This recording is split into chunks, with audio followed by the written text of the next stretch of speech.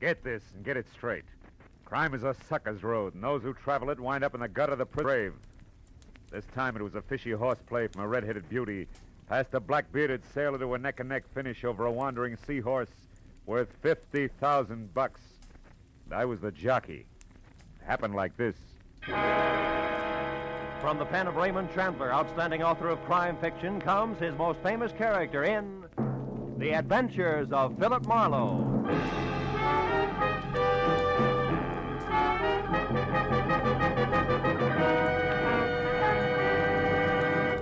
Now, with Gerald Moore, starred as Philip Marlowe, we bring you tonight's exciting story, The Sea Horse Jockey.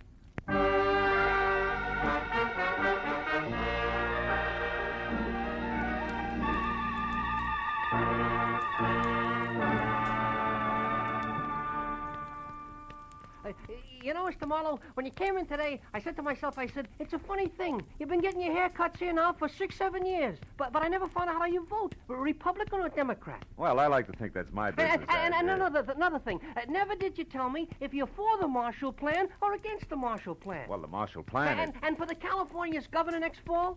Well, there's no doubt in my mind And the income tax...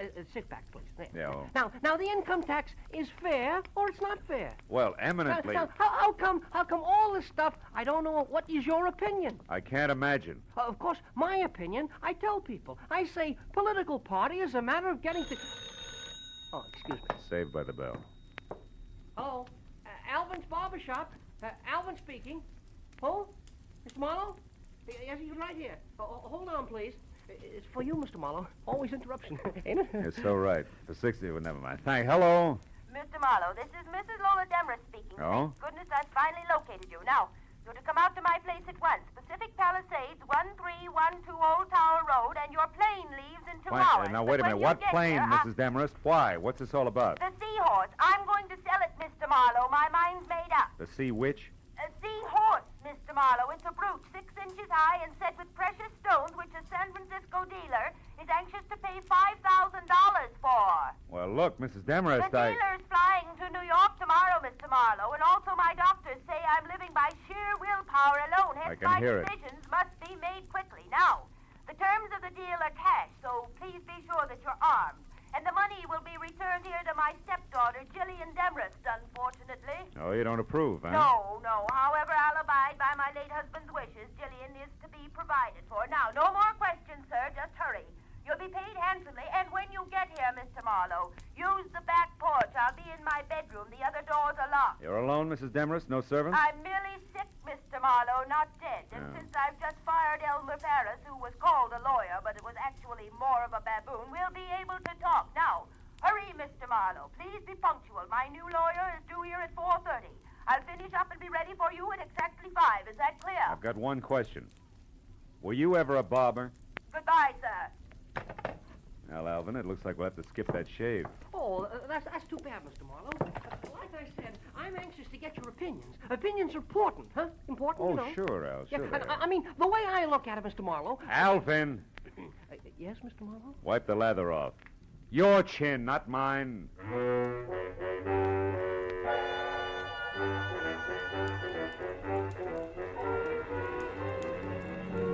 Pacific Palisades and my new client's home at 1312 Old Town Road was 40 minutes from L.A. The house was Victorian style, solid, made of wood, 2 stories high, and squatted close to the edge of a sun-baked cliff, 200 feet above the ocean. I parked behind what must have been the first Pierce Arrow ever made, and started slowly along a gravel path that led to the rear, until I heard it.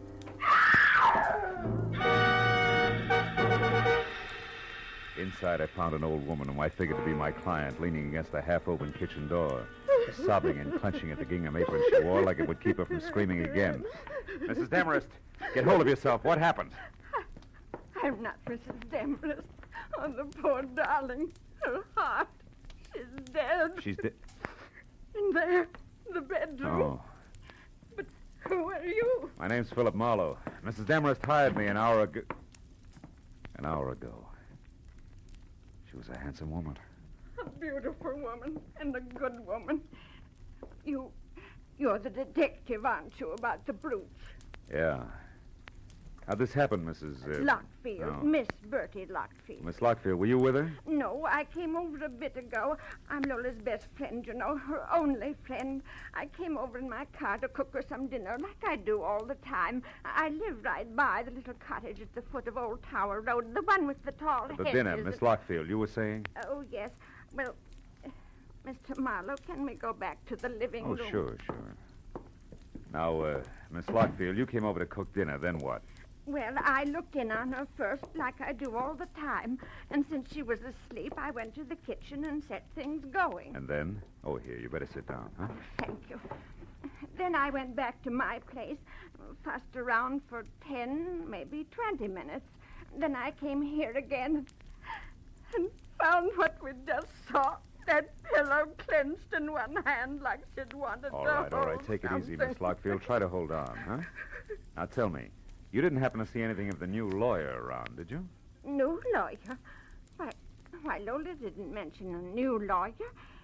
He was due here today? Yeah, a half hour ago. Might help if we knew his name. Why, Mr. Marlowe? Mr. Marlowe? Surely you don't think there was, well, foul play? I don't know, Miss Lockfield. But for one thing, the position of the pillow seems kind of cockeyed to me. Yes, but who on earth would want to... Oh, no, not Jillian. It couldn't be. Mrs. Demarest was quite clear about Jillian. Jillian hated Lola, Mr. Marlowe, but Jillian isn't a killer. Yeah, well, maybe nobody's been killed. But tell me, Miss Lockfield, did this stepdaughter, this Jillian, know that she was getting the money from the brooch? Oh, no, I doubt it very much. Although she did know that Lola had it, of course, And what? and that Lola's money was dwindling, Mr. Marlowe, and that she was selling her possessions one by one. Uh-huh. And therefore, Jillian might think that the Sea Horse brooch was hers by right of inheritance, huh? Yes. Yeah. Tell me, Miss Lockfield, do you know where Mrs. Demarest kept the brooch? Oh, yes, in the bedroom. I'll show you exactly where. Come. All right. It's behind the portrait of Mr. Demarest, and... Oh, the poor, Oh, poor come on. darling. Take it easy, honey, huh? Did you say behind the portrait, that one? Yes. There's a panel in the wall that slides. Uh-huh. Move the picture to your right, Mr. Marlowe. Then pull out on the panel edging. You'd better use the chair. Yeah. To the right. And out on the panel edging, huh? That's it. See? This velvet case? No, those are earrings. The brooch is much bigger. It's in a silk bag, Mr. Marlowe. Mr. Marlowe, don't you see it? No. And I don't think I will. Miss Lockfield, the velvet case is all there is. The Sea Horse is gone. I called the law and reported both the theft of the brooch and the death of Mrs. Demarest while Birdy Lockfield prompted over my shoulder. After that, I started through the place looking for anything that could possibly give me a lead on the wandering Sea Horse.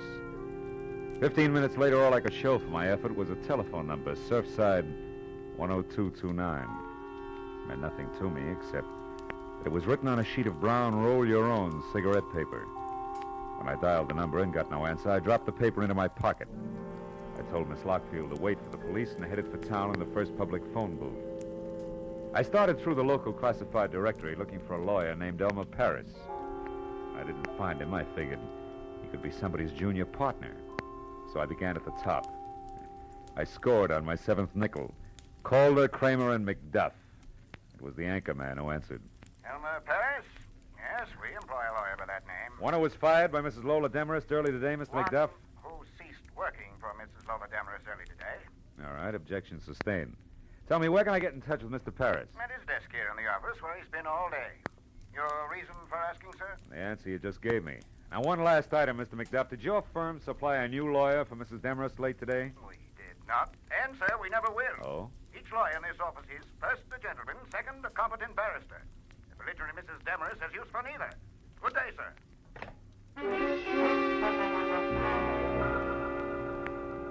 With that, I checked Elmer Paris off my list and went back to the phone book. Jillian Demarest, my late client's stepdaughter, was listed at number 111 Los Amigos Terrace, which a map on the back of the book showed to be just off Sunset Boulevard in Hollywood. Come in. The girl herself, replete with old-fashioned, the only thing that was red-headed, maybe 30, and meat and potato curves in either direction. From a waistline that was strictly rye crisp over lettuce leaves. Sit down. What's your problem? Well, I got some bad news, Miss Demarest. Don't tell me. It's my income tax. I've been caught lying. It's your stepmother. She's dead, Jill. Oh. That's too bad. Her Yeah, heart? well, try not to go to pieces, kid, huh? Look, I didn't particularly like Lola Demarest. She didn't particularly like me. So, why make a thing of it? Because the seahorse brooch has been stolen. You're kidding. Don't try brushing that off, because it was supposed to be sold today with the proceeds to go to you. You're a liar. Private detective. Hired Jill to fly the brooch to a San Francisco dealer, and I found out it's really worth $50,000. A lot of dough you didn't expect. Okay, Mr. Private Detective. That last crack. It means exactly what? That you could have taken the brooch yourself. Try me again. Surfside, 10229. Stop pushing and start listening. If Lola intended to sell the brooch and give me the money, it was for one reason only. My father wanted it that way. So? So do I. And now that you're without a client, maybe you'll work for me. I doubt it. I write and get paid well. 5,000 words a month for a pulp magazine. Torrid stories. It figures. Pays off nicely. Be worth your while. Do you want to help me? Suppose you're lying and actually stole the brooch yourself. What then? Then you handcuff me to the nearest cop and run for mayor on the Let's Clean Up Local Crime ticket. Now, is it a deal for, say, 1% of the 50,000 if I get it? 0 if I don't. 500 of fun, huh? Mm-hmm. Okay, Jill, it's a deal. Good. And for a starter, do you happen to know who Mrs. Demarest's new lawyer was? New lawyer? I didn't know the old one had been fired. I didn't say he had. Could have quit, you know. Nobody ever quit working for Lola Demarest. It wasn't her nature. Oh? Now, will you please stop barking at me and go out and bite the guy with the brooch? You look like you could do a good job of it. For $500. Yeah. But just think of the opposition, Jill. It's snapping at 50 grand.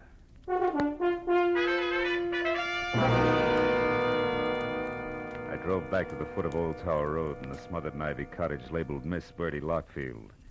I started for the front door, but only got halfway. That'll do nicely. Right where you are. Oh, fine. You're a friend of Bertie Lockfield's or a relative, which? A nephew, why? Because, nephew, Aunt Bertie's not home, and I want someone responsible to leave a message with. So you go looking for him with a gun, huh? Now listen, baby, Shut up and try to remember this. Tell your aunt that the new lawyer Mrs. Demarest hired will be in touch with her. Does that make any sense to you? No. But maybe if I knew his name, it would. I doubt it. Now, nephew, without any fuss, let me have your car. Hey, now, wait a minute. Come on. You'll find your car a block away from here where I left mine. Give? No. Happy motoring. Thank you, nephew. And don't forget the message. She backed away, got into my car, and started it without once taking her dead, fish-cold gray eyes off me. When she jerked away from the curb, it was too late for me to do anything but swear and start walking to my car. It was where she said it would be, so I got in and sulked as far as the first public telephone. It was time to try Surfside 10229 again.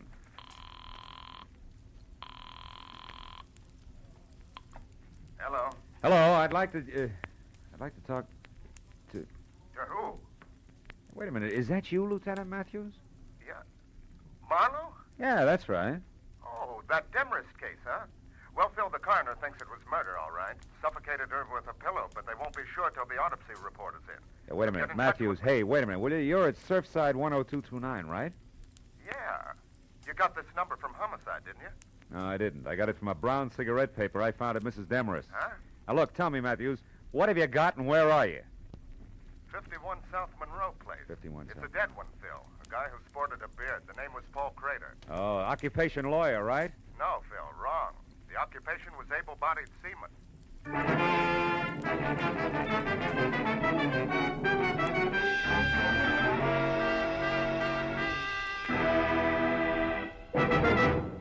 In just a moment, the second act of Philip Marlowe. But first, Dr. Christian's latest patient comes up with a new problem for the kindly small-town physician this Wednesday, and it's the case of a man who's about to be evicted from the place to which he's come home to die.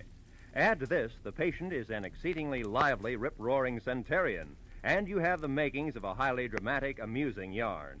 Dr. Christian, starring Gene Herschel, is heard every Wednesday on most of these same CBS stations. Now with our star, Gerald Moore, the second act of Philip Marlowe, and tonight's story, The Sea Horse Jockey.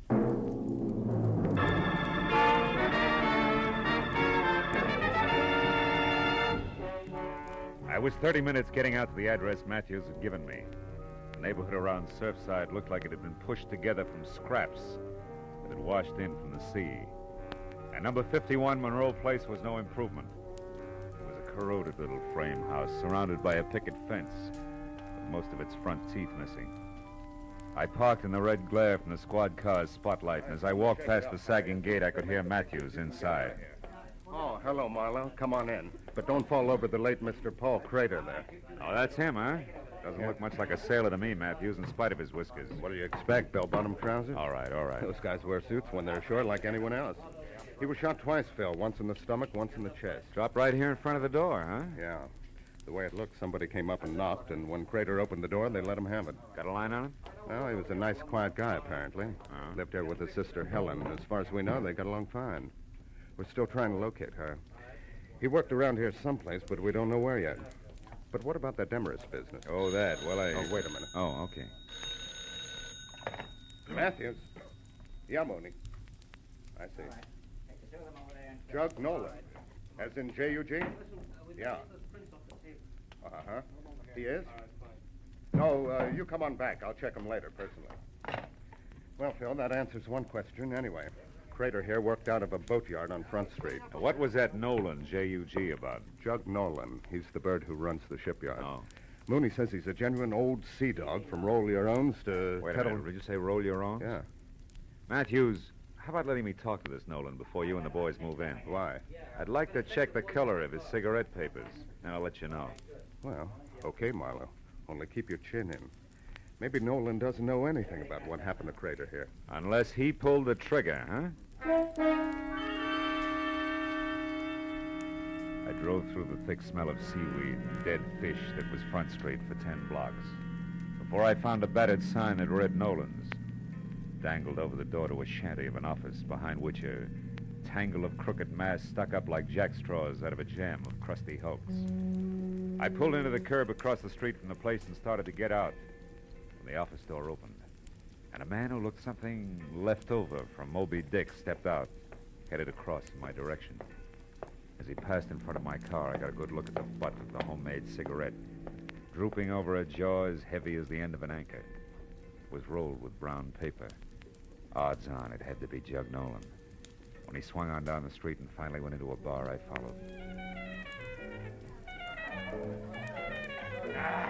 Hey, Swede, do it again, huh? Be right with you, Chuck. Snap to it. I gotta get... Well, what do you make of it, mate? Something biting you? Not exactly, Jug. I was just wondering how well you're acquainted with Lola Demarest. Demarest? Yeah. Well enough to know she's got vinegar in her veins instead of blood. Why? Is the old crackpot something to you? No, not now. She was my client earlier tonight. I'm a private detective. Name's Marlowe. Now, keep it. You were up to see her today. I'd like to know why. Go ask her. That's a little tough now. She's dead. Yeah? Well, better late than never, mate. Miss her, do you? I can stand the strain. What was your business with her? Boats. Sure it wasn't seahorses? Don't talk bills to me, mate. I said boats. 2 rusty, rotten scows covered with barnacles enough to sink 'em in another week. But to hear that old gal talk, you think each one was the Queen Mary. Hey, Swede! Yeah? Pour me that drink. Okay, Chuck. Here, what's yours, mister? Scotch, Johnny Walker. Take them both out of this. No, you don't. I'll buy my own. And I'm tired of your questions, mate, so haul out. Here, Swede. Suit yourself. Maybe you can bear up on one more question, Nolan. For you, maybe it's easy. Who killed Paul Crater? What was that? Somebody put 2 bullets in Paul Crater in front door of his house. I just came from there. Paul, dead. If you're lying to me, mate, I'll tear you in two. Get your hands off, Jug. Why would I lie? The cops know who did it. Not yet, but they will. I'll find out about this and in a hurry. Slow down, Nolan. There's no rush. Grader's going to be dead a long time. I want to ask you... Get out of my way! Now, look, Nolan, I said I wanted to... Never mind. Okay, Commodore, help yourself. Nolan's ponderous right fist was cocked when I changed my mind, but that wasn't what did it. Over his shoulder, I'd spotted a familiar face. Detective Lieutenant Matthews leaning at the end of the bar and studying his thumbnail intently. As Jug stamped past him and out the door, Matthews jerked the intriguing thumb at a thin, sandy man working a pinball machine, who suddenly lost all interest in the game and left abruptly. And Matthews sidled down the bar toward me. Sorry to step on your heels there, Bill, but we found out that Nolan has 2 judgments against him for assault. Got a very dangerous temper, it seems. Well, you saved me a split lip. Did you hear all of it? Enough to convince me that Jug Nolan didn't do it, but we'll tag him just to play safe. Oh. Chances are he's heading for Crater's house now, which should just give me a good chance to go to his place and look around. Uh-huh. I'll see you, Marlowe. Yeah, so long, Matthew. Something else for you, mister? No, thanks, Swede. Unless you can tell me why so many surfside sailors grow Van Dykes. Ha, I wondered myself.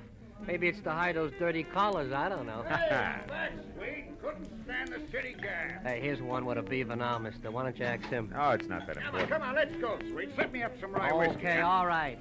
Say, Dusek, this fella here wants to know why you sailors grow those chin whiskers. Yeah? Skipper, I'll tell you. A sailor's got to have something to do while he's away with spare time at sea that don't take up too much space. Yeah, well, I guess it beats bike racing. I'll see you, Dusek. Hey, wait, I want to tell you.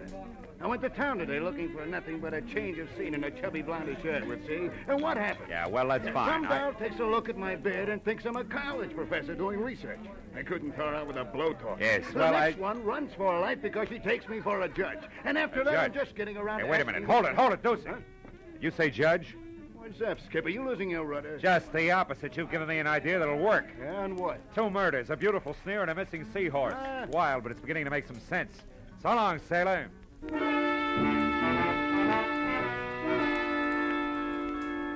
checked Nolan's boatyard first, but his office shack was dark. So I drove hard back to 51 Monroe Place in the hope that Matthews had been right about Jug's destination.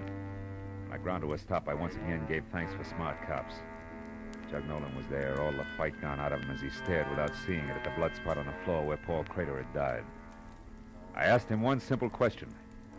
The answer he grunted in 3 words without so much as looking up. But it made everything fit. And as I got to the phone, I knew that whatever else he was, the old sea dog was no liar.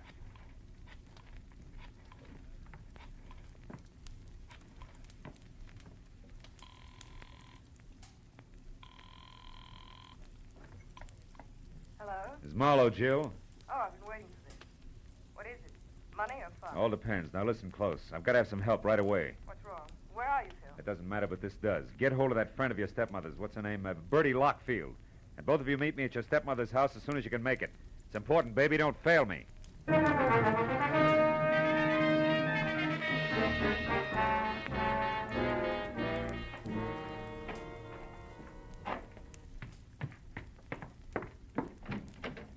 What took you so long? Well, yes, I understand you wanted our help in a big hurry. We rushed madly over I'm here. sorry it took longer to get here than I figured. What do you want us to do, Phil? Catch a thief and a killer?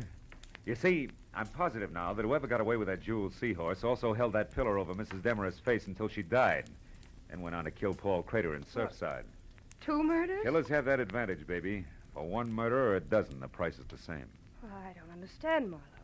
Does the second murder have something to do with my stepmother's death? They follow like links in a chain, Jill. Lola Demarest called me at 4. She was expecting our new lorry at 4:30. When I got here at 5, she was dead and the jeweled seahorse was gone. However, the circumstances indicated that somebody who knew her had done the work. Then you don't think the new lawyer was the one No, who... but I do think the new lawyer came in, just as I did later, through the open back door. Stood right over there and overheard the entire business. Can you prove all this, Marlowe? Not yet. But if you found that new lawyer, you could. Right. That new lawyer's going to turn up soon, and when she does, we'll have something She? more. Yeah, she, Birdy. Lola Demarest's new lawyer is a woman. A woman? The distinguished man in suit and Van Dyke that you shot and killed in Surfside was the lady lawyer's brother, a seaman. You mean Birdy here? Yeah, Jill. The new lawyer who witnessed the whole thing decided to move in on it. Right, Birdy? But it was blackmail. I got a note in my mailbox from a lawyer named Crater accusing me and demanding money. And since you were already in so deep, you figured another murder wouldn't matter. You got the lawyer's Surfside address some way and went there. And that's where you stumbled, Birdy, over a suit of clothes and a beard. Birdy, You were Lola's best friend. You'll never understand, you fool. So don't try. Hey! Don't you try either, Marlowe. Make a move for your gun and I'll put a bullet in her back. Lola Demarest's best friend. I despised and hated her. The years I worked and slaved for that woman, pampering her, putting up with her sickness and her temper and her high-handed ways. She owed me plenty for those years. When it came time to pay, the money went to you, you cheap little snip. You'd done nothing for her. You were getting everything. Stand still, Marlowe. I came prepared, remember? So did I, Mrs. Lockfield. Helen Crater. Better drop it, Birdy. You're in the middle. Listen, we can still do business like you said in the note. Not now, sister. You forget 3 things. First, you tried to kill me. Second, you did kill my brother. Helen, you don't know what you're doing. And third, the female of the species is always deadlier than the male.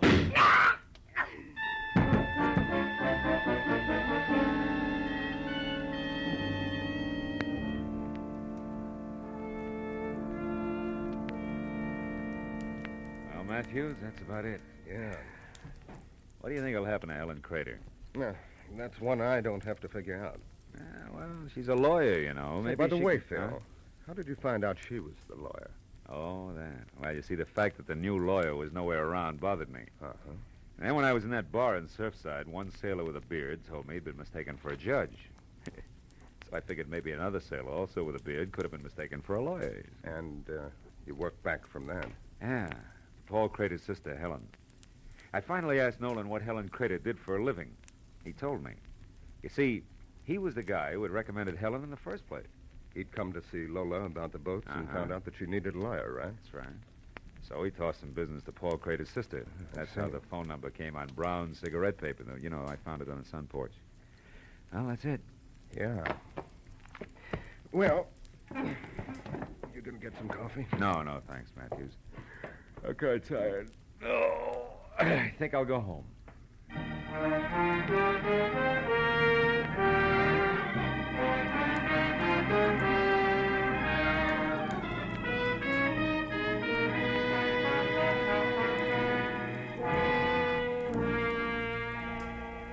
It was almost 3 in the morning. A silent, sterile hour at the short end of a long, long night.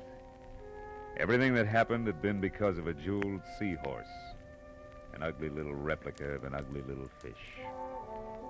But then, as I thought about it, I realized that the trouble wasn't because of the seahorse. It was because of the people. Birdy Lockfield, Helen Crater, Lola Demarest. That's always the trouble. People. Yeah. To coin a cliche, it takes all kinds of people to louse up the world.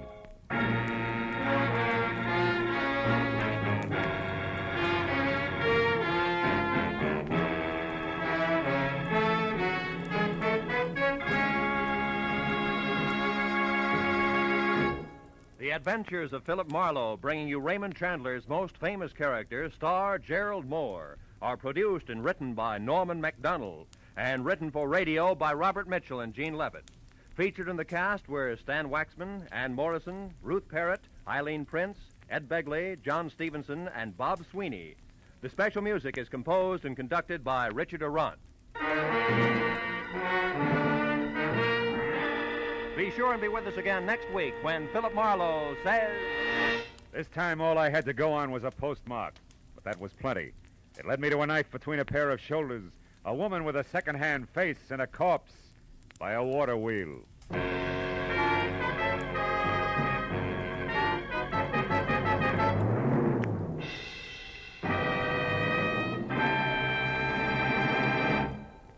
There'll be some grand singing on CBS this Wednesday night.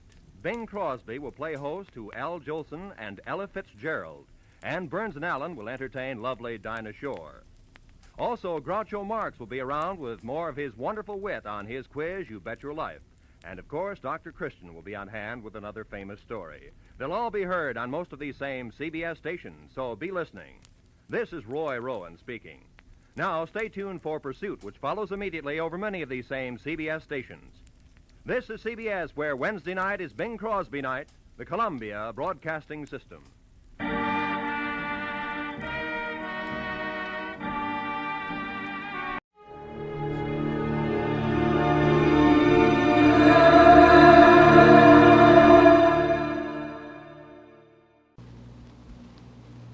another in NBC's great parade of new shows.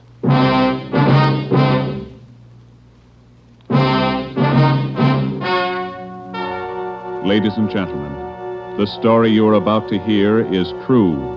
Only the names have been changed to protect the innocent. NBC brings you Dragnet.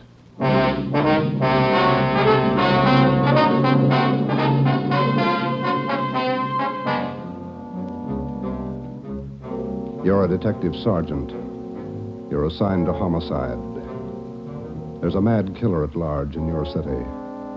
A woman has been brutally slain, the body mutilated. The picture is clear. The killer has a thirst for blood. Your job, get him. Dragnet, the documented drama of an actual crime, investigated and solved by the men who unrelentingly stand watch on the security of your home, your family, and your life. For the next 30 minutes, transcribed in cooperation with the Los Angeles Police Department, you will travel step by step on the side of the law through an actual case from official police files. From beginning to end, from crime to punishment, Dragnet is the story of your police force in action.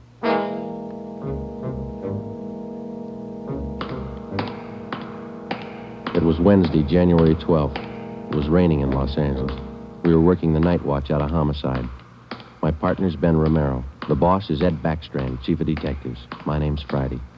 I was on the way back from the morgue, and it was 11:23 p.m. when I got to room 42. Homicide. Hi, Joe. Chief wants to see you. He's in there with Romero. Thanks, Chandler. How's the wife? Fine. How about your mother? Better, thanks. Hi, Joe. Hi. Friday, sit down. Did they post the body yet? In the morning. Pretty messy. Strangled and mutilated. The guy's a maniac, Skipper. The body shows it. A murder like this, anybody's a suspect. The coroner looked at the body. He says the weapon was a long, sharp instrument. Found her in a hotel down on East 3rd Street. Manager's son discovered her about 7:30. You talked to him? It was too much for him. He passed out. Manager wasn't home. We'll check with him before midnight. Close to it now, Joe. We better get going. All right. The boys from the crime lab check the room? They're still down there, Ed. The place is a mess. And get back as soon as you can. We're working straight through on this thing. That's a hot shot. I'll get it. At the Lux Hotel, room 219, corner of South Grand and Cordova. Dead body. Possible homicide.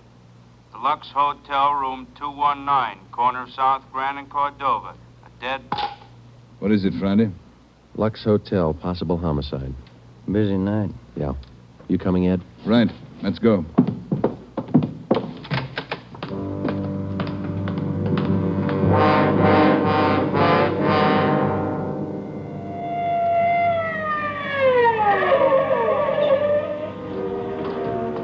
Six minutes later, Ed Backstrand, Ben, and I pulled up in front of the Lux Hotel. The manager met us at the door and led the way up a narrow stairway to the second floor.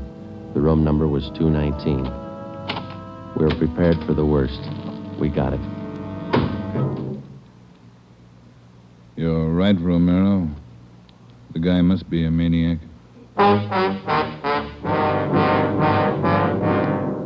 2 hotels, 2 murders. The same M.O. 3 of us made a brief inspection of the room at the Lux Hotel. We took a few notes on the appearance of the girl's body and a brief description. Apparently, she'd been strangled to death first, and then her body brutally mangled. Ben and I went back down to the lobby, and the manager, Mr. Ford, showed us the house book. The girl was registered together with a man, Mr. and Mrs. Philip Grant. We took the hotel register to have it checked for fingerprints and to photostat the handwriting. Ben notified the crime lab. Then we went back to the room and questioned the manager. Mr. and Mrs. Philip Grant, that's all I know. I never saw either one of them before tonight. When did they check in, Mr. Ford? About 3 hours ago. That's right, about 9. Maybe a little before. Did they register together? Yeah, a little before 9. They came in together. Did you let them in the room? Yes, sir, like I always do. It's a small place here, maybe not first class, but I treat people right. What did the man look like? Do you remember? I think so. Kind of tall. Young, maybe 30 or so. Husky fella. Had a mustache. How tall would you say, Mr. Ford? Oh, about your height, Wade. Must have been at least 180. Seemed like a nice fella. Would you know him if you saw him again? I think so. People sure don't act like they look. You think it was him? Can you think of anybody else? Well, no. I never saw him before tonight, either one of them. I don't know anything about it. Did you notice anything in particular about them when they came in? Well, he didn't show it, but it looked like she'd been drinking a little. Giggling, you know. And you didn't see this man Grant leave the hotel? No, I didn't. I must have been checking the account books back of the desk. Guess he got by me. Is there a back entrance to the hotel, Mr. Ford? No, he had to come out this way, all right. How about the fire escape? I never thought of that. Say, I bet you cops think I'm trying to hide something. How did you happen to find the body? I don't know anything about it, honest. I've been running the hotel for 10 years now. Everybody knows me around here. You can ask at the bank. All right, Mr. Ford. Now, would you mind telling us how you happened to find the body? I don't want a lot of lousy newspaper publicity. Give the place a bad name. Can you blame me? The newspapers won't get your name from us. All we want to know is how you happened to find the body. Well, I told you. It's a small place here, but I like to treat people right. A couple hours after they checked in, I remembered I forgot to fill the ice water pitcher in the room. So I got some and took it up. The door was opened a little ways. It's got a bad catch on it, and the lights were on. I peeked in, and there she was. She was... Well, the guy must have been crazy. Do you remember what time it was when you found her? Well, just before I called the cops, about 11:30, I guess. All right, Ford, that's all for now. When the other officers get here, show them up, will you? Yes, sir, I sure will. Romero? Yes, Skipper? Get on the phone downstairs and call the Metropolitan Division. Have them send us every available man from the reserve unit. We're going to patrol the area for the rest of the night. Right, Chief. Least we can do is make it hard for him. 2 murders in 7 hours. Yeah, both of them in a 3-block radius. Yeah, same pattern. It's got to be the same guy. All right, we got a description. What do you think? Well, when the reserve unit shows up, have them cover this whole section of town. Pick up everybody who even comes close to that guy's description. All right, Ed. It's got to go fast. We can't lose a minute. 1 hour either way, it might mean another body. Like this one. 9 minutes later, at 4 minutes past midnight, the men from the crime lab showed up. It started to drizzle. They went over the room in detail. They dusted everything in the room for fingerprints, the walls, the doors, the fixtures in the bathroom, the lamps, chairs, everything. They took samples of the girl's blood and her lipstick. Small pieces of flesh and human hair were found under the girl's fingernails. The nails were scraped carefully and the contents put in an envelope, marked and sealed. Ed Backstrand ordered pictures taken of the room and the girl's body from different angles.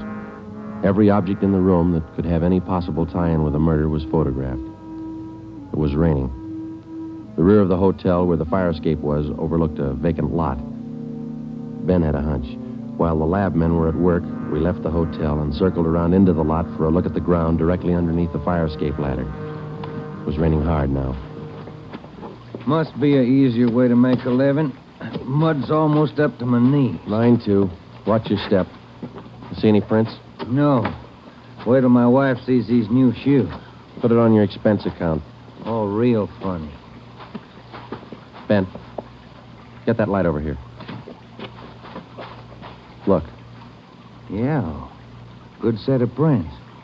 Lucky that rain didn't start turning to wash them out by now. Yeah. Hand me that cover from the trash can over there. I'll cover them. Wait a minute. What?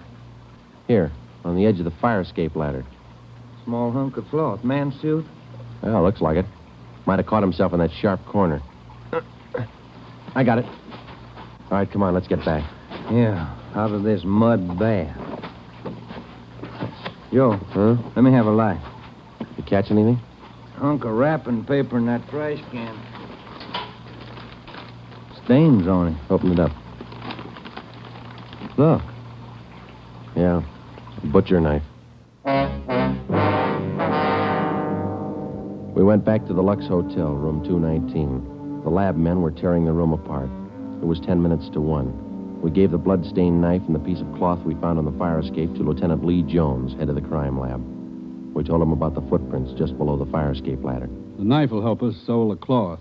I don't know about the footprints. You say you covered them? That's right, Lee. They still look in pretty good shape. Maybe we can do something if the rain hasn't broken them down too bad. Bracken. Yeah, Lieutenant? You and Sloan get downstairs and take a look at those prints. They're good enough. Get a torch, dry him out, and make a cast, right? Okay, Lieutenant. Come on, Sue. That's about all I can do for you now, Ed. I think we got everything there is to get. All right, Jones. I'll follow you back to the lab in a couple of minutes. Okay, Ed. Good luck, fellas. Thanks, Lee. We're going to need it. All right, Friday. Romero, it's your baby for the rest of the night. Lee, get anything? A few prints, a woman's purse under the bed. Don't know if it's hers or not. No identification. You going to be at the crime lab, Ed? All night. As soon as we find anything, I'll let you know. Yeah? A gang of cops just came in the lobby. They asked for you. Must be the reserve men from Metropolitan. Tell them we'll be right down, Ford. Okay. You want us to handle it, Ed? That's right. Do just as I told you. Spread them out over the whole area. Cover the streets, the alleys, the flop houses, restaurants, bars, everything. You got a description to go on. Find the man that fits it. Right, Skipper. Don't forget, the guy's a killer twice over. I don't think he'd hesitate on you. Be careful.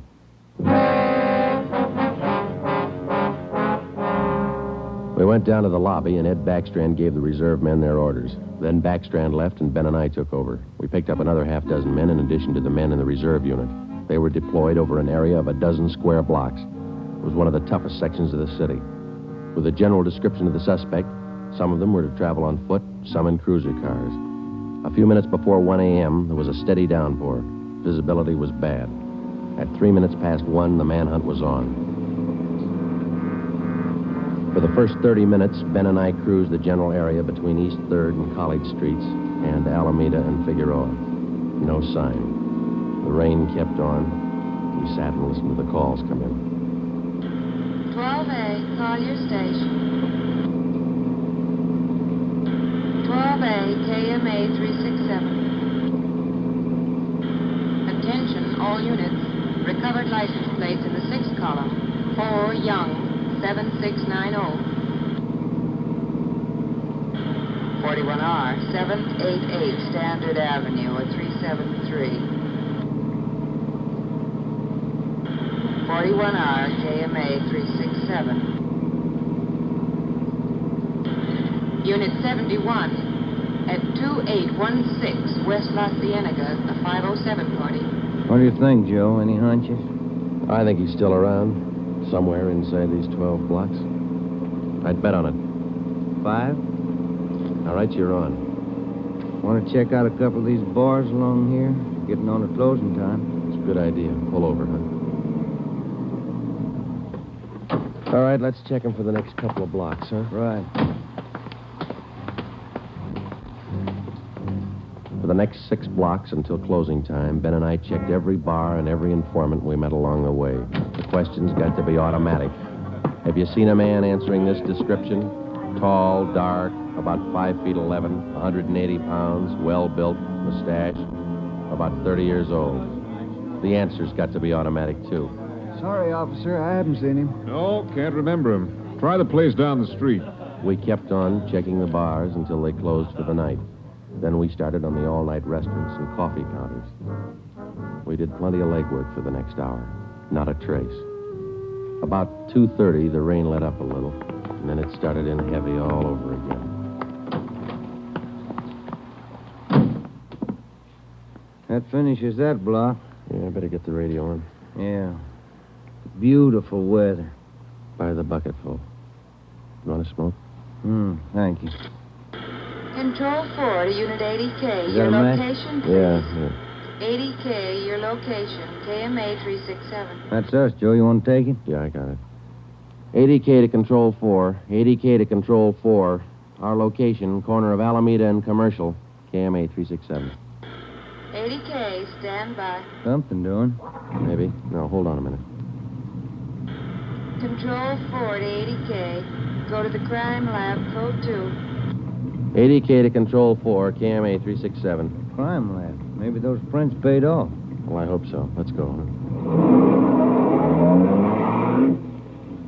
That killer sure picked fine weather to work in. Feels like I just been swimming in these clothes. Yeah. I hope those guys in the crime lab have the heater on. A hot bath and a warm bed lead me on. Attention, all units. Hold it. Let's get the radio. All units. At 420 St. John's Place, a woman screaming. At 420 St. John's Place, a woman... All right, double around, Ben. Hit the siren. I'll get the light. Right, hold on. Left turn on the market, is that right? Yeah, watch out for those car tracks. They're wet. Hold on again. The alley up ahead to your right, huh? All right, pull up, Ben. Put the street light over there. There you are. All right, come on. Let's go. Officer! Officer, over here! All right, what happened? Let's have it. This girl, Rita, she was coming home up the street. A man, he tried to grab her. He slashed her coat. Look at her. I saw him as he ran under the street light. Where'd he go? Down that way, down the alley, over that fence there. A big man. Davis, you there? Yeah, Joe. All right, Ben, go with Davis. Circle behind the alley. See what you can find. I'll call in. All right, come on, Dave. Yeah. Officer, look at her face. What's wrong with her? Severe state of shock, it looks like. Get her in the house, huh? I'll call an ambulance.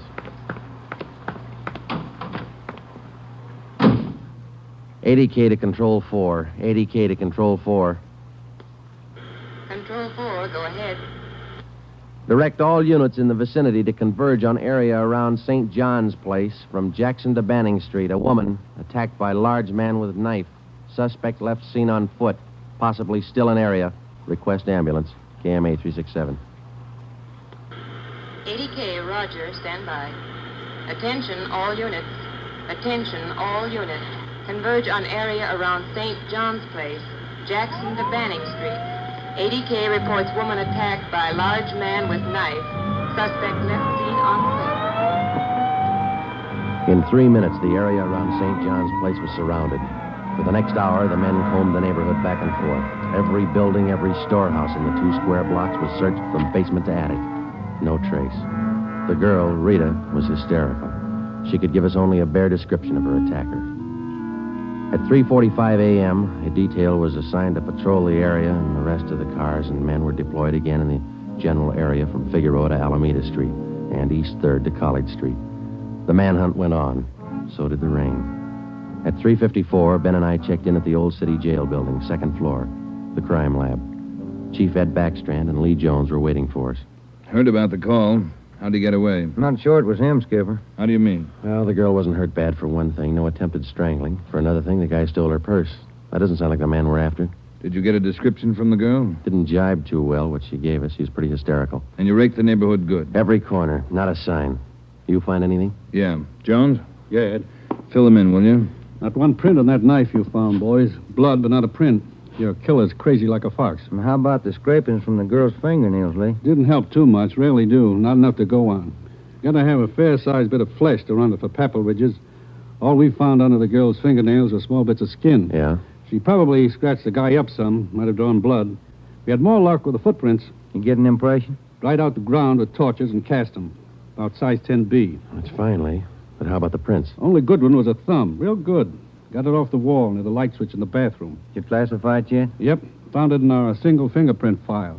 The print belongs to a man by the name of Long. Robert Long. You got a record, Ed? Yeah. Misdemeanor. 2 arrests for drunkenness last October. Petty theft in December. The mama sheet shows a dishonorable discharge from the United States Coast Guard in 1946. Age 29, 192 pounds, 5 feet 10 inches, dark hair, dark eyes. That's close enough. We got even closer, Joe. Long works as a counterman at the Cottage Cafe down on South Flower. Started there last week on the early morning shift, but he didn't show up for work last night. Good. Where'd you get the tip? The knife you boys found. It didn't have any prints, but it had a brand on it. We ran it down.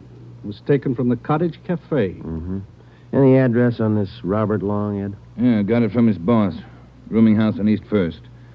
Landlady says he hasn't been home in 2 nights. Yeah, now we wait.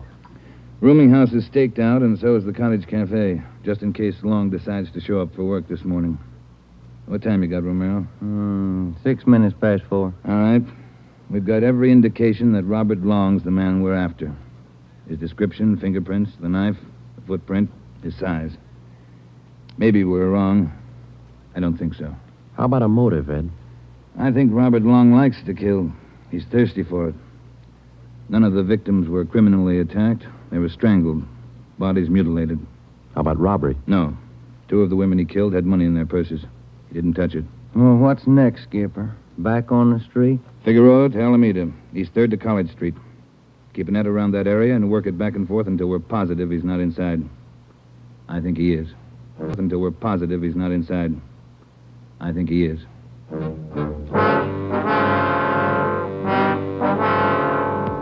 At At 10 minutes past 4 a.m., Ed Backstrand, Ben, and I left the crime lab and drove to the surrounded area. It was still raining.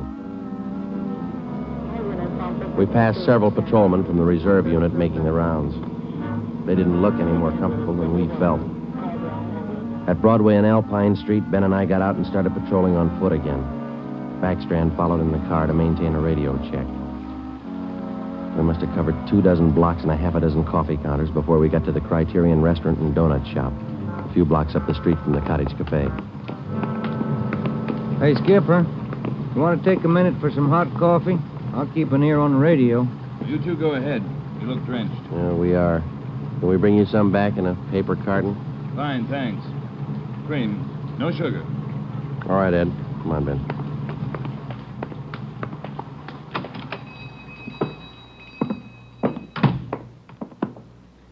Place is empty. Yeah. Yes, sir, gentlemen. What'll it be? Hot coffee? Yeah, there's two of us here. Can you fix up one to go? Sure thing. Say, on that one to go, cream, no sugar. Right. Say, you fellas cops? Yeah, why? No offense, just wondering. Here you are. Thank you. Cop in uniform was around a couple hours ago. Wanted to know if I'd seen some guy he was looking for. Tall, about 190 pounds, mustache, about 30 years old. Yeah, that's the description he gave me. He was looking for the guy. So are we. Say, that's good. That other cop came in right at my busiest time, a little after 2 when the bars closed. You know, it gets pretty rushed, and I didn't have much time to think, so I just said no. Then after the cop left, I remembered. You saw a man answering that description tonight? Yeah. I would have told the cop, but I was rushed. You know how it is. No time to think, and then I remembered. Are you sure? Oh, I'm sure, all right. Whoever he is, he's a lady killer. What do you mean? No offense. There was a sharp-looking dame down the end of the counter, and this guy breezes in and picks her up. Talks to her about 20 minutes, buys her a cup of coffee, and they walk out together. Do you remember what she looked like? Oh, nice-looking dame. Not beautiful, you know, more on the cute side. Ben, you got that morgue shot? Oh, yeah. Here it is. Thanks. Here's a picture. This the girl? Let's see. Yeah, that's her. Who is she? I don't know, mister. Down at the morgue, they call her Jane Doe, number 7.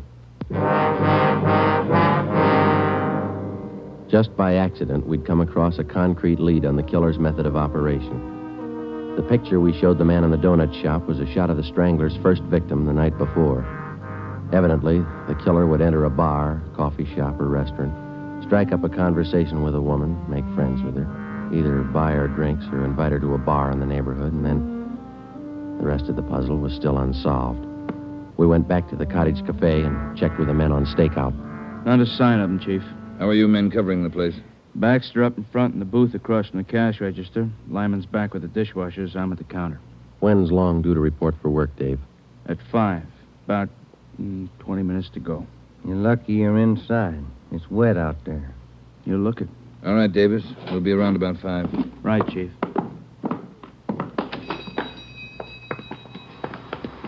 Let's get back in the car.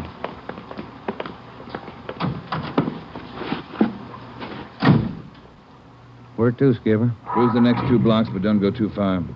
If Long shows up for work this morning, we want to be around. The next 10 minutes dragged by. The rain kept on. Backstrand chewed nervously on a cigar. At South Flower and First Street, the sewers were clogged with street refuse. The rain backed up and filled the intersection.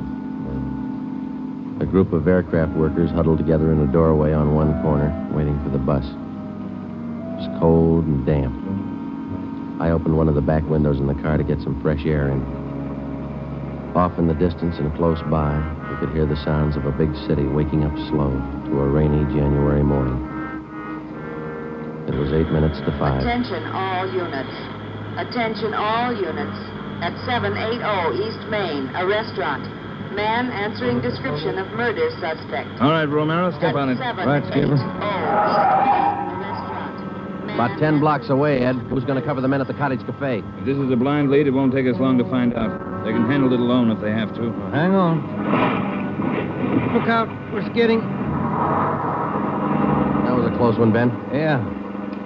If this is the guy, I owe you $5, right? Yeah. Attention all units. Additional information on your call to 780 East Main. Officers in pursuit of suspect. Suspect is on foot. Step on it, Romero. Attention all Few more blocks, Skipper. Watch it, Ben. Next one to the left. Got it. That's the joint up ahead there. All right, watch your step and don't take chances. Don't play with him. Right. Here we go.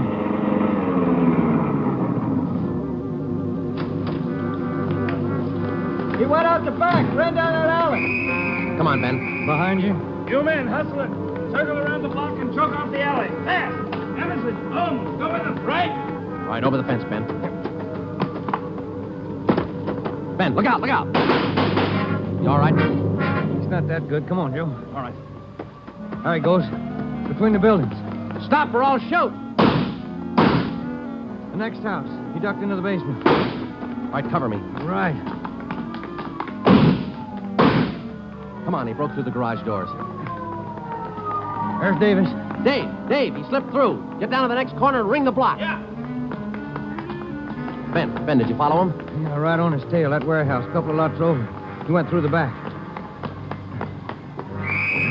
There it is, Joe. All right, don't go in blind. Watch out. All right, you haven't got a chance. Come out with your hands up. He's not stopping, Joe. All right, let's fan out. All right, Ben, cover me. I'm going for the door.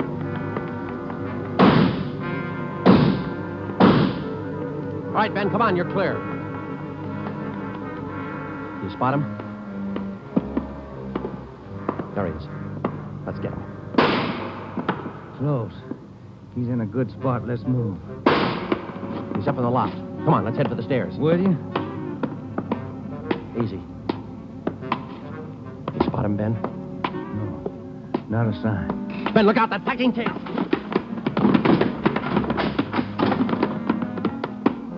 Kind of close, huh, Joe? Yeah. Let's get that punk now. Look out, Joe. There's another one. All right, you. We got the warehouse surrounded. Come on down. All right, then we'll blast you out. Joe, he's dropping down the ladder. He's going for the front door. They're waiting for you with Tommy guns out there. They'll cut you down. Stop. Joe, he's got the door open. He's making a break for it. He's crazy. He's trying to shoot his way out.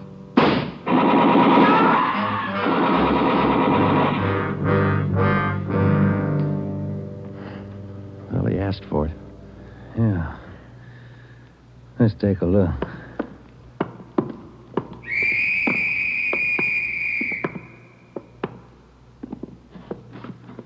Messed up. Well, like his girlfriends. Yeah. Maybe he just didn't like women. Maybe. Hi, Ed. You all right? Tired. This is him, huh?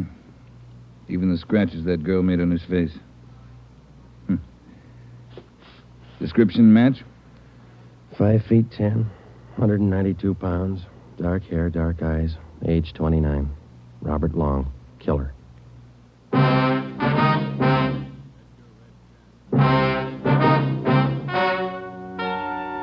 The story you have just heard is true. Only the names were changed to protect the innocent.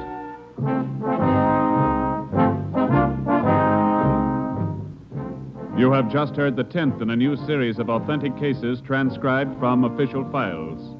Technical advice for Dragnet is furnished by the Los Angeles Police Department. Tonight's program is dedicated to Detective Louis A. Abbott of the Chicago Police Department, who on the afternoon of March 3rd, 1947, gave his life so that yours might be more secure.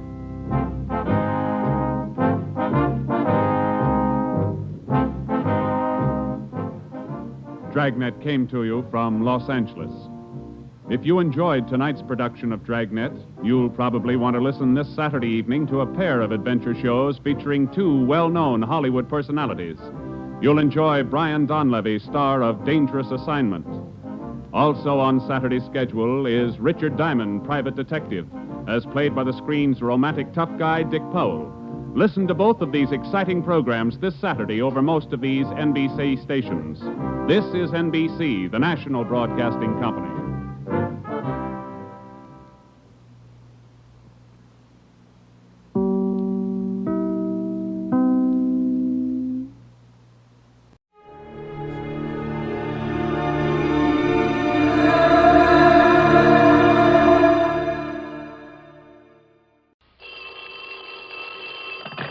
Johnny Dollar. Mr. Dollar, this is Barton H.B. Hollister at Greater Southwest Insurance Company. Oh, not Hollister in Phoenix, Arizona. That's right. Oh, here we go again. What was that, sir? Nothing at all. Just go right ahead. Yes. Now, Mr. Dollar, I want you to arrange airplane transportation for yourself out here immediately. Oh, you do, huh? What's your problem? You are to protect the life of one of our clients. Now, Mr. Hollister. His name is Henry Kirkham, and I shall expect you out here in Arizona without delay. Now, wait just a minute. Let me be perfectly honest about this. Please do. I have never liked, do not now like, and never will like these bodyguard assignments. As far as I'm concerned, they're for the birds. I beg your pardon. What's more, you have a whale of a good police department out there in Phoenix, and if somebody needs protection, why not call on them? Mr. Dollar. Yes? Did I say that Mr. Kirkham lives here in Phoenix?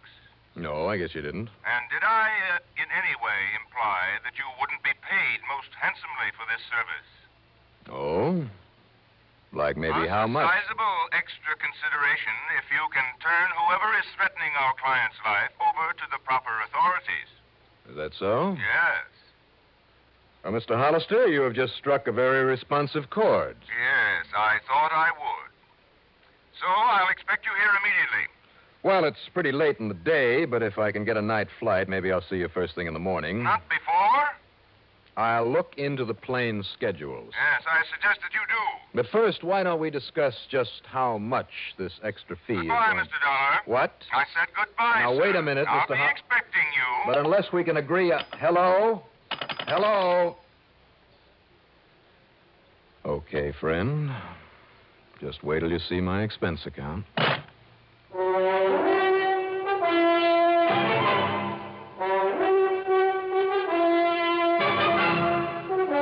CBS Radio brings you Bob Reddick in the exciting adventures of the man with the action-packed expense account, America's fabulous freelance insurance investigator. Yours truly, Johnny Dollar.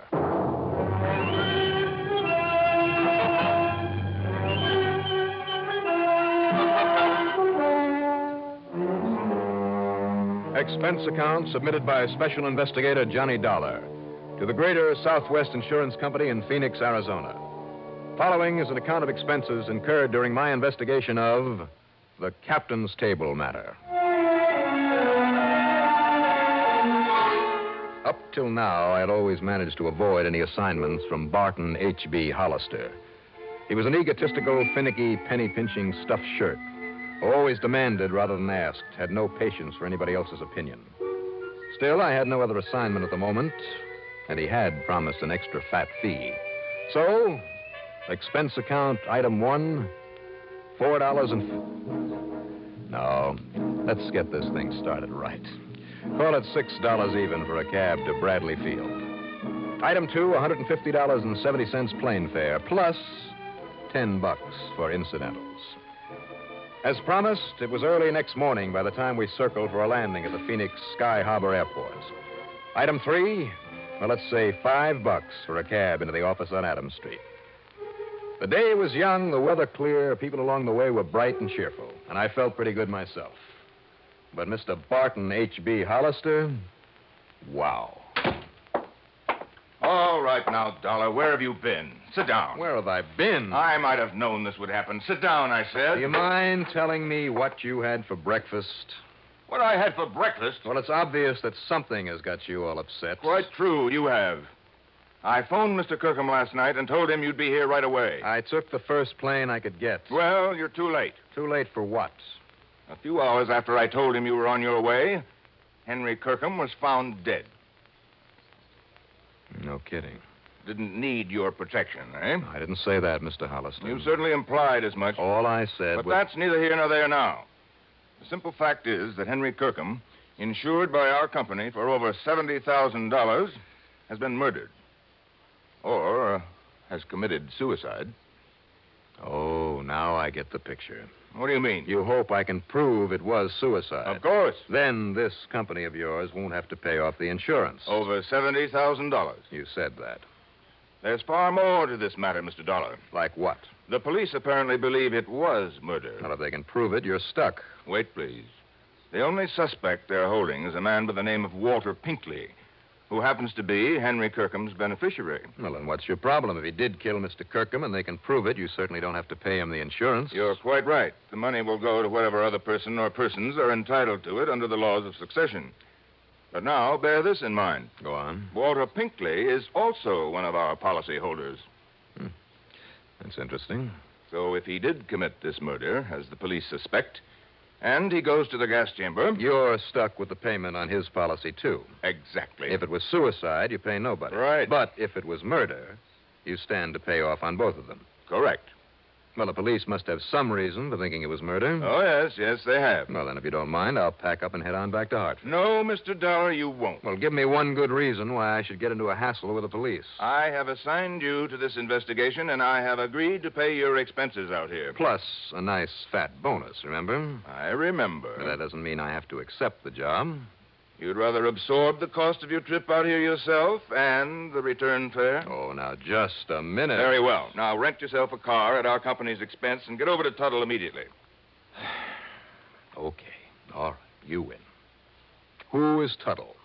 Tuttle is not a who, it's a where. It's a small town, 30 or 35 miles north and east of here, where this murder, or this suicide, occurred. I suggest you contact the police first. His name is Alfred Appleby. His name? Then see the people at the Yucca Flower Rest Home. That's where both Kirkham and Pinkley lived. Rest home?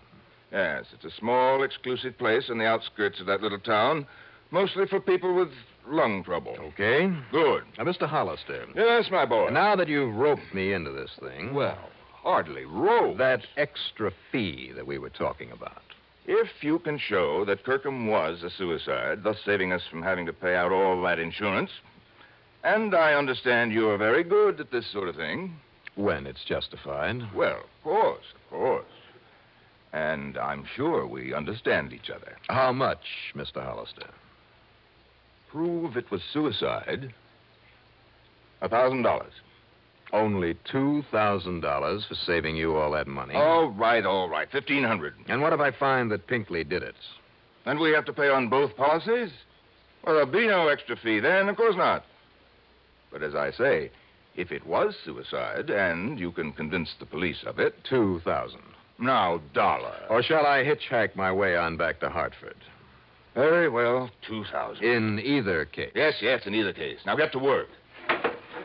You know, Hollister, a little urging, and you're not such a tight-fisted old coot at that. I beg your pardon. Granted. Item 4, $50 deposit on a rental car. I drove north through Glendale and Cave Creek, and then east and a bit south to the town of Tuttle. There were a couple of general stores, one of them closed, a gas station, and a rickety old one-story building marked City Hall. That's where I stopped. And believe it or not, its only occupant in a small corner room with bars on the door. That's right, young man. My name is Walter Pinkley. The police chief, who is also the mayor, has gone out to the rest home again. Well, I'm Johnny Dollar, Mr. Pinkley. I represent the company that insured the life of Mr. Henry Kirkham. Oh, poor Henry. Oh, it's a terrible thing. Terrible thing.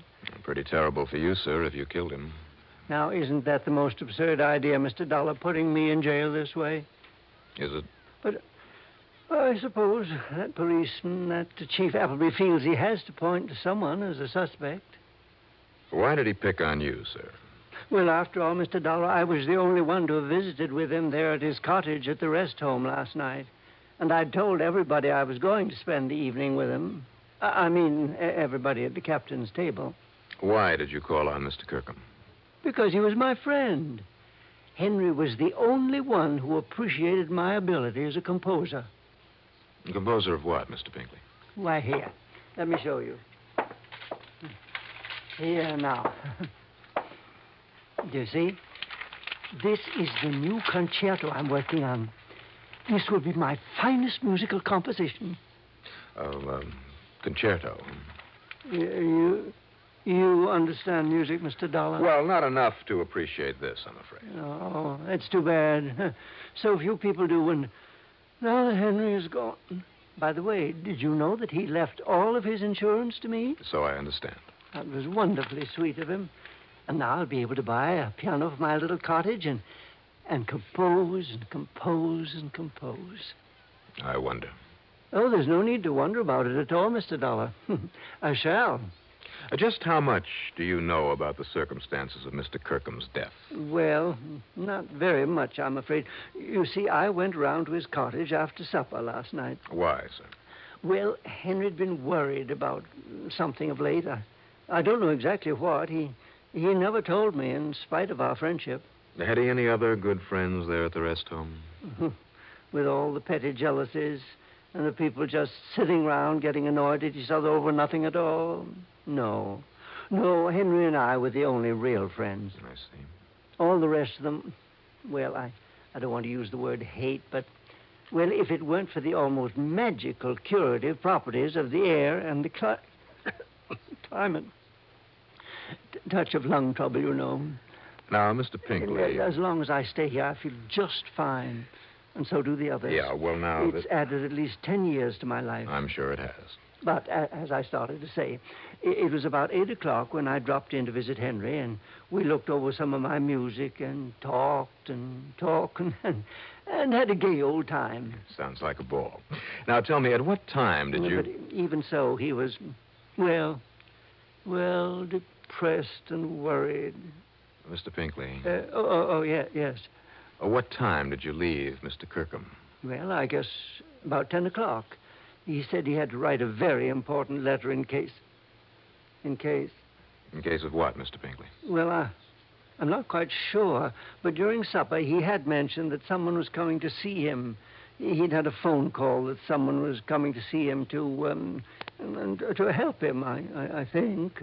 And in case that someone didn't arrive in time... Well, I'm not quite sure just what he meant. I think I have a pretty good idea.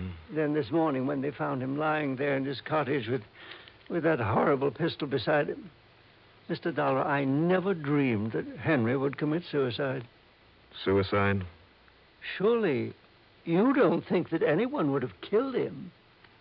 Not even you? Good heavens, no. When he was always so nice to me, and changing his insurance to me and all. Well, apparently somebody thinks you did it. Oh, they'll find out. They'll find out, don't you worry. And meantime, it's so nice and peaceful here in this jail, and I can work all undisturbed on my concerto. I've been working 4 years on it, Mr. Dollar, and in another 4 or 5 years, Mr. Pinkley, I sincerely hope you'll be around long enough to finish it. What? What did you say?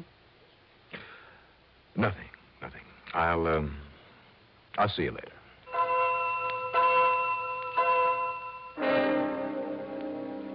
I learned a long, long time ago that the most unlikely person may often be a killer. But this sweet old Walter Pinkley, never. At least not in my book. I got back into my car and I drove on out to the Yucca Flower Rest Home. In addition to a small office building, there were 8 or 10 neat little cottages on the side of a tree-covered hill. The car in front of the office had the word police badly printed across the side in nearly foot-high letters. And as I pulled up to a stop, a heavy-set man of about 50, wearing boots, jeans, a blue cotton shirt with a string tie, and a beat-up officer's cap with a badge on the front of it, came out to meet me. You must be Johnny Dollar, right? That's right. Chief Appleby? Howdy. But you got here too late, Dollar. How do you mean too late, Chief? Well, I mean, I got it all sewed up. Have you? Yes, sir. I suspected this so-called pal of his right in the beginning, right from the time I found out he'd just been named the new beneficiary of the dead man's insurance. Walter Pinkley? Yes, sir. He just couldn't wait to see our little crackpot. Didn't realize that trying to make it look like suicide might cancel out that insurance. Why do you think it was Pinkley? Think, Doc. Think. Well, that was only beginning. Now I know. You see, now I got what you'd call uncontroversial proof. You see, Mr. Dollar, it was all made up to look like suicide. I mean, in there all by himself, just laying there in the middle of the floor, shot right through the right temple, real close up, like as if he'd done it himself. Well, now, Chief. Yeah, and the old-fashioned 32 H&R there beside him, like as if it fell out of his hand. Did you check that gun for fingerprints? Not a sign of any prints on it anywheres. Now, you know he'd have to have his own prints on it if he'd done it himself. Yeah, I guess it would. Only one note to have been in to see him last night was that old Walter Pinkley, right? Well, now, Chief, that still doesn't prove that But Mr. what Pinkley didn't figure on was that Kirkham was already scared of him, that he'd sent for you. And Pinkley also didn't know that sometime last night Kirkham wrote you a letter just in case. Chief, I have reason to believe he wrote that after Mr. Pinkley... Now, wait now. Just let me finish, huh? Go ahead. This letter was there on his desk, and, well, I got to admit I didn't take a look at it until a few minutes ago, but here, look at it for yourself. See? Pins the murder on Pinkley and nobody else. Read it. I mean, if you can, that handwriting's kind of old-fashioned. Mr. Johnny Dollar, honored sir. So is the salutation, Chief. Huh? A bit old-fashioned. Honored sir. Yeah, real formal. There is within this place one who would avenge himself upon my life. How do you like that language? Sounds like an old Shakespearean actor. Well, that's exactly what he was, an old ham actor. Now, let's see now. Nor have I been remiss in my endeavor to assuage the passion that manifestly has provoked his wish for my demise. It means he tried to talk this other one out of trying to kill him. Yeah, fine. Thanks, Chief. But, alas, I had made it only too clear I could no longer abide his ridiculous Concertos? Concertos, that's what he meant. Well, maybe so, but it's spelled Concettos. Concertos. Oh, it's that handwriting. He meant concerto. He couldn't stand that concerto anymore. It's all that old Pinkley ever talked about. But go on. And so, because of my resentment over his stupid concertos... Concerto. All right, concerto, whatever it is. He seeks revenge. Yeah. Unless he seek to destroy me ere you come to afford me protection, I tell you now that his name... turn it over. But hark, there sounds a knock upon my door. I shall finish this anon. That's all, huh? Well, it's all I need. He thought the knock on the door was you. He let the other guy in, got himself killed. I wish he'd had a chance to finish this, to actually name the man he suspected. Oh, now, wait a minute, Dollar. You want anything more clear than that? Nobody else had a concerto. Pinkley's guilty, and that's that. Maybe. Well, sure he is. The others at the captain's table, Pinkley said. What's that? They all knew I was coming here, so if one of them wanted to kill him, he knew he'd have to do it right away. Sure, and one of them was Pinkley. Same group of 5 at that same table. 3 meals a day, week after week, year after year. 5, huh? Who are the others? Did you check on that? Oh, I sure did. They were the only ones that would know the most about not only Kirkham, but Walter Pinkley, too. Well, who are they, those 5, the other 3 besides Kirkham and Pinkley? An old lady named Miss Sarah Sanderson, man who calls himself Captain Howard, another old fellow named David Hesher. Well, get them together, Chief. I want to talk to them. What for? As long as we know who did it. Just as a favor. All right. Anything you say. Something had suddenly rung a bell. I picked up a dictionary in the office. I looked up a word in it.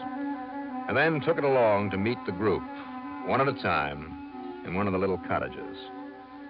Mrs. Sanderson, in her late 70s, was a sweet little soul who was so unnerved that all she did was cry during the interview.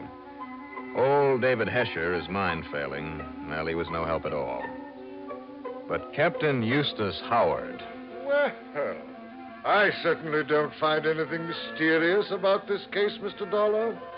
If you want my opinion... Which I didn't. After all, I speak from years of using this excellent mind of mine to solve far more complex problems than this. What a blowhard. But, of course, my extreme modesty forbids me to laud my own accomplishments. Unconscionable bore. Nevertheless, I am convinced. Like that insurance man, Hollister. I, out of my vast experience and confidence... I can assure you that Chief Appleby is entirely right in holding Walter Pinkley. Captain Howard. Walter Pinkley. Captain Howard. Pinkley and his ridiculous concerto. Now, Captain... I could have composed that for him in a month, in a week. I told him as much. I'm sure you did. But would he avail himself of my superlative musical knowledge? Now, wait a minute, will you? Will you wait just a minute? You don't want my opinion. I don't think I need it anymore. Really? Chief? Yeah, Dollar? You and Pinkley both told me that Kirkham changed his beneficiary recently. Sure, to name Pinkley. Which I maintain explains why Walter Pinkley killed him. Just hold it, Captain, please. Very well, very well. Chief, who was the beneficiary before? It was this very group of people, Dollar. Mrs. Sanderson, David Hesher, and the captain here. And, of course, Pinkley, too. It was to be split up equal. Well, and that's it. Well, what is? These other people were cut off by the chain. And I assure you, Mr. Dollar, to me, that made no difference. Oh, be quiet, will you? Really? Tie that fact in with the letter, Chief. So that letter pins it on Pinkley, and that's that. Didn't you wonder why the killer left the letter on Kirkham's desk? He must have seen it. I am convinced that Pinkley overlooked it in his excitement over what he'd done. Well, I am convinced that the killer misread that letter the same as we did, that he left it there because he felt sure it would convict old Pinkley. And you, Captain, and this dictionary prove it. Well, I don't get you, Dollar. I am certain that I don't. That word, concetto. Only what he meant was concerto. No, that's just the point. Because do you know what concetto means? It's an old-fashioned Italian word that means conceit. Huh? Unusual term, but so are a lot of others in that letter. Well, sure. Concetto means conceit. So add 'em up. When the beneficiary was changed, this silly, conceited old Captain Howard here was cut off. I beg your pardon. Along with a couple of others.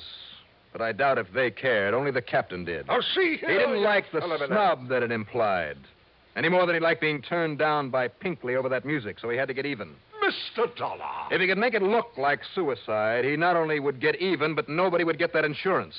So he knocked off Kirkham and set it up that way, and I'll bet he made sure that Kirkham's prints were on the gun. Keep talking, Dollar. But then he found the letter, that unfinished letter, and he thought that it put the finger on Pinkley.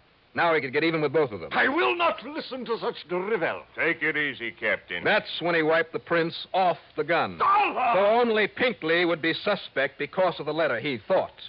But the letter, talking about his stupid, ridiculous concetto, his conceit, gave him away. You thought the letter would clear you, Captain, but that was one big, fat mistake. Yeah. Very well. I killed Kirkham. That's all I wanted to hear. Just put on these cuffs. Oh, come now. Would you take me off, make me suffer, maybe die, like a common person, for the one very small mistake? Me, Captain Eustace Langhorne Avery Howard, me. Yeah, Captain. You.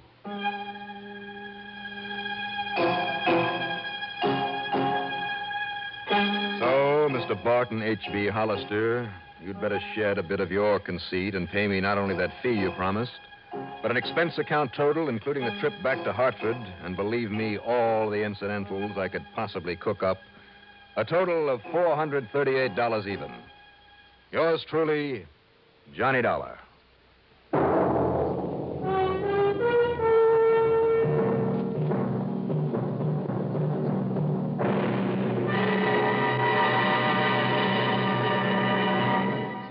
Now, here is our star to tell you about next week's story. Next week, the fog, closing in over a dark, abandoned pier in San Diego. A killer on the loose. Join us, won't you? Yours truly, Johnny Dollar.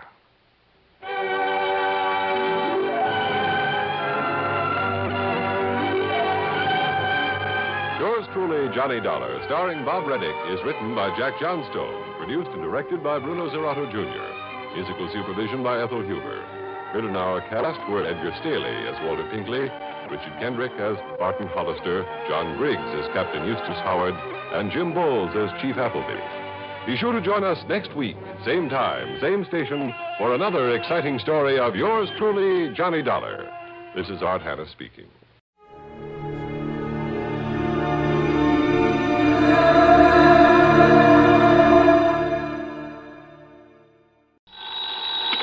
Johnny Dollar.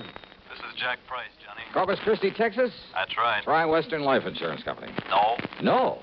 No, Johnny. I've just taken over the office of Providential Property Insurance down here. Oh, that's a good company, Jack.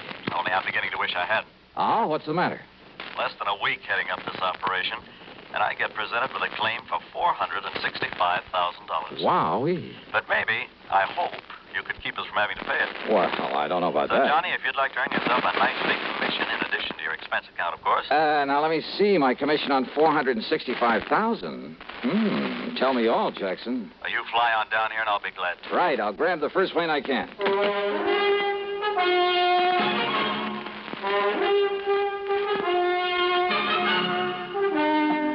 CBS Radio brings you Bob Bailey in the exciting adventures of the man with the action-packed expense account, America's fabulous freelance insurance investigator. Yours truly, Johnny Dollar.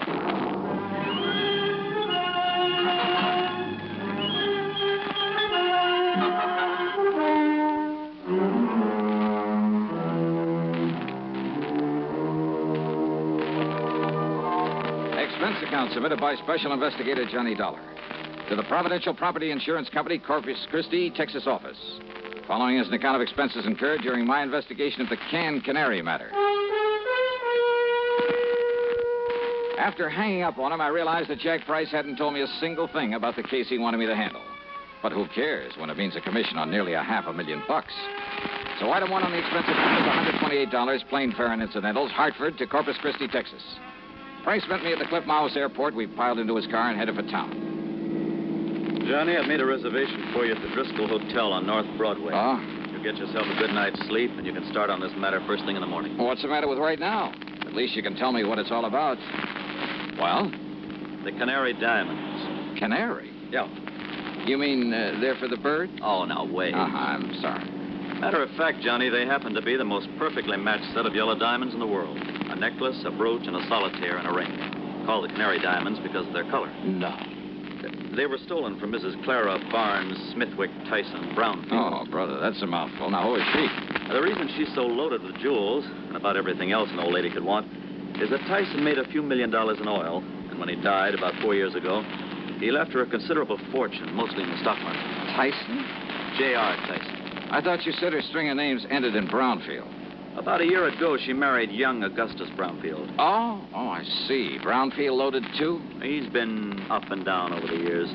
Mostly down, I'm afraid. Until he married the rich widow Tyson. Well, yes. How old is he? 10 or 15 years younger than she is. About 45, I'd say. So that's it. Now, Johnny, you and that suspicious mind of yours. What, Jackson? You'd make a suspect out of your own mother. Oh, look, where there's nearly $500,000 involved. But you're wrong if you think he had anything to do with the loss of these jewels. I'm sure of it, Johnny. Yeah, we'll see. I've known Gus Brownfield for years. I'm sure he's on the level. That's why, in spite of all his wife's money, he's trying so hard to make a go of his little cannery business. Cannery? It's just a small operation for the luxury trade. What do you mean? Oh, kumquats, guavas, lychee nuts, things like that. For the fancy restaurants. Real expensive stuff. Oh, I see. His customers are mostly places like Antoine's in New Orleans, Romanoff's in Beverly Hills, the Chambord in New York. Even some of the fancy cafes in London, Paris, and Rome.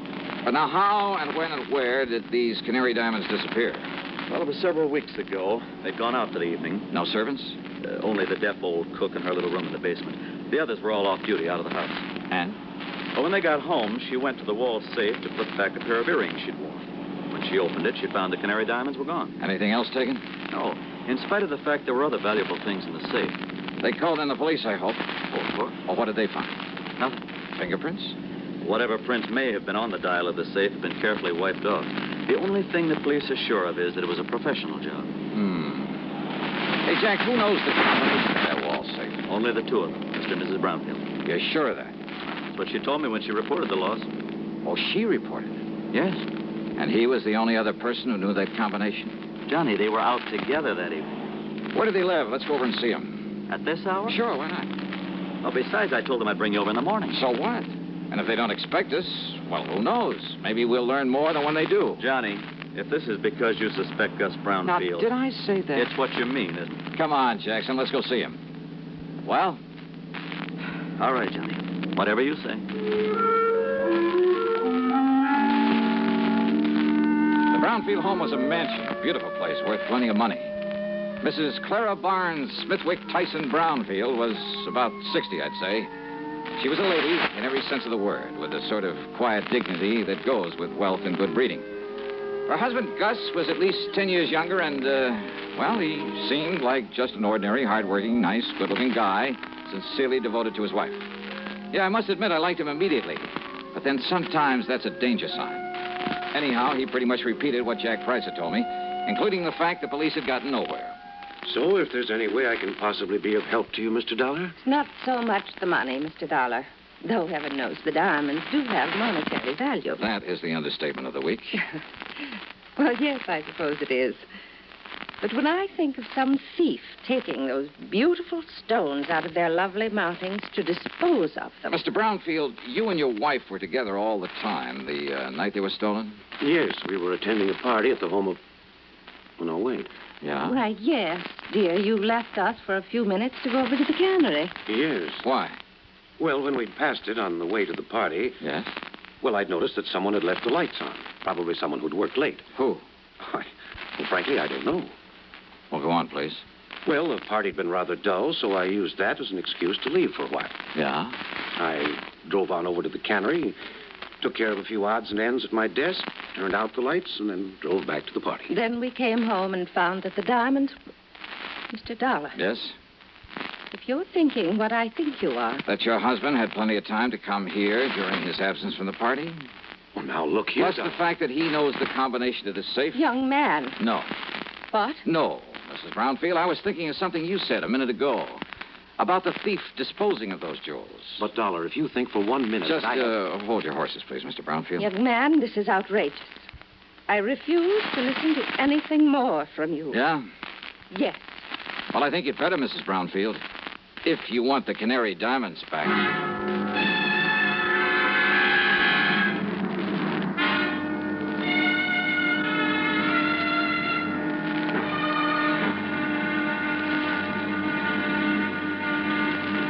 Next time you refresh, enjoy a frosty, ice-cold Pepsi-Cola. Sociability, Charlie. All right, Kay, how's this? Pepsi is light, refreshes without filling. You like to refresh? Have a Pepsi right now. Well, offer it to everybody, Charlie. I will. Enjoy Pepsi at the fountain. It's delicious at home, too. Have one at lunch or with a snack. Charlie. At the beach or at dinner. Wherever you go, wherever you're thirsty, Pepsi is there. It's here, too, in our Be Sociable song. Be sociable, look smart, keep up to date with Pepsi. Drink light, refreshing Pepsi. Stay young and fair and debonair. Be sociable, have a Pepsi. For the weekend, have plenty of Pepsi around. Pick up an extra carton today. CK, I'm sociable. With Pepsi, everyone is. And now, Act 2 of yours truly, Johnny Dollar.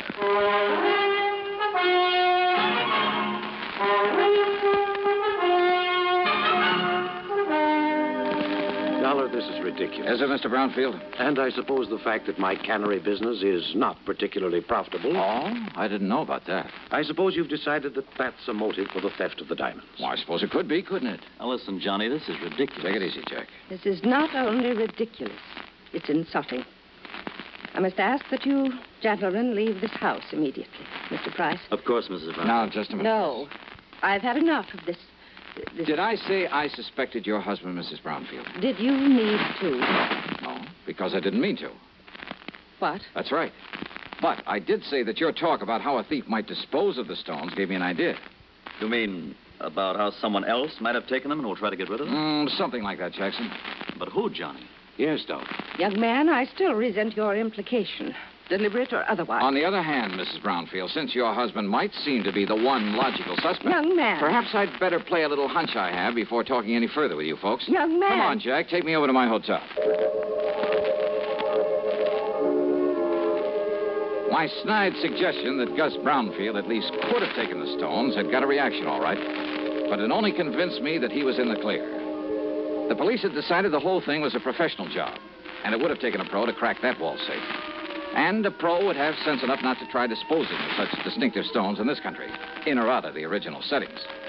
A pro would have some way of getting them out of the United States. But to where? And heavens knows he'd had plenty of time to get them almost anywhere. So there in my hotel room, still acting on a hunch, I was about to make a transatlantic phone call, but I didn't.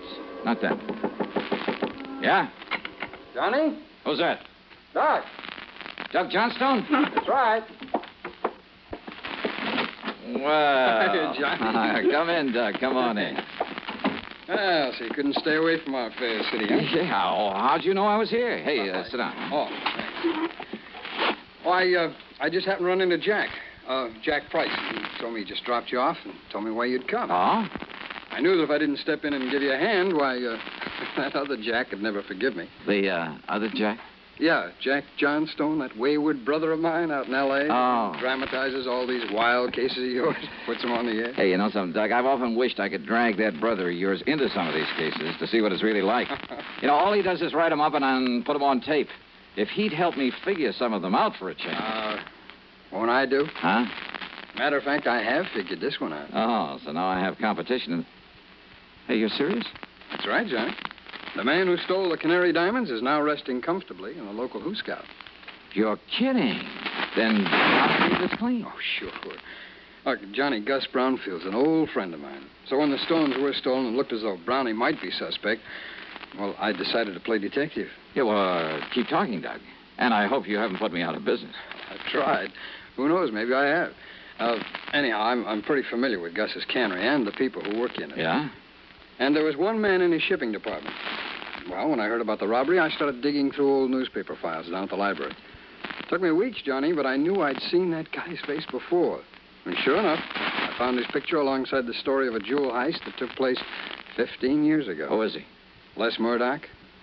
That means something to you, huh? Fingers Murdoch. Sure. Safe man for that International Gems gang back in 45. That's the guy. Yeah, but I thought he got 20 years. Well, good behavior got him off nearly 2 years ago. And he was working in Brownfield's cannery? In the shipping department. Oh. Well, I told the police about it. We descended on him a couple of hours ago, gave him a cock and bull story about having found some of his fingerprints around, and he confessed. Well, good. Good work. Well, now that I've solved the case for you, you can buy me a drink and be on your merry way back to Hartford. Sure. And the jewels? The jewels. Well? Well, Johnny, the police have tried every trick in the book on him. He won't say what he's done with them. In other words, my end of this case is only beginning. What do you mean? Bring the dirty criminal to justice? That's for the police, not me. What I'm hired to do is get those diamonds back. Johnny, if Murdoch won't say what he's done with them, and believe me, there's nothing in the world that's going to make him. You got any bright ideas? What'll you do? Well, you want to know something, Doug? You got a good question.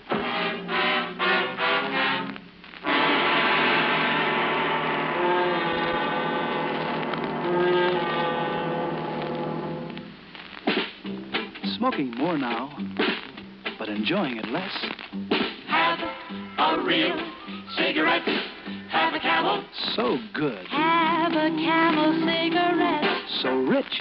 Have a real cigarette. Have a Camel. So mild. Have a Camel cigarette. And here's the reason why. Best tobacco makes the best smoke. Have a Camel cigarette. You can say that again. Best tobacco makes the best smoke. Have a Camel cigarette.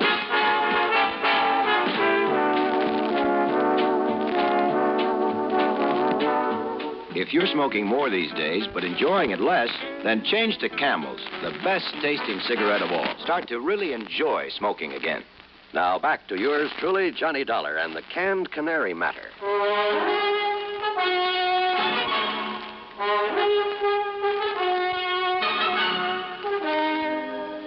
I went down to the Corpus Christi Central Jail and wasted an hour trying to get something out of Fingers Murdoch. Go on, Dollar. Get out of here and let me sleep. Murdoch. And don't give me this bull again about going easy with me if I tell you where the rocks are, because I know better. Look, listen to me, will you? Instead, I'll just serve another stretch, and then when I get out... If you live that long. Then I'll pick up the dough for him and live on Easy Street. Then you passed them on to a fence, huh? Did I say that, Dollar? Now, go on. Get out of here. You bother me. Then I remembered about some of Murdoch's earlier activities, about his international connections.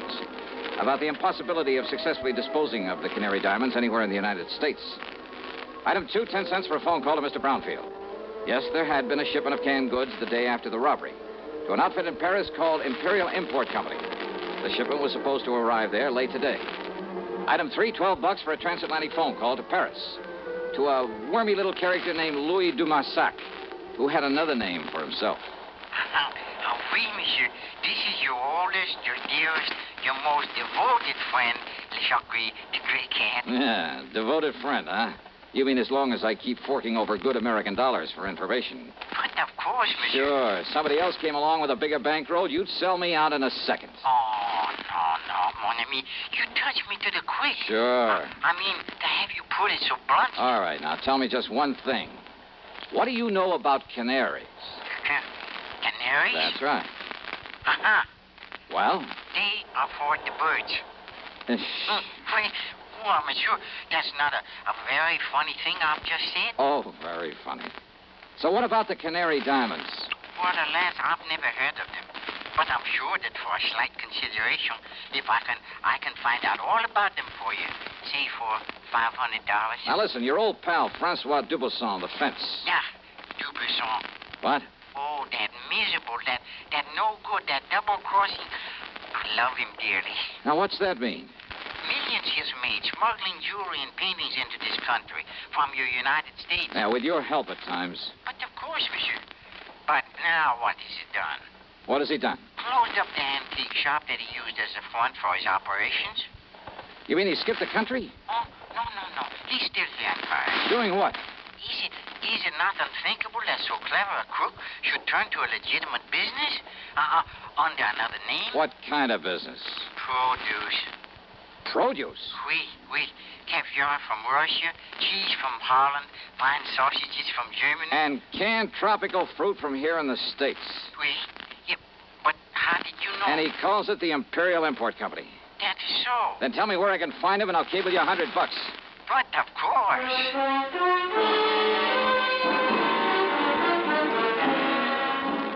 Item 4, a real wild one. $488, transportation to the airport, to Chicago, to Paris, France. Then a cab to the little warehouse called the Imperial Import Company. And somewhere along the way, I picked up a 39-cent kitchen item that just might help solve this case for me. Francois Dubuisson was more than a little surprised to see me. Monsieur Dolin? Yeah, surprise, huh? And what are you doing here in Paris, huh? Well, I want you to help me find some stolen jewels, Dubuisson. I help you? Mm-hmm. After the trouble you have made for me in the past, it is to laugh, monsieur. Yeah, well, you go right ahead and laugh, but maybe I can persuade you. By waving that pistol in my face, huh? I want to look at your latest shipment of canned goods from the United States. Canned goods? Monsieur, come on now. Where do you store the stuff for this phony import business you're using as a front now? If you will put down that gun... Maybe through this door, huh? Well, we'll see. Monsieur! Well, now, how about this? Will you kindly explain what you mean by this intrusion, huh? Yep. 10 cases of fancy tropical fruits from the Brownfield Canary in Corpus Christi, Texas. And why not, sir? Only one of these cans doesn't contain fruit. I beg your pardon. As if you didn't know. All right, here you are. Take this and we'll get to work. And just what is this, eh? Well, now, Dubuisson, that's a fine old American institution. It's called a can opener. Yeah, I'll pry open the cases and you open the cans. Monsieur. Uh-huh. Until we find the Canary diamonds. All right, here now. We'll start with this case right here. Oh, I know nothing of the Canary diamonds. You are going to wield that can opener until you do. Monsieur Dolin. 24 cans to a case, 10 cases. That shouldn't take you too long, though you might raise a handful of blisters. There you are. Get started, brother. Have you forgotten? You have no authority here in Paris. Oh, have you forgotten this 38 might give me all I need? And, of course, I can always call in the police. Police? But I won't unless you make me, Dubuisson. I would not like the police. Oh, I know. And if you want the truth when it happens, I'll kind of hate to see them catch up with you. Huh? Sure, with you in the clink, I wouldn't know where to turn when I'm over here looking for something smuggled in from the States.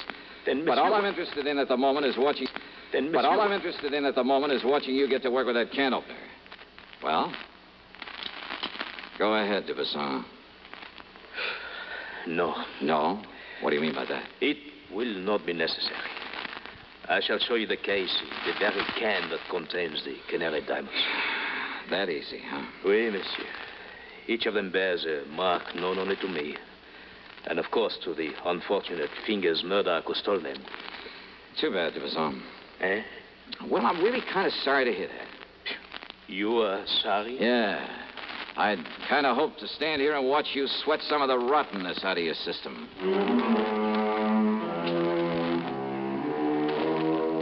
Thanks to its Paris representative, the company was able to arrange for getting the stones back to the U.S. As for Dubuisson, well, I suspect he was long gone when the police arrived at his place. Expense account total, including the trip home, $1,121 even. And, don't forget my commission on this one. Yours truly, Johnny Dollar.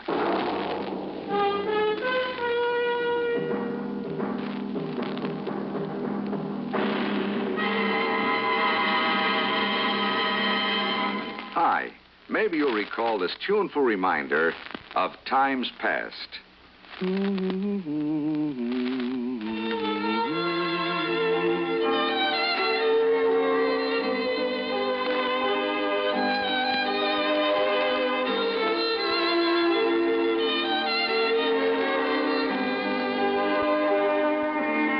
This is Dennis James with something else worth remembering.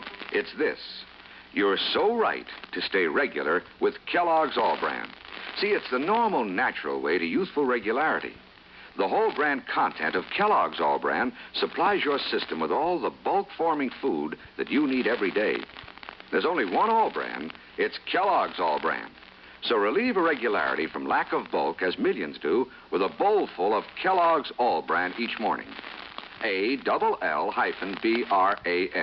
It's Kellogg's All-Bran. Now, here's our star to tell us about next week's story. Next week, a wild flight across the country after a beautiful girl, and possibly a murder. Join us, won't you? Yours truly, Johnny Dollar.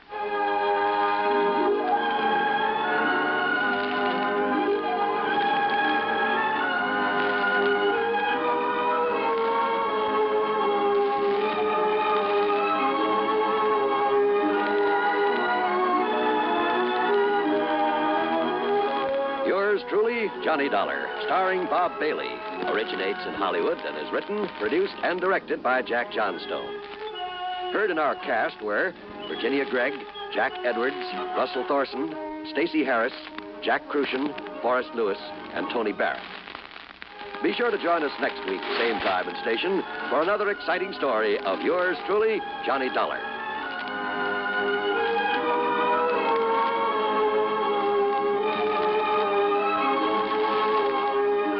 This is John Wall speaking. Greed for Gold promises doom from Suspense on the CBS radio network. You know, Dooley, I've been reading up on hypnosis. Come here and let me try it on you. I'm an officer of the law and don't approve of making a man divulge his secrets. However, I'll stand by in case there's criminology involved. I just want to clear up some of his problems, Officer Suggs. But I haven't got any problems. I'm the soul of contentment. Maybe that's your trouble. You're too contented. Lie down, Dooley. You're going to sleep. I feel so good. He's under my influence. Now, little tyke, get up. Go straight to the beer of your choice. Astounding. He's heading for Utica Club. 'Cause Utica Club will still take the trouble to age beer the natural way. Utica Club, you see. He's got no problem. He's a happy, well-adjusted beer mug. Brewed by the West End Brewing Company of Utica, New York. You're tuned to 590 WROW in Albany. 5:30.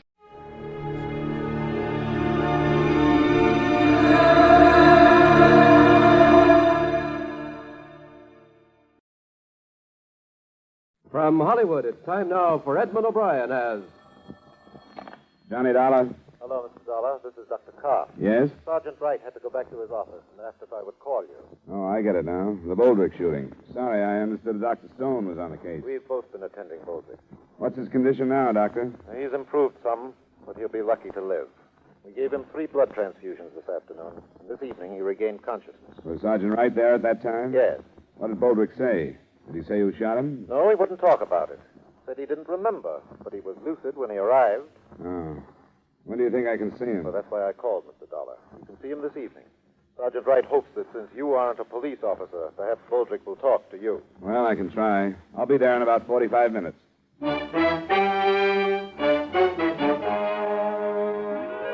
Edmund O'Brien in a transcribed adventure of the man with the action-packed expense account, America's fabulous freelance insurance investigator. Yours truly, Johnny Dollar.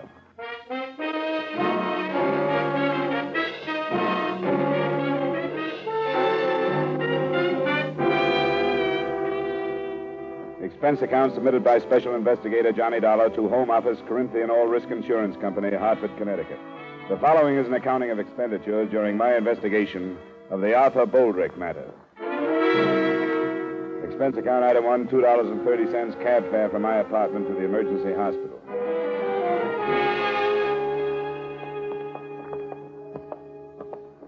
I wouldn't stay with him too long, Dollar. All right, Just Doctor. a few minutes. You'll be able to tell when he tires.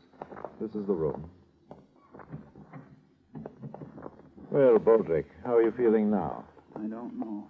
You're coming along fine. This is Mr. Dollar. He represents your insurance company. Hello, Boldrick. Sorry about what happened. Yeah. Mr. Dollar wants to ask you a few questions. I've told him not to stay too long, but if you feel tired, you can tell him to leave. I'll drop by and see you later. You think I'm going to die? Is that why you're here? Oh, of course not. Doctor told me you were out of danger. I've just got some routine questions to ask you. You say it was a man that shot you? Yeah. Somebody I never saw before, that I can remember. But I don't know what happened. You remember where you were when you were shot? It was in the backyard near the garage. I was right by the garage door, and this guy come around from the alley, and What did he say to you? he was after the car keys. I had them in my hand. He made a grab for me. He said, "Give me those keys," or something like that. And I gave him a push, and that's when he shot me. After then, I didn't even know he had a gun. You didn't see it when he asked for the keys? No, if I'd have saw it, he could have had the keys. I don't fight no man with a gun. What did he look like? Oh, that's one of the things I don't remember too good. It happened so fast. He was wearing like overalls or something. What color? Oh, blue. It seems like only faded. Could have been shirt and pants, too. It was awful fast. There he was, and then it happened. What else about him? That's about all. I think he was sort of dark, but I don't think I'd even know him for sure if I saw him again. Maybe I would. Maybe you'll remember more if you try. I will. I figure this guy, whoever he was in trouble or something, and he just needed a car in a hurry. But he didn't take the keys. Well, I figured he lost his nerve. Wilma come running out when she heard the noise. Will Wheeler from next door.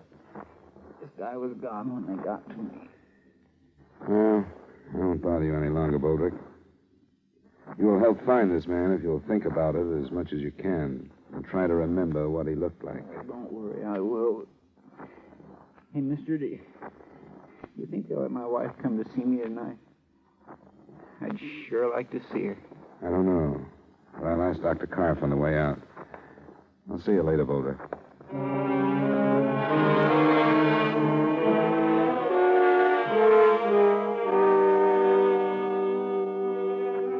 I made my report to the sergeant, and a search was started for a dark man dressed in a faded blue work clothes and possibly armed with a .25 caliber pistol or revolver.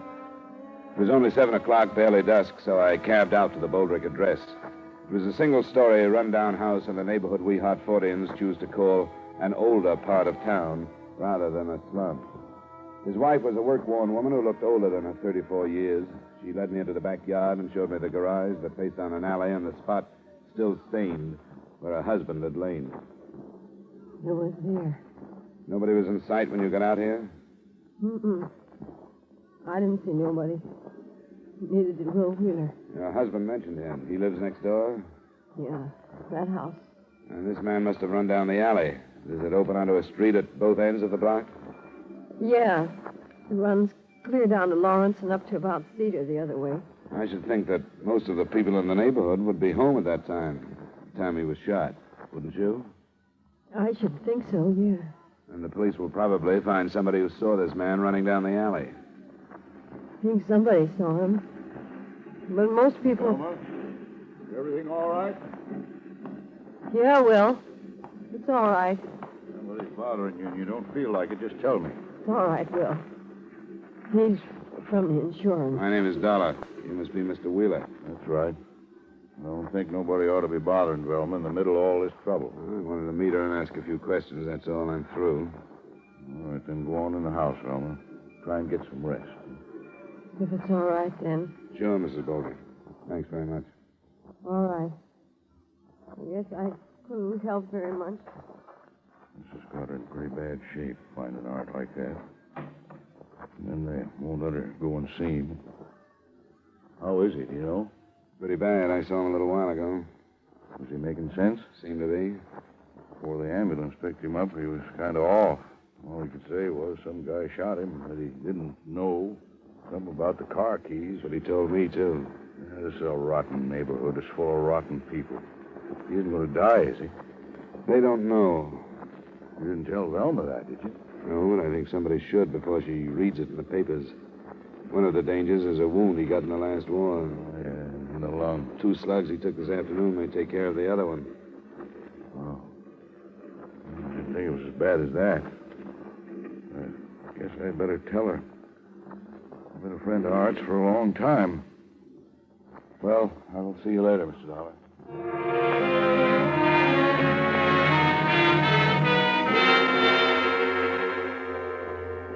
As I left the neighborhood, I noticed 2 police cars, so I knew Sergeant Wright's men were at work. I was in his office a little later when 2 of the men brought a witness in.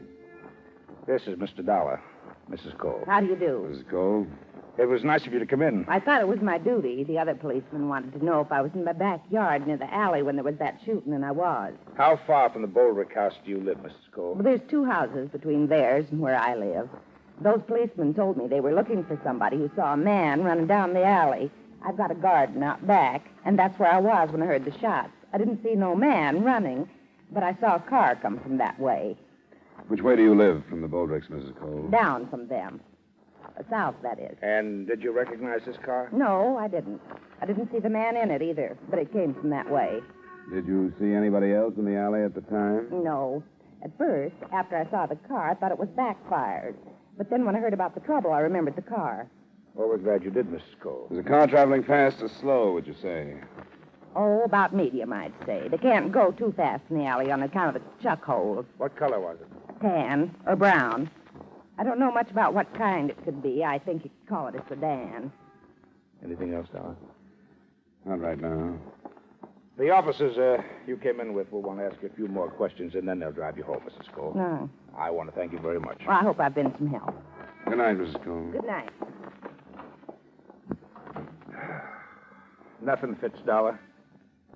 3 witnesses on the other side of Boldrick's place swear they would have seen anybody running in the alley at that time. And this one says she saw a car leaving. Oh, it's still early. I guess we'd better phone the hospital, find out if we can see him, huh? Yeah. Yep. I'll put out an alarm on a brown or tan sedan, and then I'll call.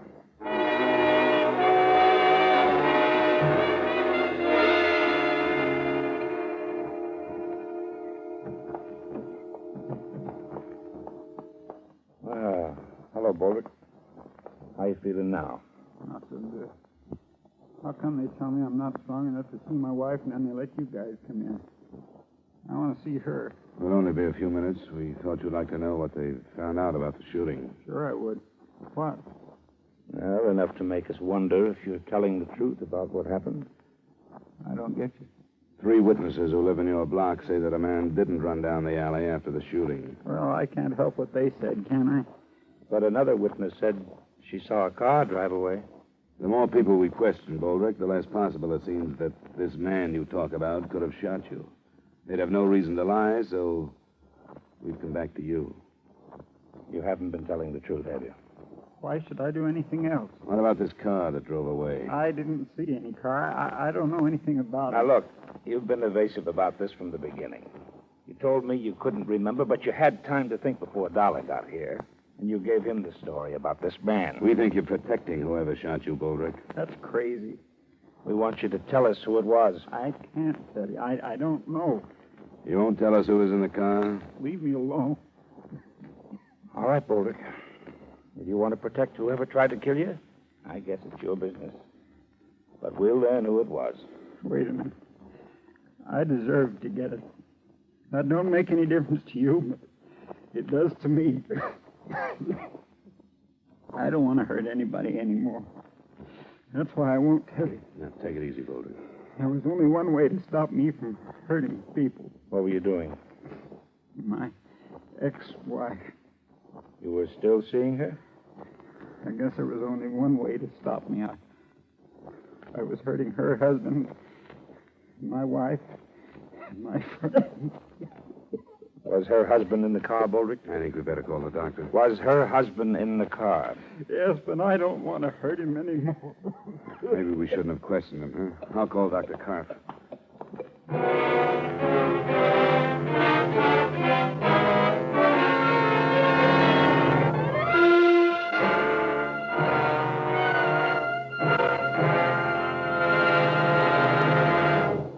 We will return you to the second act of yours truly, Johnny Dollar, in just a moment.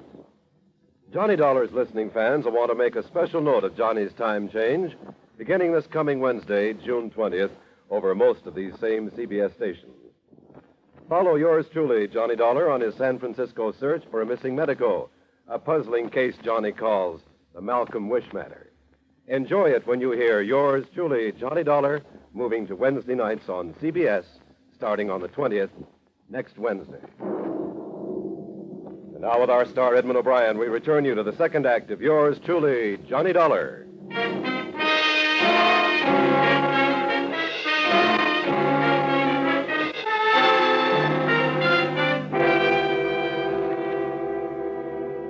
With Otto Boldrick nearing the point of death, the next move was obvious.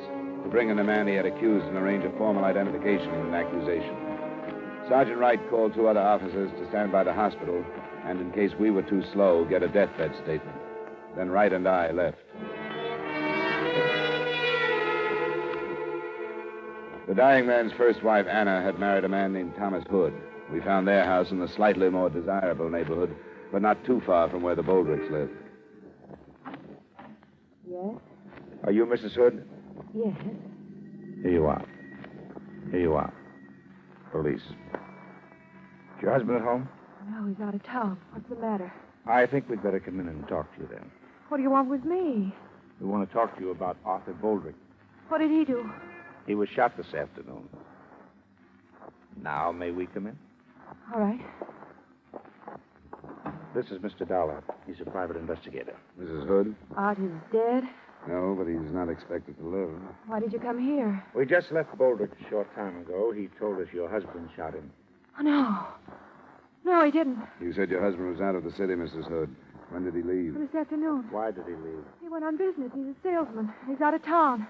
He couldn't have shot him. What time did he leave? It was this afternoon. I think about 4 or so. He left this house about 4? I think that's when it was. Boldrick was shot a little after 5:30, between then and 5:45. Is your husband's car a sedan or a coupe or what? Oh, sedan. What color? Tan. A sedan driven by a man and described as brown or tan was seen leaving the alley near where Boldrick was shot. Huh? It was seen a few seconds after the shots were heard. No. No, he didn't do it. Better sit down, Mrs. Hood. Come on, sit down. He didn't shoot him. I swear he didn't. I swear. You mean he approved of your saying Boldrick? He did. Who told you that? Boldrick? My husband didn't know. I know I was wrong. I shouldn't have seen him. That doesn't make any difference. Except my seeing him didn't have anything to do with whatever happened. Tom didn't shoot him because he didn't know about it. And he mustn't know. He mustn't find out. In spite of what you thought, it looks like he did know. Now, where is he, Mrs. Hood? We want to reach him tonight. I won't tell you. He didn't have anything to do with it. And I can't let him find out about Art and me. Mrs. Hood, according to the doctors, Boldrick won't live through the night. This is going to turn into a murder case. What we say to your husband about you isn't important in the least. Very few things are when it's murder. He didn't know. He didn't have anything to do with it. When do you expect to hear from him? I don't know. Sometimes he phones, but never the first day out. Usually to say he'd have to stay out longer than he expected to. We'll have to have more than that. We'll get in touch with his company. I wish you'd listen to me once more. I tell you, Tom didn't do it. If you talk to him, all you're going to do is bust up our lives. That's all you're going to do. Then I guess that's what we'll have to do. You ready to go, Dollar? By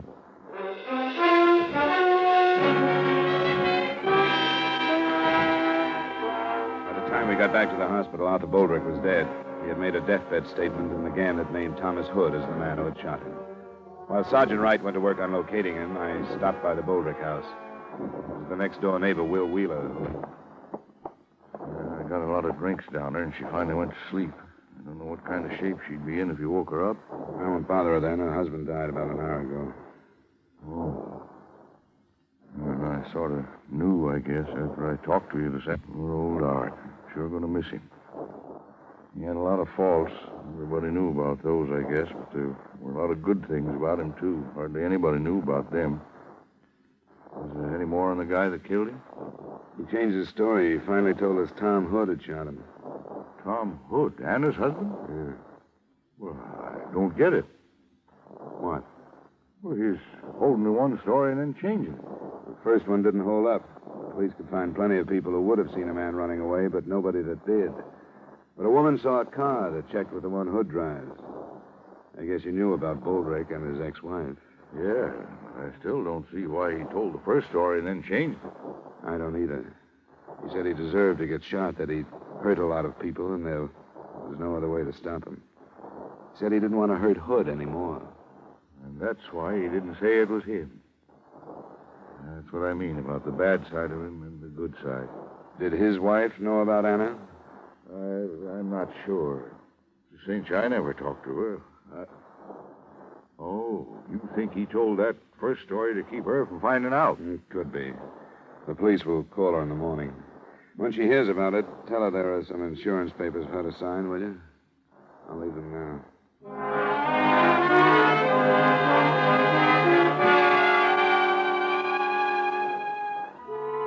The next morning, when I phoned Sergeant Wright at 10, things stood pretty much the same. Thomas Hood hadn't been located.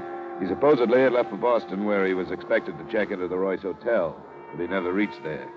The Massachusetts police were alerted, and we were sure that part of it was covered. I got to Wright's office at 10:45, and at 11:30, we were thrown a curve. My name is Mandel. I read in the paper this morning about the shooting out north yesterday. Well? My friend said I was a fool for coming in to see you, but I work on radio repairs, and I delivered a set to some people in the next block that afternoon. What time did you deliver it, Mr. Mandel? About 5:30, a little after. I read how some woman saw a tan sedan going down that alley, and you were looking for it. Well, I'm pretty sure that was mine. You drove through the alley? Yeah, I did. You're sure of the time? You can ask the people who own the set. Their name is Olston, in the next block. And you followed the alley through the next block? Yes, I did. The same way that dame said. Did you hear the shots? No, but I think I know why. That alley is bumpy, and I got a few loose bolts in that car. It's pretty noisy. But the car that dame spotted was mine. I'm sure of that.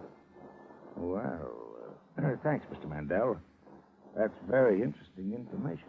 It was interesting, especially in the face of Boldrick's deathbed statement. As far as we could see, Mr. Mandel had no reason to lie. Sergeant Wright and I went back over everything we had. When we'd finished, there were only a few points from which to start the investigation again.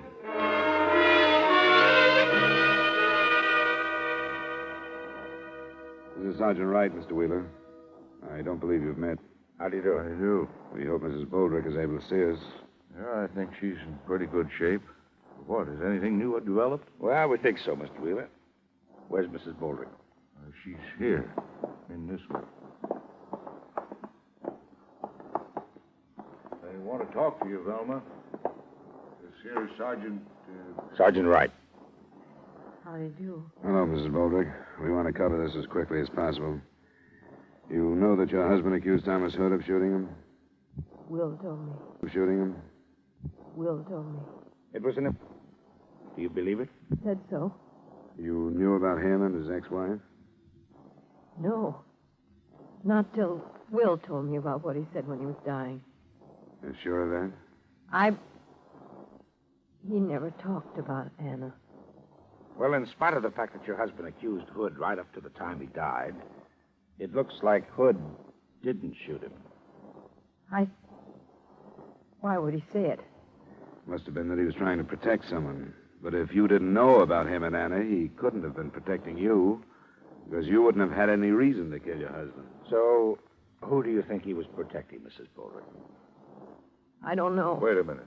Art told so many stories. I don't get it. The last one depended on a car. I told you about it. But it turned out not to be the one that Hood drove. What was the matter with it? Well, it looks like he was just trying too hard. Only one or two people could have really seen whoever killed Boldrick. We've covered the alley both ways. We've covered the houses across the alley where the killer could have slipped through.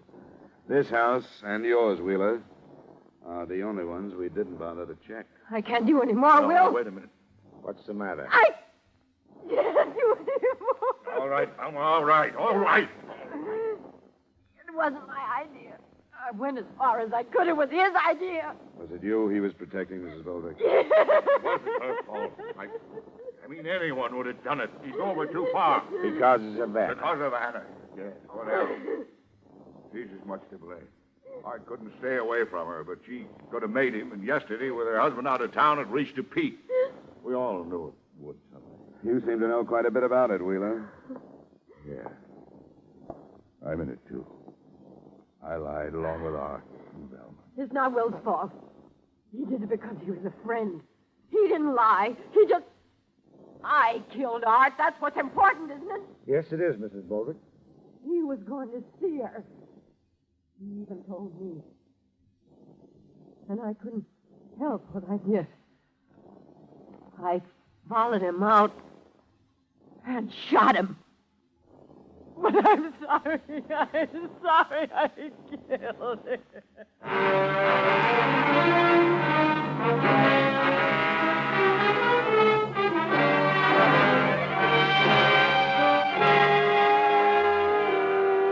Expense account item 2, miscellaneous, $75. Expense account total, $77.30. Remarks? According to precedent, Mrs. Boldrick will probably get one of those widow's specials from 3 to 20 on second-degree murder. That should have her out of prison in a little over 2 years. So the company has that length of time to figure out ways and means to avoid payment of her claim. Yours truly, Johnny Dollar.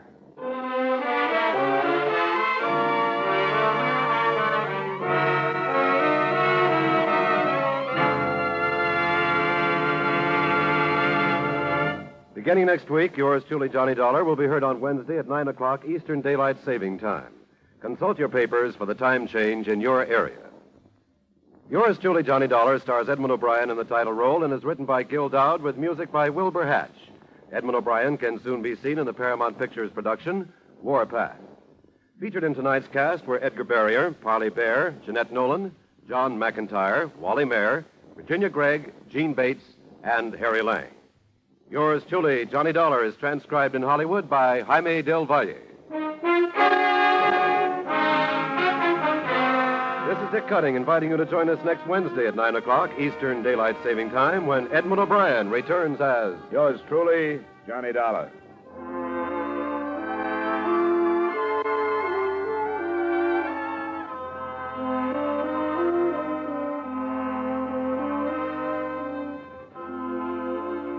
Here is a really novel crime-busting switch. Instead of chercher la femme, it takes a femme to do the detective work on tonight's action-packed Gangbusters Manhunt on most of these same CBS stations. In this fast-paced Gangbusters chase, it takes a lady detective to trap a shrewd safe-cracking trio when her male counterparts fail to get the evidence. And now, stay tuned for 5 minutes of the latest news.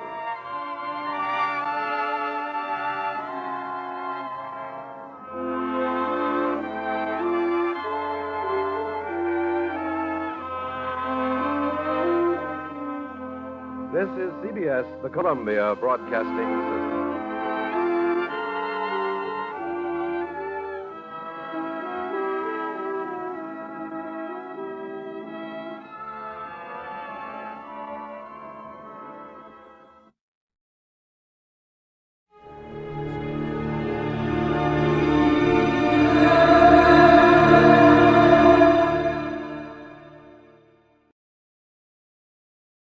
John Lund as Johnny Dollar. Bill Wesley, Johnny. What do you know about oil wells? Well, I know I wouldn't mind owning one. Why? We've written a floater policy on drilling rigs for the Van Oosterhout Oil Company in Sumatra. $60,000 worth of equipment was destroyed last week en route to their new test field. Is there something wrong with this? We're willing to pay off. Oh, so why call me? Well, that's a twist, Johnny. Van Oosterhout doesn't want the money. Well, what does he want? Our best investigator for 3 weeks. Why? He didn't say. But you know these oil men, probably just rich enough to want to satisfy some idle curiosity. Yeah, well, I'm just broke enough to help him do it. We'll return to our program in a moment. But first, I'd like to talk to you about housekeeping. Recently, a woman was interviewing a prospective maid and asked her how she was on light housekeeping. Well, I'm sorry, ma'am, said the young lady. I never kept a lighthouse. I admit that's an old joke, but it generally gets a laugh. However, housekeeping is no joke. That's a job from which no one can escape, whether he lives in a house, an igloo, a military barracks, or a governmental building. Yes, housekeeping is a very important job, even in our government. Someone has to see that the plumbing doesn't leak, that electricity, oil, and coal aren't wasted, that the garden is kept in good shape, that the animals are fed, and that the people have a place outdoors in which to enjoy themselves. Actually, all these governmental household tasks are the work of the Department of the Interior, which at one time was called the Home Department. The biggest job of the department is conservation, the protection of the things that make our country a good place in which to live. The land, water, oil, coal, forests, minerals, fish, and wildlife. These are our natural resources. If it weren't for the conservation work of the Interior Department, before too long, all the farm and grazing lands would be washed or blown away, and all the wildlife would disappear from our fields and forests. Another important job of the department is the development of new natural resources and the caring for our national parks where people are free to go sightseeing or set up camp. And during wartime, the Secretary of the Interior has a special job, namely, making sure that sufficient oil and other fuels are available to our armed forces and defense industries. Yes, our governmental housekeeper, the Department of the Interior, has a most important and vital job in maintaining the comfort and welfare of every citizen of the United States.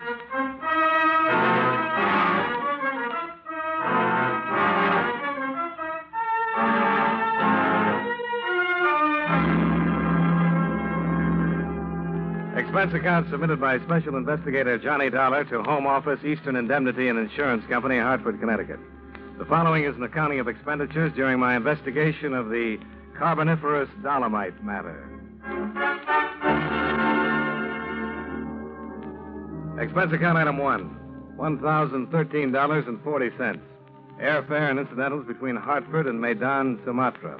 Expense account item 2, $1.50, cab fare to the offices of the Van Oosterhout Oil Company.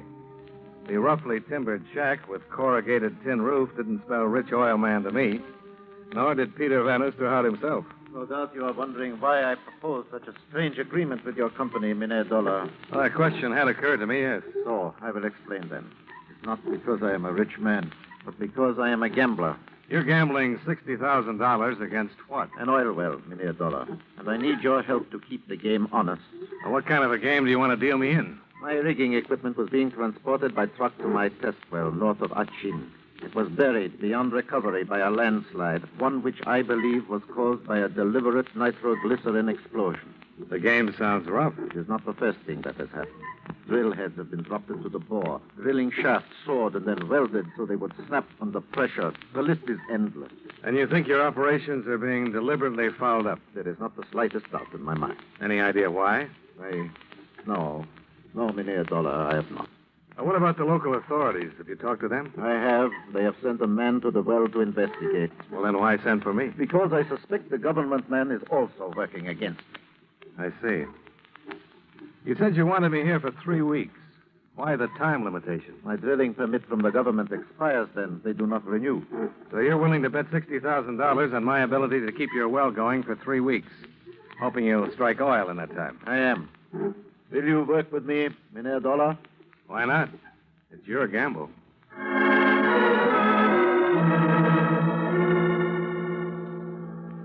We We made arrangements to fly out to the oil well early the next morning, and Van Oosterhout dropped me off at the Buitenzorg Hotel, where I checked in.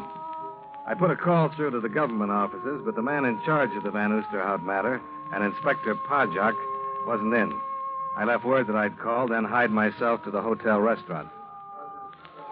I was having a little trouble with the native menu when I received some unexpected assistance. You would forgive me, Mr. Dollar. Might I suggest you try the sample going? I'd be happy to. What is it? The known ingredients are rice, fish, and peppers. The unknown are the chef's secret, and the sum total of them all is sheer gastronomical ecstasy. Well, the only thing that could top that recommendation is for you to join me. I would be delighted. But not to dine, Mr. Dollar, merely to talk. By the way, I am Frederica von Osterhout, Peter's wife? his daughter.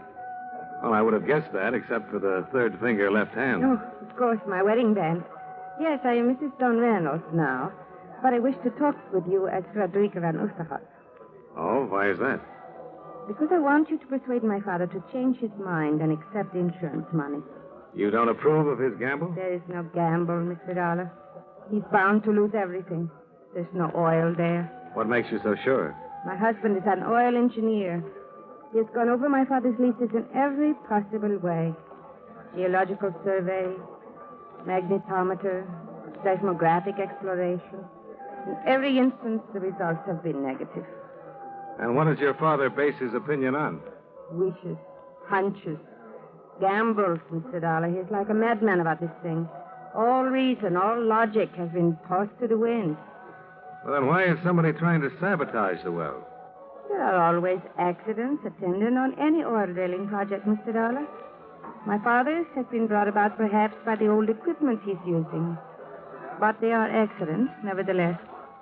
There is not one shred of proof of anything else. You make out a pretty strong case for yourself. Then you will do as I ask.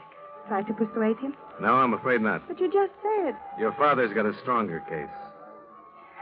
Yes, of course. The $60,000 your company will save if he relinquishes his claim. Well, can you think of a better one? To me, a man's life is worth more than $60,000. Now you've lost me. My father has a weak heart. Oh. If I am right and the well proves dry, I'm afraid the shock will kill him. And what if he's right? Accidents can happen to more than machinery. A life could still be lost. Like mine, maybe?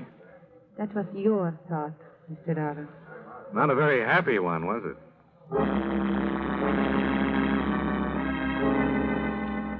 Just for the record, I did take Frederica's advice on one thing, the sambal goreng. And she was right about that, at least. It was delicious.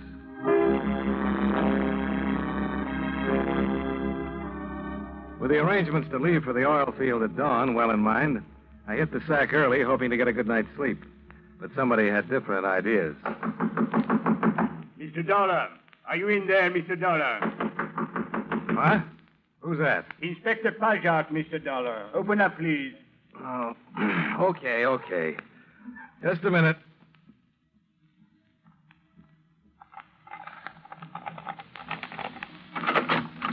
Now, what's all this about, Inspector? I'm sorry to disturb your rest this way, Mr. Dollar. It was necessary, however, that I ask you a few questions. At 2 a.m? You possess a firearm, Mr. Dollar? Well, you should know. I registered it when I came into the country. May I see it, please? Yeah, sure.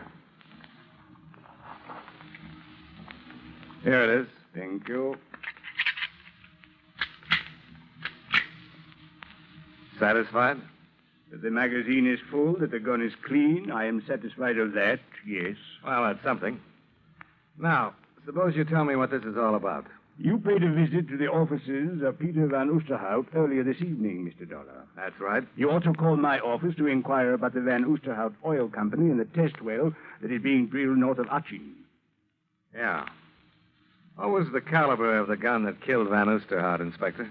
We believe it to be a .38 caliber, Mr. Dollar. The same as yours. But how did you know he was dead? Well, out of respect to those present, let's call it intuition, shall we?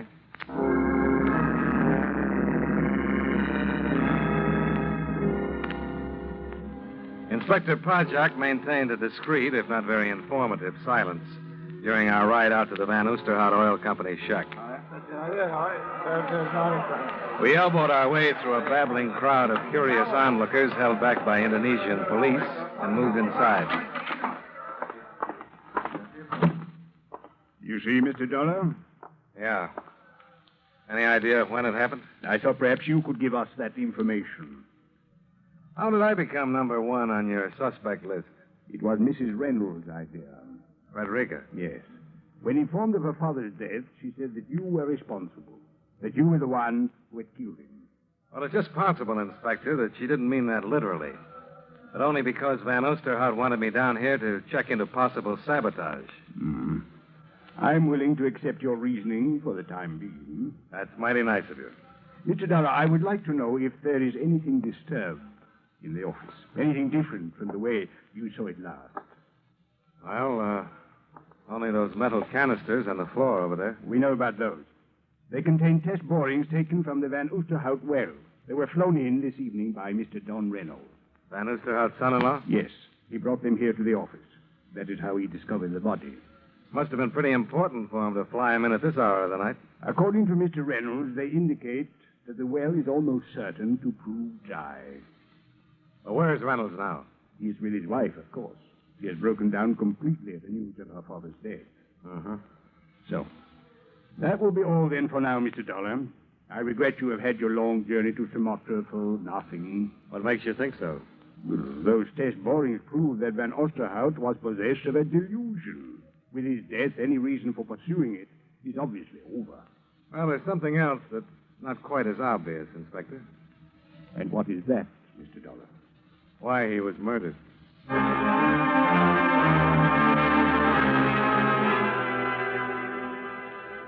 One of Inspector Pajok's men drove me back to the Buitenzorg Hotel, where the night clerk put an end to any hopes I had for more sleep that night.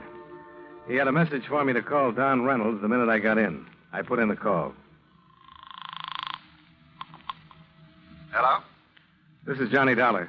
Oh, yes, Dollar. Glad you called. You going to be at your hotel for a little while? Well, that depends. On what? On what you want to come over here to talk to me about. Suppose it's to tell you who killed Van Oosterhout.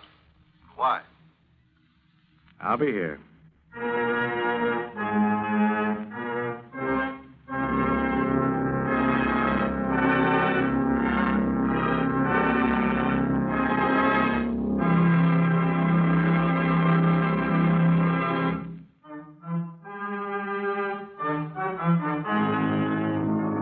And now, with our star, John Lund, we bring you the second act of Yours Truly, Johnny Dollar.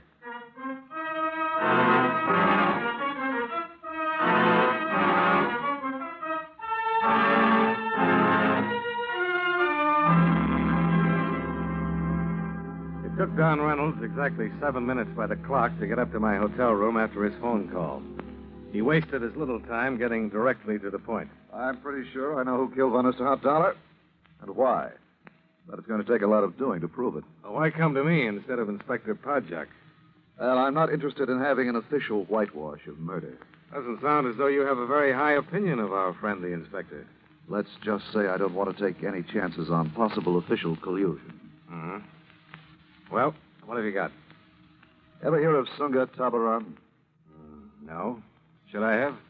He's a wildcatter like Van Oosterhout was. 2 years ago, they tangled over some oil leases. When the courts decided in Van Oosterhout's favor, Tabaran swore he'd been cheated, that he'd get even. Well, if he meant it, he waited a long time to make good.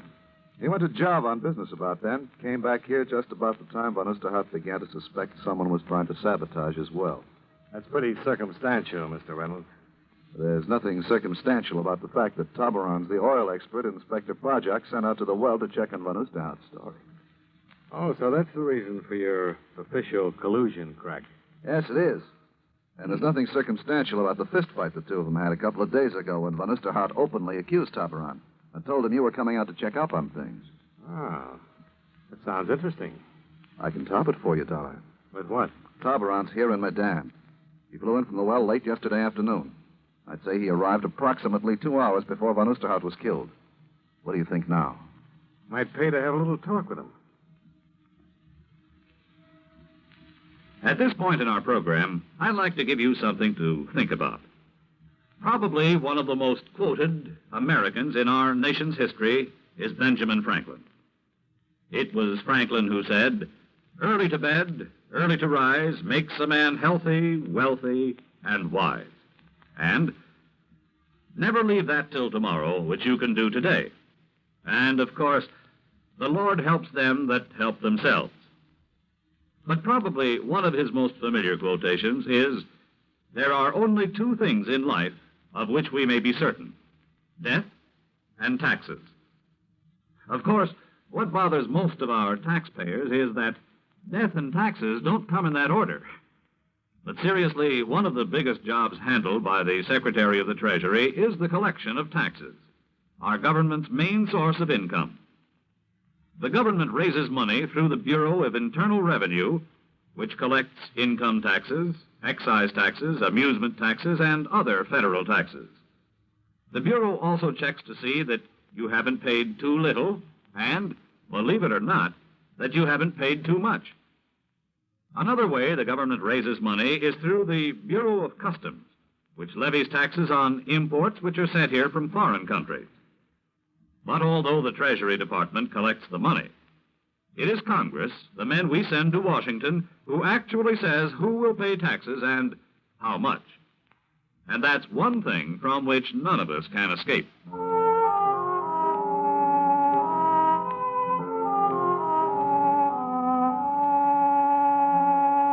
Expense account item 3, $1.65. Cab fare to the residence of Sunga Tabaran. It was a small, modern bungalow nestled in some gently rolling hills at the edge of town. The false dawn was just starting to light up the eastern sky when I got there.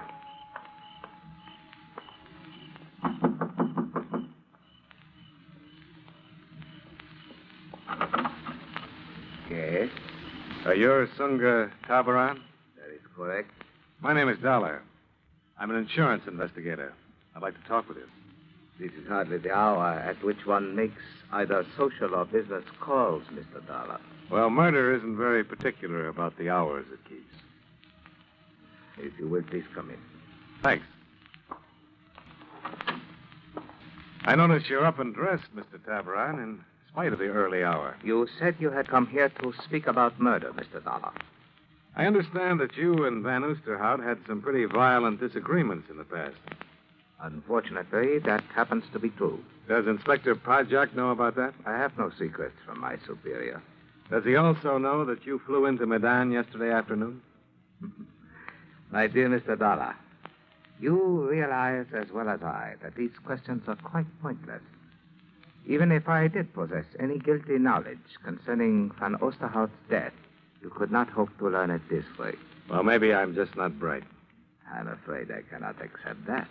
Thank you. No, you came here to talk with me, to look around, to try to judge, to measure, hoping perhaps I would make some slip, unconsciously reveal some information which might be useful to you. Yeah, that sounds like a reasonable supposition. It is regrettable, then, that I must disappoint you. There will be no slips, no unconscious revelations. I'm sorry. Oh, that's okay, Mr. Tabaran. You haven't hurt my feelings. Oh, by the way, extend my condolences to Frederica, will you? And tell her I'm glad she's getting over her bereavement so well. I'm afraid I do not know to what you are referring, Mr. Dollar. I said nothing about Mrs. Reynolds. You didn't have to. You just forgot to remove her handbag from that table.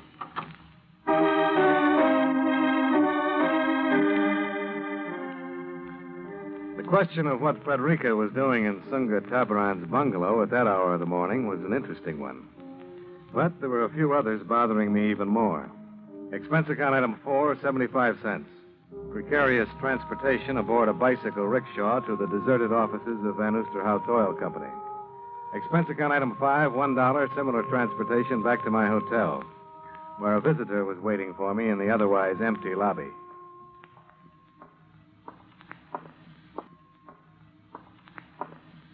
One moment, please, Mr. Dollar. Oh, hi, Inspector. Something on your mind? I wish you to stop interfering in affairs which are no concern of yours, but only of the police.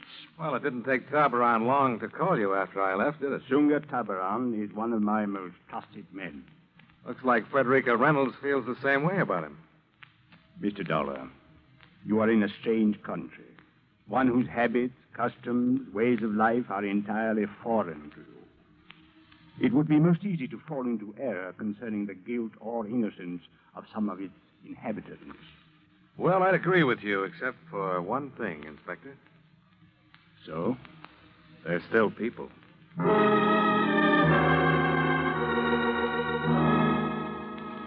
A tepid shower and a similar breakfast occupied my time until the town of Medan awoke to the new day. Then I walked down the street to the shop I'd noticed the night before, belonging to one Herr de Groot, oil geologist. It took de Groot all of 30 seconds to look at the specimens I'd pilfered from Van Oosterhout's office the night before, rub them between his fingers, and come up with a pronouncement. Yeah, there's no question. These test borings, they are from the Van Oosterhout number 1 well. And you've seen specimens like these before? But of course I have, young man, many times. They are composed in increasing density of a carbonate of calcium and magnesium, formed during the Carboniferous era of the Earth. In other words, what we have here are specimens of Carboniferous Dolomite. I'll take your word for that. Just tell me what it has to do with oil. But it has everything to do with it, young man. Under just such rock strata as these lie some of the greatest oil fields in the world. So the chances of the Van Oosterhout well hitting such a pool should be pretty good, huh? I would say it would be virtually impossible for it not to hit oil from 100 to 500 feet in depth below the strata. Any idea why Van Oosterhout wasn't informed of this? Not informed, but it must have been. Why is that? Well, these test borings have been brought in regularly by Van Oosterhout's son-in-law, Maniac Reynolds. Why should he not have told him?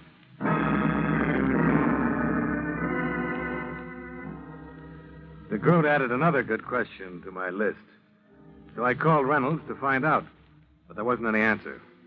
I got the same result with a call to Sunga Tabaran. But I had better luck with the dispatcher's office at the airport. That is quite right, Mr. Dollar. Mr. Tabaran filed a flight plan for the Van Oosterhout well and took off approximately an hour ago. What about passengers? Oh, one passenger is listed. Mrs. Frederica Reynolds. No, Mr. Reynolds? Oh, he took off for the well property also, Mr. Dollar, in a company plane. He was given runway clearance not 5 minutes ago. One more thing. Do you happen to know what time Reynolds came in last night? Well, which of Mr. Reynolds' flights do you mean, Mr. Dollar? There was more than one? Oh, yes, 2. The first time he arrived here shortly after dark. I can look up the exact time for you if you wish. No, that won't be necessary.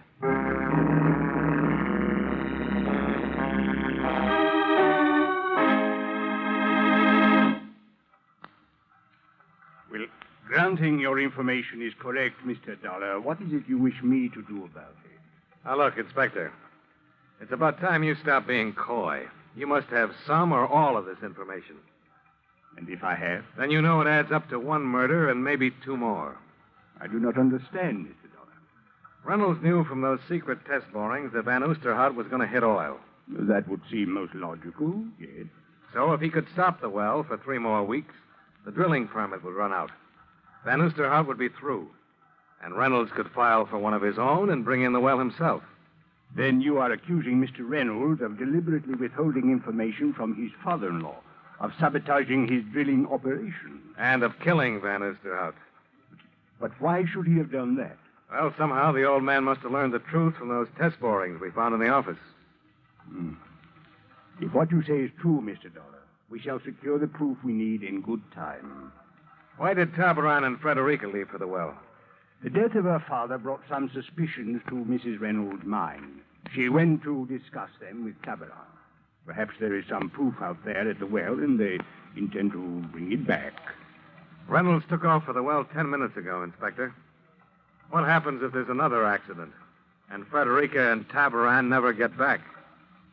A plane will be ready at the airport by the time we get there, Mr. Dollar.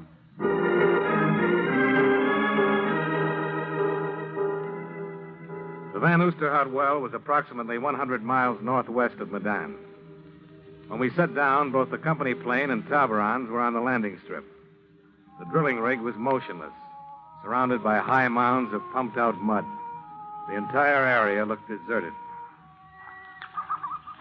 It is impossible they could not have heard us arrive. Where is the rigging crew? Mr. and Mrs. Reynolds and Tabara. Well, there are not many places they could be. Bunkhouse, construction shack, powder house. Perhaps we had better try the office first. You know, it is quite possible that... Hey, there's Reynolds, coming out of the powder house. He's got a nitro tube in his hand. Nitro? But what would he be doing with nitroglycerin? Maybe we better find out. Reynolds? Hi there, Dollar. Inspector Project? Yeah, you're just in time to see the fireworks. Oh, you're going to shoot the well? Yeah, that's right. Drill struck a layer of igneous granite, broke off in the shaft. I'm going to drop this down and try to blast it loose. Oh, where's the rigging crew? Back in the jungle. Had to get them out of the possible blast area. Never can tell about these things.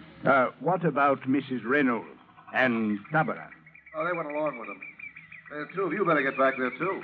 Oh, this mud sample will protect us. Well, maybe so, but sometimes these things pack an awful wallop. This one's not going to, Reynolds. What do you mean? Put down that nitro and come over here with your hands up. Are you crazy, Dollar? I'm going to blow that well. Mr. Dollar, why have you drawn your gun? You make a break for that well, Reynolds, and I'll shoot. Better do something about him, Inspector. He must have lost his mind. Put away that gun, Dollar. I'm telling you for the last time. Put the nitro down and come over here. Okay, Dollar. Yeah, but I can't figure it. If you think I'm going to...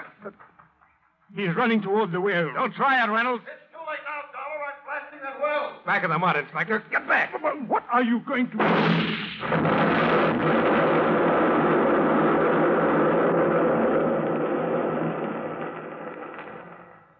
Dollar, your shot, it exploded the nitro. Yeah. I guess it did at that, Inspector. But Reynolds, it was the same as committing murder. Well, let's say I prevented a couple, Inspector. Prevented? If Reynolds had blown the well with that charge, it would have destroyed the rigging. And that tool shack under it. But what if it had? Neither Mrs. Reynolds nor Tabaran is anywhere around. You better take a look at the door sill of that shack. The door sill of the... Mr. Dollar. Yeah. That blonde head lying inside there isn't Carboniferous Dolomite.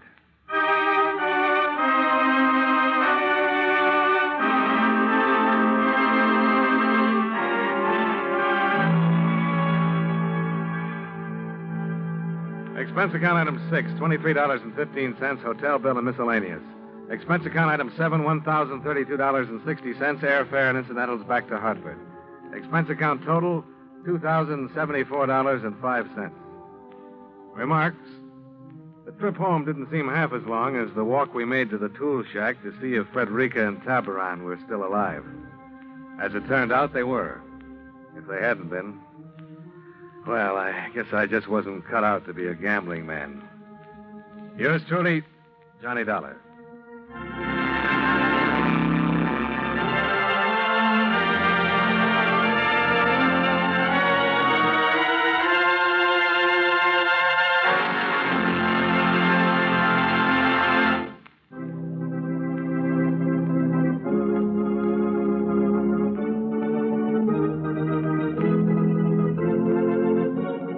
Johnny Dollar has come to you through the worldwide facilities of the United States Armed Forces Radio and Television Service.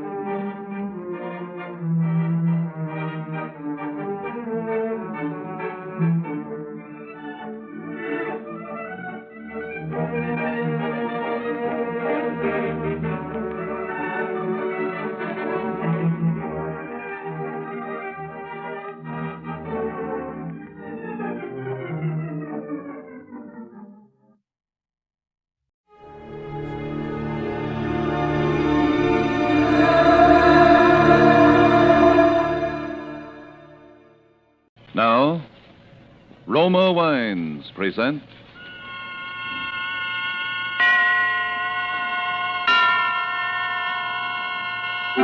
Suspense.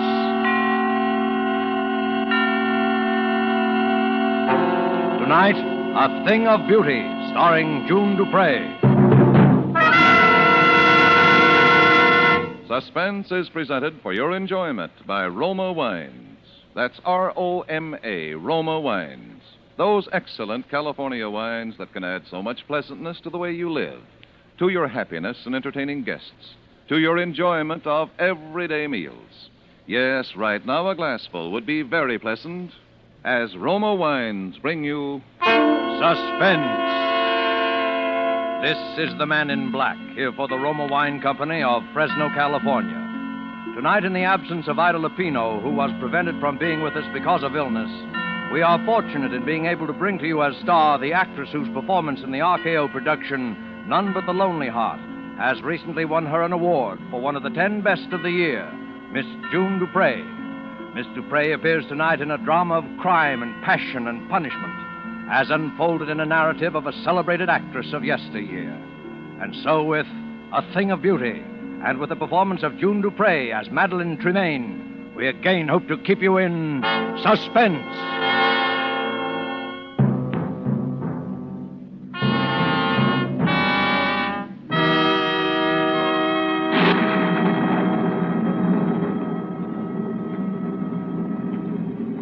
You will give me your arm? Thank you. I think we shall just miss the storm if we hurry. Rather somber place, isn't it? Oh, it gives her seclusion, and that's all she's ever asked for since she came here. That and what little spiritual comfort I've been able to give her. How long ago was that, sir? That you came here, I mean.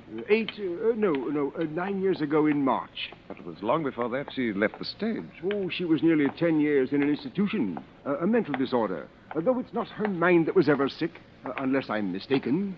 I do say she's a bit on the eccentric side. Oh, I don't believe in gossip. You'll be her spiritual advisor soon enough when I've retired. And I want you to meet her without prejudice. And one day I'll tell you what I know, which is little enough, and what I have reason to believe, which is something more. Oh, it seems we'll just about escape a drenching. She lives completely alone? The one servant, that's all. Father Bentham. Oh, Suzette, this is my new curate, the Reverend Mr. Sedley. We are here to see Miss Tremaine. Well, does she know you are not alone? My good Suzette, I haven't any idea. But you might let us in out of the rain while you so inform her, if you will. But if... Very well, come in. If you will wait in the study, I will ask if Mademoiselle is able to see you. What in the world got into the woman? She knows Miss Tremaine's been seeing me every fortnight at the same time for 9 years. There's a picture here. Is it of her? Probably. My word, she was a beauty. Your father could have told you. She was a legend of 2 continents. Must have been a very tragic thing to make a woman like that shut herself away. Is it true, sir, that she sees no one but you? As far as I know, she has never set foot outside this house in all the time she's been here. Nor has she ever had a single visitor beside myself. But why? I think because she hopes that somehow, someday, a man of God will help her to find peace. And she doesn't care to face the world until she's found it. Mademoiselle will see you now, Father, in her parlor across the hall. Oh, thank you. Well, Father Bentham, come in. Come in. I do hope you don't mind my receiving you in the dark. But I have a mortal dread of lights during a storm. Not at all. You'll find 2 quite comfortable chairs just there by the window, I think. Oh, thank you. Madeline, this is my new curate, Mr. Sedley. Oh, yes, Mr. Sedley. It's a great pleasure, Miss Tremaine, to meet such a famous beauty. Even in the dark. Ah, so you've heard of my beauty, of course, Mr. Sedley. You know, as you came in, I was looking at this little gold mirror. Engraved on the back are the words, "A thing of beauty is a joy forever." Ah, Keats. Yes. Oscar gave it to me. He said it was a magic mirror. Was that Oscar Wilde, Miss Tremaine? Yes. Dear Oscar. Dear dead days.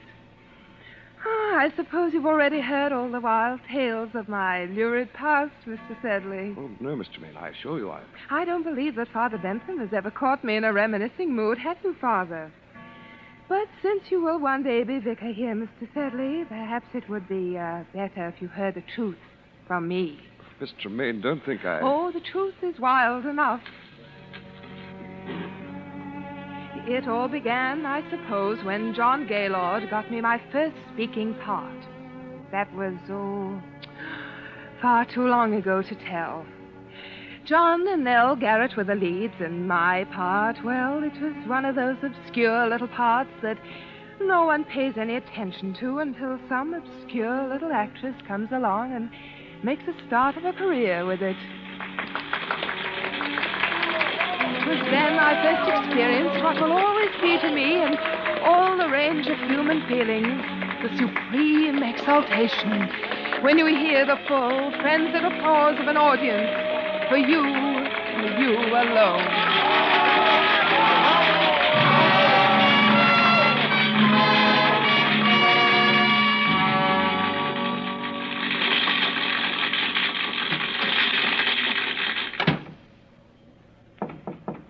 Yes?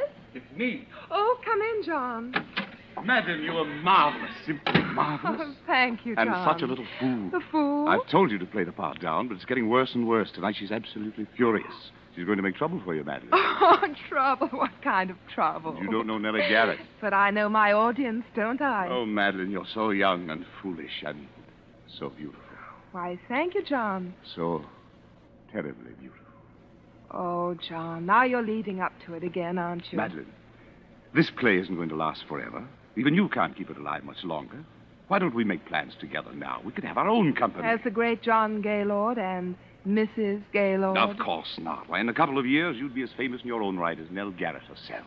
Perhaps I don't want to wait a couple of years. Besides, John, I don't love you. Do you love anyone? No, but when I marry, it will be, an up and coming. Some of you must know where she is. You're in for it now, Madeline.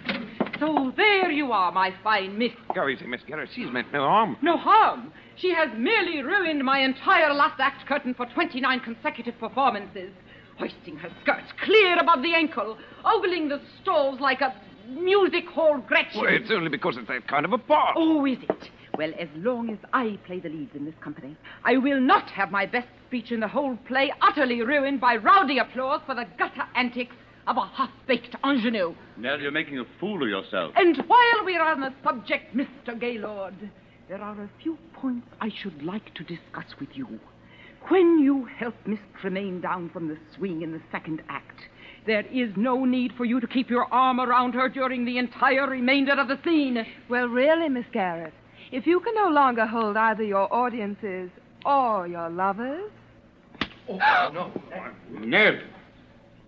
I'll kill you for that, Nell Garrett. If I die for it, I'll kill you.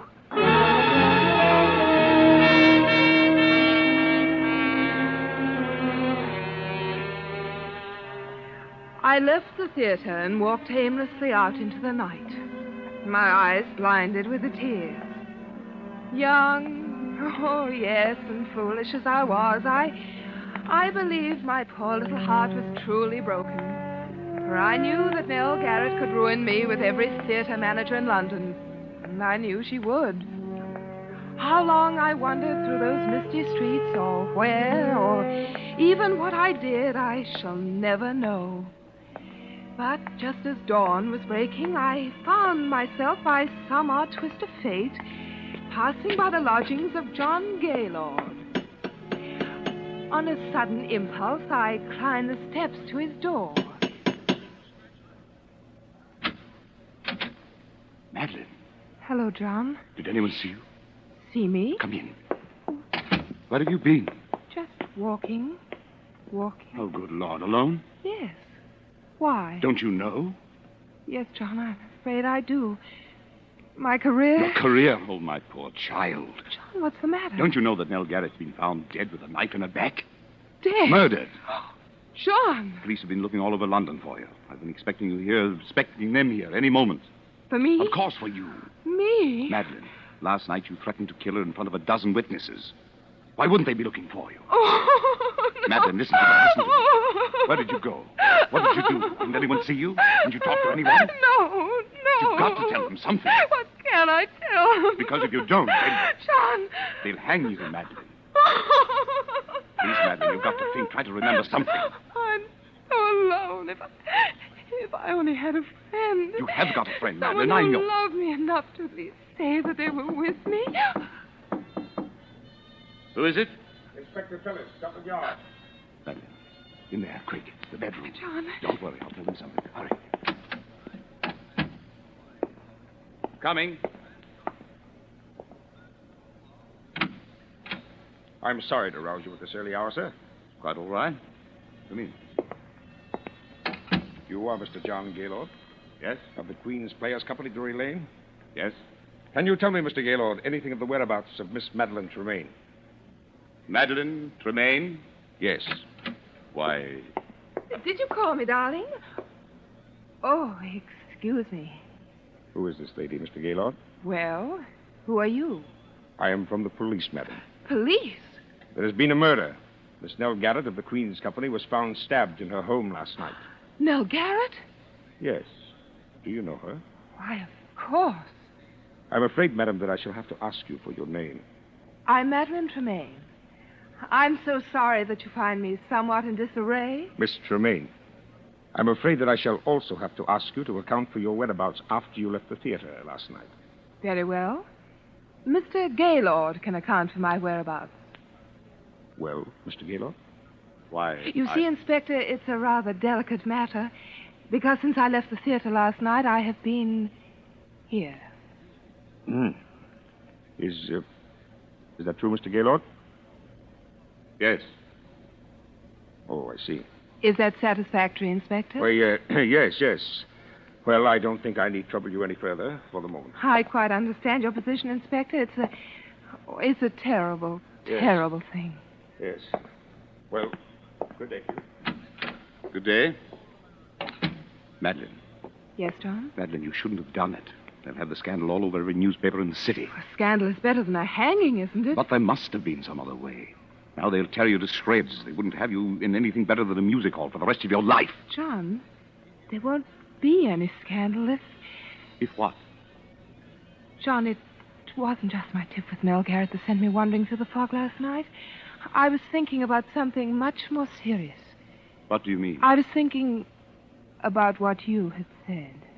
What I had said? John, perhaps I don't really love you yet, but there's no one else. And you're the kindest, finest man I've ever known. Madeline. And now, perhaps you've saved my life. Madeline, I love you more than anything else in the world. But I wouldn't have you marry me for gratitude. I wouldn't marry any man for gratitude. Madeline, if I were to tell you that I wasn't here last night either, that I couldn't explain my whereabouts, Oh, I see. would you still marry me? Yes, John. I will marry you.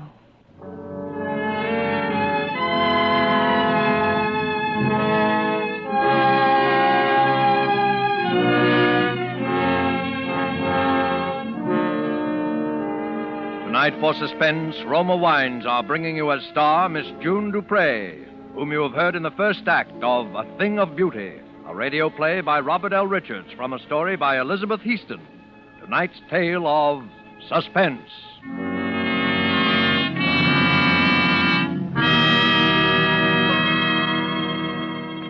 This is Truman Bradley for Roma Wines, and I should like to tell you about a most interesting woman who extracts all the simple pleasure and happiness possible from living.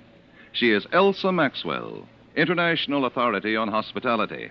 She offers you some friendly counsel. I'm always telling people to take it easy, as they say, to be moderate and natural and at ease. And so, obviously, I suggest the enjoyment of a glass of Roma California port after dinner or during the evening. It's also very smart to serve when friends drop in, because this is one of the most glorious of all wines, richly fruity in flavor, with wonderful deep red color, utterly delicious. This is simple enjoyment, easy and restful enjoyment, moderate pleasure that helps you feel calmly at ease and so happier. don't bother about special glasses. Just use whatever glasses are convenient and enjoy your wine. You really should act on Miss Maxwell's suggestion. Roma Port, as all Roma wines, is the best that California's magnificent sun-ripened grapes can provide. In glorious flavor, color, and aroma, is unvaryingly good, always enjoyable, protected for you by the ancient skill of the noted Roma wineries located in the choicest vineyard areas of California. Yet, all this delight costs you only pennies a glass. Remember, more Americans enjoy Roma than any other wines. Roma, R-O-M-A, Roma wines. And now it is with pleasure that we bring back to our sound stage Miss June Dupre as Madeline Tremaine, who resumes the recital of her brilliant and stormy career. It is a tale told to two clergymen in a darkened room, a tale well calculated to keep them and you in suspense.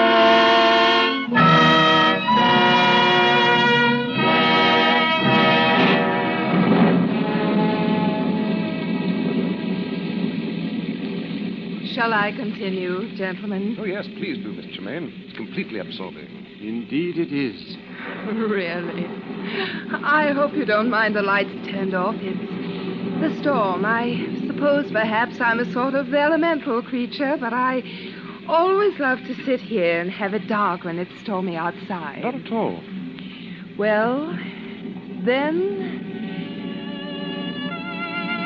our marriage was a very happy one.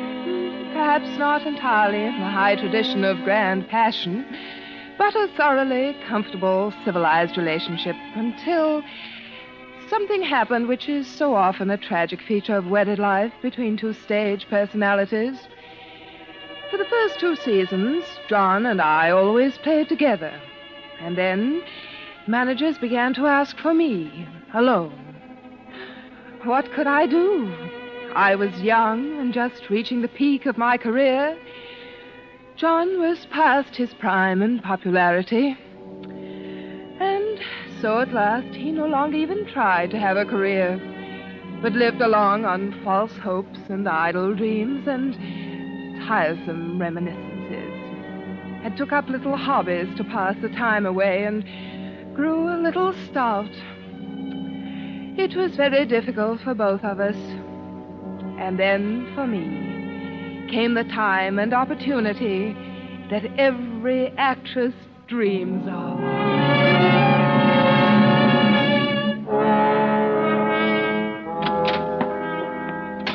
Ah, mademoiselle. Hello, Suzette. I've got the most wonderful news. The most wonderful, wonderful news. That you, Madeline? I'll tell you about it later. Oui, yes, John? Come in here a moment. I want to show you something. Where are you? In here. At the end. Oh, good heavens. Now what? I thought I'd keep it a secret until I had my first exhibit, but I couldn't wait. I've taken up etching. Etching? Yes.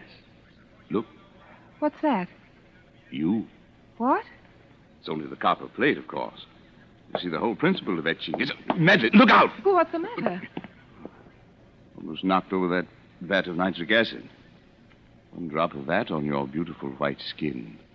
It would burn a hole right through you. Well, must you have that sort of thing around? Of course, that's the whole thing.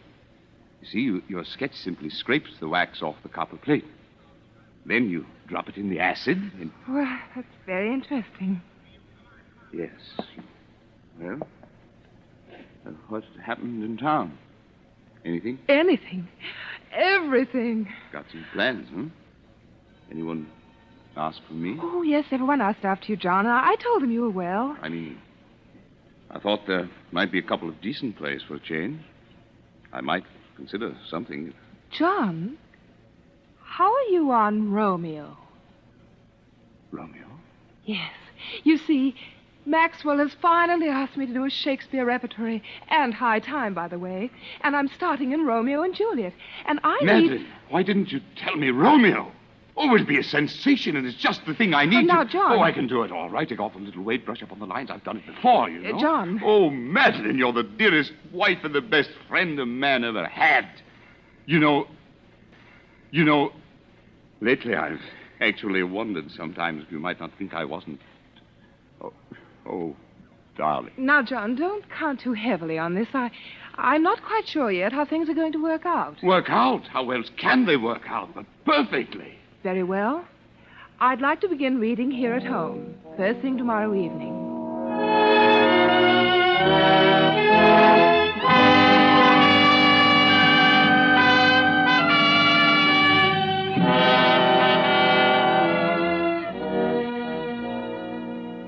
Now, shall we take it again from, yet I should kill thee with much cherishing. Yet I should kill thee with much cherishing. Good night. Good night.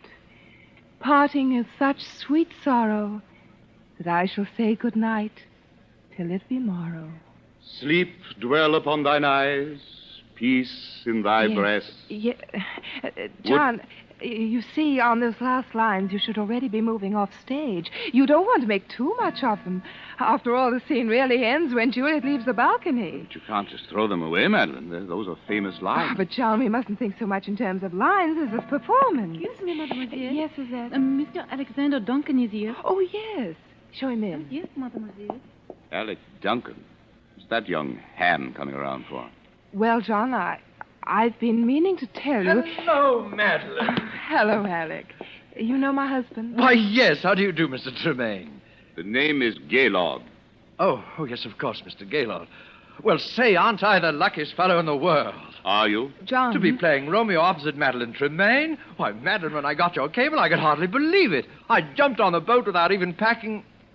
Is something wrong? John, I've been trying to tell you, but I didn't want to hurt your feelings. Well, if I've interrupted anything... It's all right, Alec. John, please don't make a scene. I had to have someone to rehearse with until Alec got here, and I knew you wouldn't be the slightest help to me if you thought... Oh, John, why must you make an issue of it? Madeline, I've always known you were a thoughtless, selfish woman. But I never would have believed that you could do anything quite so vile. How dare you speak to me that way? You didn't really think that a man with a 40-inch waistline and a double chin could ever play Romeo, did you? Why, you... Oh, I say... Get out of here. Get out of here. Get out! Get out! Get out! I'll get out. You better leave, Alec. Oh, yes. I'll go and apologize. John, I want to talk. Be careful of that acid, Madeline. Acid? Oh. John, I'm terribly sorry for what I said. It was beastly of me. Oh, it's quite all right. Oh, John, I knew you'd see it that way when you came to think. Because, you see, I am going to play Romeo. Oh, John, must we go through it all Madeline, again? I've forgiven. I've forgotten. A lot of things since we've been married. I've put you out in front. I've given you the spotlight and watched your regard for me become somewhat less than that of a servant, if somewhat more than for your dog. John! But this, if only for my self-respect, I will not allow. To dangle before my eyes the thing that I've wanted most in all the world, except your beauty that I gave it up for. The thing I've been wanting so much I didn't dare admit it to myself. And then to have you snatch it away from me. No, Madeline. Waistlines and double chins can be concealed. But I mean spirit, never. This one thing you can do for me, and you will. John, you're being a fool. You see, I've always known that you married me to save your career and to keep my mouth shut. But there's one thing you haven't known. Where I was the night Nell Garrett was murdered. Where were you? I was at Nell Garrett's home. Well, that explains quite a number of things, doesn't it, John? Madeline, where did you get that gun? I always thought that someday I might need one. Madeline? Don't come near me, John. Very well. I warned you. Monsters, you beautiful, terrible monsters. John! No! No!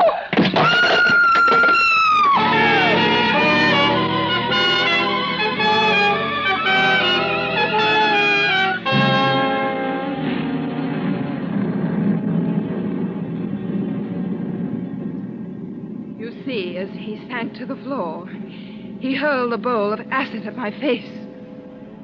It was a frightful thing. Of course, it was self-defense. I was never even brought to trial, particularly when I told that it was he who had killed Paul Nell Garrett. But I suffered a complete nervous collapse, and I suppose I've never really recovered. And yet Providence always seems kind enough to leave something to be thankful for, even in the worst of tragedies, because not a single drop of acid ever touched me. I suppose if it had, I should be horribly disfigured to this day. Have I bored you, Mr. Sedley? No. Oh, no, Miss Tremaine. Well, Madeline, the storm is almost over. I think we'd best push on. Must you? Well, but excuse me for just a moment. Oh, of course. My word. A poor woman. Yes. I say, look here. What? This mirror. It's not a mirror at all. It has a picture pasted in it. The photograph that's in the study. Poor Madeline. Father Benson, Mademoiselle would like to speak with you a moment before you go. Oh, very well. I'll only be a moment, Sedley. This way, Father. Thank you. Ah, Father. Well, Madeline? You may turn the lights on, Suzette, as you go. Yes, Mademoiselle. So, that is your young curate, Father Bentham. Yes. Do you like him? Oh, he seems a dear boy. But What, Madeline? I am afraid I can't see him again. Madeline? Why? Because I don't want to hurt his feelings, and it would not be the same. You have been my only true friend in all these years. And when you are gone, I would rather be alone again. I'm sorry, sir, but Mrs. Stokes is outside. Her little girl is dying, and when she heard you were here, she... Oh, go away. Madeline. Go away. Both of you. Go away. Go away. Go away. Come, sir. Go away. Good Lord. Poor Madeline. It was too much for her. Yes. Oh, she killed them both, of course, the woman and her husband. I think I always must have known it. All these years, she's lived a lie. Yes, but that's not the lie that's hurt her. It was the acid. Acid? Didn't you see her face, sir? You forget, my boy, that I am blind.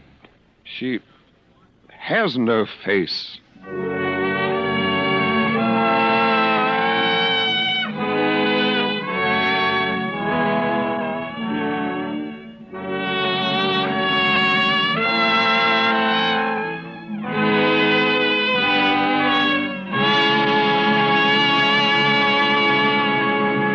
And so closes A Thing of Beauty, starring June Dupre, tonight's tale of Suspense.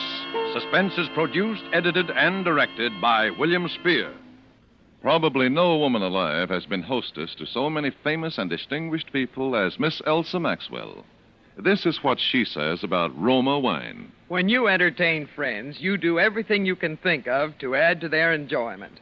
And that is why I say, when you serve your guests Roma wine, you not only delight them, you also smartly and genuinely flatter them.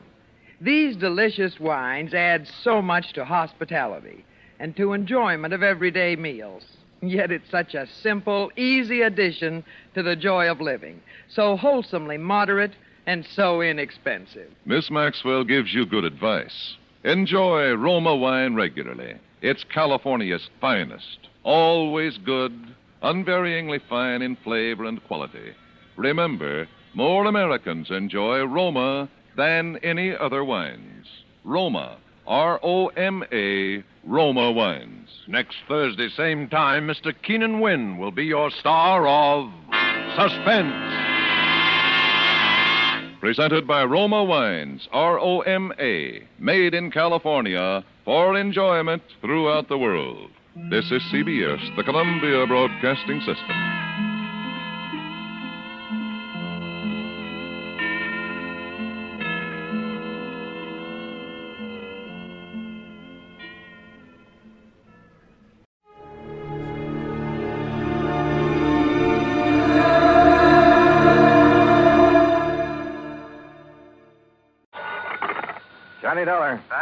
talking, Johnny. How's the weather in Palm Springs? A blonde in a bikini just melted past my poolside window. Goodbye now. Oh, don't hang up. Johnny, this job's just a few miles north of where you are. It'll take maybe a day to clear it up. Yeah, you said that last Christmas, Pat, and I got trapped in a blizzard. This season, I soak in the sun. Happy New Year. John, boy, we have a bonus list in this office. Your name could be on it. Near where I am, huh? It's a ghost town named Calico. An old prospector named Kringle is breathing his last up there. I thought old prospectors never died. He wants to change the beneficiary on his $50,000 policy, but a nephew, Ned Kringle, threatens suit if we let him. So you contact our agent, Gene Craig, in Barstow. Who's the new beneficiary? Carmen Kringle. Carmen? A borough. A borough? Yeah. If I don't hear from you, Johnny, Merry Christmas.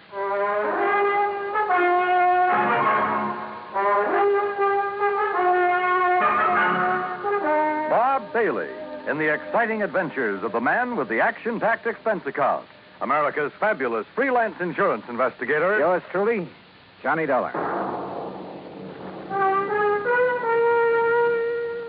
And now, Act One of yours truly, Johnny Dollar.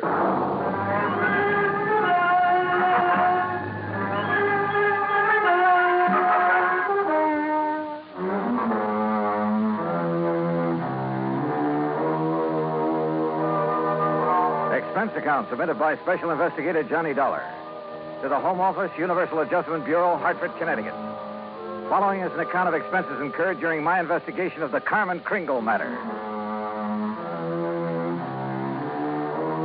Expense account item 1, $1.40. Telegram to Gene Craig in Barstow telling him where and when to meet me. Item 2, $50 even to Al Sterner for his charter plane to the ghost town of Calico. The guidebook says there's something about desert country that's good for the soul.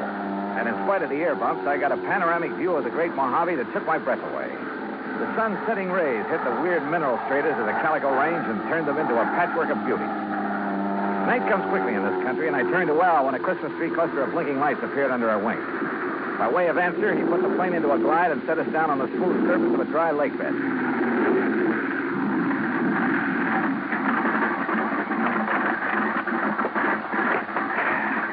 You want me to wait around till your friend shows up? No, thanks. Well, there seems to be plenty of company. That's just an old coyote. Don't stand too long or you'll freeze to the spot. Okay. Good luck. Call me when you want to be picked up.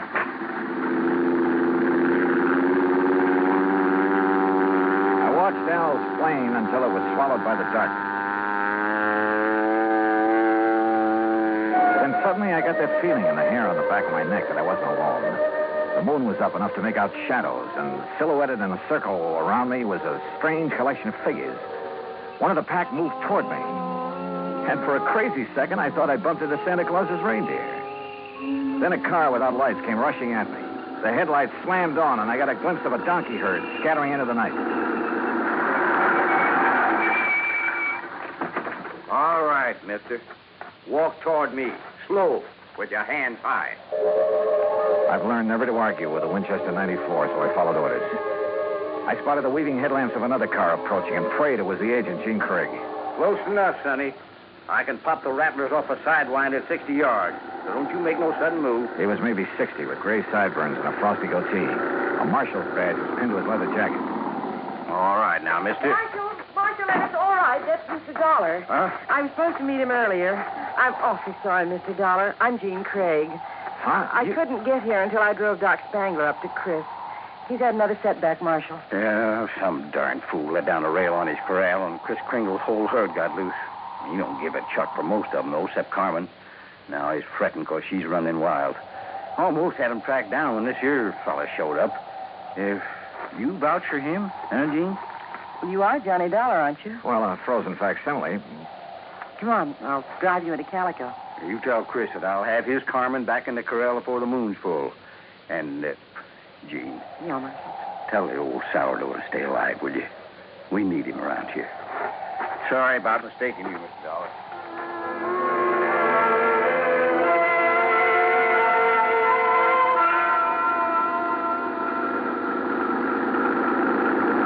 Gene Craig, with a J, knew her way around.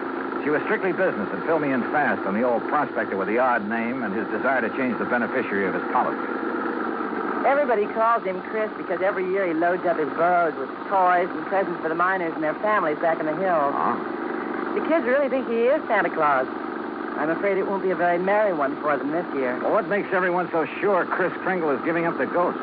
Doc Spangler says there's nothing apparently wrong with him. It's more like he's given up. Oh, what's with this Scrooge character, the nephew? Ned Kringle seems all right. It's the man with him, Willie D'Agostino. He does the talking for Ned. You'd think he was going to inherit the money. Well, maybe he's expecting to. You know, you're making a good case for Carmen. Can a burro be a beneficiary, Johnny? Chris can leave it to a three-masted schooner if he wants, providing a trust is set up. Could the people of Calico be that trust if they promise to take care of Carmen? Yeah, I guess so. Why? That's the way Chris wants it. That way there'll always be a Christmas in Calico. What happens when Carmen goes to donkey heaven? Or is it burros that never die? There'll always be burros in Calico, Johnny. And one of them could always be named Carmen.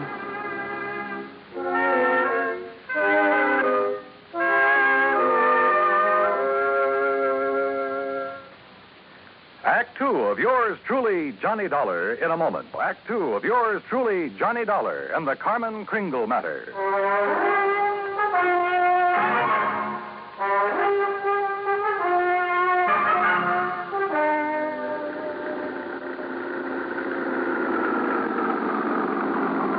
Well, here we are, Johnny. Calico, once the richest silver city in the West. It was unbelievable. Like seeing a page from the past.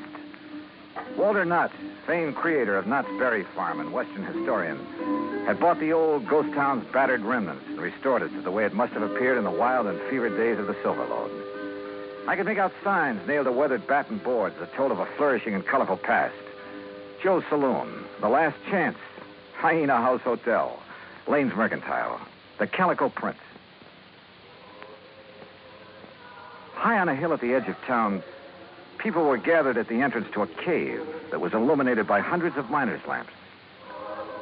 Kind of gets you, huh? Almost like it was planned. They're rehearsing for the Christmas Eve pageant. Maybe you can spend Christmas Eve with us, Johnny, if you don't have other plans. I have a day with a steam-heated swimming pool. What? Come on. Let's meet the old man. Expense account item 3, $100 for a quart of perfume or a mink scarf, anything to wipe the hurt look off of Jean Craig's face.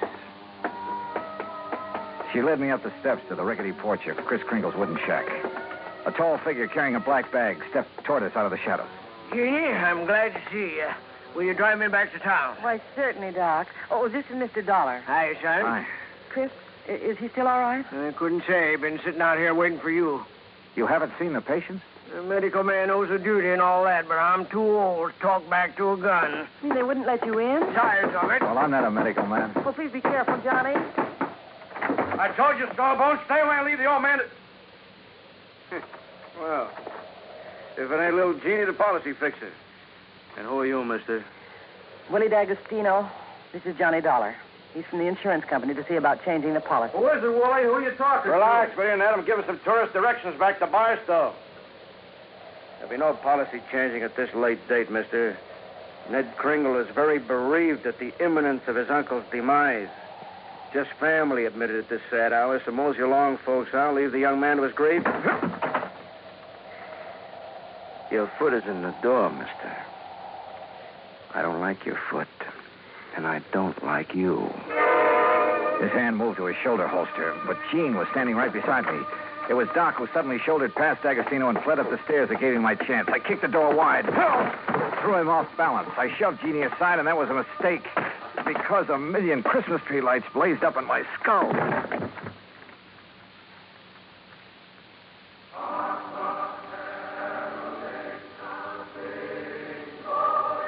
Then slowly the tree lights faded away, and I saw Jeannie fussing over me and looking worried. A young, nice-looking fellow was seated next to a marble-top table. D'Agostino leaned against the stone fireplace and dangled his gun, smiling like he had a stacked deck. He's all right, Doc? A nasty cut, but no fracture. I know how to pull my punches, Doc. The old man. How is he? No better, no worse. Just lying up there staring at the ceiling. I want to see Chris. I have a right to, Ned. I'm an old friend. Wooly, wouldn't it be okay if Gene just went up for him? No, let him die in peace. He's past carrot hoe season. Wooly, these people have a right. I said no. Now get a hero boy on his feet and shove off. Go on. Come on, Johnny. Help me, Doc. How's it going to feel, Ned? Sharing blood money with a hoodlum. Your uncle paid for that policy with a pick and a shovel. It took a lot of years, a lot of sweat. And he's had your name on that policy ever since you were born. Old man Kringle never saw pay dirt in his life. Ned had given him money to live on, paid the premiums on his policy. Chris was always tapping the kid, claiming he had a new find. He was going to mine $1 million. Wait, shut up. The old man's dying. Tell him, Ned. Tell him how the old phony was always taking the bows, making like Santa Claus with the money you give him. Willie, haven't you got a... Tell him to hold on to the money! I know he's been waiting a long time for this. Me, Willie D'Agostino, that's who. Is that true, Ned? Yeah. I thought my uncle would make a strike someday. I honestly thought he'd strike it rich. I know he tried. He did strike it rich, Ned. When he dies, every man, woman, and child in this town will mourn him. He'll live in their hearts. What will people remember about you, Mr. D'Agostino? All right, get out and stay out before I... Willie, this rifle will make a hole in your belly big enough to pass a borax team through. So you just drop that gun. Well, I don't know what the shouting's about, but you're guilty of carrying sidearms. You're threatening violence, Mr. D'Agostino. And ain't nobody does that in Calico, as long as I'm the marshal. Now, you better get. Ed Noller, I love you. So let Gladys hear that. Well, I'll see how Chris is. Doc, you tell the old buzzard that I got his Carmen back in the corral. Jingle bells and all. Yeah, nice work, Ed. Now, what's holding you, mister? Okay. All right, let's go, Ned. Let the squares have a round, huh? I'm going to stay here, Willie. I want to be here when Chris... Hey, that's a good idea. That way, no fooling around with the will, huh? Smart kid, that Ned. See you at the funeral, huh? I'll go up now. You were wonderful, Marshal. And you too, Johnny. Oh, yeah, sure. I take a nice sock on the head. Say, you folks better come up, too. Chris wants to say something. Oh, wait a second. I figured on this. The corral. Come on.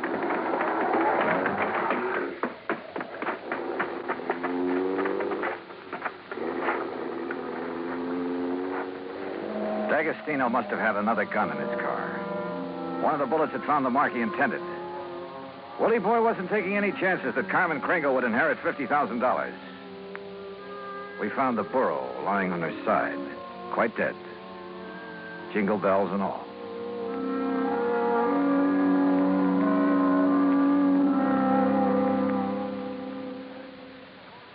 Act 3 of yours truly, Johnny Dollar, in a moment. Oh, Act 3 of yours truly, Johnny Dollar, and the Carmen Kringle matter.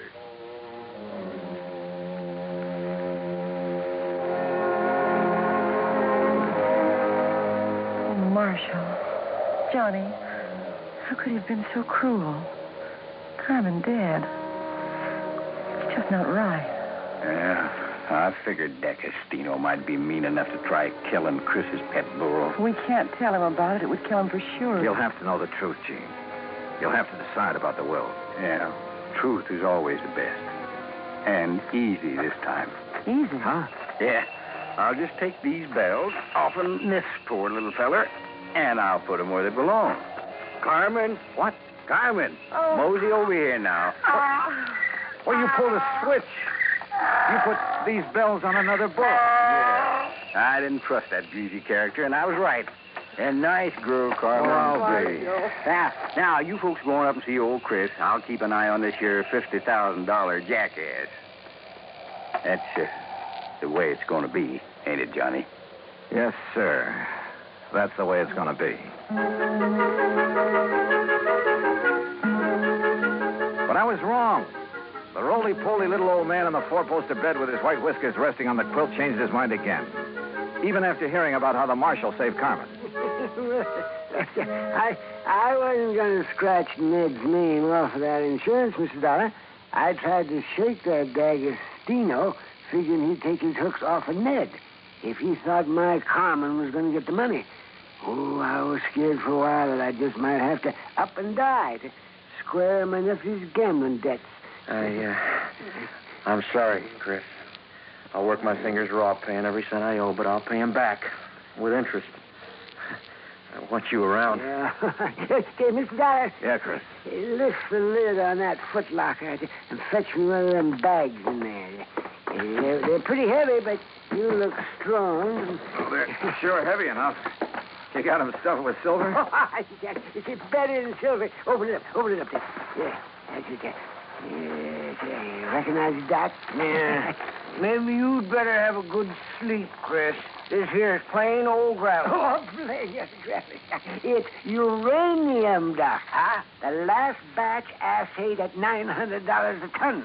And I got a mountain of it staked out. In both our names, Ned. You don't say why, Chris. Mr. Dollar, if you and Jeannie check with the Barstow Bank, you'll find that they'll extend credit on the strength of that assay.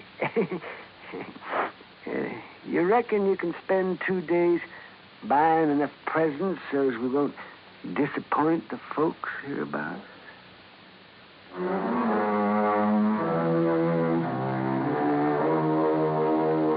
Expense account item 4, $68 even. Telephone calls to 5 principal cities where I thought Willie D'Agostino might be remembered.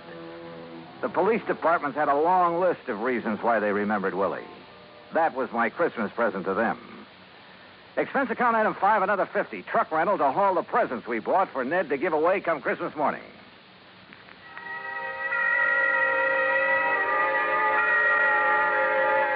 And then it was Christmas Eve. We sat on the Kringle's porch and watched the procession up to the Maggie mine. The flickering lights from the miners' lamps reflecting on the faces of the happy children. Old Chris was bundled up in blankets, his little eyes twinkling, chuckling to himself like he knew all the answers to the universe. Jean was there, too. Kind of nice. Isn't it, Johnny? Kind of nice. Marshal Ed Noller was one of the wise men in the procession. I recognized the sideburns. And Doc Spangler couldn't hide his height. Oh, he wore an awful beard. Ned Kringle led the burro that carried the Blessed Mother. Yeah, you guessed it. The burro was Carmen Kringle. Expense account total, including return to Palm Springs and incidentals, $229.75. But forget it, Pat. This is the best holiday I ever had. And I was only cold at the start. From all of us to all of you, may this be your very merriest Christmas ever. Yours truly, Johnny Dollar.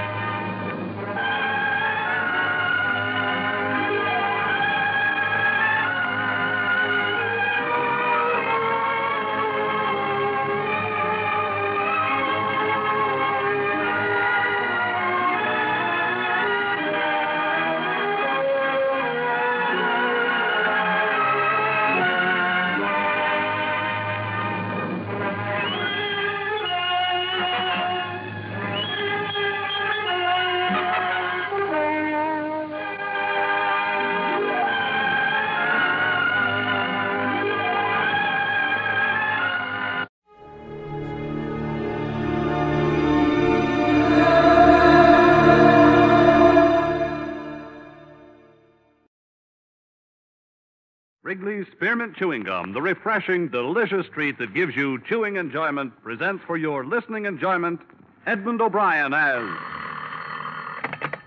Johnny Dollar. Frank Gaber at Monarch Life, Johnny. You free for about a week? What's the deal? The name is James, Mrs. Martin James. She disappeared May 25th. Her husband's a wealthy contractor in the Denver area. What's the policy price? $200,000. She better not be dead. According to the police, there's very little possibility that she's anything else.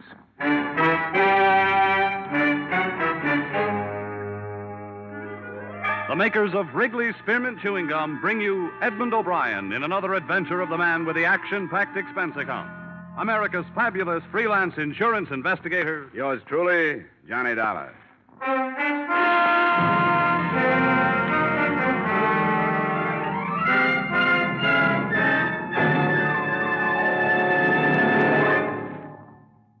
To make every day more enjoyable, treat yourself often to refreshing, delicious Wrigley's Spearmint Chewing Gum. Here's a taste treat you can enjoy indoors, outdoors, at work, or at play. The cool, long-lasting mint flavor refreshes you. The smooth, steady chewing helps keep you fresh and alert.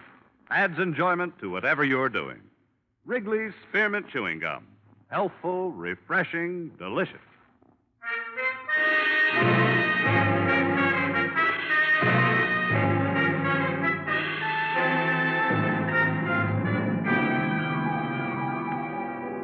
Expense account submitted by Special Investigator Johnny Dollar to the Monarch Life Insurance Company, Home Office, Hartford, Connecticut. Attention, Mr. Frank Gaber. The following is an accounting of my expenditures during investigation of the Barbara James matter. Expense account item 1, $73.87, transportation to Denver, Colorado.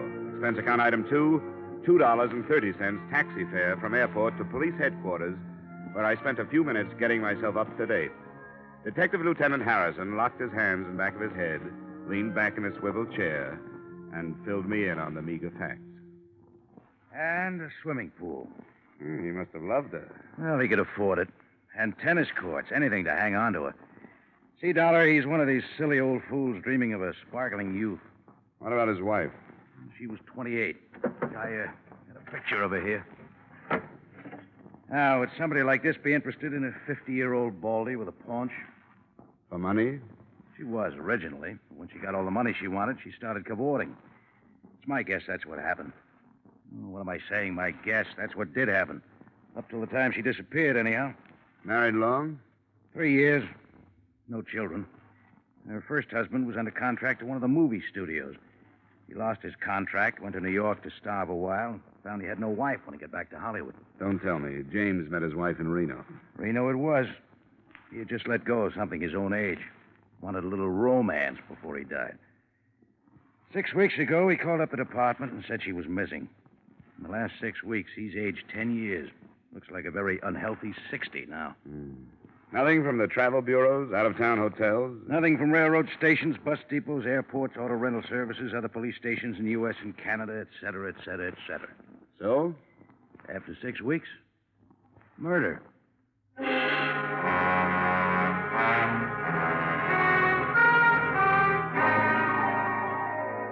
Expense account item 3, $1.50 taxi fare to the lush mansion of Mr. Martin James. On the way over, partly for pleasure, partly for business, I studied the glamour photo of the missing girl. She was standing beside a swimming pool in a bathing suit, smiling at whoever was taking the picture. She was quite a girl. The James place was a colonial-style museum piece up on a hill overlooking the city.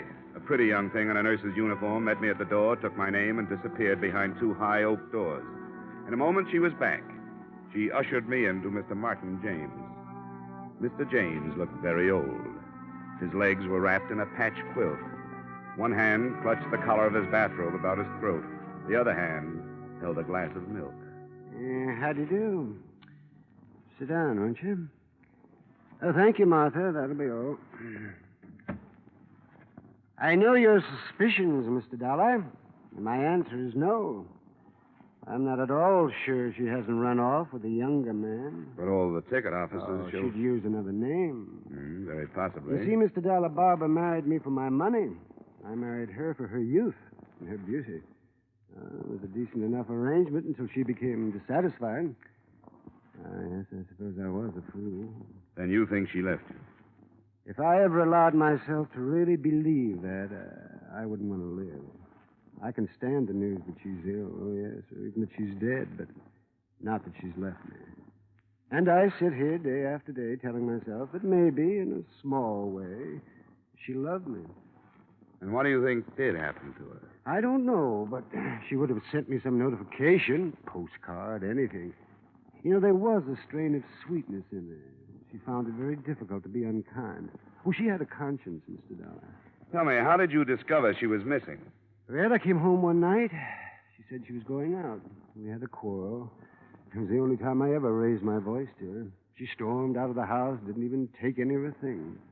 You know any of her close friends who've left town? No, I don't. But, of course, I didn't know all of her close friends. I suppose not.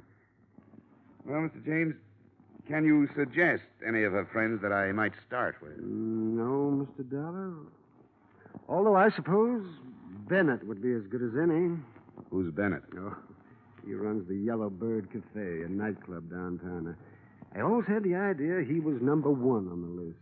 The Yellow Bird Cafe. Well, thanks, Mr. James. If I hear anything new, I'll let you know. Thank you, Mr. Dollar. Oh, one more thing. Yes? If you find her, and she did leave me, tell her she needn't come back.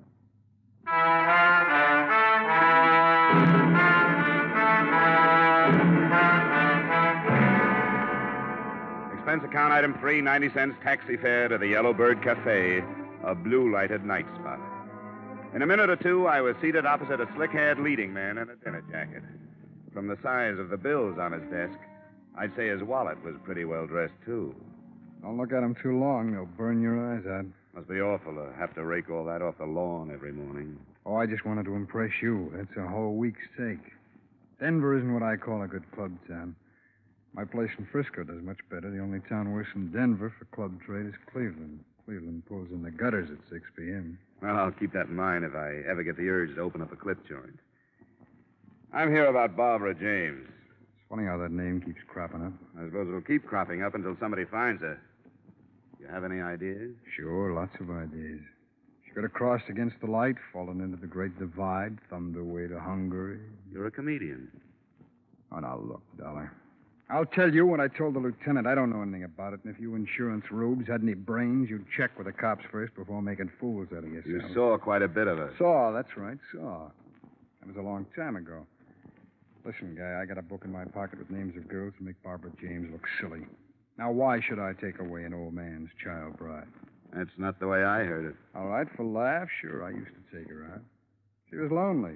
She used to come in here and sit alone at a table. I had nothing else to do. We'd dance. I'd buy her a few drinks. That was it. She gave you the brush, Bennett. Oh, yeah, sure. You don't like to be given the brush. Anytime I can't hang on to a dame like Barbara. She gave you the brush and you didn't like it. All right! All right, Dollar, she gave me the brush. I took that girl and gave her a new life. She was stuck with that old guy up there on the hill. She poured out her heart to me. Told me how it was to live up there. Well, I listened to all that. Listened like I was interested. And she turned around and kicked me. Who'd you run off with? I should remember. Your cooperation would be appreciated. Oh, get out of here. I'm busy. Thanks. You've been a big help. I hope you find her. Dead.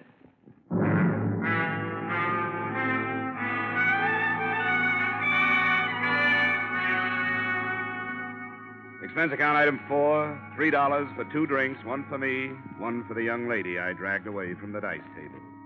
2 drinks later, I was a lot better informed. You know, if he catches me talking to you, I'll probably be fired. If he catches you, you'll deserve it. I bet they were quite a team, this Bennett and Barbara. Oh, she gave him the brush. That's what everyone says. You think she's dead? I don't draw any conclusions without having the facts. Bennett hates to be brushed. So do I. Bennett started this place on money he borrowed from James. Now, that's a new thought. Mm-hmm. Here's another. Barbara James's first husband is in town. I didn't catch the name? Fred Fogel. Another leading man. Another leading man. Yeah, I think that's worth another drink. Uh-oh. Here comes Bennett. Say, where's this Vogel staying? The Parkson. Goodbye now.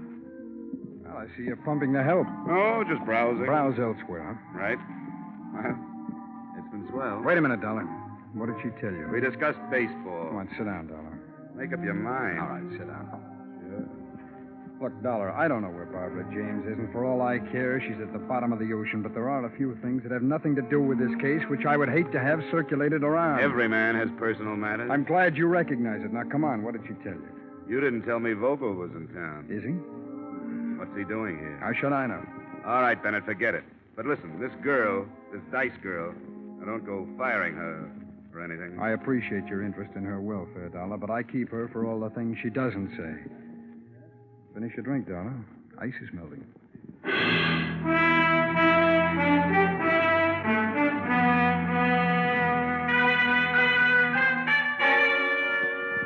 I walked to the Parkson and asked the desk clerk for Mr. Fred Vogel. He was out. I waited an hour. At 3 a.m., he came in, slightly tipsy. He got his key and went upstairs. I followed in the elevator. When I got out on his floor, he tossed me a curious glance, but that was all. When he'd closed his door and I was on his side of it, he was even more puzzled. You got the wrong room. Oh, yes, you have. We got the wrong room. Uh-uh. Now, do you mind? Are you Fred Vogel? Yes, how did you know? You were married to Barbara James? That's right. Well, come on, sit down. Let's have a talk. Now, look, I like to talk, but it's 1 o'clock. 3 o'clock. Well, you see, it's even later then. How about tomorrow? Well, I like to work at night. I'm with an insurance company. We're trying to locate your ex-wife. I haven't seen her in 3 years. No, 4. No, 3.5 years. And what are you doing in town? Just passing through from New York to Hollywood. I took the northern route. Beautiful. I shunted off this way to see Barbara again. I'd pay my respects to her new husband. Sounds too casual. You know, I'm glad you dropped in. I was out all night sitting in some crummy bar, and there was nobody to talk to. But you like a drink? No, thanks anyhow. Well, you don't mind if I have one? No, go right ahead. Yeah, when she left me, Mr. Oh, what? Anyhow, when she left me, I was destitute. Shook my confidence in myself. I always knew she was too good for me, but I never knew how much too good for me she was until she left me. Shouldn't have gone to New York. Why did you? Make money. Sure, make money. Why else would anybody be fool enough to go to New York? When I came back, she was gone. She'd gone with this guy, this James. Why did you come back, Fred? Had to see her again. 2 months I've been in town. I'm almost broke. First 2 weeks, I didn't have nerve enough to go up to her place, and then she disappeared.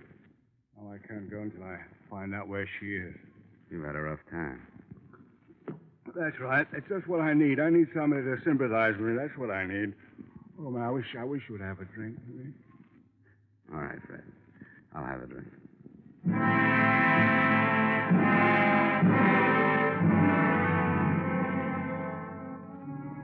I went home at 5 and slept till 11. The only reason I woke up then was because somebody was ringing a telephone in my ears.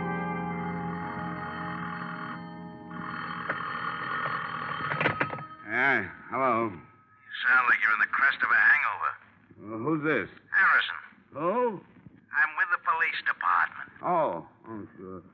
Yeah, what's up, Harrison? Did you know that Bennett was one of Barbara James' favorite people at one time? Yeah. Well, there's a girl named Dorothy, a dice girl. Yeah, very nice. Dice. D-I-C-E, dice girl. Oh, yeah, Dice Girl. We found her this morning on the highway. 4 bullets too late.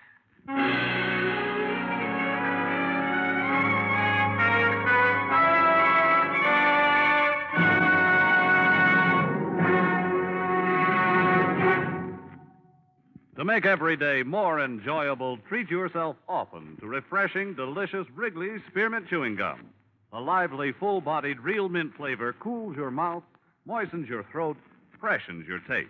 And the chewing itself gives you a little lift, helps you keep going at your best. So for real chewing enjoyment that's refreshing and long-lasting, always keep Wrigley's Spearmint Chewing Gum handy. Healthful, delicious Wrigley's Spearmint Gum will make every day more enjoyable. And now, with our star, Edmund O'Brien, we return you to the second act of Yours Truly, Johnny Dollar.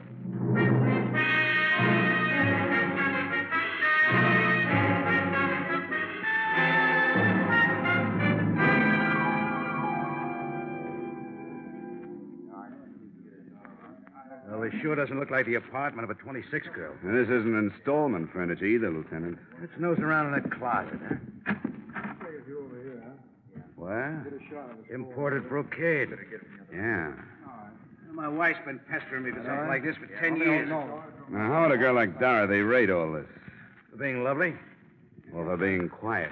Possible. It's usually the former. Yeah, that's true. Wait a second. What are you doing? Looking at this label. Martin Rifling, Denver. Now lead me to the classified. Yeah, it's very cute, Dollar. Wish I'd have thought of that. Here's the yellow book. Thanks. Let's see. Dresses. Here we are. Now, Rifling. Right here. Martin Rifling, early 5687. There you are, Lieutenant. Make the call in the name of the law. 5, 6, 8, 7. I hope they still have the records. On the other hand, a customer like this, hello, say this is Lieutenant Harrison, Police Department. Have you got the records on a Miss Dorothy Weller? No, all right, sure. What's the deal? Says I have to talk to the manager. Hello, say this is Lieutenant Harrison, Police Department. I'd like some information regarding a Miss Dorothy Weller. Yes, Weller. She had quite a substantial account with you, didn't she? 3,000. Wow. Look, who paid the bills? What? She did? Well, did she ever come in with anybody? I see. Yes, I see. All right, thank you. Nothing. She paid everything herself. The bankroll wants to keep itself a secret. Well, let's check on some of this other stuff. Probably the same deal, Lieutenant. She was getting plenty from somewhere, and the gift was strictly anonymous. Got any ideas? Same one you got.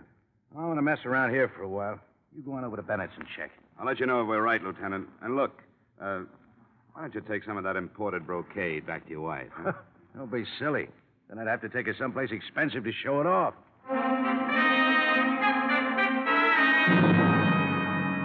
Expense account item 5, $1.30 taxi fare to the Yellowbird Cafe. It was 2 in the afternoon, and the place was quiet as a mausoleum. I went to Bennett's office and tried the door. It opened. Bennett was in his chair, bent over the safe.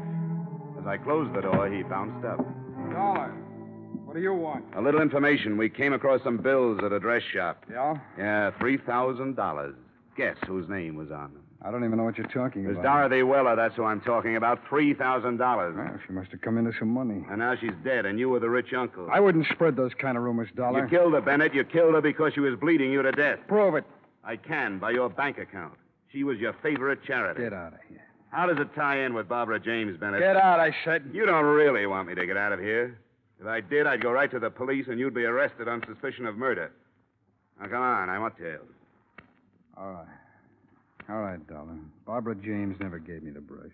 And how did Dorothy Weller fit in? I sent her with a message to Barbara the night that we were going away. I sent her up there to tell her where to meet me. The night Barbara was killed? Yeah, that's right, the night she was killed. What happened up there? I don't know. Come on, Bennett. I tell you, I don't know. She wouldn't tell me. You paid her enough. Well, not to give me information, to keep things to herself. If anybody ever found out that Barbara and I were going to run away together... So I spread the tale that she'd given me the brush months before.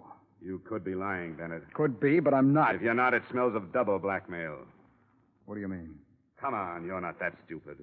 Obviously, Dorothy was playing both ends against the murder. You were supplying cash to keep your name out of the Barbara James guest book. And somebody else was paying her to keep quiet about what happened that night. Who would that be? James? You hit it right on the head, Bennett.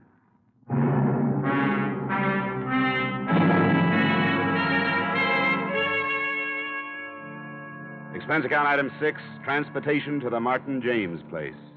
I found old Mr. James out by the swimming pool, accumulating a wrinkled tan. He sent the nurse for something cool for me, and we settled down to conversation.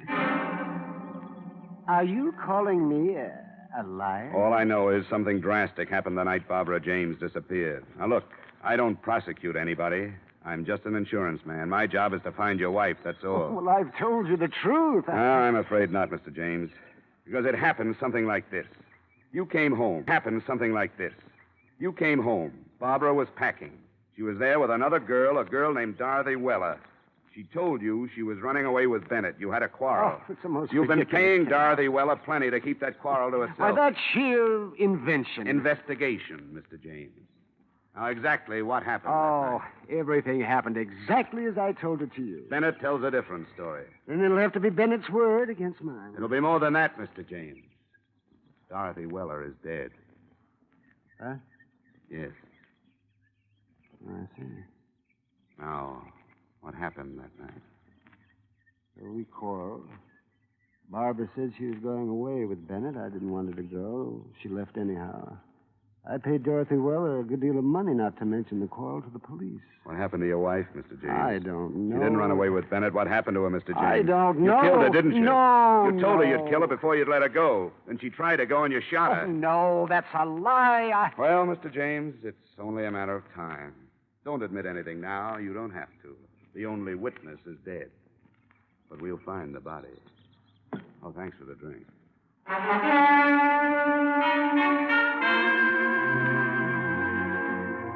3 weeks passed. Barbara James was still missing. We were stymied, no place to go. We searched every inch of the grounds on the James estate. We found nothing. The garbage disposal, nothing. The incinerator, nothing. Yet neither of us doubted that James had killed his wife. Sometimes he'd follow us around, his hands behind his back, a little smile on his face.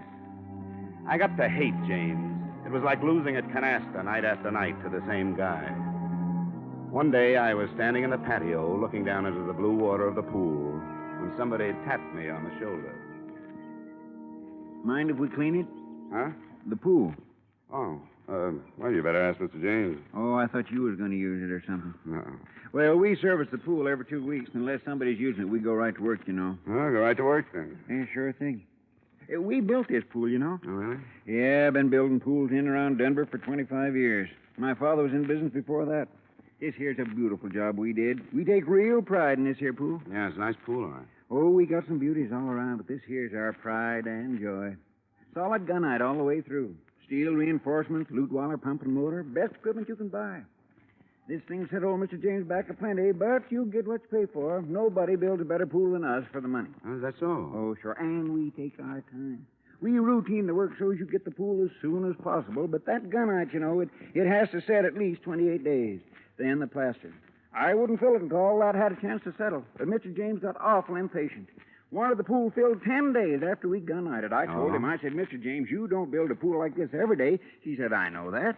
And I said, Mr. James, you want this pool right, and I'm going to make it right for you. A few more weeks ain't worth getting impatient about. Ah, impatient, was he? Oh, my, you should have heard him. But we stood our ground, you know. Oh, goodness, I wouldn't ruin a $10,000 pool for the sake of 2 weeks. Hey, what's gunite? Well, I'll tell you. Gunite's a fine cement. We blow it out of a gun at 60 pounds pressure. See, poured cement ain't as good for a pool. But when you blow the cement into that steel reinforcement we lay down, that really gets in there and sticks. Practically all swimming pools are made of gunite now. When did you start the pool, Mr. Dolph. Daniel T. Dolph. Oh, we started about, May 23rd. We excavated then. Then we laid the steel, the 26th. Then we So the night of the 25th of May, there was nothing but a hole here. Oh, no, nothing but a big hole. We got the gardener to water down so he wouldn't cave in. Mr. Dolph, I'd like you to do something for me. Oh, sure thing. Drain the pool, will you? Drain it? Uh-huh. Oh, you don't have to aerodrain a Daniel T. Dolph pool. You see, the filter system and the automatic skimmer, they take care of all the... I want you to drain it and get some air drills in here and then tear out the bottom. What? Tear out the bottom? You crazy? Tear out this pool? Well, you'll be paid for it, and I'll get the authorization. This beautiful pool? After we did a job like this, what for? What for? Maybe for nothing, Mr. Dolph.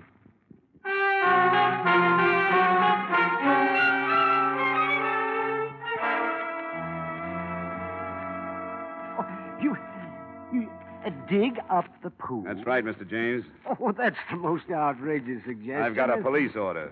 Well, then you and the police department and the company you work for better be prepared to pay the consequences, Mr. Dollar. I'll admit this is a pretty expensive hunch, but it's all right. I work for pretty expensive people.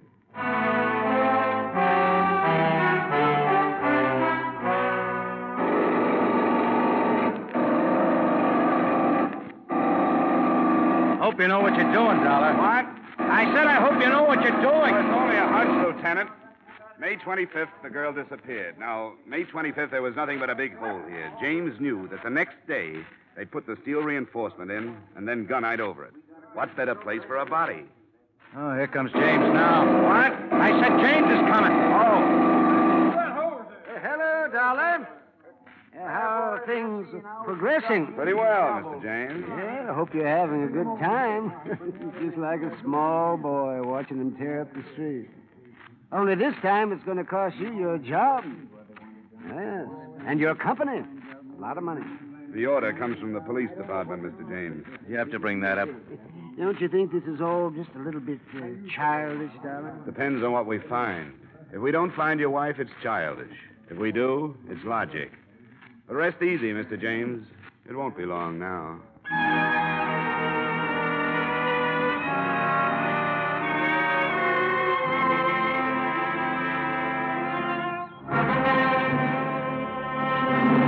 Dollar. Yeah, Dolph? I just hit a loose section. Oh, wait a minute. I'm coming down. Come on, Lieutenant. Right behind you. Yeah, right here, Dollar. You see, it shouldn't be this loose. Yeah, give me that shovel.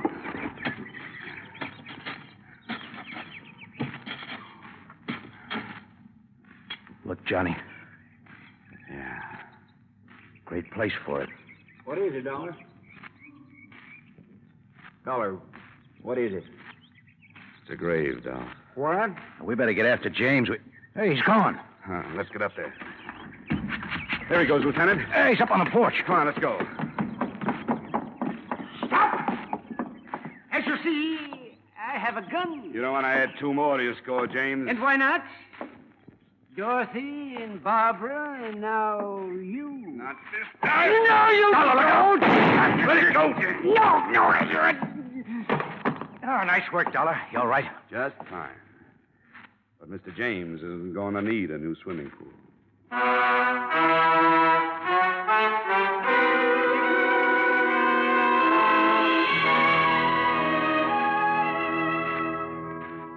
So Mr. Martin James had fashioned his wife's tomb, a foot of loam and 1/4-inch steel mesh, 4 inches of cement, and 8.5 feet of water. A good tomb made to last a lifetime. But unfortunately, it wasn't quite deep enough. Expense account item 9, same as item 1, $73.87, transportation, Denver, Colorado to Hartford.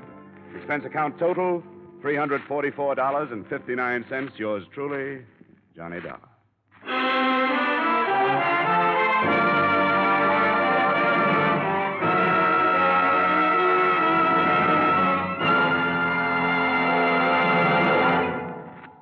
Remember, friends, to make every day more enjoyable, treat yourself often to refreshing, delicious Wrigley Spearmint Chewing Gum.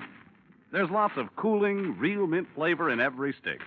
And chewing Wrigley Spearmint helps keep you feeling fresh and alert. You feel better, work better, get more fun out of doing things. So indoors, outdoors, wherever you go, keep some healthful, refreshing Wrigley Spearmint Chewing Gum handy. To make every day more enjoyable, treat yourself often to delicious Wrigley's Spearmint Chewing Gum.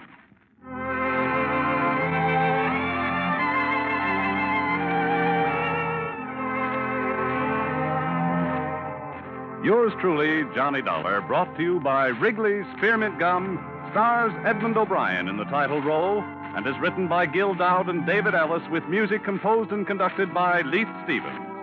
Edmund O'Brien can soon be seen starring in Columbia Pictures' production 711 Ocean Drive.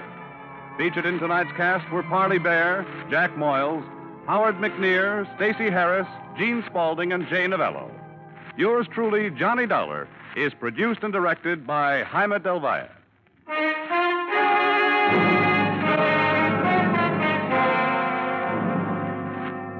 The makers of Wrigley's Spearmint Chewing Gum hope you've enjoyed tonight's story of Johnny Dollar and that you're enjoying delicious Wrigley's Spearmint Chewing Gum every day. We invite you to join us again next week at this same time when, from Hollywood, Edmund O'Brien returns in another adventure of... Yours truly, Johnny Dollar.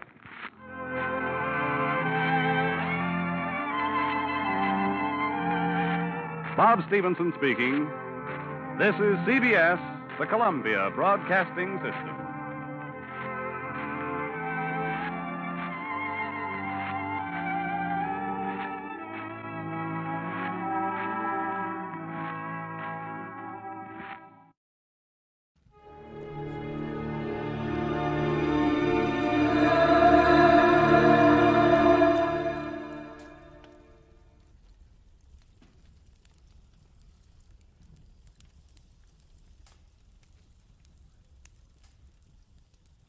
Most Saturdays at this time, we spend an exciting half hour of adventure and action with America's public hero #1, Hopalong Cassidy. Well, even two-fisted cowboys take summer vacations when they can, and Hoppy is no exception. But Hopalong and Topper will be back with us riding the CBS air trails again 1 week from tonight, September 22nd. Get this and get it straight. Crime is a sucker's road, and those who travel it wind up in the gut of the prison of the grave. There's no other end, but they never learn. From the pen of Raymond Chandler, outstanding author of crime fiction, comes his most famous character in The Adventures of Philip Marlowe.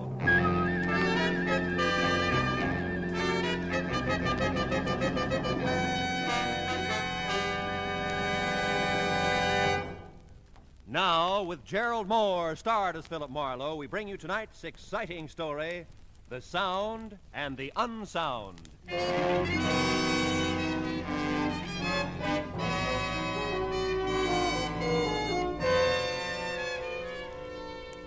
You know, in my business, you get to the point where you think you've seen everything. In fact, you get there at least twice a week. This time I was sure of it. It was 10 o'clock at night, and stretched across my apartment door was the settee that customarily covered the frayed carpet about 10 paces down the hall. And stretched across the settee was a sturdy female in her twilight years. She was sound asleep. Hey, lady. Hey, lady, come alive. Huh? Madam, you're sleeping in my doorway. Oh, evening, Mr. Marlowe. Well, I must have dozed off. What time is it? About 10. May I ask, what's the idea? Oh, 10 o'clock, you don't say. Yeah. Well, I wouldn't have slept, I don't suppose, except the light's bad in this hall. Not fit for reading, Mr. Marlowe. Yeah, well, I'll speak to the landlady. Now, Well, I guess I'd better put this settee back where it belongs. I hauled it up to your door so I wouldn't miss you. I can haul it back just fine. Yeah, I know, but you... There. Now then, you remember me, don't you, Mr. Marlowe? Lucille Bellows? Well, Letty Parmley's friend, remember? She introduced me to you one day in the supermarket. We all began to talk. Oh, sure. We had fun, didn't we? Oh, we sure did. Yeah. Oh, by the way, before I forget it, Homer's gone now, you know. Is he really? Mm-hmm. 4 months tomorrow. Thought you'd want to know. Oh, I want to know that, sure. Don't really suppose I'd have to bother you if he was still around, but since he isn't, I just came right to you the moment I couldn't stand it any longer. Yeah, well, I'm glad you did. Might as well go into my apartment and talk about it, huh? Well, now, that's mighty nice of you, but we'd save a lot of time if we'd just drive right over to the court now. That way you'd be there when it happens. Drive over to be there when it happens. I own that nice little bungalow court just off Fountain and Franklin, you know. Won't take us no time to get there if you've got a car. I've got a car. How did you get here? Walked. Do it every evening. Take a nice, brisk constitutional. Keeps an old lady like me in fighting trim. How much do you weigh, Mr. Marlowe? About 190. Why? Bet I can lift you.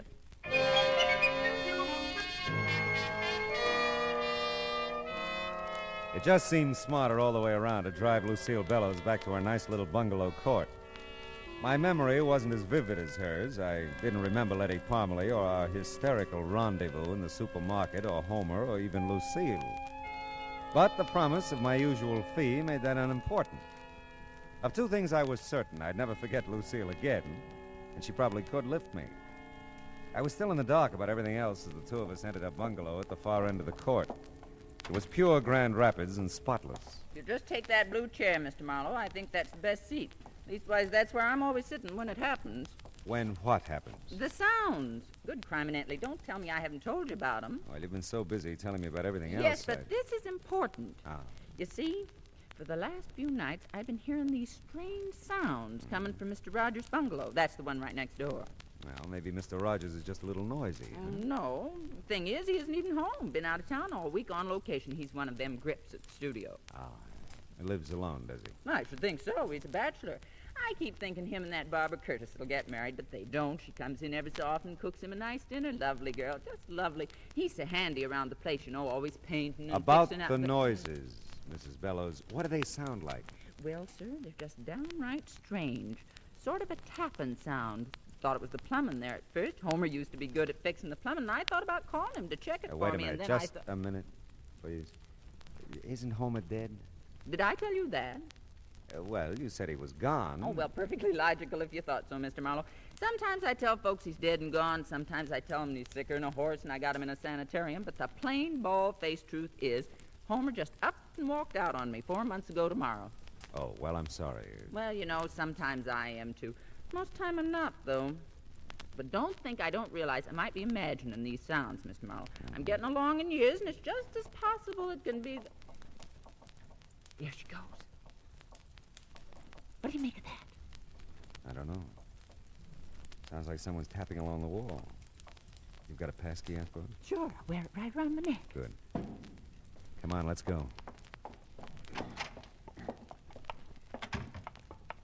By George, I wouldn't miss this for the world. You better give me the key. We don't know what we'll run into. Just put me out of your mind, Mr. Marlowe. I'm safe as here as anywhere. Okay, watch it, though. I think I saw a light in the back. I'm not sure. I'll get the lights ready. All right. No one in the living room, anyway. That you, Barbara? Great Scots, that you, Mr. Rogers? Mrs. Bellows. Hello. Thought you was away on location. Well, I just got in town a few minutes ago. The boss needed something for the company. He sent me in to get it. Well, sakes alive. Well, I'm that embarrassed at barging in on you this way. Oh, this is Mr. Marlowe, Mr. Clinton Rogers. How do you do, Well, Marlowe? I don't blame you for looking confused the way you do, Mr. Rogers. I might just as well face up to it. For the last few nights, I've been hearing some pretty strange tapping sounds coming out of your place here. And I made up my mind I'd call my old friend Mr. Marlowe here to investigate them for me. Oh, I see. Say, you don't look too good, Mr. Rogers. Oh, I'm fine.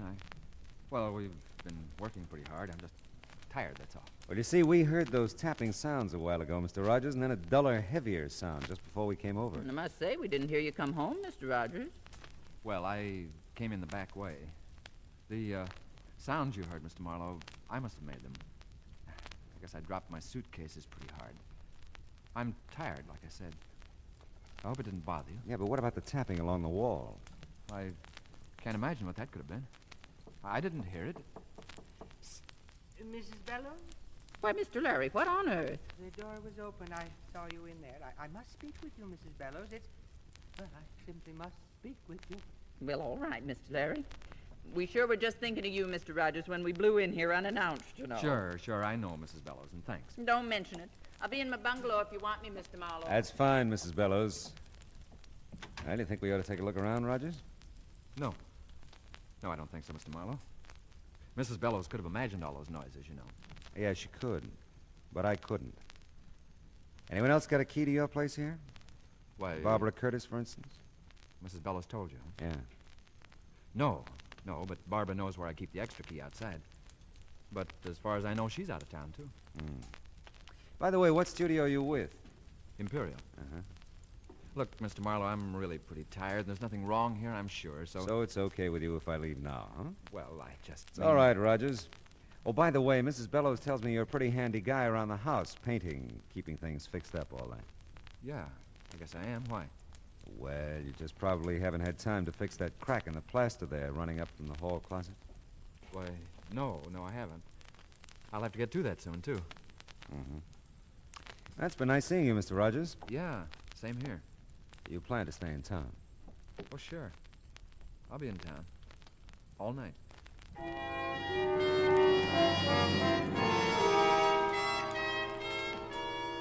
There was something eating at Clinton, Rogers, something pressing, but he wasn't talking about it, not to me anyway.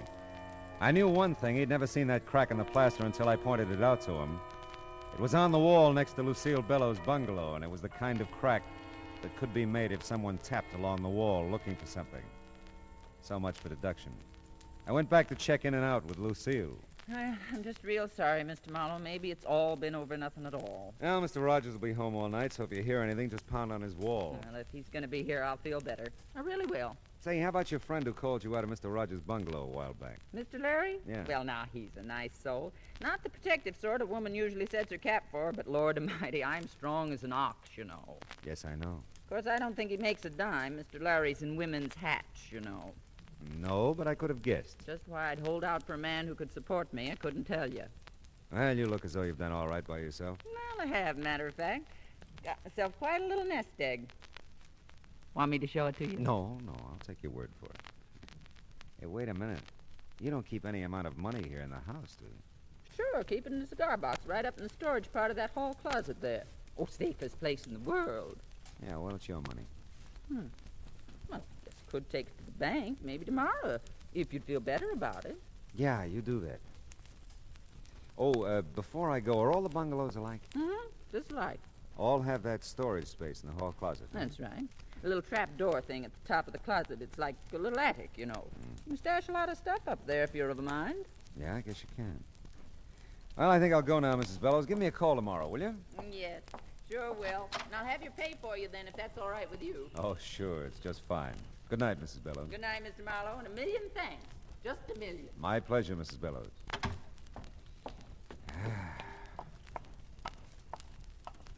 Oh, Mr. Marlowe. Oh, Mr. Larry, isn't it? Oh, yes, it is. I know who you are. I mean, the Philip Marlowe, all that. And all that. Well, that's good. Now we know each other, huh? I've really become quite chilled waiting for you to come, Lucille. Is that what you've waited to tell me? Certainly not. Confidentially, Mr. Marlowe, I know something that may interest you. Oh. Well, it's quite obvious to me that something's going on around here. Something odd, I mean. Are you closing in on a point? Because I wouldn't want you to get any more chilled. Very well, Mr. Marlowe. I'll be brief.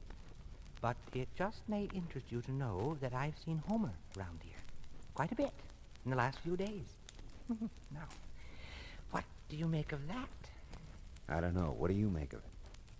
Well, I don't know. I must say, I thought it would mean something to you. Yeah, well, it might mean more to Lucille. Why don't you just trot in and tell her all about it? Well, I will. I'll just do that. And I'm sure I'll never trouble you with any of my ideas again, Mr. Marlowe. Goodness. Yeah, well, Lucille's as strong as an ox. Oh, that bed's gonna look real good. Hey!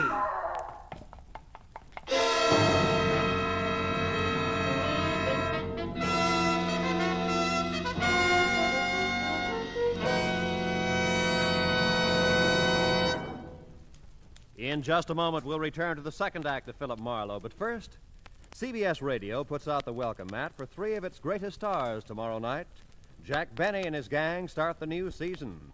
My Friend Irma becomes a regular Sunday feature on CBS Radio, and Tony Martin will rejoin Joe Stafford on the Contented Hour. Be listening for Tony and Irma on most of these same stations, and Jack over them all. More than ever before, CBS Radio is the star's address. And now with our star, Gerald Moore, the second act of Philip Marlowe, and tonight's story, The Sound and the Unsound.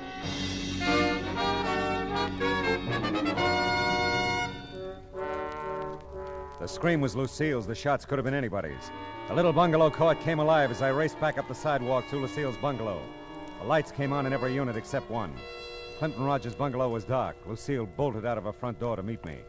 Oh, Mr. Marlowe, thank the good Lord you heard me. Where'd the shot come from? Mr. Rogers' bungalow. Here, take my key. Oh. I've got to tend to Mr. Larry. What's with him? Fainted dead away when he heard the shot. Oh. I'll come in as soon as Mr. Larry comes to. Okay.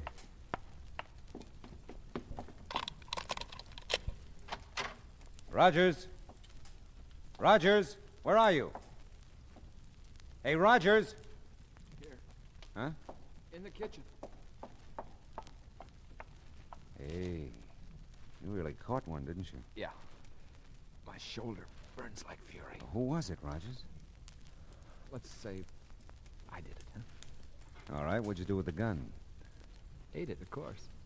Oh, now, look, I'll have to call the police. It'll be a good idea if you tell me what happened. Listen, there's a bottle in the first cabinet there. Get it, will you? I need a drink. Okay. Just uncap it. I don't need any glass. Here you go. It's great. Burns, too. Everything burns. Here, have a drink. Thanks. Well, okay, Rogers, I gotta call him now. Yeah, okay. First, though, listen, will you call the studio? Yeah, I'll call him after we get you to a hospital. I'll tell him you had an accident. No, tell him I quit. Quit? Yeah. What, look... No, don't argue. Just tell him that. Okay, it's a promise. Now... And listen. Tell Barbara to... Yeah, Rogers, tell Barbara what? Tell her to...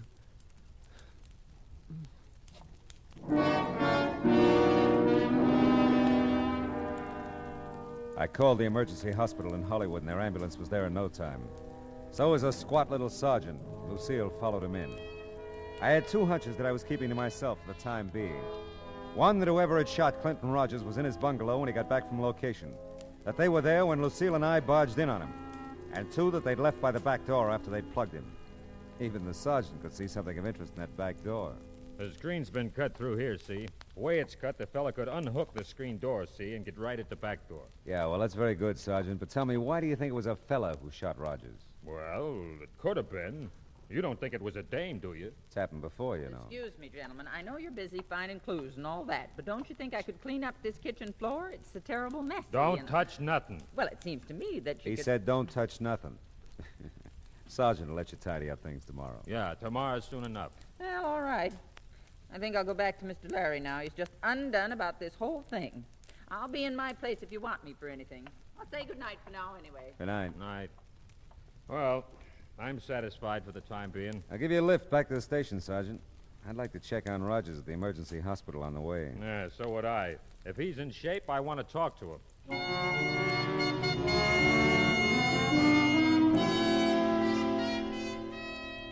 The news from the emergency hospital wasn't too good. They'd taken a slug out of Rogers' shoulder at 38. He'd lost a lot of blood and was still out. I left Rogers' phone number as the place I could be reached if his condition changed. And before I left, I checked the city directory, which made my next stop a very interesting one.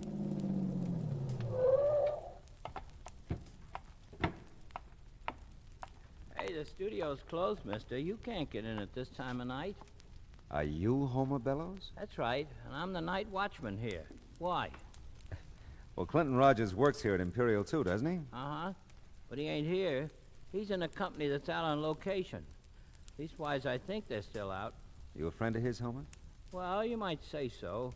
I know him. You used to live next door to him, didn't you? Yep, I did. Hey, who are you, anyway? Well, I'm a guy who wants to know what you've been doing around Rogers' bungalow recently. Rogers' bungalow? Yeah. Been doing nothing, except passing it on my way to my wife's.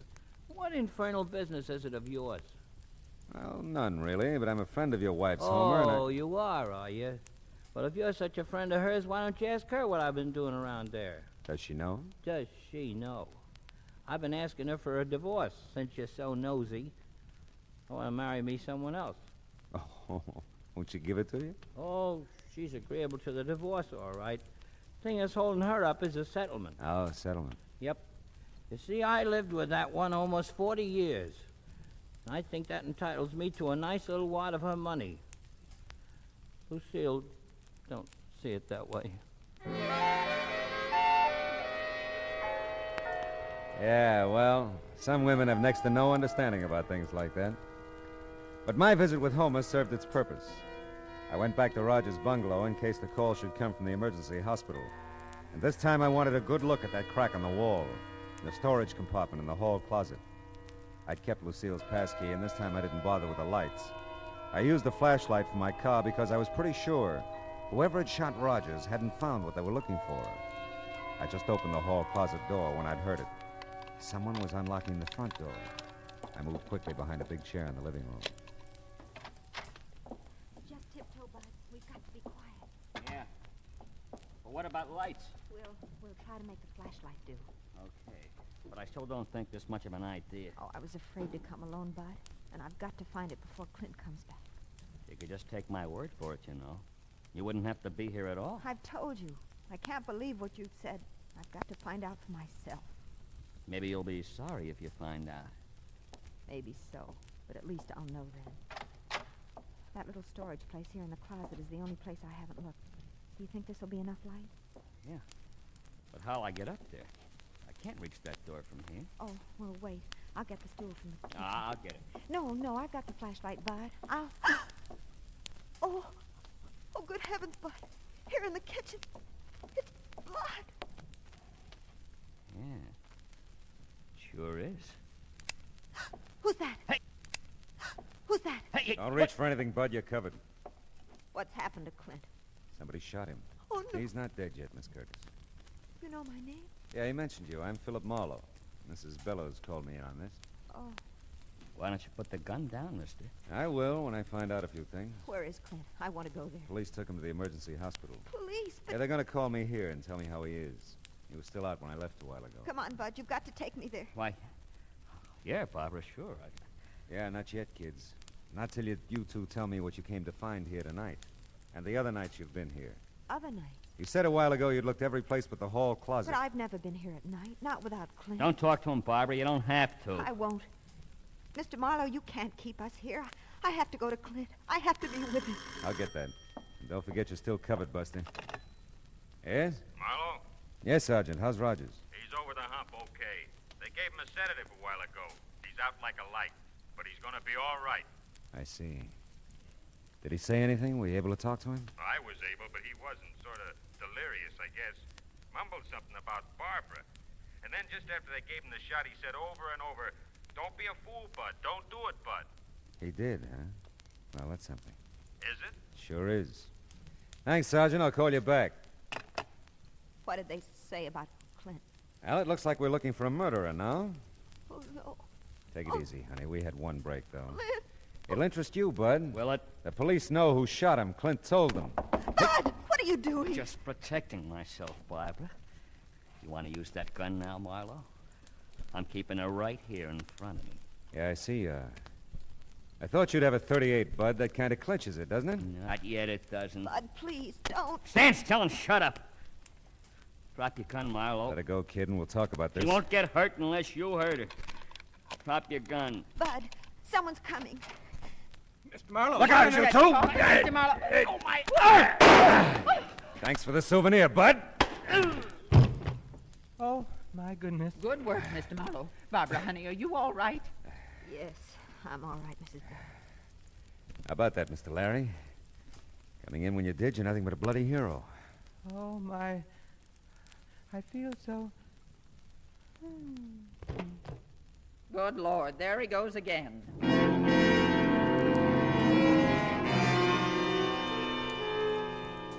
Lucille was a past master at reviving him by now. She hauled him sack-style over to the couch while I told Barbara her Clint was going to be okay. I kept Bud immobilized until the squat little sergeant arrived with a squad car. They hauled him away. I dug the 38 slug out of the plaster and gave it to the sergeant. When the show was over, Mr. Larry obligingly snapped to. You feel like walking, Mr. Larry? I could carry you to your bungalow, you know. Oh, mercy, no, Lucille. I'll walk. If you'll just let me use your arm for support. You're just welcome to it, I'm sure. Can I help? Well, no thanks so much, Mr. Marlowe. We'll manage. You give Mr. Rogers my best, Barbara. I will. I'll be glad to. You know, Lucille, I'm beginning to see the value in the love and protection of a strong woman. How about that? She'd be good for him, too. Yeah.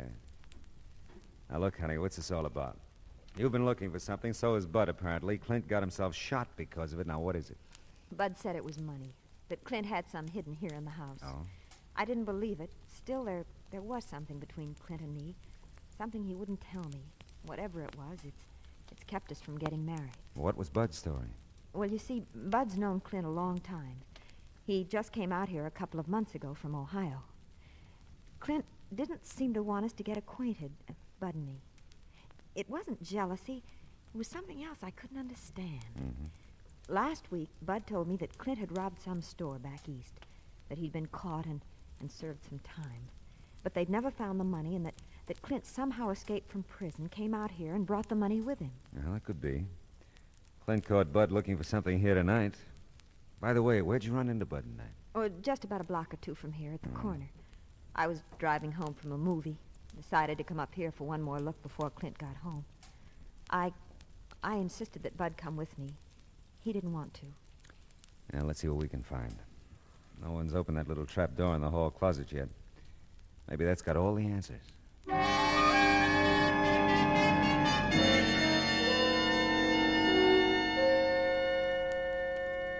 Why, it's a strong box, isn't it? Yeah, it's not very heavy, though.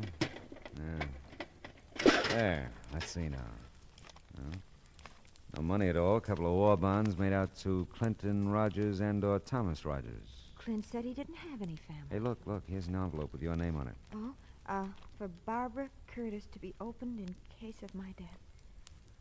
I don't know what to do. Well, don't look at me, honey. I can't decide for you. You will go with me when I tell him, though, won't you? Sure I will. Let's see. My darling, this newspaper clipping will tell you why I couldn't marry you. When you read it, you'll see why. I love you, Clint. I'm afraid to read the clipping, Mr. Marlowe. Let me see it. Not pretty, honey, but it isn't about Clint. But then who? It's about Thomas Rogers, who at the age of 16 murdered his father and mother. The story says he escaped from the Ohio asylum for the insane in June of this year. Officials think he may attempt to contact his brother Clinton in California. And Bud is... Yeah, it's his picture with the story. Oh, Clint, poor Clint. What a horrible, horrible thing for him to live with. Yeah. But, honey, Mr. Larry said it a little while ago. The love and protection of a strong woman. Clint has it, Mr. Marlowe. I've never been so strong or so protective, and I've never loved so much.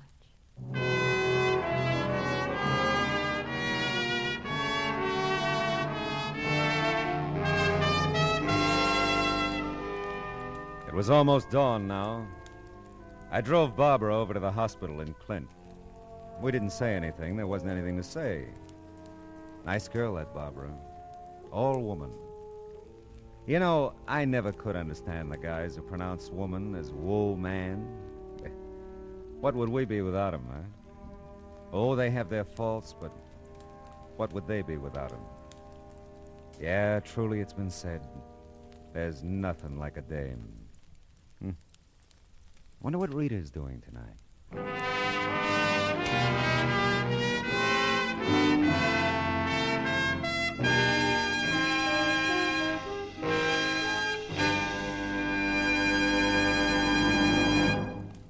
The Adventures of Philip Marlowe, bringing you Raymond Chandler's most famous character, starring Gerald Moore, was produced and directed by Cliff Howell and written for radio by Kathleen Height. The cast included D.J. Thompson, Olin Soule, Ted Osborne, Frank Gerstle, Arthur Q. Bryan, Shirley Mitchell, and William Tracy. Gerald Moore may currently be seen in the Santana production Sirocco. The special music for Philip Marlowe is composed by Pierre Garrigank and conducted by Wilbur Hatch. Now, here again is the star of our show, Gerald Moore. Thanks, Roy. Ladies and gentlemen, boys and girls, tonight's broadcast concludes our current series of the adventures of Philip Marlowe. I understand it won't be very long until we meet again. So until we do, we won't say goodbye. For just so long. See you soon. I still wonder what Rita's doing tonight.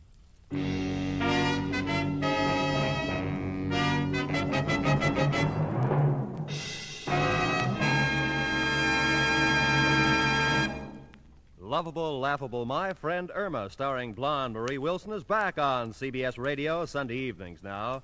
She'll move in tomorrow night at most of these same CBS radio stations, bringing her skeptical roommate, Jane, her permanently jobless boyfriend, Al, Professor Kropotkin, and all the others.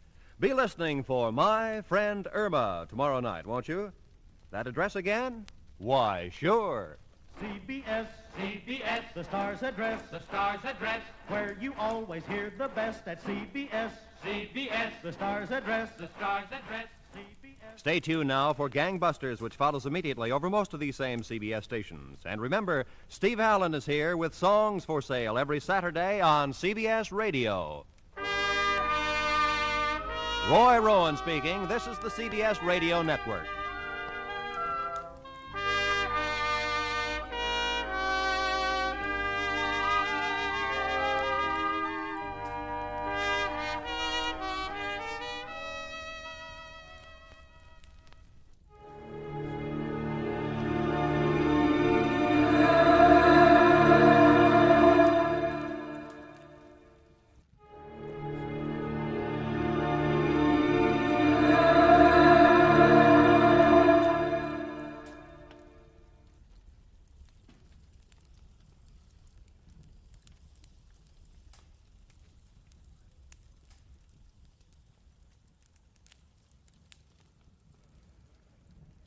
Get this and get it straight.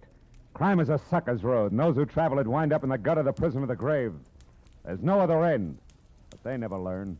From the pen of Raymond Chandler, outstanding author of crime fiction, comes his most famous character in The Adventures of Philip Marlowe.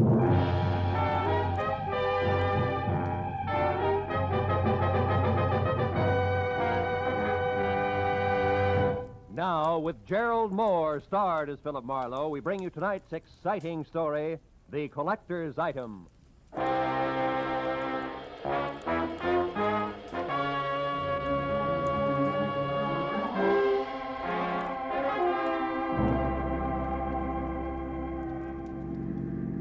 Hey, turn the corner, cabbie. Don't lose them. Don't worry, mister.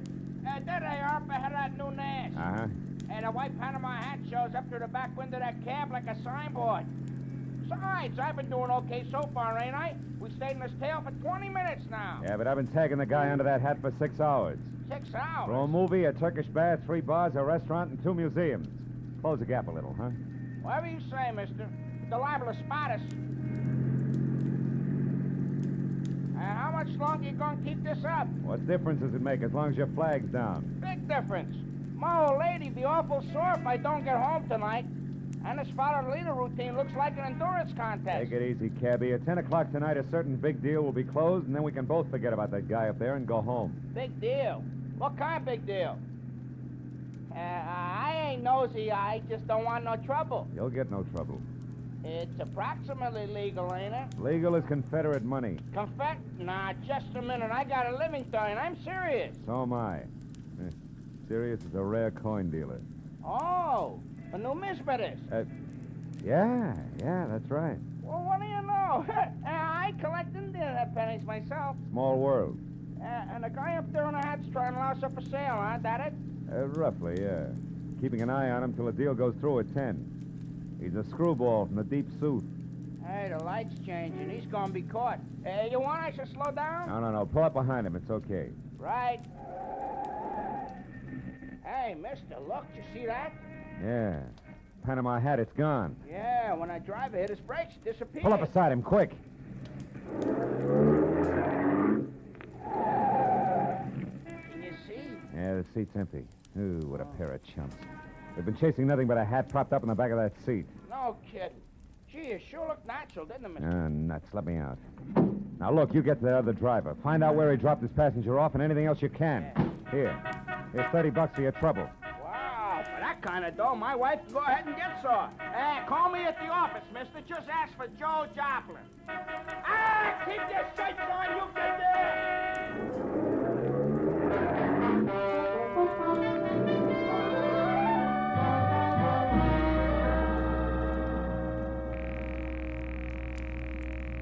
Come on, Rayardi, be there. Be there. You'll go off like a Roman candle. Come on, be there. Hello. Hello, Leon Rialdi speaking here. Marlowe, Rayardi, I got bad news for you. Huh? Our boy, Seth Appleboro, pulled a backwoods gag on me, and I fell for it, flat on my face. He shook me. I don't know how long it happened, but... But I do. I know exactly how long ago. Appleboro was here. He was? He was in my shop. He's a madman, that madman.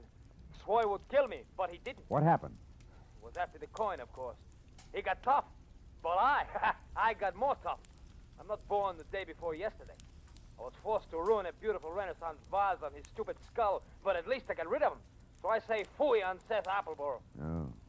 I beat him up myself, you hear? And I throw him out. It's finished. So at 10 I shall sell the coin to Pierre Bowman as arranged, and that will be that. Well, glad to hear it, Rayardi. To send the check to... Just a minute, Mr. Marlowe. Huh? Who's there? Who's back there? Who is it? Rayardi. Hey, Rayardi, what's the matter? No, wait. No, listen, dog! Rayardi! Marlowe, you... Rayardi! Rayardi! Rayardi! I ran out of the phone booth, hailed the first cab that came along, and headed for 113 Marion Avenue. Leon Rayardi's shop was a narrow cell with tattered green shades drawn over dingy windows. The front door was locked, so I went around to the alley where I'd left my car earlier. The back door to Rayardi's was half open. Coyote sat on the floor, his legs straddled out, his head slumped against the bottom drawer of his desk like a drunk too tired to look for the way home. Beside him on the floor was all that was left of the reason for it. A small open box lined with blue velvet and labeled Unique, Confederate States of America, $50. One of 4 struck at New Orleans Mint, 1861. Only piece of this series now in existence. Source, Colonel J.J. Appleboro Collection, 1880. But the box was empty. The 4 bits worth of Confederate money was gone. I picked the phone up in my handkerchief and called the cab company office. 2 minutes later, I had Joe Joplin. Yeah, I got that other driver okay, mister, but I couldn't pry much out of him. Even the hard way, I tried. He left that southern drawl off at the Wilshire Gardens, Villa 9. And he got orders to take the Panama hat on a $10 drive around town. That's all? That's all he knows. He thought it was some kind of joke. Wilshire Gardens, number 9. Okay, Joe, Yeah. thanks.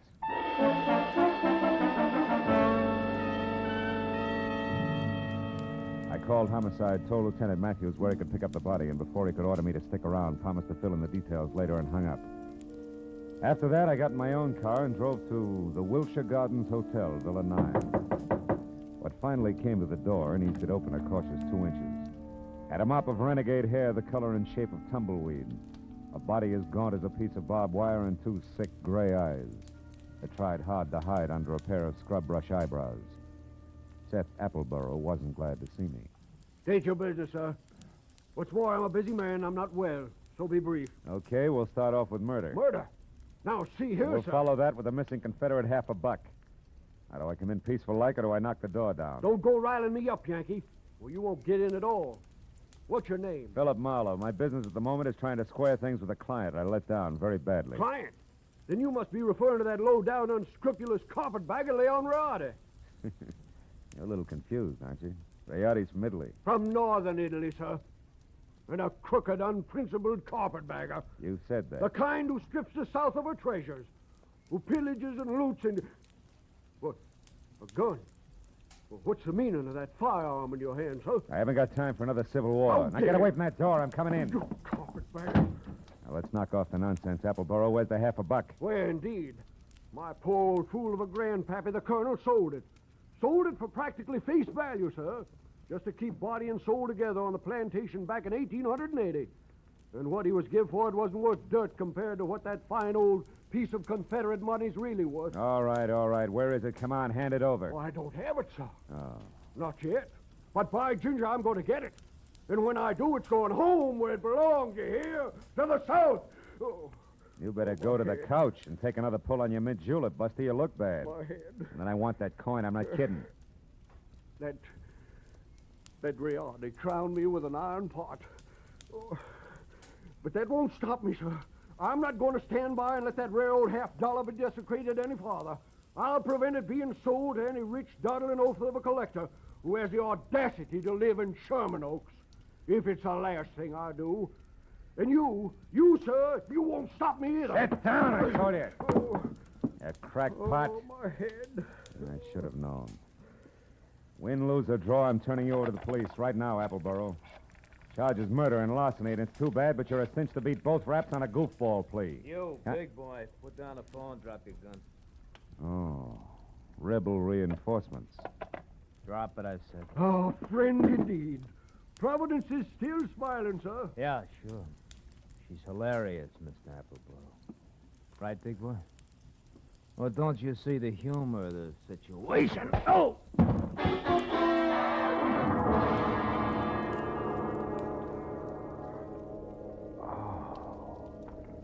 The stranger had a flat, saucer face.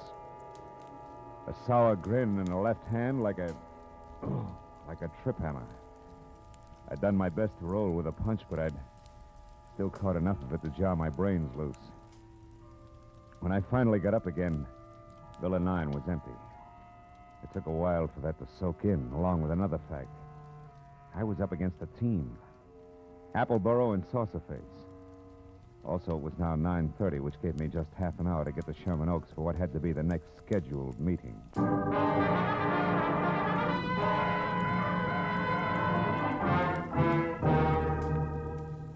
The Boneman Mansion on Clooney Drive, from Giant Iron Gate out front through overgrown grounds and up to the entrance. Looked a lot more like the prop room at the Metropolitan Opera than anybody's residence.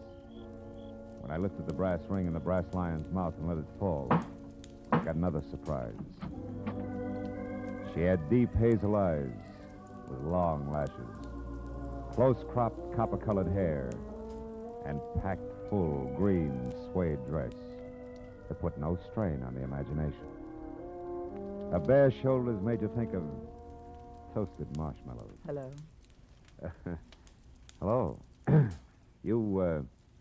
You wouldn't be Pierpont Bowman, huh? And you must have had some reason for knocking, other than window shopping. Yeah. My name's Marlowe. I used to work for Leon Rayardi before he was murdered tonight. Murder? Mm-hmm. Is this supposed to concern my Uncle Pierpont? Yeah, I think it does. From the fuss that's being kicked up about 4 bits worth of Confederate money, you'd think that it was a chest of Easterling sterling silver. Only 4 bits, huh? Uh-huh. Yes. Yes, I'm afraid he is vitally interested. Come in, Marlowe. Wait here. All right. Uncle Pierpont, come here. Huh? What's the matter, Christine? There's a man here to see you, a Mr. Marlowe. You'd better talk to him. Oh, what do you want? Huh? Oh, you. What is it, Marlowe? Now, it's about the $50, the one you intend to buy from Leon Rayardi, Mr. Bowman. Oh, yeah. Well, what about it, man? Rayardi was murdered tonight. Now, that murdered, you say? Mm-hmm. If that's true, he hasn't had time to hit the ground yet. What's your game, Sonny? You must have some kind of a game. What is it? No games. I'm telling you, Rayardi was shot and the coin stolen. Are you sure about that? Are you positive? No mistake? Are you certain, Marlowe? I couldn't be more certain if it was tattooed on my forehead. I heard it happen and saw his body over an hour ago. What do you think of that, Uncle Pierpont? Marlowe looks at dead bodies, too. I think it's poppycock. Yep. What do you think, Chris? Wait a minute. Let me tell you what I think. It's more to the point. I came here because I'm also certain that the man who killed Rayardi is the man who took the coin. And that he'll show up here in the next few minutes posing as Rayardi and try to sell you that $50 as planned. I want you two to help me get him. You know, Marlowe, I think you're bombing. Now, look, baby, I've had quite enough... Hold on now. There's just one teensy thing wrong with your little scheme, Marlowe. You see, 10 minutes ago, Leon Rayardi, or someone who said he was Leon Rayardi, was here. I gave him $37,000 cash as agreed, and he gave me this, the only one of its kind in the world, the 1861 Confederate $50.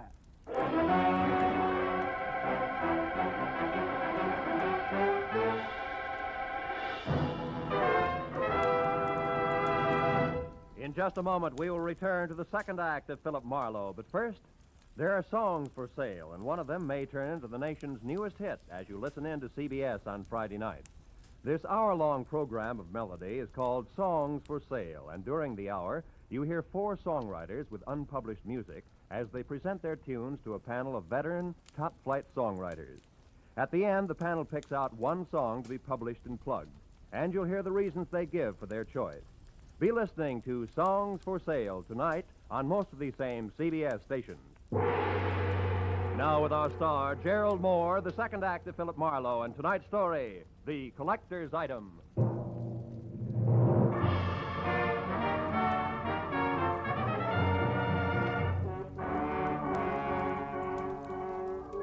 When the wobbly screwball collector clinked the $37,000 50-cent piece on the tabletop in front of me, his eyes flashed on like a pair of unfrosted light bulbs. And something close to frost started to collect in the upturned corners of his mouth that smiled like the cat that had just eaten the canary, cage, birdseed, and all. There was little doubt about it. Septuagenarian Pierpont Bowman was what an eccentric would call eccentric. And he was very unconcerned with the murder of Leon Rayardi, and very fuzzy about what Rayardi's impersonator had looked and sounded like. I'm afraid I can help little on that score, Mr. Marlowe. Only had eyes for the coin. And what a coin she is. Why, son, Mr. Bowman, you've got to remember something. Height, build, color of eyes, hair, voice. Yeah, voice. Was it a southern accent? Think, Mr. Bowman. Southern accent? Yeah. Mm-hmm. No, Mr. Marlowe can't say if it was or not. My hearing isn't all it used to be, you know. But Christine here, now maybe she could... No. Christine wasn't in the room. Answered the door myself. But I did see him come up the walk, Mr. Marlowe, from my room upstairs. He was tall, about your height. Oh, no, perhaps a mite shorter. And he wore a gray suit. No, darker than gray. Sort of light blue shade. Oh, I that's think, great. like a- Yeah, thanks a lot. And before I start reaching for a butterfly net myself, I think I better get back to Seth Appleborough's place on Wilshire. Why there? Surely if he's the guilty one, Mr. Marlowe, he won't wait to be apprehended. Not on purpose, no. But when I last ran into him and his buddy saucer face, he was fighting an acute case of vertigo. Might have collapsed since. And besides, I don't know where else to go. Oh, but, sir, why must you go any place? The police will attend to that Mr. Appleborough. Now, look, Mr. Marlowe, here on the rim of the Mr. coin... Boneman, this may mean nothing in the Numismatic League. But I went to work for Leon Rayardi to protect him, a job I didn't do. Also, losing clients this way is bad for my business and conscience. Good night, and happy gathering coins in May. Mr. Marlowe, wait, please. Please, Mr. Marlowe, let me see you out and explain something. Be just a minute, Uncle. Now, what is it? I'll pay you $500, Mr. Marlowe, not Confederate dollars either, to see that Uncle gets his money back and that the coin is returned to that Mr. Rayardi's estate. What? You're against the deal? Why? Because it's the 100th one in the past 2 years. You hate to see the money you'll one day inherit go to a bunch of screwballs, huh? Why, you foul-minded, no good... I've got news for you, Mr. Marlowe. It's not my inheritance I'm concerned with, it's my uncle's. In spite of this mansion and all the junk in it, that $37,000 was every cent he had left. Okay, kid. In that case, 2 points. 1? I had the slap coming. 2, I'll do my best to back up everything to where I came in. Good night. Good night. And Mr. Marlowe, Yeah. I didn't enjoy slapping you.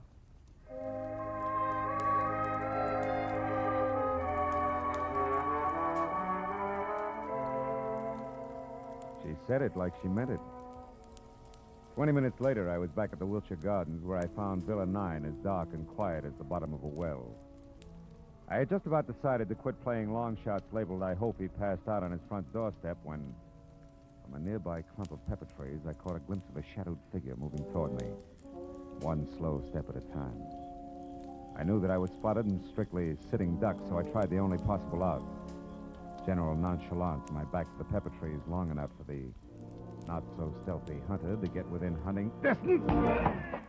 And a good evening to you, Brother Appleborough. Now, sir, get up and start talking. What? Well, saucer face. Thought I had your partner. Hey, not wrong, Hasty. You're still doing it. Appleborough's my partner, like you look good in tights. The name is Locke, Fred Locke, Treasury Department. Treasure. You mean you're after Appleborough? Uh-huh. I sapped you because from the gab I overheard, I figured you were nothing but a lone wolf shooting with a coin. Oh. Appleborough, friend, is big game. He's wanted on half a dozen counts, a lot more important than this Confederate $50. Yeah, but he must have gotten away from you because He did. Jumped out of my car a couple of blocks from here. But how do you know about that? Who are you? Oh. Well, name's Marlowe. I'm a private detective, license included. Wait a minute. Here. I know that Appleborough got away because he's already been up to the Boneman place where he posed as my client, Leon Rayardi, who, incidentally, he killed so he could sell the Confederate lucky piece up there for $37,000. Quite a hunk of change. Mm-hmm. Well, sorry we crossed our wires, Marlowe, and thanks for the word. Oh. But don't worry, he won't get far. Us T-men will see to that. Keep in touch with the department if you find out anything, will you? Sure. Oh, say, Locke. Yeah. Just a hunch. Oh, like what? Like you're a cockeyed liar. Like Treasury men don't call themselves T-men. Any more than private detectives call themselves private eyes. Now, Locke, let's try inside your jacket. And one, get rid of this non-Treasury Department Luger. And 2, check the wallet and see if at least Fred Locke is your real name. All right, it's my name. Yeah, surprised it is. An out of imagination, T-man. Come on, get up and start working on a few other questions like where Seth Appleborough is at the moment and exactly what that guy in his was boss. Well, do we keep this up all night? No. I'll tell you everything. Okay. I'll tell you everything. Okay. Now, first the setup. Come on. Yeah. There were 2 of us. Me and Adam. No!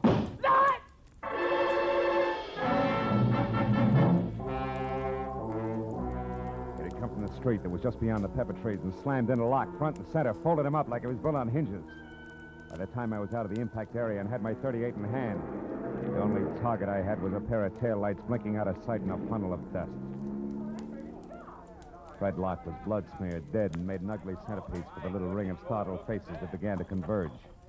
I stepped back and became just another sightseer, when a small, bald man with a large white eyebrow and lots of worry stamped on his face began to do his lamenting out loud. He was the Wilshire Gardens hotel manager and didn't care much for public spectacles on the home grounds. Oh, my goodness. 1 minute that Mr. Appleboro unconscious in his car, and the next this man is shot to death. Hey, wait a minute. Appleboro's unconscious in his car? Where? At the other end of the grounds. There's a nasty cut in his forehead. One of the guests just found him there. I was just about to call a doctor. Never mind the doctor. Show me the way. Come on.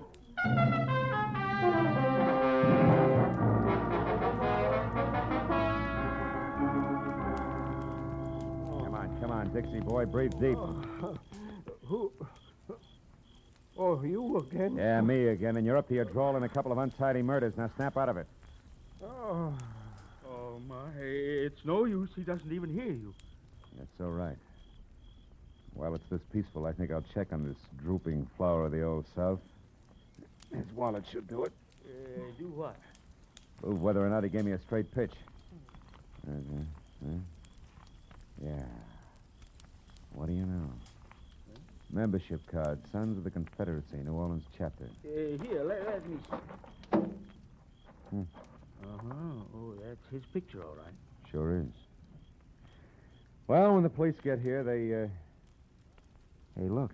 Yeah, what is it? His wristwatch was smashed against the dashboard. So it is.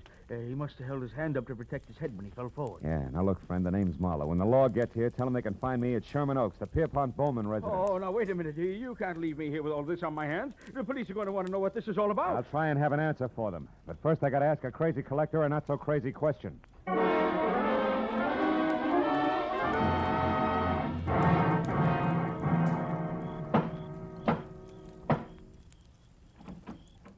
Well, hello, Mr. Marlowe. I was hoping you'd come back. No flowers and candy, honey. This isn't a social call. Then what brings you here? Your uncle, is he still up? Yes, but he asked not to be disturbed. Why? I got a picture I want him to look at. What kind of a picture? A man. Possibly the man who sold him the coin tonight. Now, where is he? In the gun room. Oh, but he'll scream bloody murder if we bother him. That's the subject on hand. You mean you found out who killed Leon Riardi? No. I found out someone else has been killed. Come on, huh? Over that coin? Who was it, Marlowe? Guy named Locke. We'll get to the fine print later. Is this the room? Yes, but He's Uncle... just the man I want to see. Oh, Mr. Bowman, you. Well, it's quite a blunderbuss. Look, point that somewhere else. So it is. But don't let it worry you, Mr. Marlowe. This harquebus hasn't been fired in 300 years. That's great. Let's not spoil its record tonight, shall we? Here, have a look. Fine workmanship. Later on. Right now, Mr. Bowman, I want you to have a look.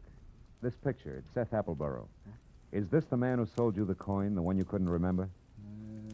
No, not the party. Now, on this gun, Mr. Marlowe... Uncle, we've had another murder. Huh? Oh, my, that's too bad. But what's all that got to do with me? I'm not sure. But, Mr. Bowman, if Appleboro wasn't the one who sold you that hot half a buck, it must have been an item named Locke. Huh? The saucer-faced buddy I told you about before. Oh. The one who sapped me at Wilshire Gardens. Oh, very interesting. And perhaps tomorrow, Uncle, please. Go on, Mr. Marlowe. Well, there isn't much more. When I left here and I went back for Appleboro, I ran into Locke. We mixed it up, and I was just about to get him to talk when he was shot out from under me. What? Appleboro did it? He shot Locke? No, he couldn't have. Oh, why not? Because Appleboro was out cold in his car at the time. Then all you really know is that Appleboro didn't kill this Locke. Oh, I know a little more. I also know now that there's a third interested party mixed in. Who? You, maybe. Uncle? What? Me? Sure. You could have killed Riardi via a hired flunky like Locke. Sold yourself the coin. After all, you're broke. It's been done before. You're mad. It's insane, Marlowe, the idea. To think that Uncle would hire the likes of Fred Locke. Why, it... Slips, Christine? You shouldn't have known Locke's front name was Fred, should you? I never mentioned it. What? Christine, you mean that... I mean that nobody moves. Christine. Oh, fine. This is one gun in here that's no relic.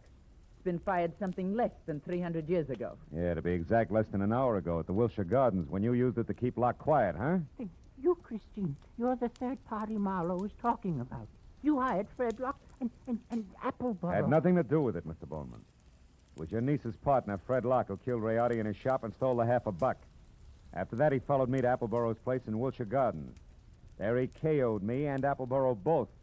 Then came out here and sold you the coin. Posing as Rayardi. Correct. You can both go to the head of the class. Not yet. One question, teacher. Why did Locke go back to Appleboro's? Couldn't have been just luck that I found him there. It wasn't. He was afraid Appleboro had seen him kill Rayardi at the shop. He had to know for sure. Your turn, Uncle. Why did you do it, Christine? I was sentimental, Uncle. I wanted at least the last of your money as a keepsake.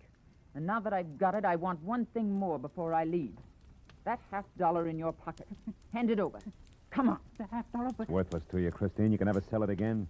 Every collector in the world will be on the lookout for it. Don't you think I know that? Then what do you want with it? The pleasure of getting rid of it. I hate it. Like I hate every piece of junk you've squandered your fortune on. The fortune I'd have inherited someday. I'm going to throw it in the first deep river I come to. Hand it over. No, you don't, Christine. Drop it. Drop it. Now, sit in that chair while you can. You may end up in another one.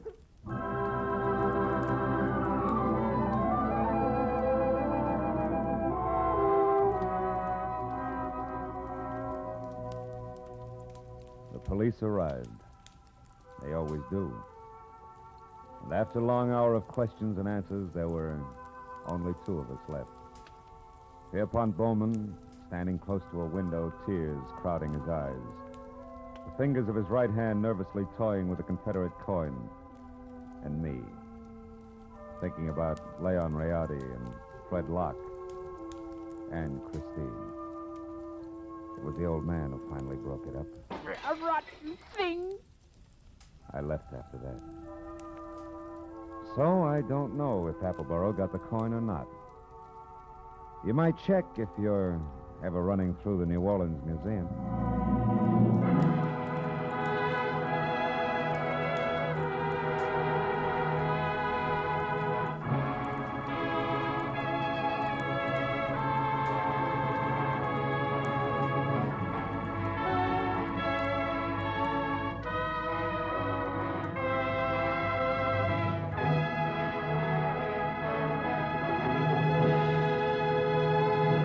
The Adventures of Philip Marlowe, bringing you Raymond Chandler's most famous character, star Gerald Moore, are produced and directed by Richard Sanville and written for radio by Robert Mitchell and Gene Levitt.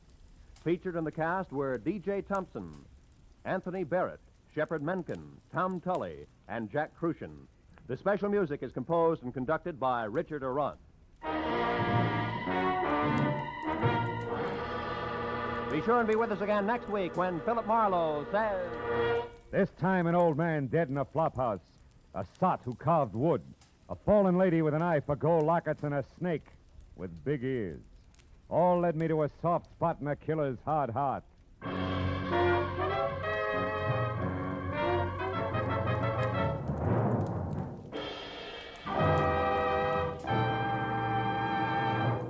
Every Friday night, CBS brings you stories taken from the files of parole boards of the 48 states. With only the names changed, these stories give and detail the events of a criminal's life up to the time he is up for parole. Then, before you hear the board's decision, you can make up your mind. Is this man ready to be set free? It's been hailed by press and public alike as an outstanding anti-crime show. And you can hear it now by staying tuned, because Up for Parole follows immediately on most of these same CBS stations. Roy Rowan speaking. This is CBS, where you play Sing It Again every Saturday night, the Columbia Broadcasting System.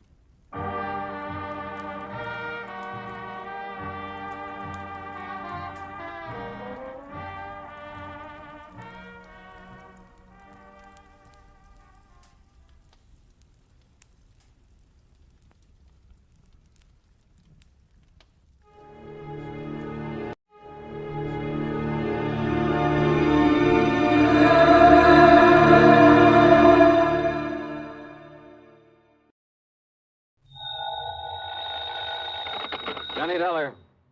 Yeah. What? I said, yeah. Oh, what's that supposed to mean, and who are you? Oh, Johnny, this is Pat McCracken at Universal Adjustment Bureau. Well, hi, Pat, but what's with the crazy dialogue? Oh, that word, that yeah, was most of the conversation I got from some crazy character who just called in. I'm afraid I don't dig you. Oh, he called about 5 minutes ago. Said he'd been trying to reach you, but he got no answer. I was out picking up a morning paper. Who was he, Pat? He wouldn't say. He just gave his phone number. Wait a minute. There's only one man in the world talks like that. Yeah. Yeah. Was the call from San Francisco? No. Oh. Los Angeles. Well, then maybe I was, Oh, because the man I was thinking of... Now, wait a minute.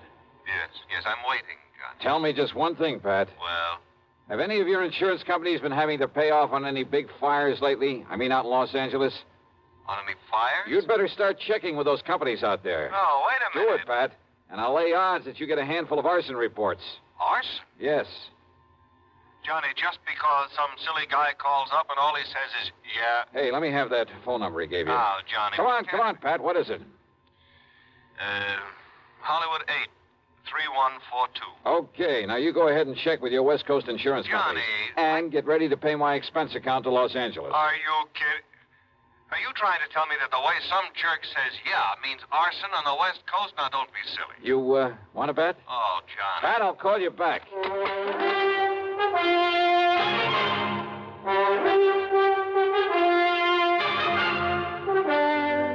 CBS Radio brings you Bob Bailey in the exciting adventures of the man with the action-packed expense account, America's fabulous freelance insurance investigator. Yours truly, Johnny Dollar.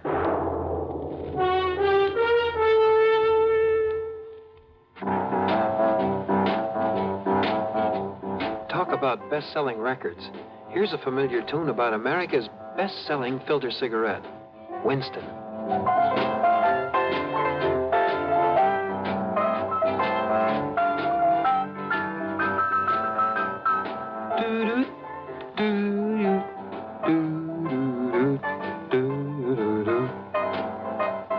Winston gives you real flavor, full, rich tobacco flavor. And you know, that's because only Winston has filter blend up front. Choice, flavorful tobaccos, specially selected and specially processed for filter smoking. No wonder Winston tastes good, like a cigarette should. Smoke Winston. And now, Act One of yours truly, Johnny Dollar.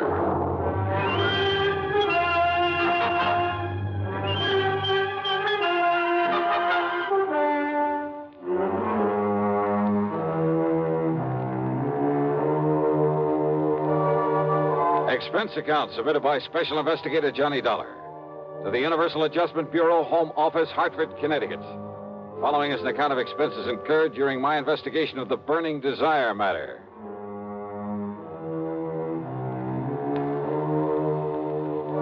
Yeah, as I told Pat McCracken, there was only one person I knew whose conversation might consist mostly of that one word. So, expense account item 1, $250 for a phone call to Hollywood 8, 3142.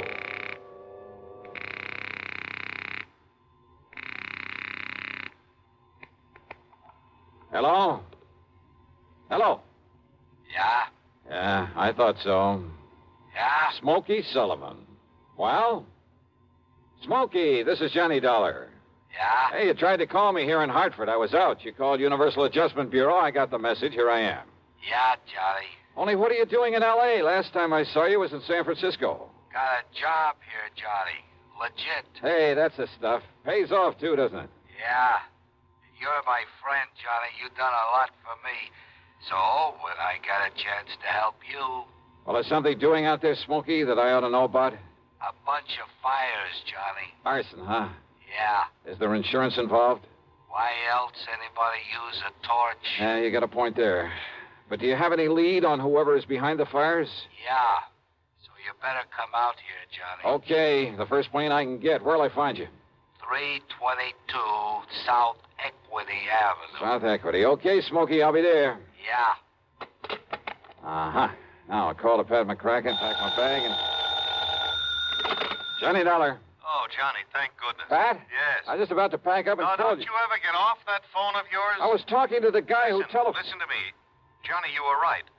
Only reason that nobody smelled a rat is because a different insurance company was stuck with each of those fires out there. So until I called them to give me a report. Oh, and listen. I'm listening, Pat. According to the L.A. police, every one of them could have been arson. Okay, I'll grab the first 7 one. of them in a row, Johnny, that we know about so far. I mean, I haven't got the reports in yet from all the companies, and I'm also waiting for another report from the police. Now, Johnny, your best contact out there. That I've already got. What? Yeah. Oh, you mean that character who called us up? Yeah. Look, will you please tell me, who is he? What does he know about this? Universal Adjustment putting the old expense account on this? Yes, of course. Then I'll give it all to you in the usual report. See ya. Oh, now, Johnny, listen. Sorry, Pat, I gotta catch a plane. Expense account item 2, $162.85 plane ticket from Hartford to Los Angeles. Thanks to the time differential, it was only shortly after dark when the big mainliner set down at the L.A. International Airport. Item 3, $7.50 for a cab to Smokey's address. It was hardly Beverly Hills or Bel Air, believe me. 322 South Equity was in a beat-up part of a downtown industrial section. A weather-beaten 3-story house with a sign out front that said Boarders by the week a month.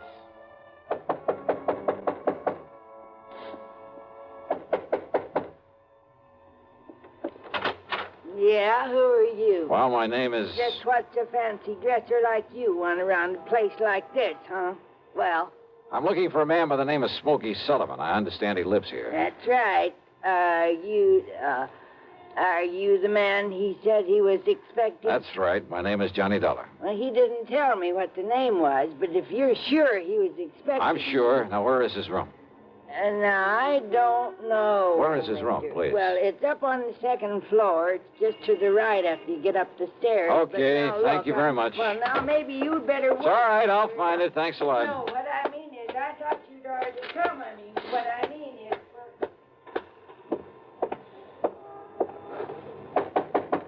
Smokey? Hey, Smokey, it's Johnny Dollar. Ah, what was that? Smokey! Now, what's all the... Oh, no. Hey, Smokey, can you hear me? Who did this? Are you... Good Lord.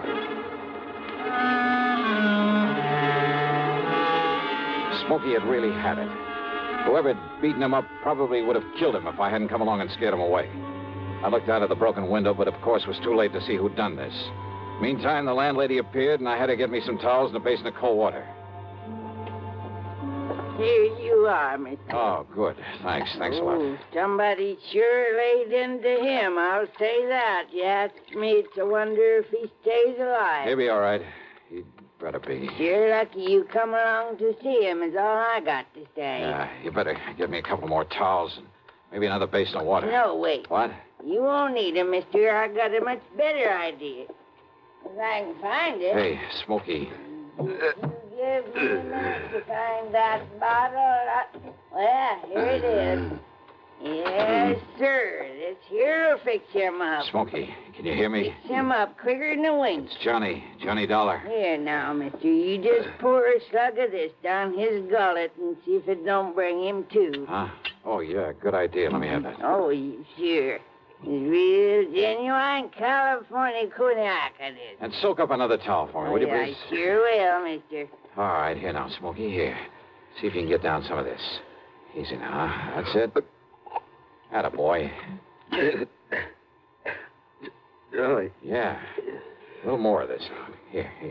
You know, before you come up here, mister, I tried to tell you. Easy now, Smokey. Yeah, I tried to tell you.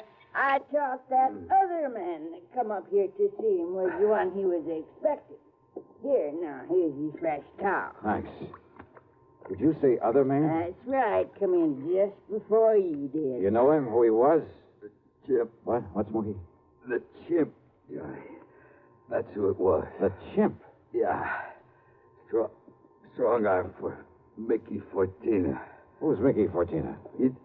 He's the one that... Oh, now, look, Smokey, maybe you'd better wait until you feel better. You and I should get a doctor. No. Now, listen, Johnny. Yeah? Unless you stop him, there's going to be a lot more fires around here. Fires? That's what he said. Just don't worry about it, Mrs. Miss Fletcher. Bertha Fletcher. That's my name. Johnny, listen. Okay, Mrs. Fletcher, you go along. I'll take care of him. Oh, well, now, I don't know. You sure I hadn't better get a doctor? No, I'll take him to a hotel. In his condition, I'll look after him. Now, you go downstairs and give me a cab. Well, I don't know. Here's a 10 spot for your trouble and this bottle of brandy. Oh, well, thanks. You're a gent. Go ahead, please. Oh, yes, sir. Anything you say. Johnny. Yeah? You gotta listen to me. Yeah, go ahead. You had come up the stairs, scared him off. The chip might have killed me. Well, he won't get to you again. I'm going to take you out of this place. Somebody must have tipped off Mickey Fortina. Must have known I'd put in that call to you. So listen, Johnny. Later, Smokey, after I get you out of here.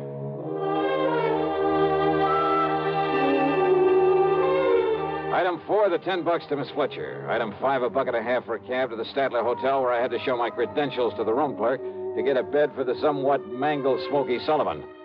Item 6, $15 to the doctor who came up to the room, and I must admit got him back in a pretty good shape.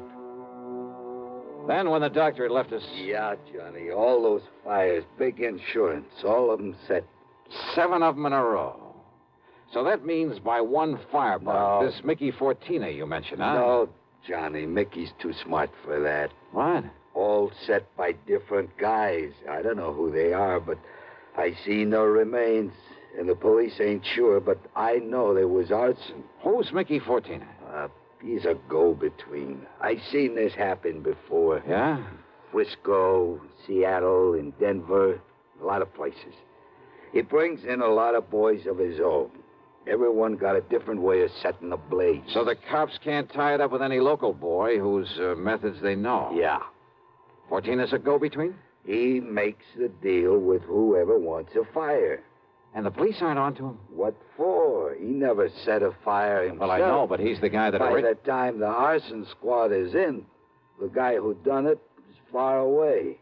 So there's no witness can prove Fortina set up the deal. And the police have never been able to put the squeeze on whoever made the deal for a fire? And get sent up for it? For being accessory or whatever you call it? Oh, yeah, I see what you mean. Yeah. Fortina sent for me when he found out I was here in L.A. I used to know him, Johnny. Wanted you to be a torch for him, huh? He just asked if I wanted to work for him. And he knew that I knew what he meant. But if you knew that Fortina was operating here... Smokey... Well, how could I prove it? How can I prove it now? Well, maybe I can. But if he finds out I sent for you, Johnny... It looks to me like he already has. Oh, yeah. All right, then. If somebody who wants a fire can get to Mickey Fortina, there must be some way I can. At his office. His what? At his office every night. 1025 South Spring. He has an office for a racket like this? Why, you'd never know it. You'll see. Yeah, I think I'd better see. Hey, Smokey, you... Who's that? You got a gun, Johnny? Right here and ready. Open up in there. This is the police. Police, huh?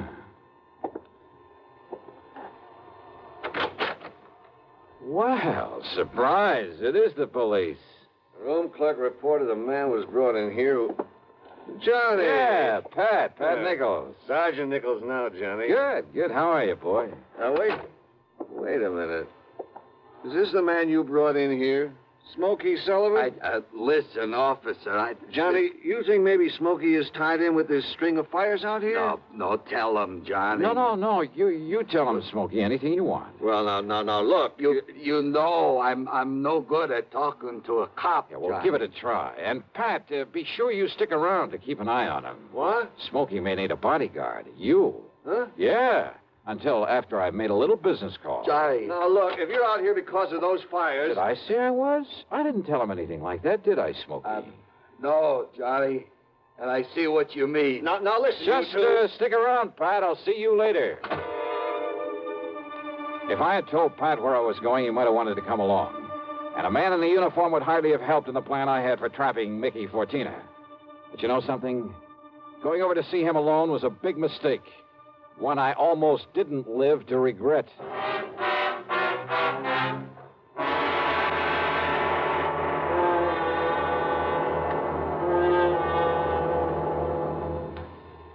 bring you Act Two of yours truly, Johnny Dollar, in exactly 1 minute. Here's Hollywood star Mona Freeman. Who feels like acting with a miserable cold? I relieve cold distress the fast way with 4-way cold tablets. Yes, tests of all the leading cold tablets proved 4-way fastest acting.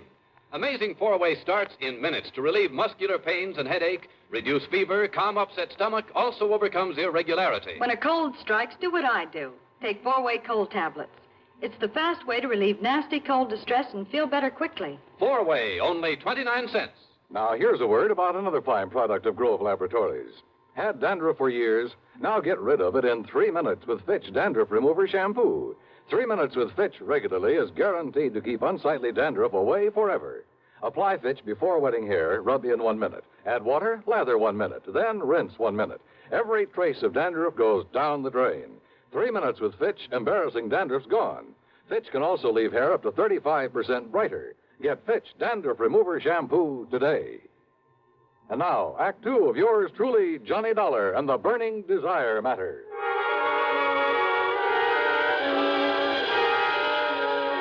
My plan for trapping Mickey Fortina was a very simple one. I'd make like a property owner who was anxious to collect some fire insurance, who was willing to pay in advance to make sure my property went up in flames. Easy, or so I thought. Item 7, 85 cents per cab to the office building at 1025 South Spring. The only lights on were in Suite B on the second floor. According to the directory in the lobby, that was the office of the Fortina Friendly Loan Company. Loan office, huh? Yes, sir. Can I help you? Yeah, I'd like to see Mr. Fortina. You got an appointment? No, but I'd like to make a little deal with him. Can I have your name, mister? It's Morris, Theodore Morris. Just a minute, huh? Excuse me. Yeah, sure. Man says his name is Morris, wants to see you, Mick. Oh? Hey, listen, has the chimp come back yet? No. And he said he was going to send Husky over there. Husky? Why? Well, Chimp said he was afraid if he showed up at that hotel... Careful what you say. Close the door. Sure. The chimp. And somebody was going over to the hotel. That can mean only for one thing, to get Smokey Sullivan. I carefully edged over closer to the door of Mickey's office, hoping I could hear more. It was too thick. And it suddenly dawned on me. If they knew I was the one who put Smokey in that hotel, they probably also knew why I'd come here. There was only one way to make sure. I'd have to go through, or at least try to go through, with a bluff I planned. Oh, sorry to keep you waiting, Mr. Morris, is it? Yeah, that's right, Mr. Fortina. Ted Morris. Oh, Mary, when he gets here, send him in. Sure, Mick. Come in, please. Sit down. Yeah, surely. Thanks a lot. All right, I'll get right to the point, Mr. Fortina. Oh, by all means do, Mr. Morris. Well, I own a big shoe store over on North La Brea. Yes? Well, business has been pretty bad. Lately, I've been losing a lot of money. Too much stock on hand, big inventory, and how it is. Well, if it's good merchandise, I see no reason why we can't arrange a loan for you. Yeah, a loan? Of course. What else? Well, listen, I carry a lot of insurance on not only the stock, but the building, too. Oh? How much, Mr. Morris? Well, it adds up to over $185,000. I see. It's very commendable. But why do you tell me about this insurance? Well, I said I'd get to the point. Now, listen. If that place was to burn up some night, the whole works, I'd collect a lot of money on it, all the insurance. And, of course, be in a position to repay whatever loan I advance to you. All right, stop beating around the bush, 14. I want that place burned out. Can you fix it? Mr. Morris, if you want a loan, possibly even a sizable... Well, you know what I want. Come on, how about it? As I said, possibly we can advance it to you. Now, look, I didn't come up here to... However, as evidence of your good faith, your, shall we say, good intentions, are you prepared to make a down payment on such a loan, say, $10,000 cash in advance? What are you talking about? Set the fire, burn the place up so I can collect the insurance, and I'll give you $15,000. Now, just a minute. Who said anything about setting a fire? I did. Well? Who sent you here? If you said it was a former client, I won't believe Oh, it. look, does it make any difference? Do you by any chance know a man by the name of Smokey Sullivan? Sullivan? He knows him all right, Mick. Wow. The chimp? Shut up. Sure, Mick, this is the guy I told you about. I come to see Smokey at his rooming house. What I left of him. Very interesting. After I ducked out, I hung around there. I seen him take Smokey in a cab. I followed him to that hotel. Did you send Husky over to take care of him? Sure. And listen. Yeah? I don't know what name this guy gives you, but when he knocks on Smokey's door, he says it's Johnny Dollar. Dollar? Insurance ticket? Yeah, that's right, Mickey. All right. So maybe I do arrange another fire with you in it, Dollar. Mickey! There's a police car just pulled up in front! Go ahead, Chimp. Yeah, I'll kill this dirty All right, now, 14er, your turn. Don't move, Dollar. Reach for a gun and I pull this trigger. I see. Yeah. How are your eyes, Mickey? Can you see in the dark? What? Without this lamp in here? Baby! Right, you!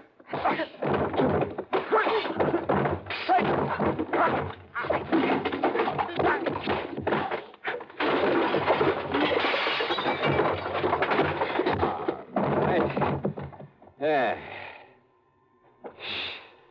Wow. I guess Smokey was right at that, Johnny. Hi, Pat.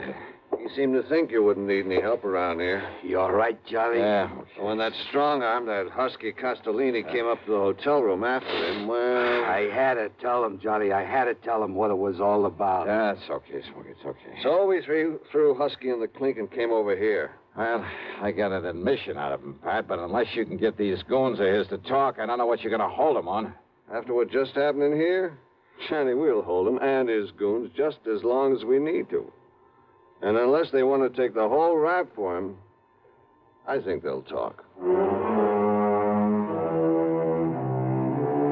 Yeah, they talked all right. And as a result, the police in a couple of nearby states should have no trouble at all in picking up some of the other of Fortina's boys, his hired torches. Funny, isn't it? These stupid jerks just never seem to learn. Expense account total, including hotel bill, plane ticket back to Hartford, and the sizable bit of folding money for Smokey Sullivan. $874.20. Yours truly, Johnny Dollar.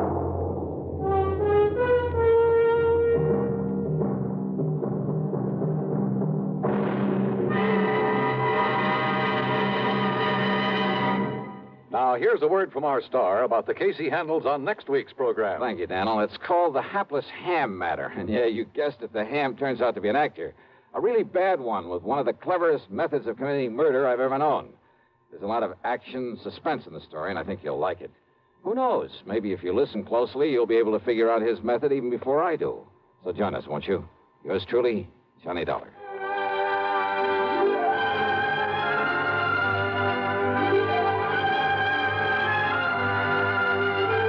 Yours truly, Johnny Dollar, starring Bob Bailey, originates in Hollywood and is written, produced, and directed by Jack Johnstone.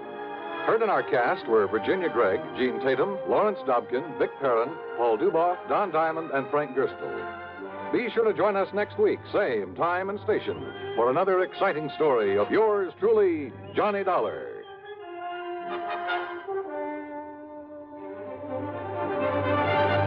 This is Dan Cubberly speaking. Intrigue breeds terror as Suspense brings a shady moonlight sail next on the CBS Radio Network. If I should ever become totally disabled, it would be a mighty comfortable feeling to have a check coming in every month regularly. Yes, it's a good feeling to know you have a financial cushion against trouble like that. Well, if you're a veteran with World War II or Korean GI insurance, you can protect yourself. You do it by adding a disability income rider to your present policy. The cost of the extra premium is just a few cents a day. For example, a 40-year-old veteran with a $10,000 term policy would pay only $1.60 a month for the added protection. If you sign up for the disability income provision, it works this way. After you have been totally disabled for 6 consecutive months, VA will pay you every month as long as this condition persists. $10 for each $1,000 of your GI insurance policy. That adds up to $100 a month if you hold a $10,000 policy. Full details about total disability income at any VA office. Radio 59 WROW, first on the dial in Albany, Schenectady, and Troy.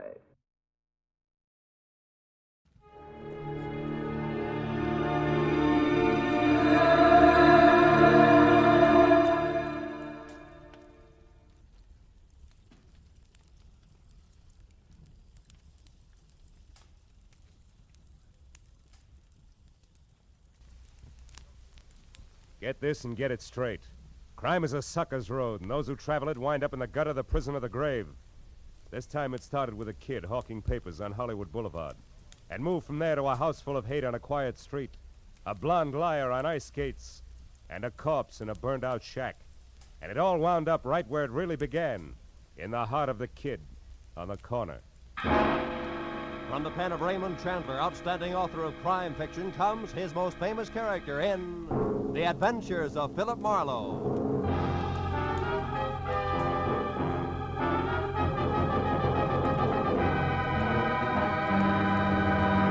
Now, with Gerald Moore starred as Philip Marlowe, we bring you tonight's exciting story, The Kid on the Corner.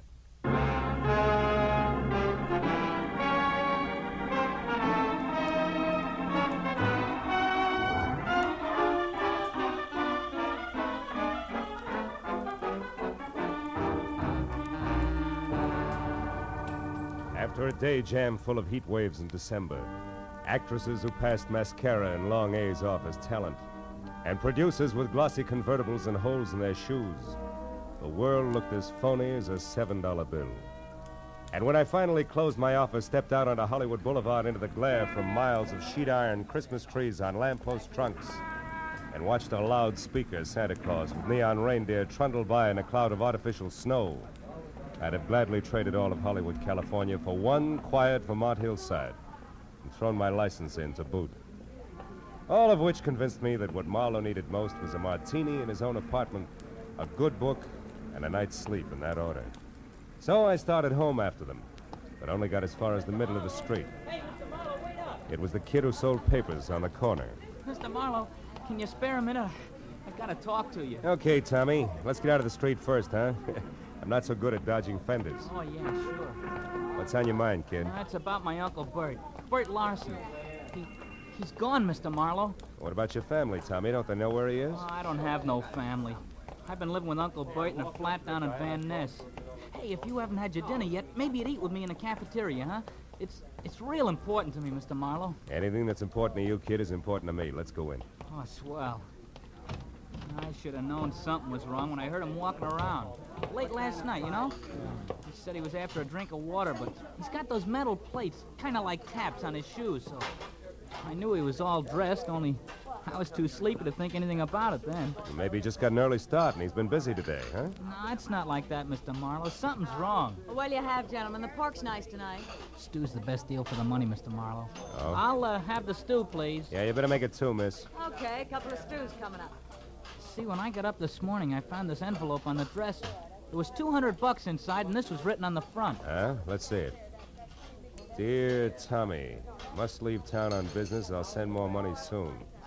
Be a good kid and take care of yourself, Uncle Bert. Yeah, I see what you mean. Yeah. I spent all day trying to find out where he went. I checked everything but the airport. I know he wouldn't take a plane. He gets dizzy just standing on a curb. No luck, though. Milk, Mr. Marlowe? No, I'll have coffee, Tommy. I feel rugged. Hey, there's a table over in the corner. Come on, huh? Okay.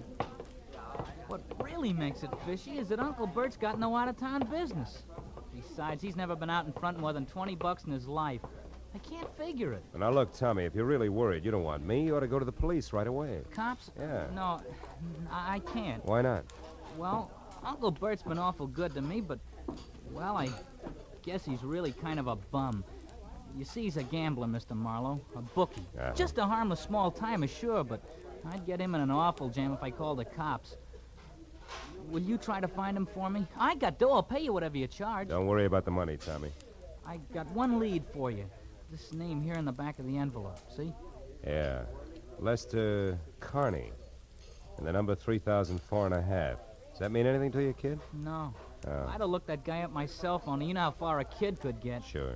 Gee, Mr. Marlowe, I'm sure my uncle didn't leave town. It's something else. It's gotta be. He's in some kind of trouble. Now, Tommy, you know that he might be on the wrong end of it, don't you? Yeah. Well, if that's right, I want to find it out fast, Mr. Marlowe. Here's a picture of him. Mm-hmm. Scared, son? Me scared? Nah. Not for myself, anyway. Yeah, I guess I am, kinda. Well, okay, Tommy, eat your dinner, and then get back to work. I'll see what I can find out, huh?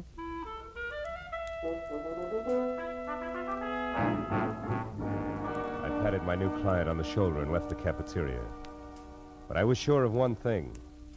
The dry rot that gets to most people in Hollywood wouldn't touch a hard-working kid named Tommy Lawson, who was already smarter at 15 than a lot of citizens get at 50. I stopped in a phone booth and found the name Lester Carney listed in the book at 8110 Cherokee Street. That turned out to be an oversized California Spanish model that had taken lots of old-fashioned wealth to build.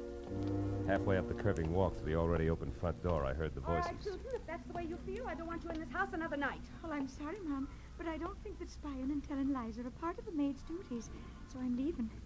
But I would like to know about my back salary first, You'll Mrs. Connie. get your back salary, my girl. Don't worry about that. Now get out. Very well, Mom. Excuse me, sir. Oh, yeah, sure. Well, what do you want? I'm looking for Mr. Lester Carney. Is he in? He is not. Oh, would you mind telling me where I can locate him? I don't know. And I don't care anymore. Just a minute. Is he with Bert Lawson, maybe? I don't know what you're talking about. Now get out of here. And good night to you, too, Mrs. Carney. Hey! Hey, Susan! Just a minute, baby. And who are you calling baby? Well, I call anybody baby when they're as cute as you are. You're not so bad yourself. Well, now that that's established, let's get friendly. I'm always friendly. But they're not, huh? Oh, there's going to be trouble in that house. Oh? Well, good night, Mr. Now, wait a minute. I'll give you a lift in the car. Let me have your bag. Well, all right. Thank you. Ah. Say, what about that trouble you spoke of, Susan? What did you mean? It's Mrs. Carmen. Julia. Oh. She isn't as pretty as she used to be. She's turned her rancid. She's driven that poor husband of hers out of his mind. He almost never comes home nowadays. Practically lives in his studio. Studio? What kind? Photography. Oh. It's way up in the Hollywood Hills someplace. Susan, did you ever hear either of them mention a Bert Lawson? No. Why, who's he? A gambler. I gather from Julia that Connie's blowing the family fortune, huh? Sure he is. And that's not all she's driven him to. No. What else? What do you think? Another woman, of course. Oh. An ice skater named Carol King at the Igloo. That's that nightclub with the skating show. Yeah, I've been there. Does Mrs. Connie know? Oh, she suspects. That's why she wanted me to spy on him. But I wouldn't because I don't blame him one bit. Not with Julia being like she is. Yeah, maybe you're right, Susan. But then again, maybe you've got your cause and effect backward, huh? Yes? Well, I don't know anything about that. But that poor man's been driven so crazy, he's threatened to kill her. Well, here's where I get out. And stay out.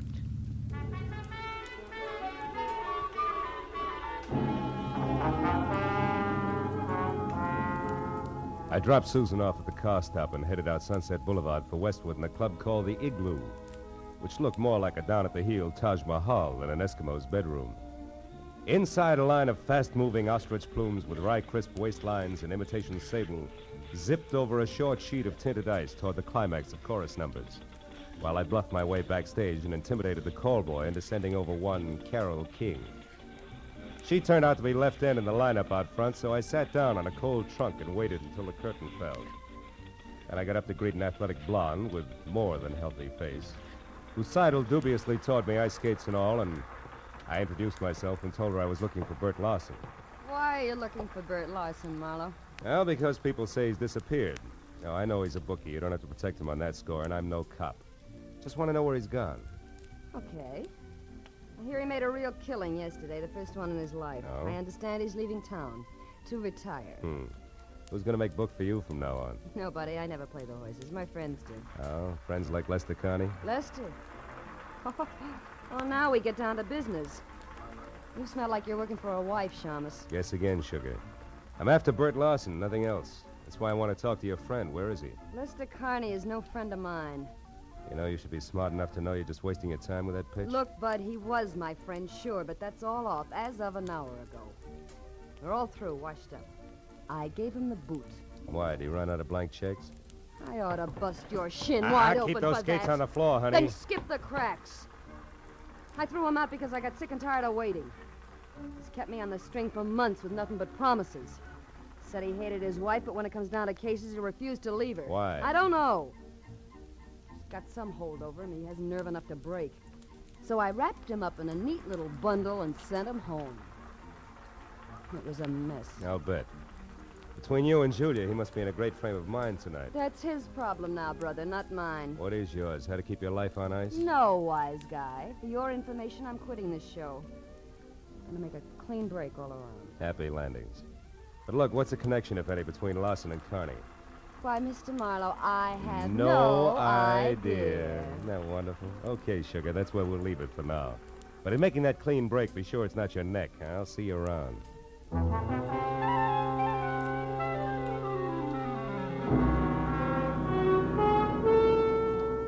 I had nothing tangible to base it on, but as I left the igloo and drove back to Hollywood, for some reason, I kept thinking that Tommy Lawson was right, that his uncle was still in town and in some kind of trouble. And I was sure that at least half of Carole King's story had been lies, but why I couldn't figure. And another idea hit me, and hit me hard. I turned onto Cherokee again and drove up to Carney's house at 8110, parked, and went in. There the vague hunch began to shape up like grim fact, because the front door was wide open and spilling a pale glow from the one light in the house, the hall lamp. I saw the note propped under the lamp even before I went in. I left it where it was. It said, "To whom it may concern. I have paid all my just debts, my affairs are in order, and since life has been made intolerable for me, I have destroyed that which made it so, my wife, Julia. Now there's nothing left. I shall dispose of myself, nor am I sorry. Lester Carney." And I looked up beyond the note and saw her lying at the edge of the circle of light from the lamp. Julia had been strangled by a silk cord that was still embedded in her swollen throat. I turned and started for the phone. There we are. Oh. So I got here a little too late, huh?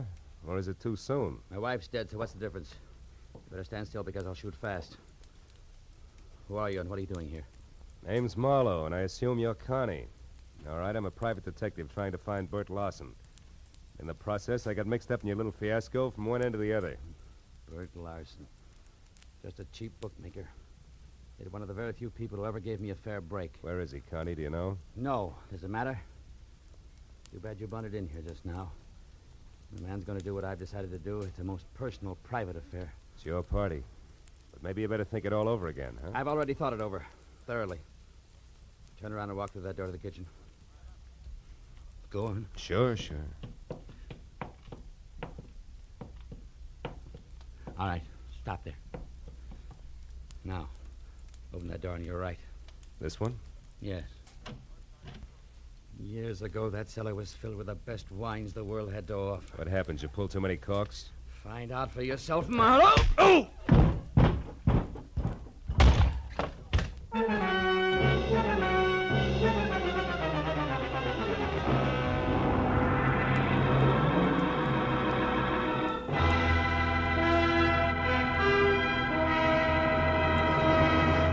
In just a moment, the second act of Philip Marlowe. But first, will Tyrone Power listen to Jack Benny's Siren Song?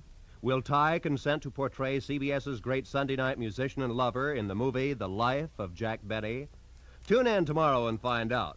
No, there's never a question about the quality and quantity of comedy and sheer entertainment on CBS on Sunday night. And remember, the Jack Benny Show is heard on all of these CBS stations.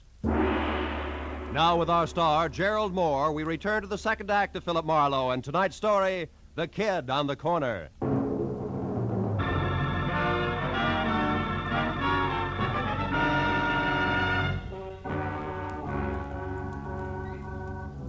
Lester Carney, bouncing the private detective down the cellar stairs, had been rough on both the inner and outer man, and my jaw was bleeding where his heavy signet ring had connected.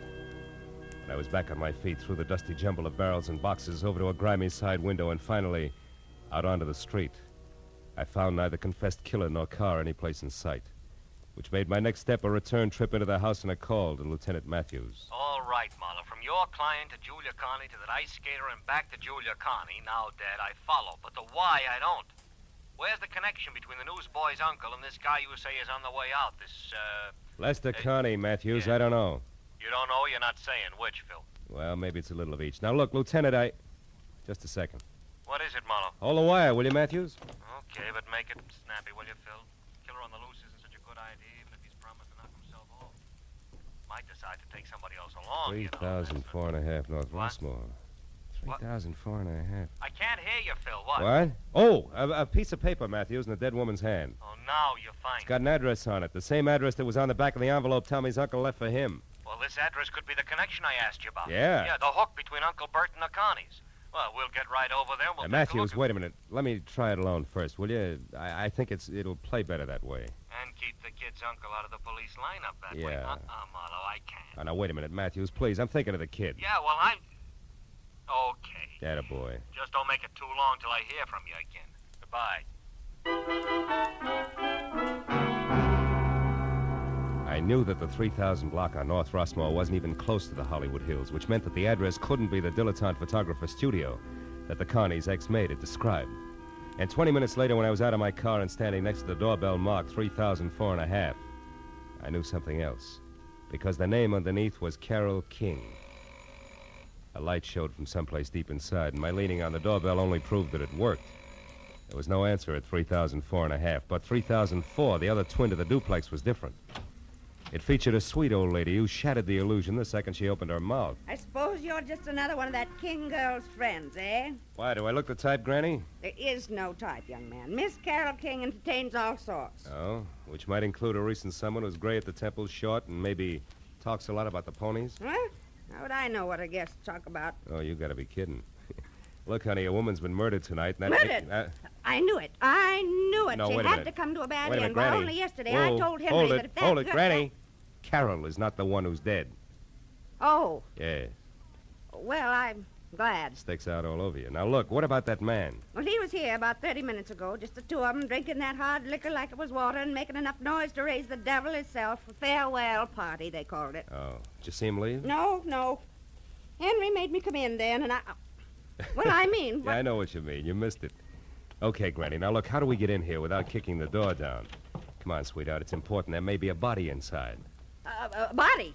Oh, well, how awful. Here. Over here, behind this ledge. That's better. She always kept a spare key. Yes, here it is. But, you do it. I'm too shaky. You shouldn't be. Just think of tomorrow, Granny, and the news you'll have for one and all. The light switches is on your right there. Uh-huh.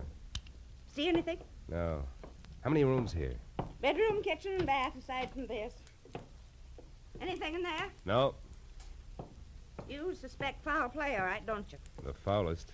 Don't let it worry you, because... Hey, those photos there on the wall. They're taken from Mulholland Drive, aren't they? One by day, one by night, both in the same spot, the Hollywood Hills? Sure. That's where he has a studio, that Lester fella. Yeah, that Lester fella.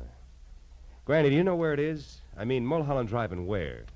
You know, that street runs for miles along the top of the mountain. Well, of course I do. Was born and raised here in Los Angeles. Granny, where? Mulholland and where? Mulholland, Laurel Canyon Boulevard, just Ah. south of the intersection. Thank you, sweetheart, and goodbye. Oh, wait, one moment now, if you please. What's the matter? What's your name, officer? I know my rights.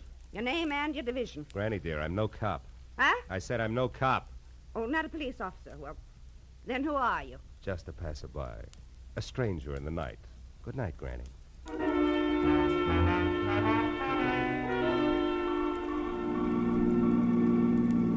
All the way from Rossmore to Sunset, then west to Laurel Canyon Boulevard, I kept worrying about Tommy Lawson and the uncle, who, from where I stood, needed at least worrying about no matter which way things played. But when I was on the strip of macadam that twists its way upward toward Mulholland Drive like a snake writhing from a long, long bellyache, I forgot about both client and relatives alike. Because at the top and a little to the south, where Granny had said it would be, was Lester Carney's studio, all right, but burned to the ground. Well, these select flyweight joints sure go fast, huh, Chief? Yeah, it wasn't 20 minutes on this one. Hey, mister, where you going? Some of that metal stuff's still pretty hot. Who are you, with the law? No, Chief, I'm a private detective named Marlowe. I was wondering if Lester Carney was caught in there. He owned this shack. Yeah, I know. Is he a friend of yours? No, it's strictly business. He's wanted for murder. Yeah, he was wanted for murder, Phil. He was burnt to a crisp in there. Hello, Casey. Hello, Matthews. Well, what's your guess? He started on purpose? No, suicides hardly ever burn themselves to death. No. He probably took some sleeping pills or poison and then a cigarette he left going did this, you know. Hey, by the way, Phil, you saw Connie tonight. You think you might recognize him? Might. Yeah, he's over there. There isn't much. See you, Casey. Right, Matthews. Hey, Garcia. Hey, you tied Connie and this fire together kind of fast, didn't you, Lieutenant? I just found out about this place. Yeah, but you work alone, Marlowe. I got help. Oh. There it is. Got help. Oh. There it is. All that's left. See anything? Yeah, that ring. I noticed it earlier tonight. And the watch? No, I'm not sure. I don't remember what kind of... Hey, Matthews. What is it? What are you staring at, Phil? Come on over here. Come on. What? See this little piece of metal? Yeah. I think it's... Watch! Oh. Phil, you know fire makes things hot? Yeah. Hot things burn and... Yeah. Marlowe, what is it? It's an idea. Yeah, like what? Like this isn't suicide after all, like it's murder, Matthews. Come on, we gotta get to our phone quick.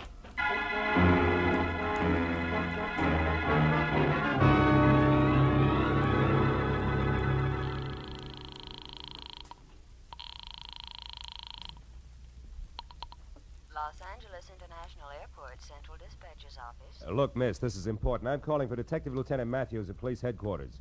What passenger flights have left in the last half hour? Passenger flights? Yeah. Well, there have been two, sir. One to Dallas, Texas, the other to Chicago. Both American Airlines. Nothing out of the country? Marlowe, what are you getting? Will you wait a minute, No, Matthews? sir. However, there is a flight scheduled to leave at 10:10. Uh-huh. But that's just 5 minutes from now. That's going to Manila. Mercury Airways. Shall I connect you? Yeah, hurry, will you please? Yes, Hey, Matthews, sir. this may be it. I'm glad for you. Mercury Airways. Central Dispatcher's Office, Mercury. There's a call from the police here for you. Go ahead, sir. Look, your 10:10 flight from Manila, is it going out on schedule? Yes, sir. The plane's standing by for the tower signal now. Oh, then tell me this. Is there a passenger aboard named Bert Larson? Larson? One He's the moment, killer, please, Phil? sir. Hurry, will you? This Larson killed Lester Connie. Then he's Will you the hold one it, Matthews? Yes, sir. We have a Bert Larson aboard. Oh, good. Keep him there and don't let that plane get up in the air. Do you hear? The man's wanted for murder. But don't do anything else either. Just let him sit and wait for us. You got that? Yes, sir. I understand. Fine. We'll be there as soon as we can. Goodbye. Come on, Matthews. It's your show from here on in. Sirens included.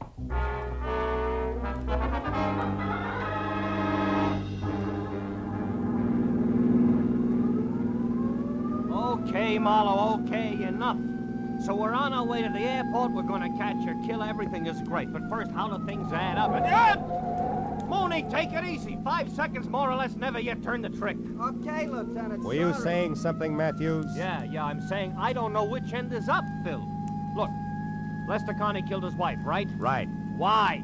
Because he wanted her out of the way so that he and a cheap little monster named Carol King can live happily ever after. Oh, divorce wouldn't do that for him, huh? Mooney! No, I don't think so. Probably because Julia Connie had a real tight grip on the purse strings. Oh. Maybe something more, like it's not very nice pass for a guest. Yeah, but the purse strings, the money, that's where Bert Larson figures in, huh? A bookie with a claim. No, blackmail. Now, I figure Bert Larson knew about Connie and Carol King. He must have stopped by once to pick up or pay off a bet at the right time. Yeah, and from there, what? And from there, the team of Carol and Lester killed Lester's wife. Yeah, which we've covered. But not in detail. Now, listen. You see, after the murder, Lester planned to kill himself. Yeah. Or at least make it look like that. Yeah. A suicide note, the Mulholland studio burned down, the works. Yeah, and the body we found, Phil. That's an added attraction. Bert Larson included in the last minute. What? The wife and then the blackmailer? Ah, you're getting it. Drugged while drinking at Carol's, where he thought that he was going to get paid off in money, then up to Mulholland Drive, ring watch, and flames added. Oh, and then out here at the airport, headed for Manila. Lester Connie. Uh-huh. Hey, Mooney, we're getting close. You better kill the siren. Okay, Marlowe. Now, Phil, how do you know all this? I mean, the switch, you know, what makes it so? That piece of metal I burned my fingers on, Matthews, it was a tap from a shoe. And Bert Larson wore taps. The rest of it adds from there. Yeah, including Connie at the airport now as Larson. Sure. Who'd be looking for a beat-up second-rate bookie who decided to leave town? Aside from a nephew, that is. Yeah, aside from a nephew, tried every place but the airport. Uncle Bert couldn't stand planes. The brakes, Matthews. Oh, here we are. Yeah, just you and me and Mooney and the killer. Aren't you coming, Phil? No, I think I'll wait here, Matthews. I got some thinking to do. About the scum you sometimes meet in the night? No. Not the kind of a kid I almost never meet in the night. See you. Yeah.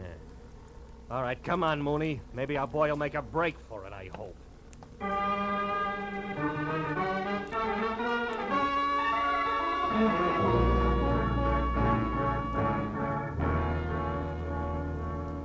Lester Connie didn't make a break for it, and an hour later when they picked up Carol King, it was the same thing. Each of them was surly, ugly, but they talked. So when I finally left police headquarters, where try as he would for Tommy's sake, Matthews had found it impossible to skip over Bert Larson's connection as a blackmailer. It was pushing midnight, and I was dog-tired. There was something worse than that when I was back on the corner near my office, walking toward Tommy Larson, who was untying a stack of fresh newspapers. Then the headline. Read all about it. Hollywood killer nabbed. Blackmailing bookie. Jealous wife slain. Hiya, kid. Hiya, Mr. Marlowe. Lieutenant Matthews tells me you had kind of a rough night. Kinda. When'd you talk to him, Tommy? After the first editions hit the street, I wanted to know if you were okay. The story didn't say. Publicity no good for your business, huh? Not much. Look, kid, did the lieutenant say anything about you? I mean... I'm gonna stay with a neighbor, a friend of Uncle Bert's. Oh. He had friends, you know. He wasn't really bad at heart, Mr. Marlowe. Not really. I believe that. So do I, Tommy. He was just mixed up. Yeah. Sure he was. And you know why? The way he thought the world owed him a living, that's why. And I couldn't tell him otherwise. Excuse me, Mr. Marlowe. I gotta get going. Thanks a lot. You were swell. Sure. Extra. Bookie and Babe slain in Hollywood Triangle. 2 dead in Hollywood slaying. Extra.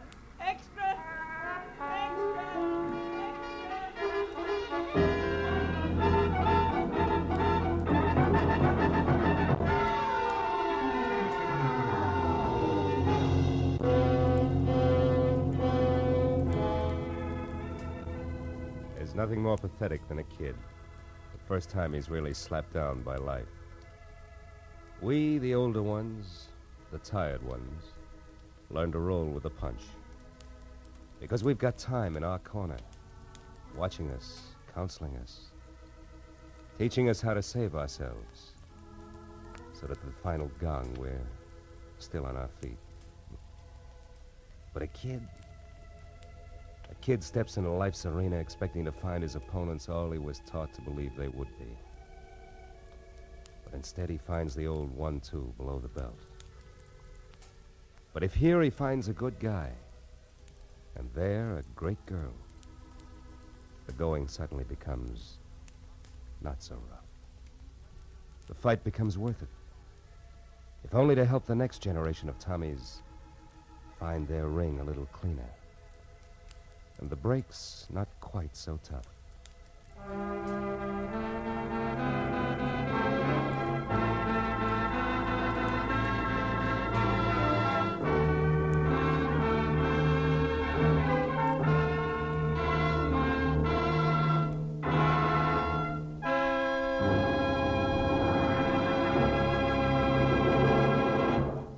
The Adventures of Philip Marlowe, bringing you Raymond Chandler's most famous character, star Gerald Moore, and are produced and directed by Norman MacDonald.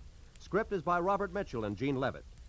Featured in the cast were Gil Stratton Jr., Virginia Gregg, Wilms Herbert, Joan Banks, and Vivi Janis. Detective Lieutenant Matthews is played by Larry Dobkin. The special music is composed and conducted by Richard Orant. Be sure and be with us again next week when Philip Marlowe says... It started with laughter on a bright morning, in a battle over a chicken, and got better as it went along. It could have lasted a lifetime, but it didn't. It stopped on a gray morning, with a little wishbone broken.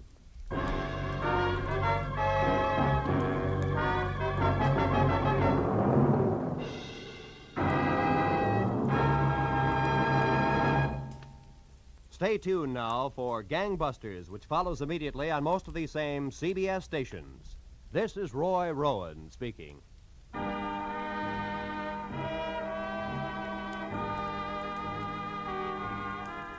This is CBS, the Columbia Broadcasting System.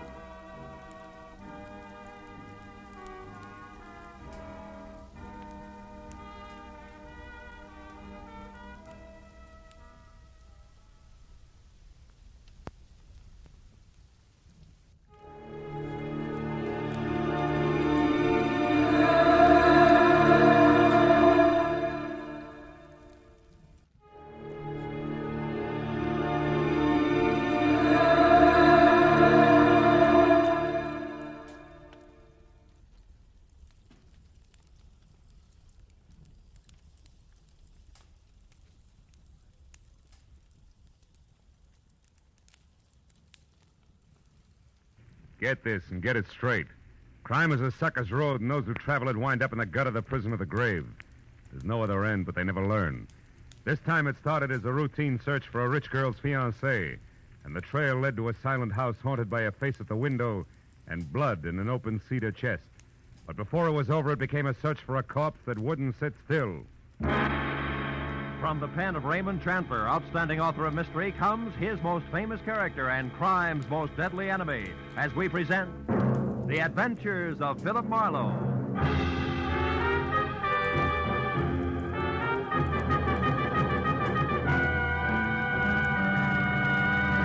Now, with Gerald Moore, starred as Philip Marlowe, we bring you tonight's exciting story, The Busy Body.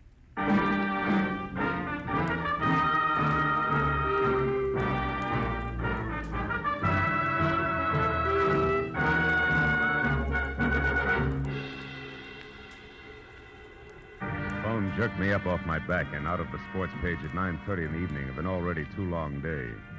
On the other end was a warm, feminine voice, edged with the kind of self-assurance that means money, and lots of it. But the words were both hurried and panicky, so after I hung up, I reluctantly waded through the sports section with my feet instead of my eyes and headed for the coffee shop at Franklin and Bronson, where my new client, who had identified herself as Liz Stewart, said she'd be waiting.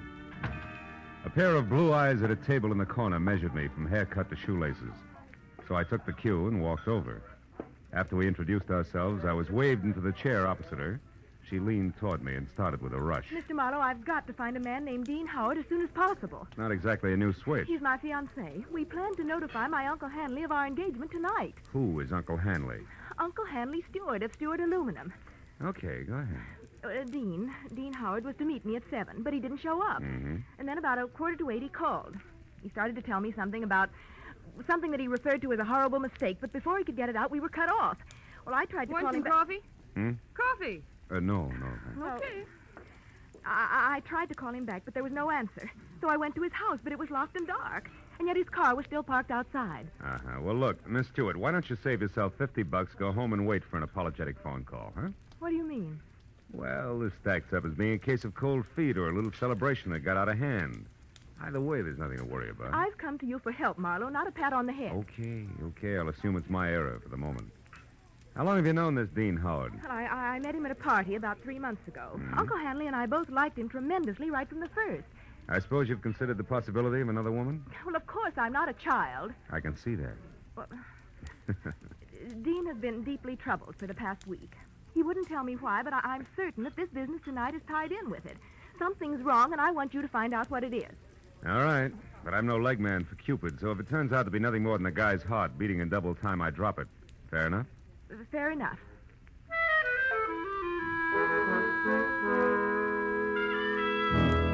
She gave me a short list of posh joints she and Dean Howard sometimes visited, and his address, which was 312 Normandy. She said I could reach her at home, which was 28 Roxbury Drive in Beverly Hills. Well, $50 is $50, so after she left, I spent a handful of nickels checking the list by phone and drew a complete blank. So I drove out Los Feliz to Normandy and found the number, 312. As I walked up to the door and leaned on the bell, I got the feeling that I was being watched. There was no answer, so I tried the door. It was locked. I threw a look over my shoulder as I walked around the side of the house and caught a glimpse of a face in a window next door, just before the curtain was dropped back into place. The back door of 312 was locked, too, I found out, as did the face next door, which was watching me again from one of the rear windows. There was one answer to that, so I went out in the street and up the steps of the house next door and knocked, good and loud. What do you want? My name's Marlowe, lady. I'm a detective. You may be able to help me. A detective? Mm-hmm. Well, come right in, Mr. Marlowe. It's about time's all I have to say. I'm Agatha Lambrigger. What's he been up to? Who? Well, you're investigating that bachelor next door, aren't you? Yes. Oh, how'd you know? Stands to reason. I've known all along he's a suspicious character. Yes? Lived there a year now. Comes and goes at all hours. Drives that fancy car out there. Wears fine clothes, but nobody seems to know what he does or where he gets all his money. Well, look, Mrs. And girls. Oh. Well, believe you me, they don't come to clean his house. Never gets cleaned. But they come just the same. Why, only tonight there was one. Some blonde in a white dress. I tell you, I've never Mrs. seen... Lambrigger, did the girl go inside?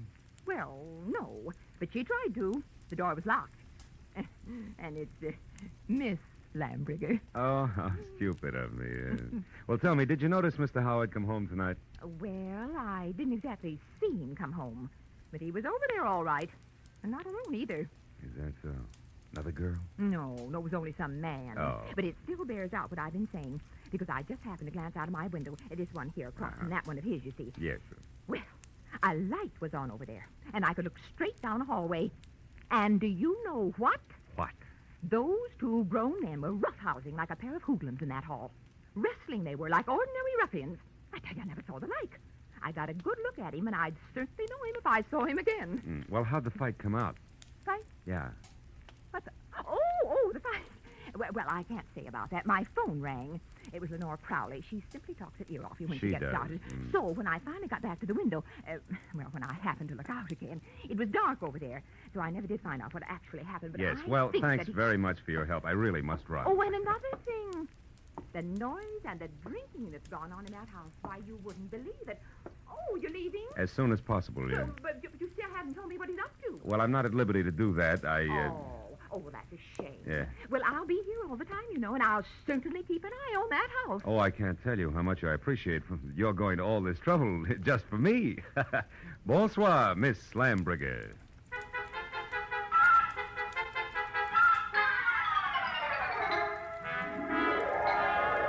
I backed out of that wind tunnel, got in my car, and drove noisily around the corner. Then I cut my lights, turned quietly into an alley behind the house, and stopped. Slipped through Howard's back gate and up the side of the house, found a window that could be persuaded, and went in. Yeah, Howard was a lousy housekeeper, and everything that didn't get brushed off in normal traffic was covered with dust. I found my way to the room opposite Agatha Lambriger's observation window and ran smack into her first lie. Where she said there was a hallway, there was a solid wall, papered with purple roses and hung with 4 dingy pictures in bronze frames, 2 on each side of a big, ugly mirror. There were 2 hallways, but no angle at which either could be seen from her window. Furthermore, there was no sign of a struggle. One hall led to the study, the other to the bedroom, and I checked both. But still, there was no indication of a fight. On my way out, I barked my shin on the nose of a lion carved on the corner of an oversized cedar chest, just as the abrupt sound of someone at the door brought me to a rigid halt. Whoever it was had the patience of an 8-year-old on circus day. So I set myself up as the type who might live in a joint like this and answered. What's the matter with the lights, Howard? Blow a fuse? Or could this be some new economy measure? I like it this way. I don't think I know you. You should, Howard, you should. I called you yesterday about a certain money matter. The name is Leo. Don't go for your gun, Howard. Well, since yours is pointed at my 3rd rib, why should I? Well, like I told you on the phone, my boss is anxious. You're way overdue, Howard. I want that $50,000 the boss loaned you 3 months ago. Have it for me the day after tomorrow. All of it. Without fail. He knows I'm good for my debts. Why all the pressure? Well, maybe he figures your investments aren't so smart. Like maybe you've been blowing too much on that second-rate Canary, Carol. Oh, yeah, Carol. I remember. She's your girl. Well, that's none of my business. See you day after tomorrow about the same time. And if you get a headache from worrying about paying off, just think of the one you'll have if you don't pay. It'll be like 10 times this. Oh! Good night.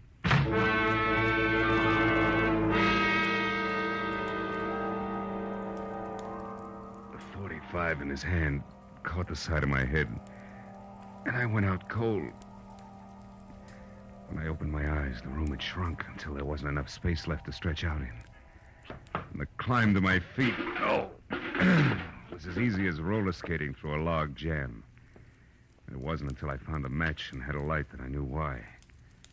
Somebody had moved me from the front door and crammed me into a broom closet like a bag of wet wash. When I got out, I saw that my cubbyhole was off the hall of the bedroom.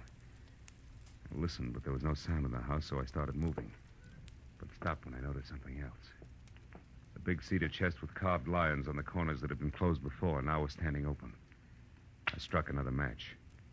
Inside on the bottom was a thick red puddle of blood. Blew out the match and was in the middle of a mental apology to Liz Stewart when it came. I ran for the front door in time to see Agatha charge out of the driveway and down the street. Stark terror twisting her face. Help! Hey, Miss Lambriger, hold it! Oh, Mr. What is it? What happened? I saw him, Mr. Marlowe. I saw him. Up by the alley near the hedge. He's dead, Mr. Marlowe. Dead in my backyard. All right. Now take it easy, Agatha. Who was it? He's there now, lying on his back close to the hedge, and he's dead. What'll we do? Come on, we'll have a look. You can show me where he is. Well, all right. He's right back here. I happened to look out my rear window, and I saw something move. The dogs had been getting in my pansies lately, and I thought this was another. So I came out to chase him away. That's when I saw the body. It's right back here. It's gone. Mm-hmm. Now, look, Miss Lambrigger, I've got a headache. I'm getting a little tired of this. You saw a body here just like you saw a fight in a hallway from your window. You're so anxious to be in the middle of things, you'd make up any kind of a story. No, I'm not. No, I'm not. I saw that fight, and I saw Dean Howard's body, too. It was here, I tell you. Where? Show me exactly. Well, right about there, I'd Oh, say. sure. And I suppose it... Hey, wait a minute. Yeah. My apologies, baby. There is something here. Could be blood. Here's 2 dimes and a bar receipt from the tulip room on the strip. Oh, good heavens. What'll you do now? Raid the place? You can use my phone. Thanks, but until we know where the body is, we better play it cagey.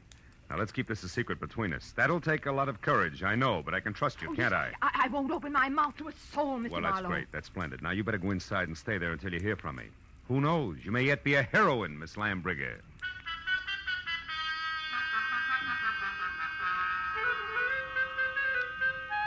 The bar receipt was a long shot. When I was still 2 blocks away from the tulip room, I knew it had paid off because a fluorescent banner, 4 by 12, draped over the front of the squat square building, extolled the vocal virtues of one Carol Cody. I parked across the street, went in and found a dressing room door and knocked. She distinctly said, "Come in," but when I did, I thought the room was empty, until a small handful of spangled satin costume hopped up from behind a screen in the corner. I made a sight-unseen introduction. It was only a moment later that a tall brunette, filling a white silk blouse and snug, dark slacks, stepped out. Tossed a few pounds of glossy black hair away from her face and gestured me into a chair. Which paper did you say you were from, Marlowe? I didn't, honey. I'm a private detective. I can't use it. Don't give odds on it, baby. Not yet, anyway, huh? Let's talk first. For instance, what's with you and Dean Howard? Dean Howard is a low-crawling thing. That's strange. Had it you loved him? I did until tonight when I found out that he has 2 heads. That's so he can lie and keep a straight face with one while he laughs up his sleeve with the other. Nuts to him. Nuts to Liz Stewart and her money, and nuts to you. I hate Dean Howard enough to kill him, and I might just do that. I don't think you will, no, because somebody beat you to it. You mean Howard's dead? Looks that way, yeah. I'm not sure because he won't stay in one place long enough. Well, if you're trying to shock me, you're wasting your time. I'm not sorry. I think we've got company. Keep talking. I'll get him. As you say, my friend, the music business is just as lousy as any other dodge, and I can prove it. Come here. You're a good listener, Bud, so join the party. Who are you? Why are you listening out there? Come on. No. Just a minute. I wasn't listening. I was looking for you, Marlowe. I'm Ward Odom, Mr. Hanley Stewart's assistant. You're doing fine. Don't stop now. Well, ever since I learned that Miss Stewart hired you, Marlowe, I've been trying to talk to you. I followed you here from that place on Normandy because I must know what you found out so far. Why? What business is it of yours? Because, Mr. Marlowe, I doubt very much that you even know of the robbery. Robbery? What robbery? More than $40,000 worth of negotiable securities was stolen from Mr. Stewart's safe this evening. You get all your information at keyholes? And I have reason to believe that the man you're looking for took them. Of course, I don't dare accuse him without proof of his relationship with Liz, Mr. Stewart's niece. If I were wrong, it would cost me my job. Odom, did Liz know about the robbery when she hired me? Why, of course. Oh, brother. Look, see this? Her name is Carol. She's involved right up to her mascara in the whole mess. I'll let her out of your sight till I get back. Me? Why, you cheap shot. Shut up! And as for being cheap, I'll take care of you when I get back.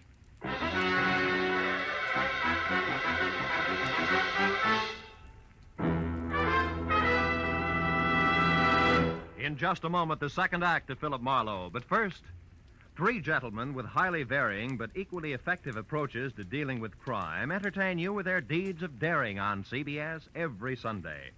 Jethro Dumont, alias the Green Llama, Police Commissioner Bill Grant of Call the Police, and Dashiell Hammett's Sam Spade. These 3 sterling gentlemen all make their appearances tomorrow on most of these same CBS network stations. And now with our star, Gerald Moore, we return to the second act of Philip Marlowe and tonight's story, The Busy Body.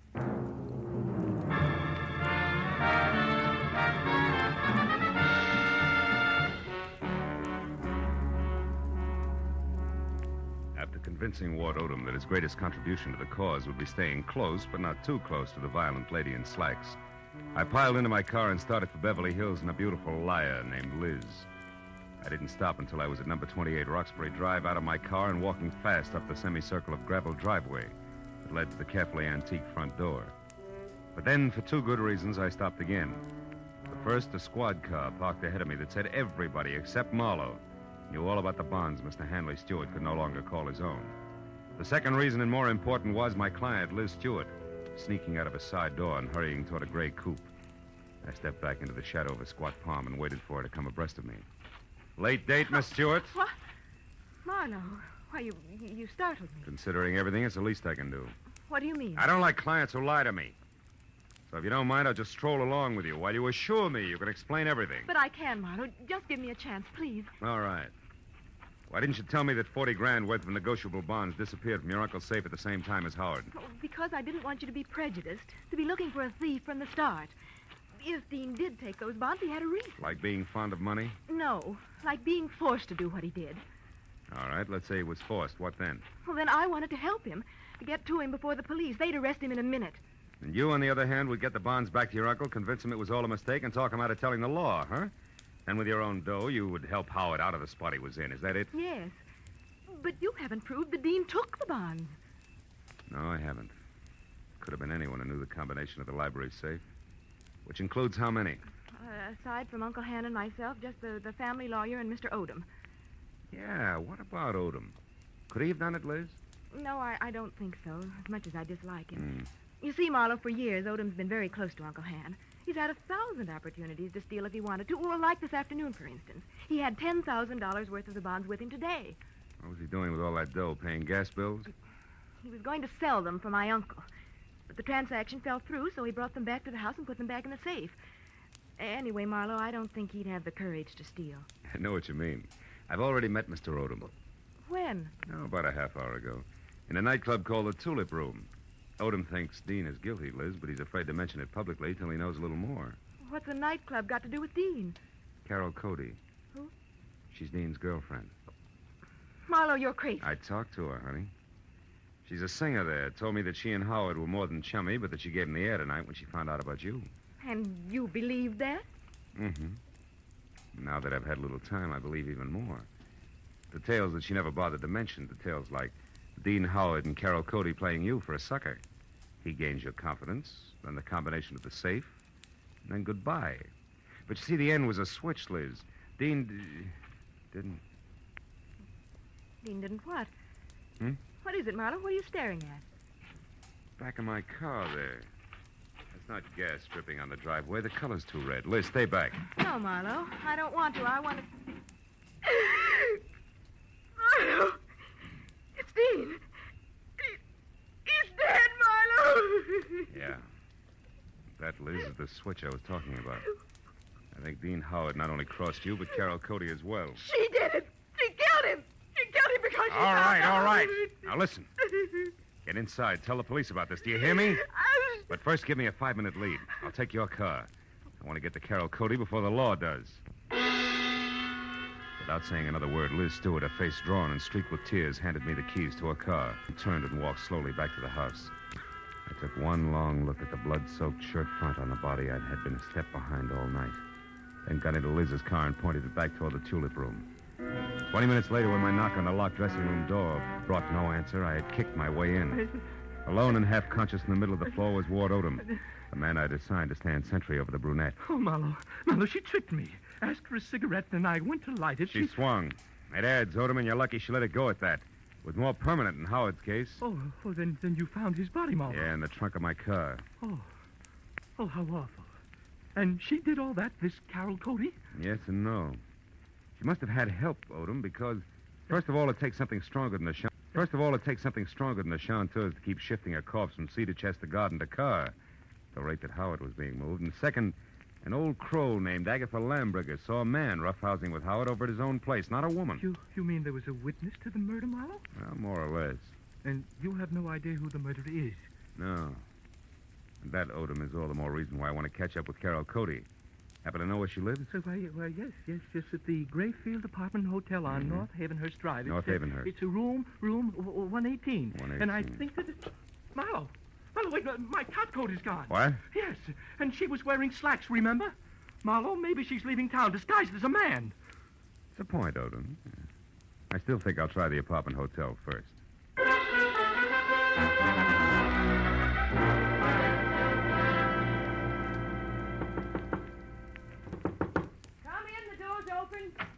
The bag's over there, boy. Did you get the Marlowe, what are you doing here? Not doubling for a bellhop, so get over there, sit down, and keep your hands in your lap, because if I have to, I'll shoot. What? I don't understand. I'll make it real plain.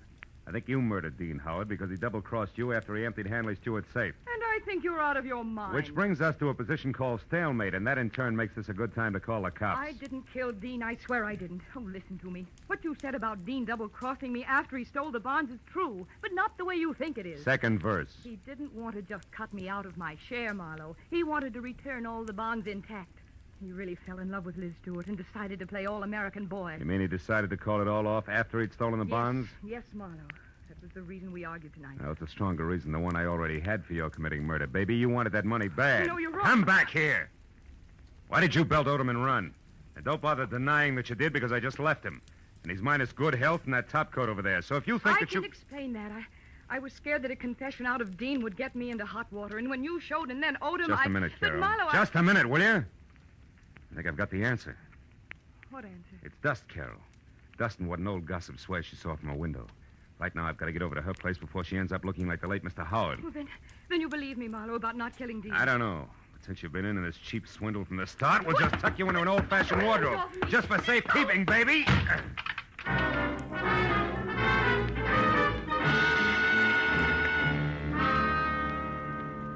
Outside in Liz's car, I slammed my foot down hard against the accelerator and didn't ease up until I screeched to a stop, away from 310 North Normandy, where I knew murder was scheduled to happen again.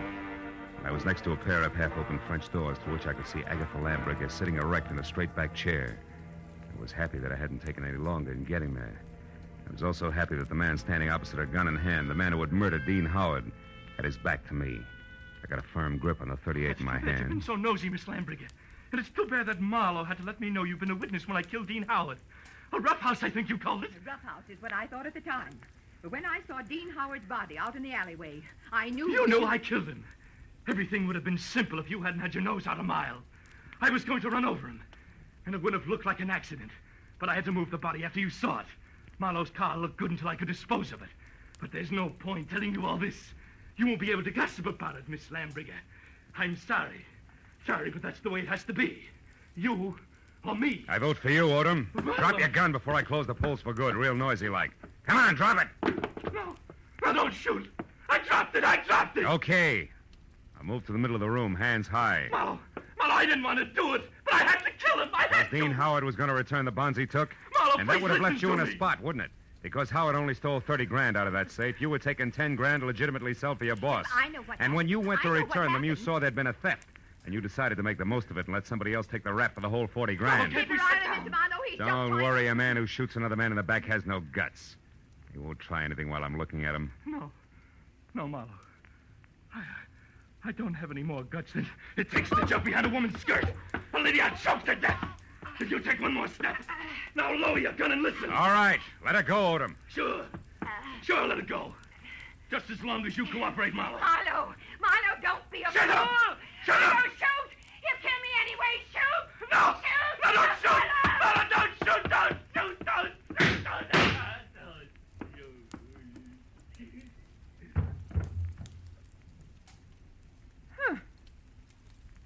You were right, Marlowe.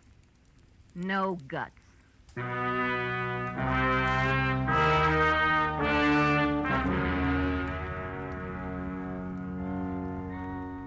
It was an ambulance, a half a dozen squad cars, and a police captain included, and 3 long hours of questions and answers in triplicate later, before 310 North Normandy and environs settled back to being just another quiet house on just another quiet street. With, of course, the exception of Miss Agatha Lambricker, who now would never return to normalcy. And as we sipped hot tea together and a clock someplace deep in another room struck twice. Now, Philip, so I'm sure I had this She was right. still going strong. Dean Howard owed money, so he and that worthless singer decided that he should get friendly with your wealthy client, and then at the propitious moment rob her uncle, correct? Correct, yeah. But what I don't understand is how you knew it was that awful man Odom. Well, there were two things, honey. His anxiety to get me to Carol, together with a streak of dust the length of Odom's topcoat sleeve, all added up to a hunch. That, Philip, I don't understand. Well, you got to take them in reverse order. I saw dust on Odom's topcoat sleeve when I was in Carol Cody's apartment. That reminded me of the dust all over Howard's place. Oh, a mess, that house. Yeah, luckily. And the dust was the length of the sleeve, as though somebody had brushed against the wall, coated thick with it. As one would in searching for something, That's right. Now, there's another thing. You saw Howard and another man roughhousing in a hall by looking out of that window there. Mm-hmm. Where, Miss Lambriger, no hall is visible, but where there is a mirror. Oh, then you mean I actually saw a reflection. Yes, darling, you did. Dean Howard hid the bonds behind the mirror. Which tilted so that I saw the reflection of a side hall. That's right. Well, now, Philip, one last question. Why did Odom move the body? Well, if it's the last, I'll answer it. Because he didn't want Howard's death to appear a murder on the night the bonds were stolen. It was better if he died accidentally and wasn't connected with a theft. Oh, I see. Yeah, well, now look, Miss Lam... Excuse me, I'll only be a minute. Yeah, but Miss Lambriger... Hello? Oh, hello, Judith. Yes. Yes, wasn't it thrilling? Miss Lambriger, really, Darling, it all started so innocently. My part, I mean. Well, it was about 7 Miss Lambriger, I have... Philip, I'll be with you in a minute. Oh, Philip, who? Why, the detective, the one I mentioned earlier. a long minute, I'm sure.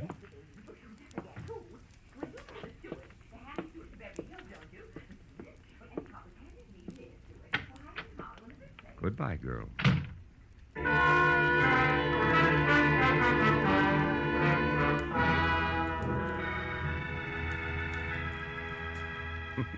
When I got outside, the silence was deafening. And then I remembered that I still had a client up on Roxbury Drive who I had to see. And that there were automobiles to be exchanged, and maybe, if I could find them, some right words to say to a girl who had a very rough night. So I started driving that way, slowly. But 10 minutes later, when I was halfway there, I stopped, turned around, and headed back for 310 North Normandy, and my .38 that I'd forgotten after a handful of policemen had finished examining it. It wasn't until I was at Agatha Lambriger's front door again that I realized something more important.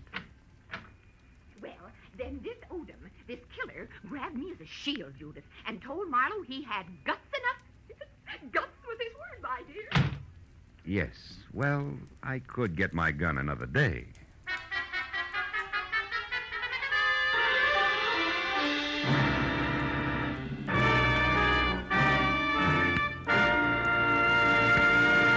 The Adventures of Philip Marlowe, bringing you Raymond Chandler's most famous character and star, Gerald Moore, and are produced and directed by Norman McDonald. Script is by Mel Donnelly, Robert Mitchell, and Gene Levitt. Featured in the cast were Lois Corbett, Lorette Philbrandt, Lynn Allen, Peter Leeds, and John Stevenson. The special music is by Richard Orant. Be sure and be with us again next week when Philip Marlowe says... It began as the threat of a beating that turned into murder with a brown-eyed blonde, a jovial hippopotamus, and a tough ex-soldier of fortune, all complicating the problem until I got next to the key man.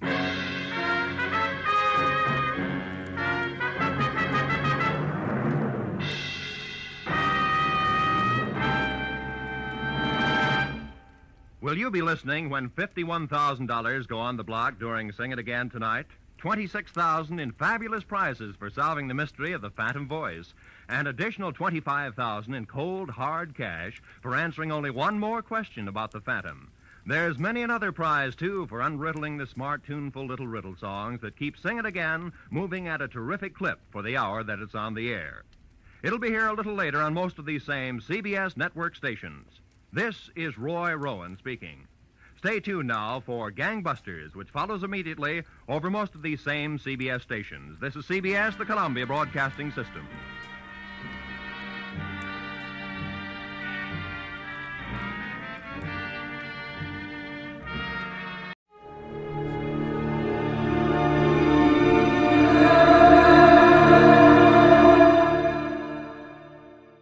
And now, Roma Wines, R-O-M-A, made in California for enjoyment throughout the world. Roma Wines presents Suspense.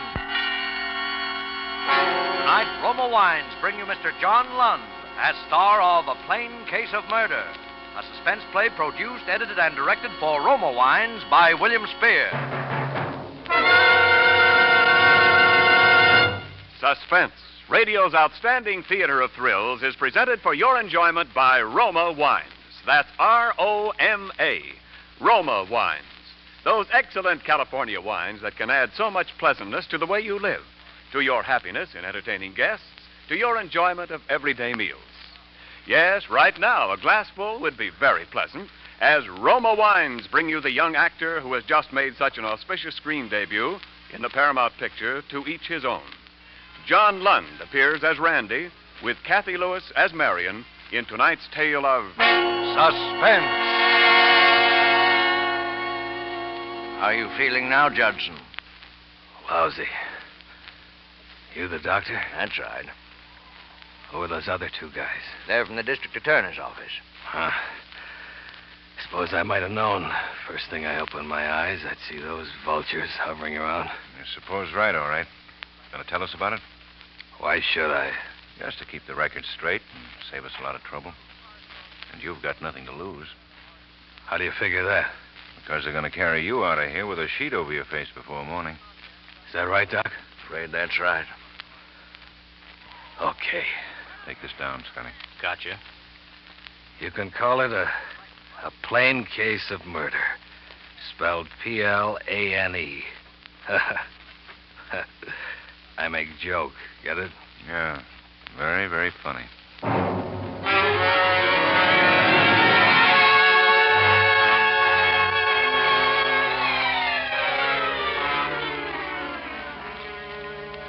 I'd been home 3 weeks when I finally broke down and called her. And she said to come on out. Her husband wouldn't be home. It's funny. I'd already met Dorothy, but I called Marion anyway. Maybe I was crazy with hate even then. Maybe it was what I'd been through. Stuck in one of those civilian concentration camps out in the Philippines for 3 long years. And all the time dreaming about Marion. Making up endless little scenes about how happy I was going to be when it was all over with Marion. Till it seemed that all I was living and fighting for was Marion. The whole war was just for Marion. And then to come back and find she's married to this other guy. Something like that'll do things to you, no matter how good you are. And so, when she told me to come out, I went. Why? A sort of horrible fascination, I suppose, to see it with my own eyes. Because I already knew from everything I'd heard that she'd married the guy for his money. And that the Marion I'd been dreaming about all those years was just another cheap little gold digger. I went up to the big front door and rang the bell. She must have seen me coming up the drive. Because there she was right away to let me in herself. My dream girl, Marion. Randy. Hello, Marion. Hello, Randy. You mind if I come in? Of course not. Come on in here. It's a little more private. What do we need to be private about? Oh, I thought we'd like to have a little talk. Sure. Let's have a little talk. Oh, Randy, please don't be bitter. Don't you see I couldn't help it? Ed's such a wonderful person. I know you'll like him. I can see why you like him. No, Randy, it's nothing like that. I thought you were dead, and then Ed came along, and, well, we fell in love, that's all. A person can't help falling in love, can they? You never tried to find out how dead I was, though, did you? Oh, Randy, I did. I tried every way there was. I checked on that. There's no record that you ever tried. But I did. I swear I did. Okay, skip it. It's really a lovely place you've got here. Yes, isn't it? You can see the property better from over here. Ed owns all this part of the valley, clear over to those trees. You can see him up against the mountain, you see? You see him? Uh-huh. What's he do with it all? Oh, nothing much. You see, Ed's real business is cattle. Of course, this isn't cattle country. He's visiting one of his cattle ranches now. Oh. He away quite a lot? Yes. Randy, tell me about you. I saw in the papers the big welcome they gave you and all you'd done out there. It must have been awful. Wasn't fun. Well, what are you doing now? Well, in a way, you know. thing like that almost pays off. Pays off? Uh-huh. All that hero business. You know, I was out there for a commercial aircraft company, selling private planes to sugar growers and gold miners and so on. Yes. Well, the first thing that happens is that the company makes me vice president in charge of sales. $75,000 a year.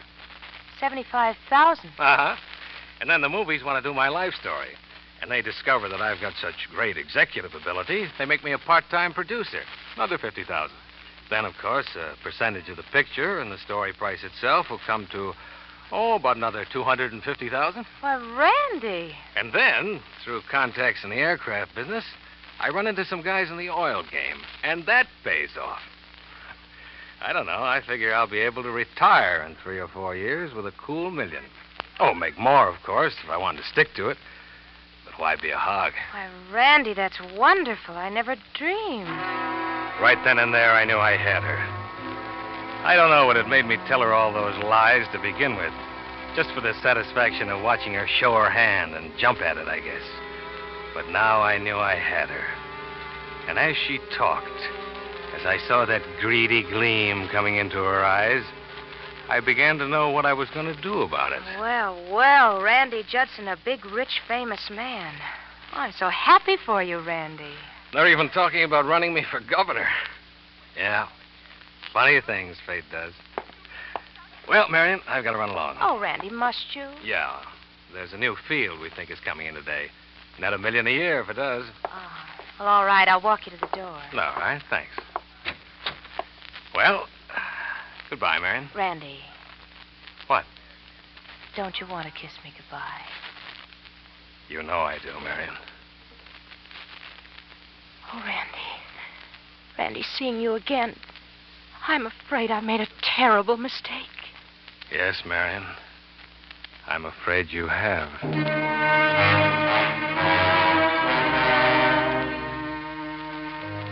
I was pretty sure after that all I had to do was wait. There was some truth in what I told her. About 2%. I had been a salesman for a commercial aircraft company, and I still was. And I had a little money, enough to look the part of the big executive when I was around Marion anyway. And, of course, it had to be secret, not only because of Dorothy and of Marion's husband, but because of what I had figured out for later. But as the weeks went by, I saw her, all right. I saw a lot of her and waited. And I didn't have to wait too long. Oh, Randy, Randy, I love you so much. I know you do, baby. Randy, what are we going to do? I don't know, Marion. Well, there must be something we can do. Divorce? Oh, he'd never give me a divorce, you know that. Never. Yeah. It's just one of those things, I guess. Well, Randy, I can't go on like this. Something's got to happen. Nothing's going to happen, Marion. It could. What could? Something, anything. Just so I could be free and be with you. There's only one thing that would do us any good. Things like that do happen. If somebody makes them happen. You want to kill him. Randy, I know it's terrible. I just know it's wicked to even think of such a thing. But you do. Yes. What's stopping you? Oh, I'm afraid. Alone. You mean you want to kill him, but you want me to help you to kill him? Yes. Yes. Yes!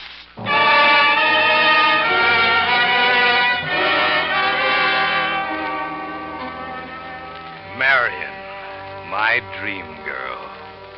Oh, I agreed to help her, all right. Sure I did. I planned it for her. First, there was the plane. That was going to do several things for us. And, of course, my being an aircraft salesman made it easy. Marion suddenly became interested in aviation. She began reading about it, hanging around the airports. Then she started taking lessons. She learned fast, too, I'll say that for her.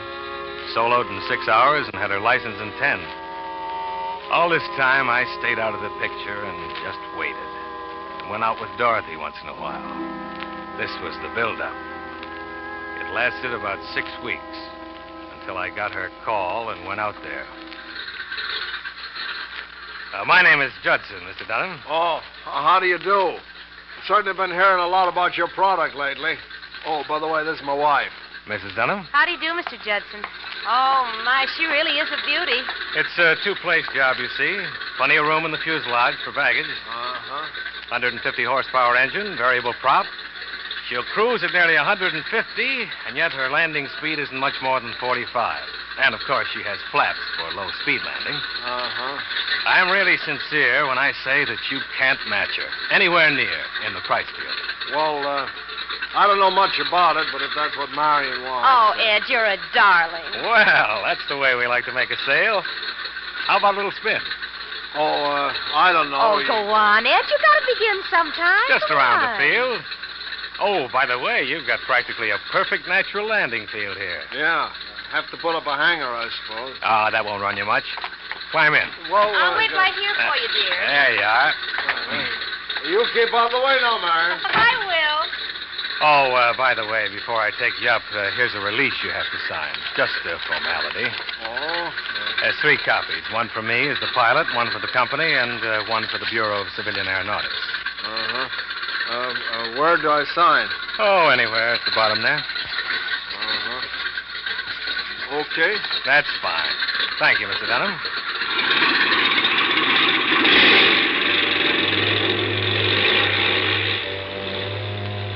It's funny. In spite of everything they tell you about reading anything you sign, the average man will glance through the first copy and sign the others without looking, particularly if he's nervous or in a hurry. That's what he did. The first 2 copies were just something I'd dreamed up, because there's no such release anyway. But the last was a blank piece of paper. And when he signed that, he signed his own death warrant.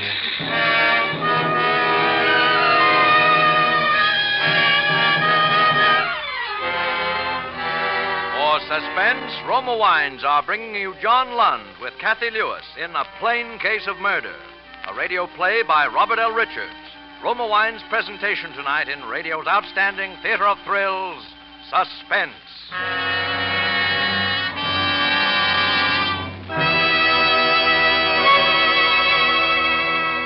Between the acts of Suspense, this is Ken Niles for Roma Wines.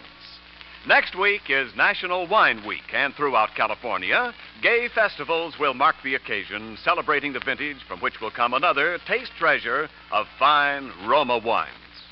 For this year, as always, Roma master vintners are choosing the choicest grapes of California's richest vineyards to bring you better tasting wines. With unmatched skill and the world's finest winemaking resources, Roma vintners patiently, unhurriedly guide this vast grape treasure to tempting taste perfection.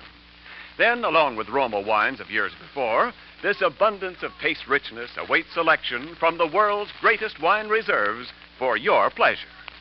The result is finer taste, always in every Roma California wine, be it sherry, port, muscatel, Burgundy, or Sauterne. That's why more Americans enjoy Roma than any other wine. Let Roma wine add pleasantness and good taste to your living. Tomorrow, enjoy Roma, R-O-M-A. Roma wine, largest selling wine in all history. And now, Roma Wines bring back to our Hollywood soundstage John Lund as Randy Judson, with Kathy Lewis as Marion Dunham in A Plain Case of Murder, a tale well calculated to keep you in suspense.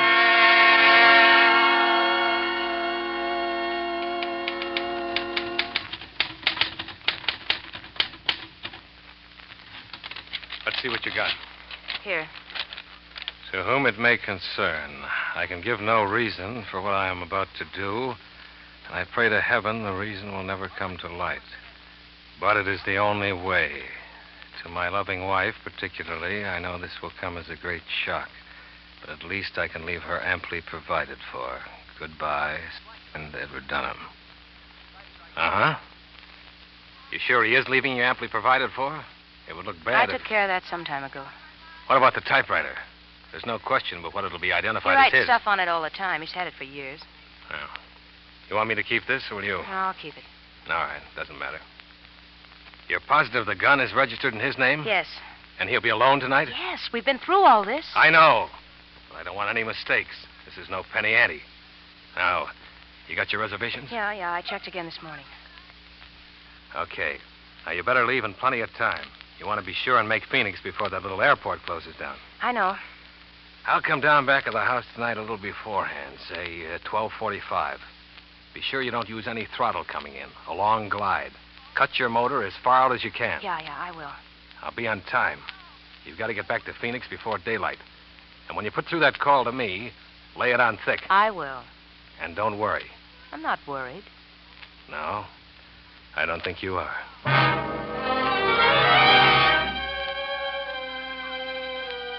The wheels were moving. Complicated, but good. We'd been over it enough, rehearsed it line by line, so I knew exactly what she'd be doing and saying almost every minute. First, she'd be circling that little airport about a mile from the hotel and sounding as though she was in trouble. A little trick of thinning out the mixture that I'd showed her. And then she'd be coming in for a landing, taxiing over to the hangar. That would be a little before 5. Hey, sounds like she's acting up on you, huh? Yeah, she is. I didn't think I was going to make it. Oh, carburation, maybe. Exhaust valve sticking, I think. Yeah, that could be it, all right. Yeah. Thanks. Hey, you staying in Phoenix? Yeah, for a few days. Can I leave it here? Oh, sure. Tomorrow, first thing, I'll get a man. No, I'm going to get the man down here who sold it to me. I've only flown it about 8 hours. Oh, gee, it shouldn't be doing that. I'll say it shouldn't. Is there anybody here at night? No, I'm sorry, ma'am. I come on again at 8 in the morning. Well, he may be down here before that, because I'm going to get him out of bed if it's the last thing I do. It's a brand new $6,500 airplane. Oh, I don't blame you. Well, in case you're out here before I am, I'll give you the key to the shop, so if there's anything you need... Thanks, but don't bother now. Just send it around the hotel. Okay. Where are you staying? Desert Inn, Mrs. Marion Dunham.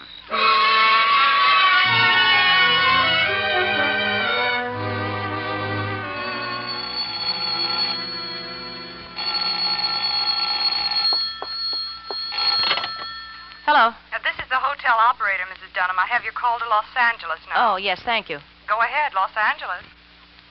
Hello? Mr. Judson, this is Marion Dunham. Who?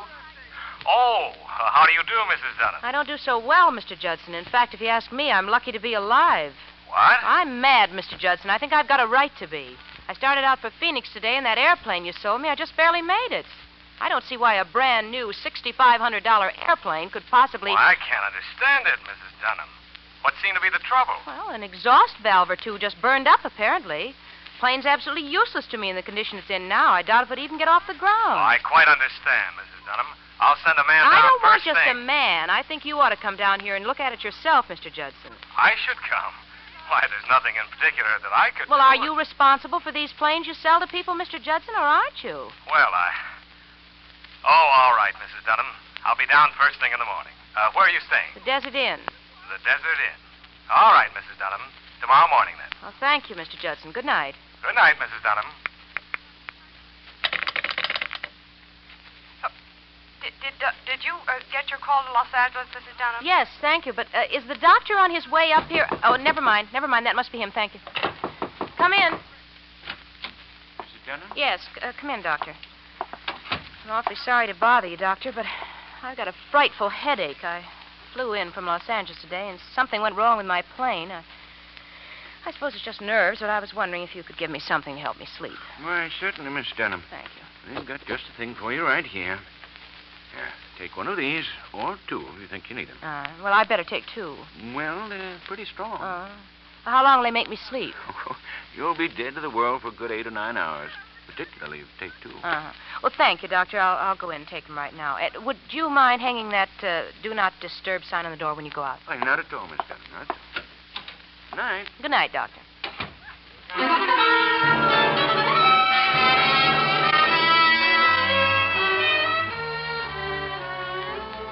I was at the field back of our house a little ahead of time.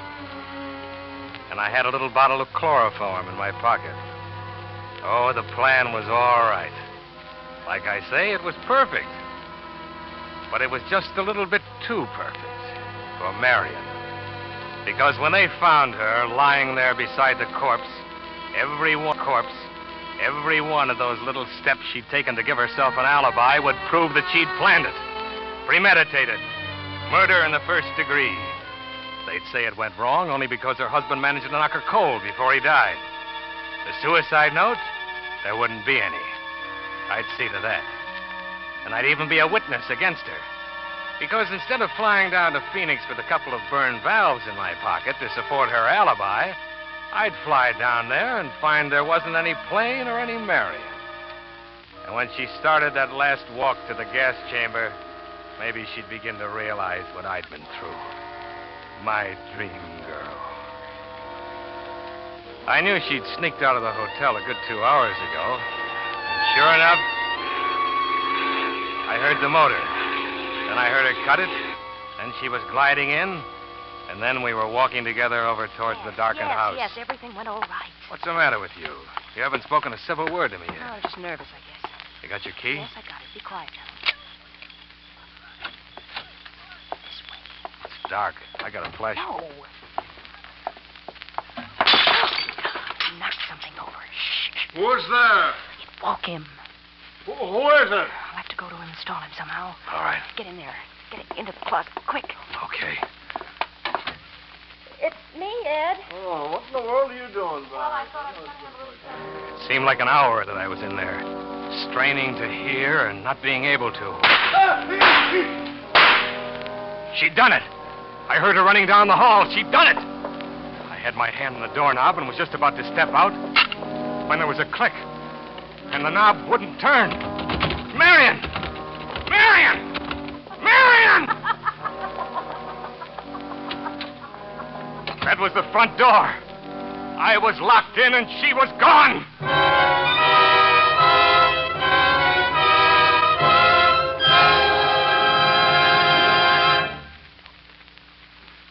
For a moment, I almost fainted.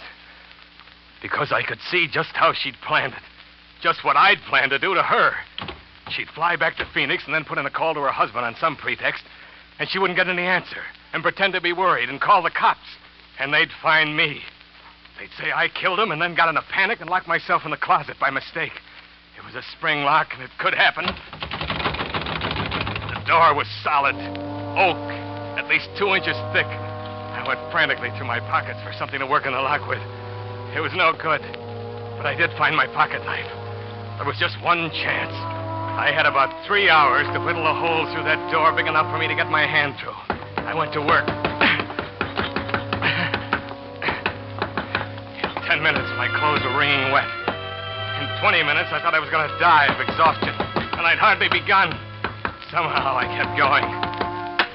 Then the knife blade broke. I was almost crying. I opened the small blade and kept on. My hand was raw with broken blisters.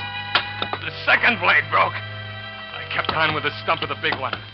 Hours passed, it seemed. And then, at last, I was through. But the hole wasn't big enough yet. More hours. And then I tore half the skin off my hand and got it through. I opened the door. I was free. As I started out the front door, the phone rang in the hall. I picked it up and listened. Phoenix, Arizona, calling Mr. Edward Dunham. Hello? Hello? Operator? I put the phone quietly back. That would be Marion. That meant that she'd call the cops next, and they'd be out to investigate. I only had a few minutes left, but there was still my plane. I started running across the field to where it stood. If I could get off in that plane, I had a chance, a good... And then I stopped. Marion. She'd fly back. She'd land right on this very field.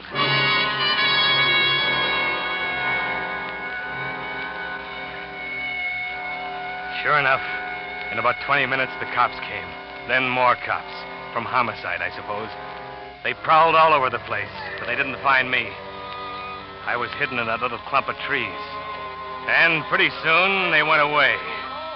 And I waited. 3 hours more. Then I heard it. Marion's plane. And then I saw her coming into land. And I was out there and up on the wing before she'd even rolled to a stop. Randy! The double cross, huh? You're a fine one to talk. You and your Dorothy. I suppose you thought I didn't know about her, that you got engaged to her the very day that you were going to frame me, weren't you? Well, I beat you to it and you'll die. Do you hear me? You'll die.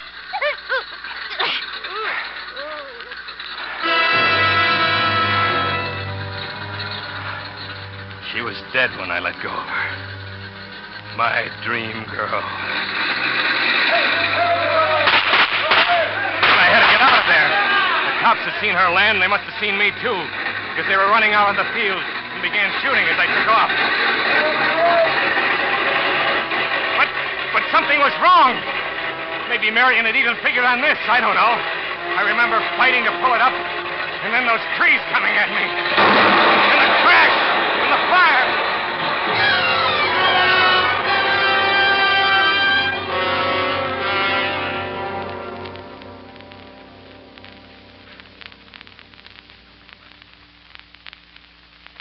You got all that, Scotty? I got it. How is he, Doc? It's not so good. Here, Judson. Sign here. Sure. I'll sign. Hurry up. Sign it. Hey, Doc. He's gone. Dead, huh? Dead. Fine thing. They got a confession and no one to sign it. What's the difference? You got witnesses. Yeah. Plain case of murder. Spelled Plane. Very, very funny.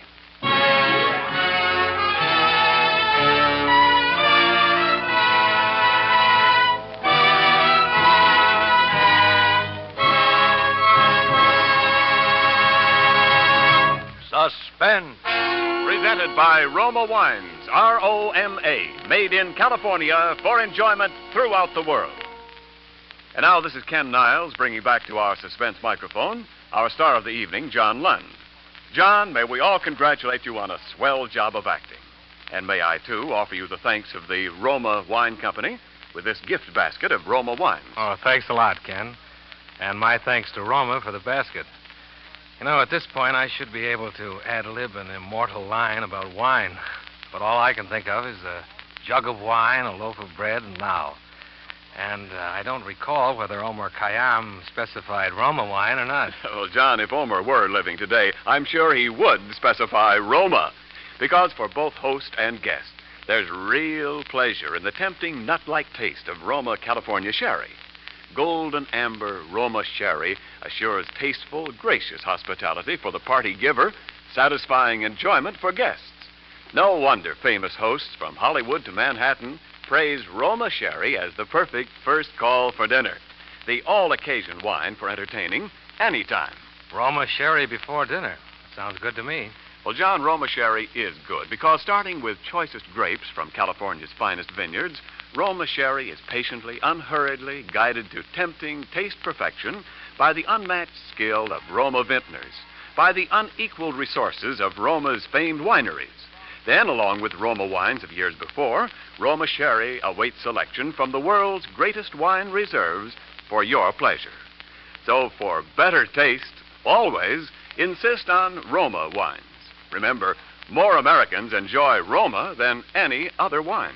Ken, speaking of things that most Americans enjoy, who's for Suspense next Thursday? Well, it's going to be a particularly unusual and original show next Thursday. The play is called The Man Who Wanted to Be Edward G. Robinson.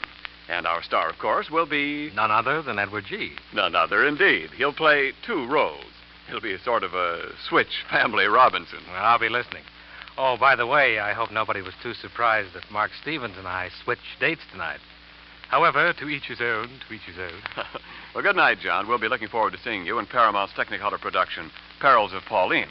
Next Thursday, same time, you will hear Mr. Edward G. Robinson as star of Suspense. Produced and directed by William Spear for the Roma Wine Company of Fresno, California. By giving generously to your local community chest, you can be sure that you are supporting most wisely and effectually the friendly, neighborly services which are a genuine help to your community day after day and month after month throughout the year.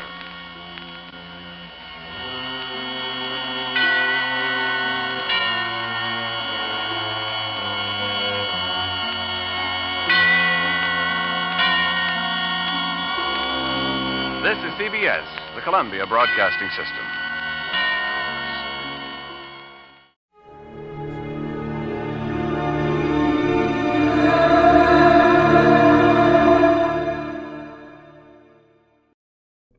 Well, anyway, I learned the answer to the question, what does a doctor do when a doctor needs a doctor?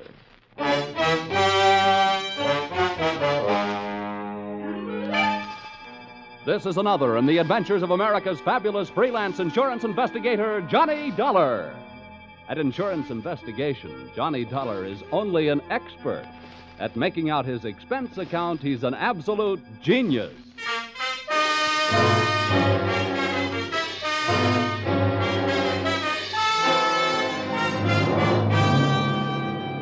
Expense accounts submitted by Special Investigator Johnny Dollar to American Volunteer Liability Insurance Company, Hartford, Connecticut. Attention, Homer Shalley, General Manager.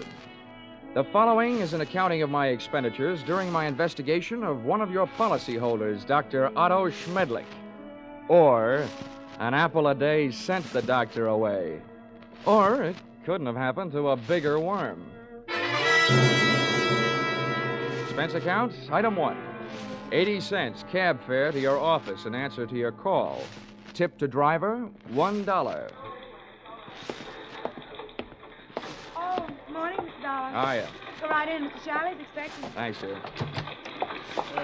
Good morning, Dollar. Good morning. Sit down. Thank you. I'm sorry we had that unfortunate altercation over the last expense account you submitted to this office. Oh, that's all Of right. course, it was ridiculous.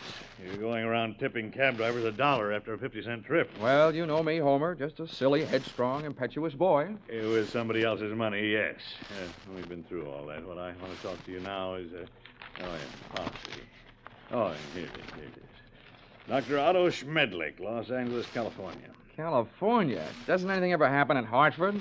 I've been using an airplane seatbelt so much lately, I'm about ready to throw away my suspenders. Dr. Otto Schmedlich.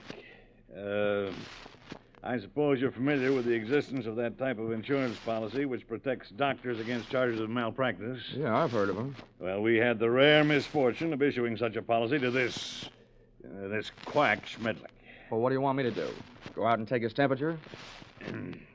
Dollar, when I want to laugh, I tune in Jack Benny. Now, this is serious. The policy we issued to Dr. Schmedlich only covers him up to the extent of what is construed as accidental malpractice. If we can prove criminal malpractice, we can cancel the scoundrel's policy. Do you have a good reason to think it's criminal, or are you just toying with a happy thought? Look, our company has already paid off on 2 claims. Recently, we've heard rumors about this man. It seems the Medical Association is watching him very closely. But so far, no one can prove anything. Now, Dollar, do you want the assignment?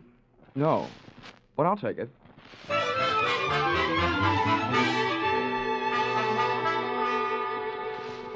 Expense account, item 2, $194.04. Airfare, Hartford to Los Angeles. Item 3, $4.50. Cab fare, Los Angeles Airport to the Sun Tower Medical Specialist Building, which I first spotted looming through the smog on Wilshire Boulevard, high in the high-rent district of the City Beautiful. Item 4, 55 cents, 11 nickels. Spent telephoning the Schmedlich office at 15-minute intervals until I at last found the doctor not in. In California, the doctors really specialize. And the buildings they work in sometimes really make the most of it, as I found out in the elevator going up. Second floor, eye, ear, nose, and throat. Doctors Care, Kreider, Whitetis, and Osterban. Pardon me. Third floor, fractures, strains, sprains, and dislocations. Doctors Fowler, Woodruff, Toigo, and Brown. Oh, pardon me. Fourth floor, obstetrics, orthopedic, pediatrics, and general practice. Doctors Small, Collier, Reynolds, Frank, Stanley, Feinbaum, and Schmedlich. Would all these medical terms you just tossed off by any chance mean that we have now arrived in the land of the mechanized stork? To put it crudely, yes. Thank you, Jack Armstrong.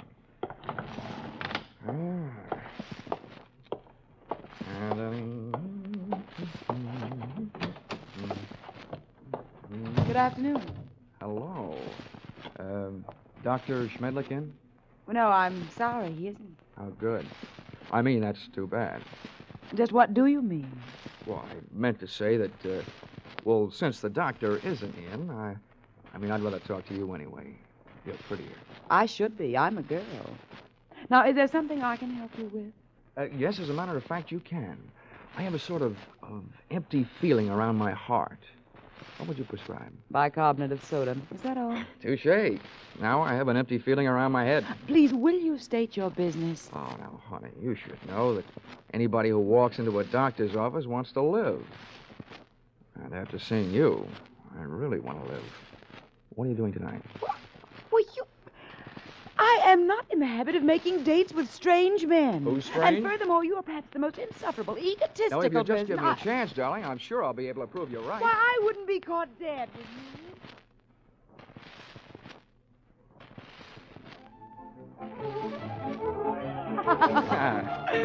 Oh, Johnny, you ain't. You like that, huh? Yeah, this is the first time I've ever tasted champagne. Good old champagne. The rich people's 7-Up. Well, here's to us. To us. Doreen, I feel like talking. Well, thanks for putting me on guard. Listening to you can do strange things to a girl. I want you to know more about me. I'm an insurance man. I didn't go up to your office hoping to see the doctor. I wanted to see his nurse. You. Why, Johnny Dollar, if you try to sell me... Oh, hey, now, wait a minute. Hear me out. You can probably guess it's getting pretty tough trying to sell insurance these days. More than anything else, a guy needs a new angle, and I've got one. People who go to doctors are worried about their health. Now, people who are worried about their health are worried about the security of their families. So they become good prospects for insurance policies. No, but at the same time, aren't they also bad risks? A lot of them are, yeah. But they can't pass the insurance physical. But there are plenty of others. You should know the figures prove that as many healthy people go to doctors as do unhealthy. Perhaps the most popular disease in America is hypochondria, and the national headquarters seems to be located right here in Los Angeles. I see. And from me, you want a list of Dr. Schmedlich's patients? Smart girl. Smart boy.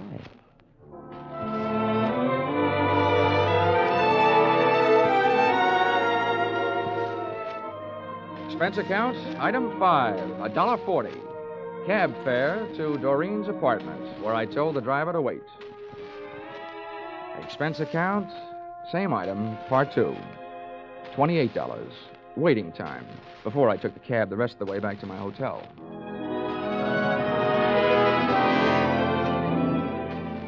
Expense account, item 6. Breakfast the next morning, 2 hard-earned dollars for 2 soft-boiled eggs. The hen that laid them must do barnyard bits in the movies. At least at those prices, she could have autographed them. At 9:30, I was right on time for my morning appointment with Doreen to pick up the list of Dr. Schmedlich's patients, a half hour before the doctor was due to arrive. Well, Johnny, for a man who stayed up so late, you're very punctual. Oh, that's me. The early worm who so often gets the bird. You got a copy of the list? Yeah, got here at 8 to type it for you. Oh, fine. Here it is. So this is wonderful. You're a doll. Yeah. A. Aarons. You'd make the top of any alphabetical list. Look, this is a selfish way of saying thanks because I'll enjoy it more than you will, but dinner at Romanoff's tonight? I love it. Good. Good morning, Miss Smith. Oh, good morning, Dr. Schmedlich. Oh, these patients already? Oh, yes, Doctor. This is Mr. Dollar. He's from out of town. Good morning. Well, all right. What's the matter with you? Oh, it's really nothing. Let me be the judge of that. I will make the diagnosis. I will see you in a moment. Johnny, I don't know what happened. He's never come in this early before. I don't mind that, but I wish you hadn't made a patient out of Well, it. I just had to say something. He wants to know about everybody who comes in here. Johnny, you'll just have to go through with it. We can't let him know about the list. Okay. But what's this going to cost me? What does the old squarehead get for a checkup? $50 a consultation. Oh. Honey, instead of Romanoff's for dinner tonight, we better make it a drive-in. Sorry, Johnny, I am. You can come in now, Mr. Lawler. Oh, well, with a D, Doctor. The name is Dollar. Oh, yes, I forget. I have so many cases on my mind. Now, if you will be so good to slip off your jacket and your shirt while I talk. All right. Now, what is the nature of your complaint? Well, my back. See, I was in a small automobile crank-up driving out here. No, that's a dangerous, complicated area, the back. Now, if you'll be so good to get up on the table and lie down. Oh, all right. Now, on your stomach. The feet down here, please. That's good. Now, I tap your back. When I reach the painful area, please tell me. Yes, Doctor. Mm-hmm. Oh, very well muscled, Mr. Dollar. No bruising, strange. Oh, there it is. Aha. Well, not dangerously near the spine, but very interesting. Here, I think this will help. Oh! At first, it felt like a big bee sting about a quarter of the way up my back. Then came the buzzing inside my head. Whatever kind of liquid lullaby the good doctor sunk into my spine had really rocked me to sleep. I had time to move my head and watch Schmedlich put down the hypodermic, walk across the room to my coat, and take from it the list of his patients, plus my wallet containing my identification. But I didn't give it a second thought. I didn't have time to. For me, the lights went out.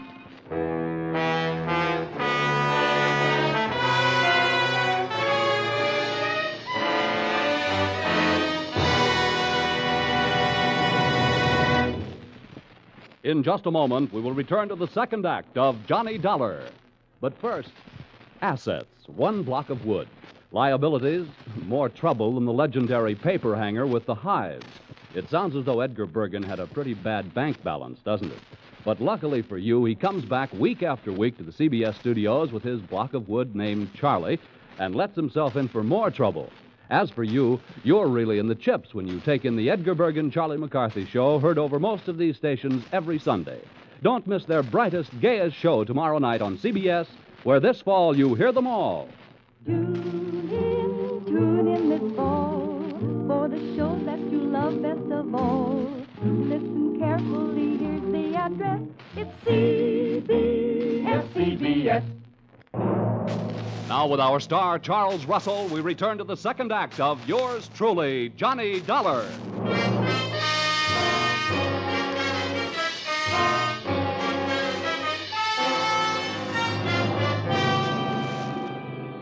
In my racket, sleeping on the job isn't always fun, and this was one of those times. Waking up from Dr. Schmedlich's slumber treatment for nosy people carried with it a dark brown taste in the mouth, thickness of the tongue, and big bells ringing in your steeple. I was scoring on all those counts when I rolled open my eyelids, which fought me all the way. I sat up and found myself on a hard canvas cot in a bare room with soft walls. They were padded. The window wasn't much, and what there was of it was barred. So was a tiny opening in the upholstered door. At first, I thought I was going crazy. Then I realized I was in the kind of place where they put people they think have already joined the ranks of the enchanted. It took me only 10 years to make it over to the door before I looked out through the small slit. Hey! Hey, come here, someone! Hey, room service! All right, wait a minute. I'm coming.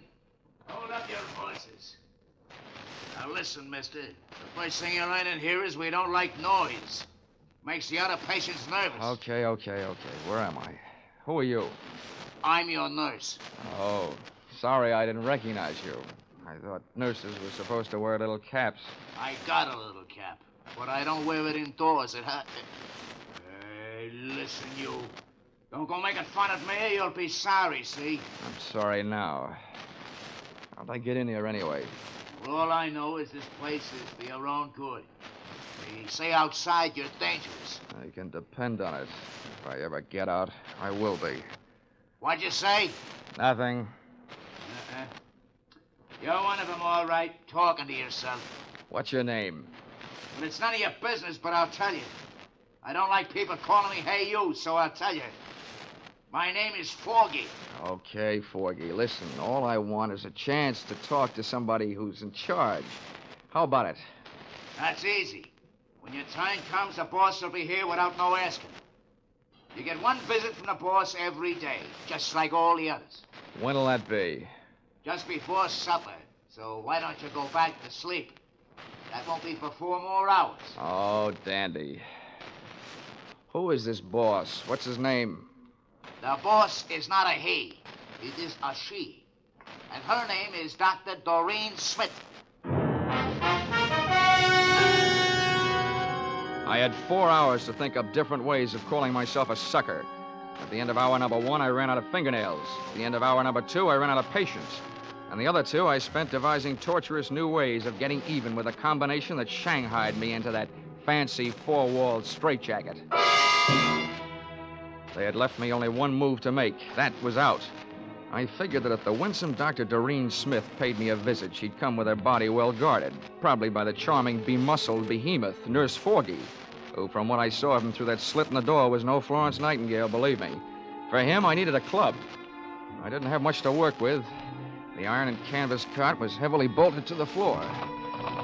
That was the only other piece of furniture in the room, a small but sturdy table. Took off one of my shoes, ripped the heel off in an angle of the cot, and looked lovingly at the shiny little nail points gleaming back at me from the solid piece of leather in the palm of my hand. I put it to work, ripping a 4-foot square of canvas out of the cot. Then I put both of my shoes into the center of the square, picked up the corners, tied them together close to the weight, gave it a heft, feeling that I now had at least the start of a weapon. Hey, you! Here we are. Oh, I suppose you think that's good news. He's safe, Dr. Smith. He's still groggy from that jolt. Don't trust him. Grab his arms when you go in and hold on. Now go ahead. I'll follow.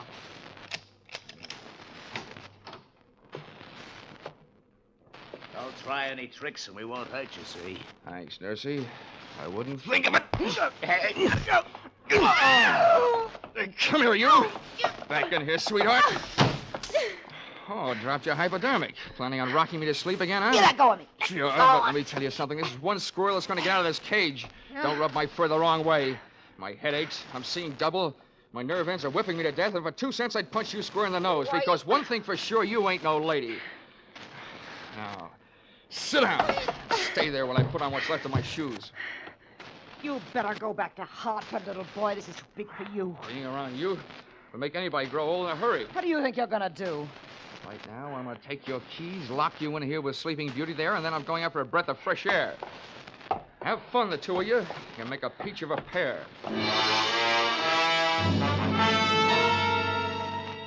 I stumbled through the rest of the building, which turned out to be nothing more than a country house. There were no other rooms like the one I had just vacated. For that matter, there were no other so-called patients. It could have been a place maintained for the purpose of making people talk, or keeping them from talking. There was no telephone. I couldn't call out, but neither could anybody call in to find out that something was going wrong. This little crime crib was apparently located well out in the country. That meant that Dr. Doreen Smith had arrived in the car, which I commandeered and drove to the nearest filling station. No longer having in my possession that list of Schmedlich's patients, I flipped through my memory and came up with a single name I had noted in his office, A.A. Aaron.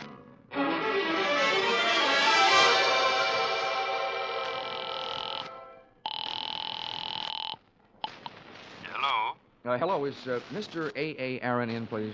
It is Aaron speaking. Oh, good. Mr. Aaron, I'm representing a group of West Coast druggists. I'm making a survey. Where do you have your prescriptions filled? It is at the Enjoy Pharmacy on Beverly Boulevard. Oh, I see. One more question, Mr. Aaron. I know that in many cases people go to the pharmacist recommended by their doctor. Is this the case with you? Yes, that is right. Well, thank you, Mr. A.A. Aaron.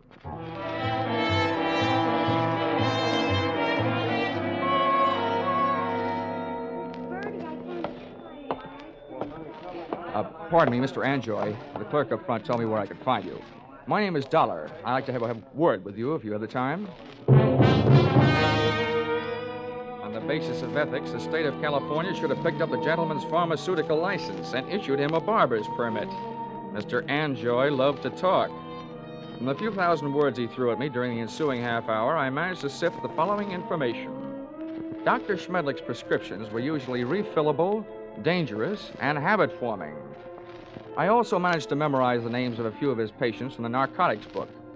With these tucked into a lonely corner of my cerebral cortex, I limped out into the newborn night.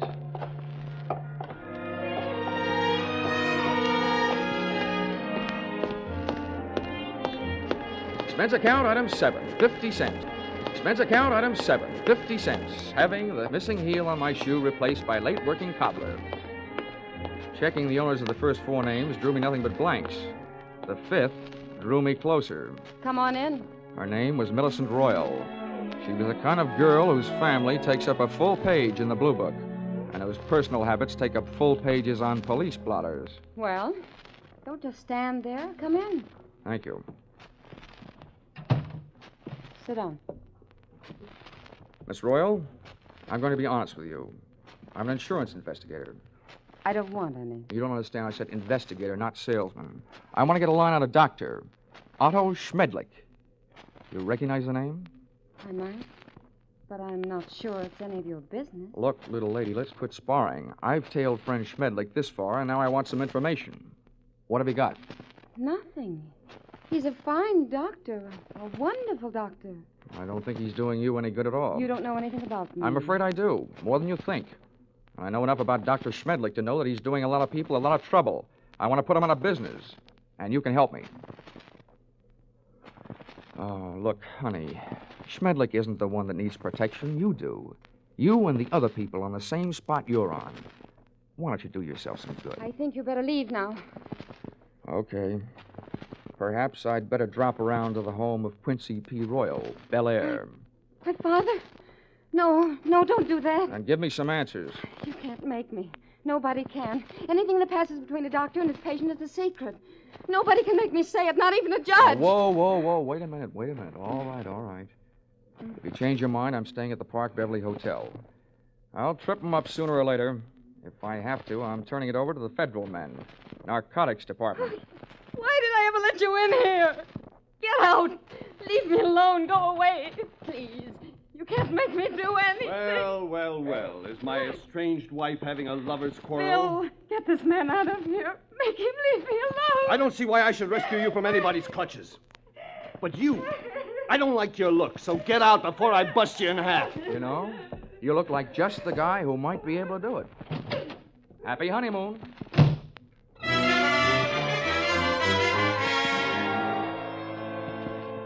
My hangover from Dr. Schmedlich's health cure hit me again as I hit the street. What I needed was a hot shower and a cold drink. After the water hit me in the face, and a trifle of the same hit the scotch in my glass, I sat down in the big easy chair in my room, posing for a picture.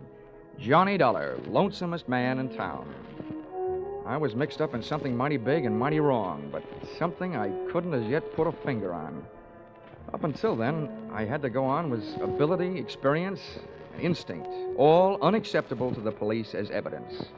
I asked myself why I hadn't called the law and told them about my party with the lady doctor and the man nurse. Then I answered myself that if I did, I'd probably be the one charged with assault, battery, and whatever else they wanted to trump up. Again, it would only be my word against that of an established medical man and his doctor-type nurse.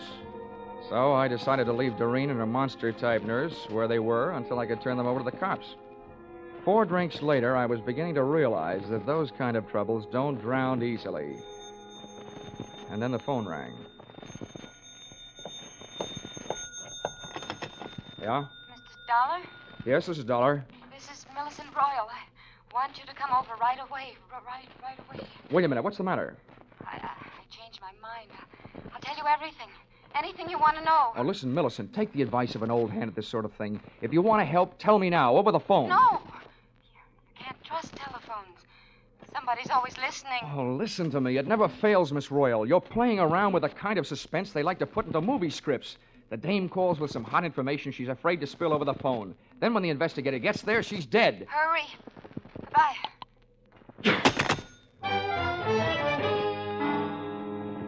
I went there. I was right. She was dead.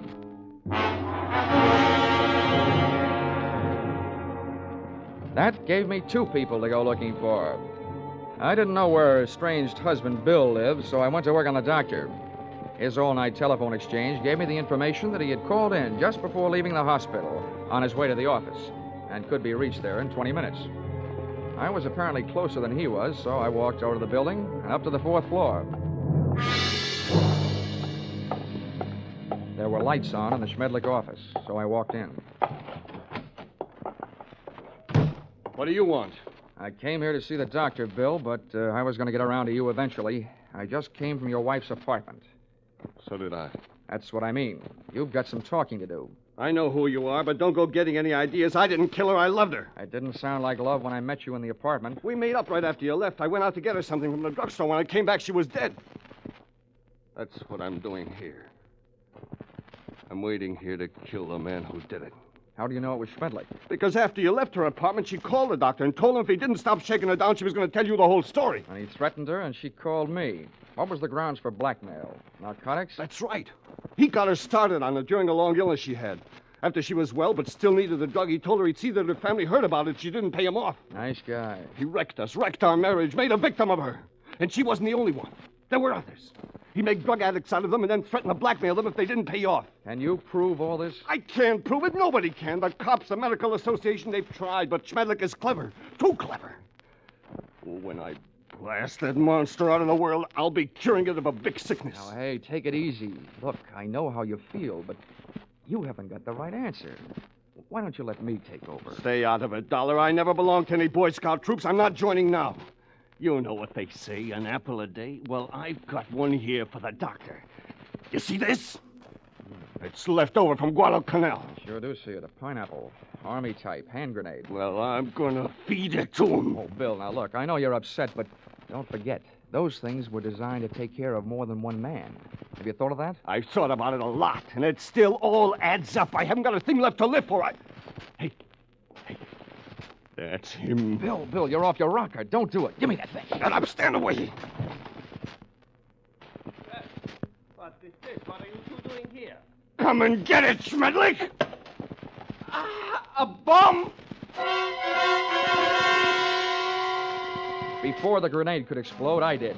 With one foot, I kicked Bill mightily in the shin bone. Oh! With a pin pulled, I only had about 5 seconds.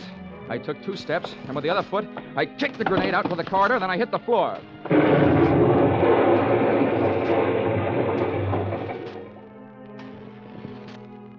All right. I'll still take you to pieces, Schmedlich. I let Bill go to work on the doctor until he had socked him into a state of unconsciousness. And to save Bill from a murder rap, I did the same for him with a loose portable typewriter. Sorry, but it's time to typewrite the tagline, William. Oh! P.S. Then I called the police.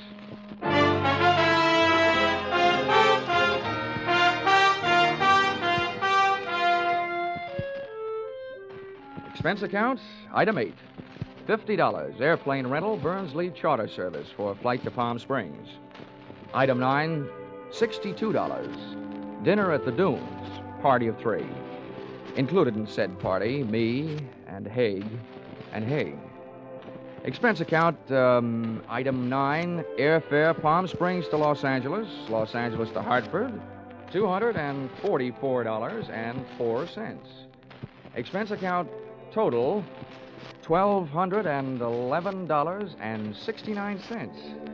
All that for getting rid of a doctor. And if you react the same way you reacted to my last expense account, it'll probably mean that you will be needing a doctor. Signed, yours, truly, Johnny Dollar.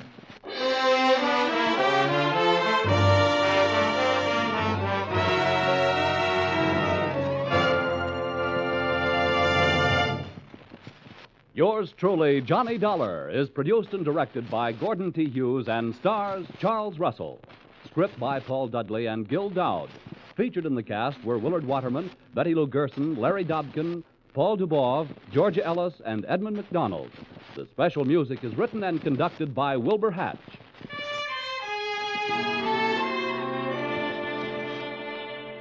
Be sure to be with us next week when another unusual expense account is handed in by yours truly, Johnny Dollar.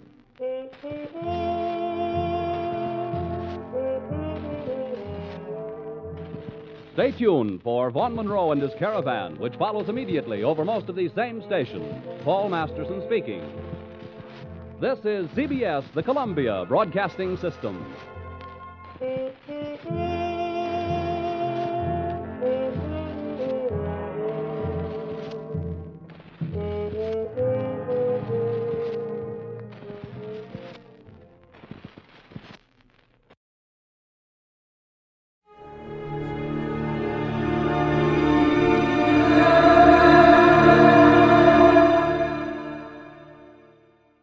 From Hollywood, it's time now for... Johnny Dollar. Joe McNabb, Northeast Indemnity, Johnny. Oh, hi, Joe. What's up? At the moment, my blood pressure. Too much work? No. Prospect of having to pay off on a $100,000 life insurance policy. Uh-oh. Fella I think you know, Johnny. Art Wesley. Oh, sure. Been a pal of mine for years. Reporter. Yeah. Apparently he's working on a story right now that somebody doesn't want him to report. What do you mean? Night before last, he got beat up in an alley. Yesterday, a car made a pass at him at high speed. What about today? It's early yet, Johnny. Oh, yeah, sure. But let's hope it's not too late.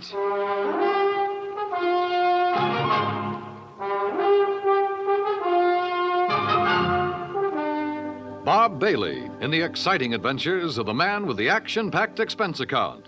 America's fabulous freelance insurance investigator. Yours truly, Johnny Dollar.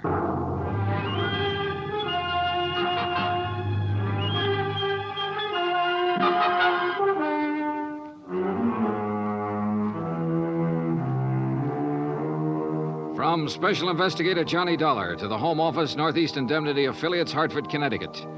The following is an accounting of expenditures during my investigation of the Big Scoop matter.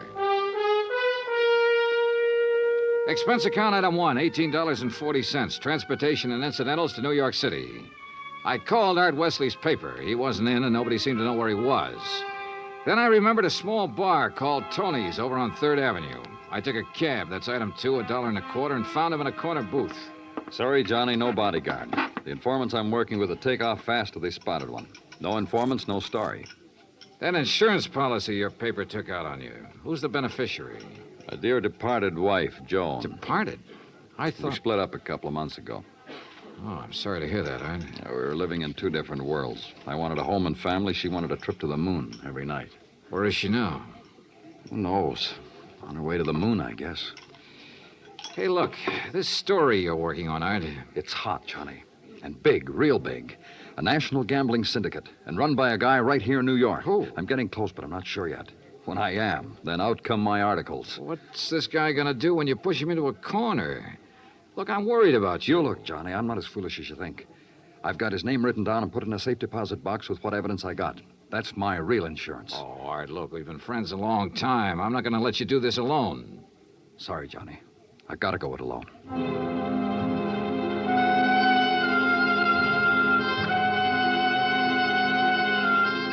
Since I'd gotten nowhere with Art, I decided to try his wife, Joan, even though they were separated. I found her in an apartment on East 68th, but she was hardly what you'd call cooperative. Look, Mr. Dollar, so you're a friend of Art's. At the moment, I'm not. Mrs. Wesley, your marriage with Art is none of my business. But that insurance policy his paper took out on him is. And incidentally, you're still the beneficiary. So? So he could be in danger, those articles he's writing. Why doesn't he drop it? Oh, look, you know Art better than that. Then what am I supposed to do about it? That story is his business. How I feel about things is my business. And come to think of it, I can't see that either of those things is your business. Item 3, $1.80 cab fare to police headquarters in the office of my old friend, Detective Lieutenant Rostelli. Sure. I know about those attempts on Art's life. So I talked to him and got nowhere. He told me the stories about a national gambling syndicate. It's more than he told me. Supposedly the big boss is here in New York. Now, what are you going to do about it? Look, the minute Art quits thinking he's got to hit the jackpot all by himself and lets us in on it, we'll give him all the protection he... Lieutenant Rostelli. Yeah, just a minute. It's for you, Johnny. Oh, thanks. Hello? Art Wesley, Johnny. They told me at your hotel where to reach you. Anything new, Art? I'm leaving town for a few hours. This could be it, Johnny. Tonight could be the jackpot. Well, listen, let me go with you. Sorry, I gotta go alone. It's part of the deal. Art, it could be a trap. I can take care of myself. Call you when I get back. Wish me luck. Well, look, wait. Art! Art!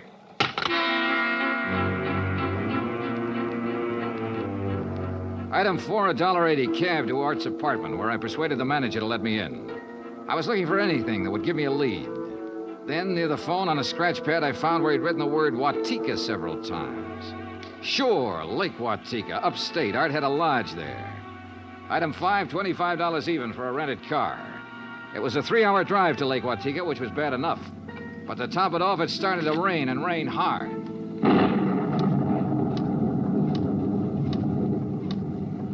When When I finally got to the highway turnoff, the side road to the lake was a mass of mud.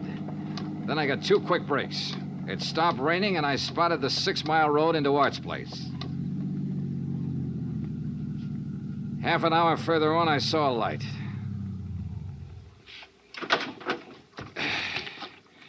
Art's car was parked at one side, and the front door of the lodge was wide open. When I got to it, I saw why. Art was lying in the doorway. Yeah. He was the one who wanted to hit the jackpot. But you can't hit the jackpot with a slug, particularly when that slug is right between your eyes.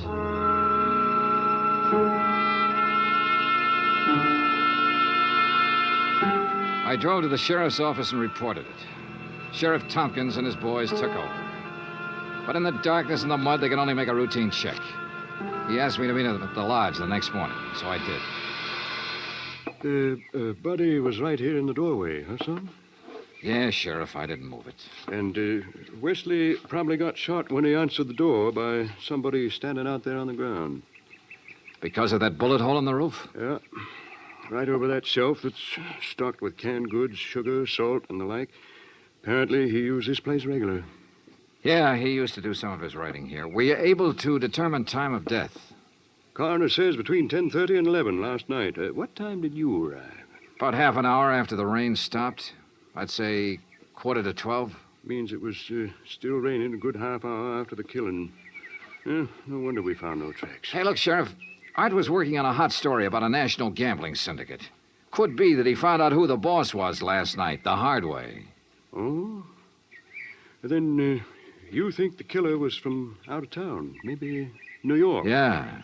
Now, where would he stay? Is there a hotel around here? Lake Watika Inn, just outside the village, about 6 miles from here. Sheriff, I'll check it out.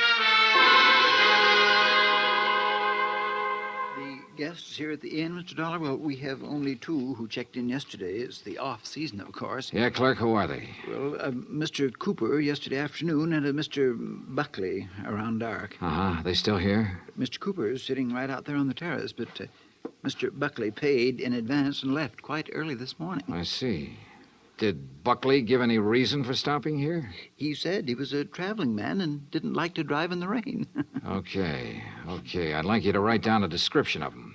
I'll pick it up on the way out. Oh, I'll be glad to, sir.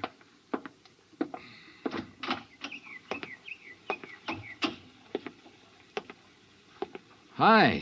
Oh, good morning. Enjoying the scenery? Yes, immensely. Oh, sit down, won't you? Sure, thanks. My name's Dollar. Mine's Cooper. You just check in? I'll just drop by. I came yesterday. Uh-huh.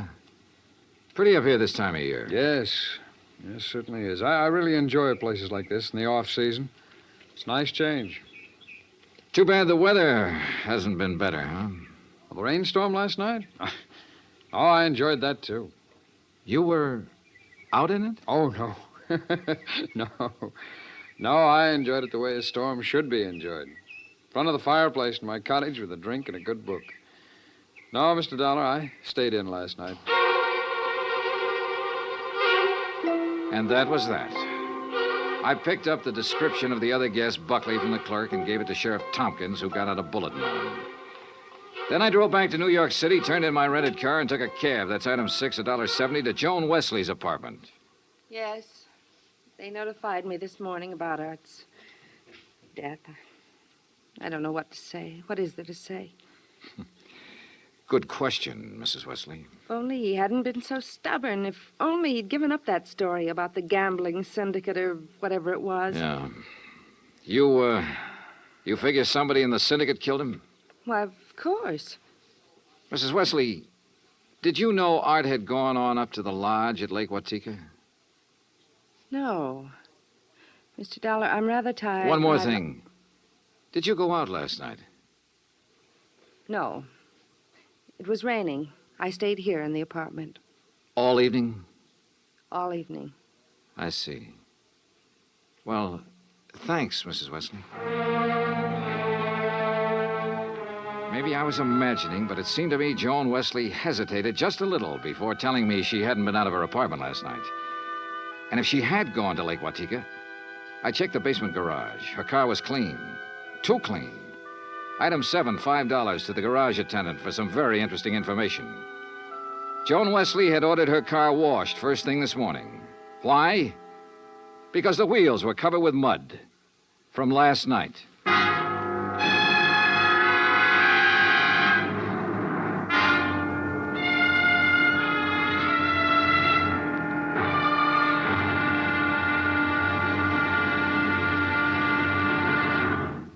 Act Two of yours truly, Johnny Dollar, in just a moment. Better schools mean better citizens, better neighbors, better families. But we can't expect our children to respond, to learn and grow, if we ourselves are indifferent to their school environment. CBS Radio urges that you write to Better Schools, 9 East 40th Street, New York 16, New York, for information about how citizens can spark community action to improve their schools. That address again is Better Schools, 9 East 40th Street, New York 16, New York. Now, Act Two of yours truly, Johnny Dollar, and the Big Scoop Matter.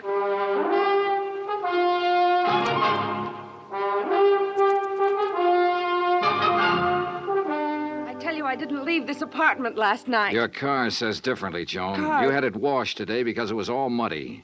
And the reason it was muddy was because you had it out in the rain last night. Look, Another thing. You told me you didn't know Art had gone to the lodge. You hadn't heard from him. But the switchboard operator told me you had a call from him yesterday. Now, why else would he call you except to tell you where he was going? Well, how about it, Joan? All right. Art did call me yesterday and told me he was going to Lake Watika. And how about last night? Yes.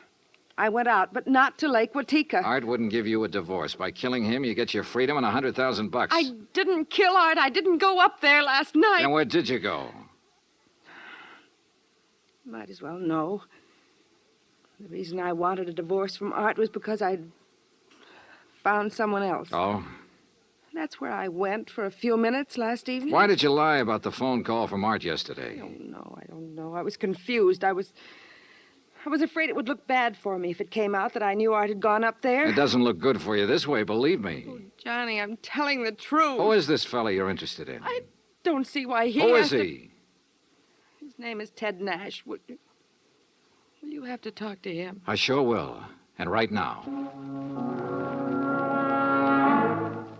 But I was wrong about talking to Ted Nash right now. I called his apartment and got no answer. Item 9, $1.60 cab fare to police headquarters in the office of Detective Lieutenant Rastelli. You figure this guy Nash and Joan Wesley could have killed Art and used the gambling syndicate threat as a cover, huh? It's a possibility, Lieutenant. Well, I'll see what I can find out about Nash. How'd you do at Lake Watika? 2 guests checked in the day of the killing. One, a man named Buckley. He left early this morning. Sheriff Tompkins has a bulletin out on him. Who else? A fellow named Cooper, who apparently likes to go places in the off-season. Nothing to tie him in particularly. Cooper, huh? We had a rumble some time ago that a guy named Cooper was involved in that gambling syndicate. What? Trouble is, we got no proof. Hey, wait a minute. What's the matter? Art told me he'd put the name of the man he was after in a safe deposit box. If we could find the key to that box. How about Art's apartment? Let's take a look. So we looked, and we found the key tucked away in a desk, but only a number on it. Nothing to tell where it was located.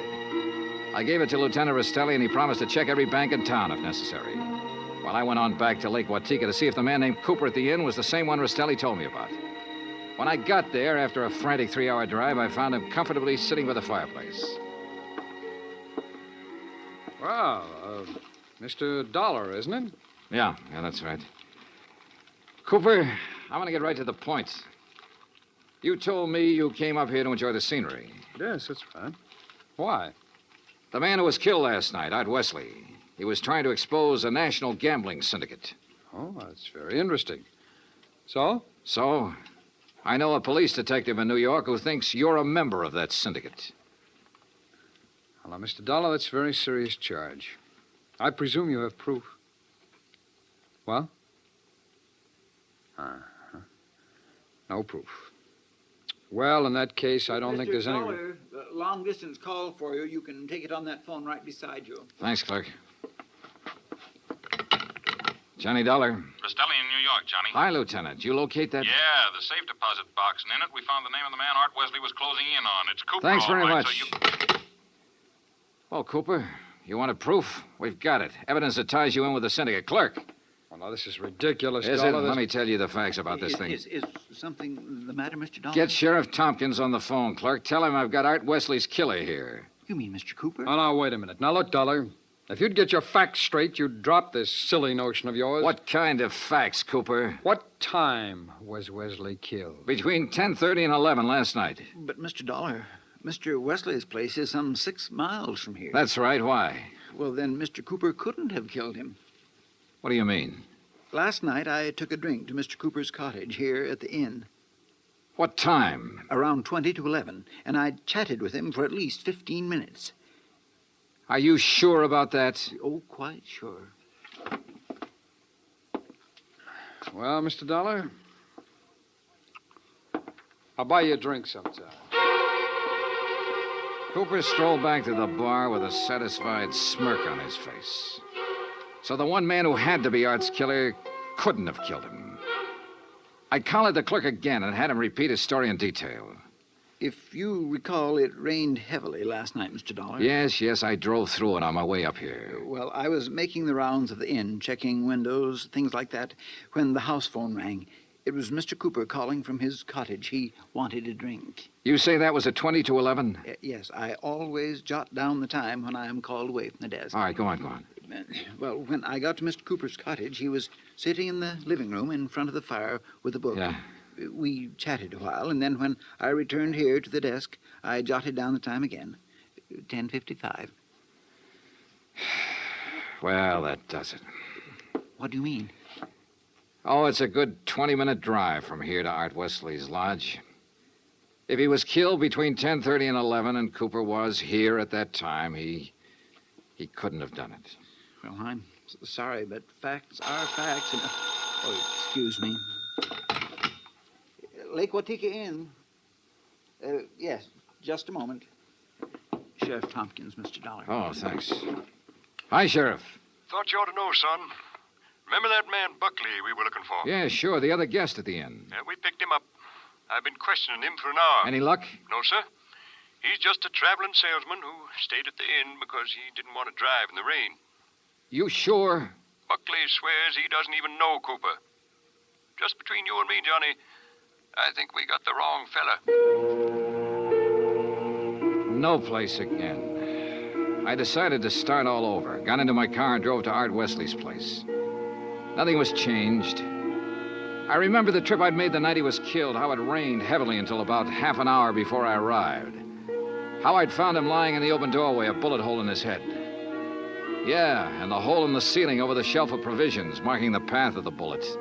It was there. So were the provisions. Canned food, mustard, sugar, a package of crackers. There was some... Wait a minute. Sugar. The sugar bowl. I stared at it for a moment.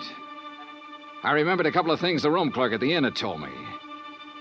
And suddenly the whole deal slid neatly and quietly into place. I drove back to the inn fast. Cooper's cottage was empty, so I went inside to the bedroom and took a look around. Then I spotted one of the pictures on the wall, a little out of place. I looked behind it. Yeah, just what I expected.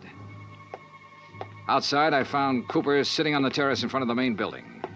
I slid into a chair across from him. Well, Mr. Dollar, what fantastic crime are you going to accuse me of today? Cooper, I got a one-track mind, and it's still stuck on murder. Oh, now look, Dollar. We've been over this before, and personally, I find it quite boring. So much so that it's interfering with my vacation here. That's too bad. Yes, it is. So I'm leaving this evening. I don't think so, Cooper. Oh, come now. Art Wesley was trying to expose a figure in a gambling syndicate. You. Well, that's a matter of conjecture. You had to stop him, for keeps. Oh, now look, Dollar. The time of Art Wesley's death has been established as between 10:30 and 11 last night. That's right, between 10:30 and 11 last night. And I'm sure you remember the room clerk telling you he was with me in my cottage living room from 10:40 to 10:55. I sure do. So that I certainly couldn't have killed your friend Wesley 6 miles from here during that time. Except that Art Wesley wasn't killed at his lodge. What are you talking about? You see, I remembered something else the clerk had told me. The night of the killing, it stopped raining a little after 11. All right, what difference does that make? All the difference in the world, believe me. That make? All the difference in the world, believe me. Here's what really happened, Cooper. You killed Art Wesley in the bedroom of your cottage here at the inn. Oh, don't be ridiculous. You immediately called the room clerk over and chatted with him in your living room for about 15 minutes. He didn't know there was a corpse in the next room. Oh, really? After he left, you took Wesley's body the 6 miles to his place and planted it in the doorway. Oh, now, look, Dollar... Your problem was to make it look like he'd been killed there. Then you remembered. The slug that had killed him hit the wall in your bedroom. That gave you an idea. You figured out the right angle at the lodge and fired a shot upwards from the outside the door. It went through the ceiling at the back. All right, Dollar, I've had enough of your half-baked theories with no proof whatsoever to back them up. Correction, Cooper. This time I've got proof. There was a shelf of food under the bullet hole and a bowl of sugar directly under it. A bowl of... So what? When sugar gets wet, it gets crusty, and it stays that way. But the sugar in that bowl was dry. Now, if the killing was between 10:30 and 11, and it rained heavily until after 11, then some rain would have dropped through the bullet hole into the sugar. I see. But, Cooper, the sugar was dry. So the bullet hole was made after the time of the murder, when you planted Wesley's body there. Just a little detail, Cooper, but it nails you. That and, of course, the fact I found the slug that really killed Wesley just a couple of minutes ago. Oh? Buried in the wall of your bedroom behind a picture you'd moved slightly to cover it. Well, Dollar, I may as well tell you that I saw you come out of my cottage a few minutes ago. I figured you knew. So ever since you sat down here, I've been holding a gun on you under the table. You know, Cooper, I may as well tell you. Ever since I sat down here, I've been holding a gun on you, too. Well, you... Let's have it. Well, you didn't have any gun. A big-time gambler, bluffed right out of the game. Cooper, you're slipping.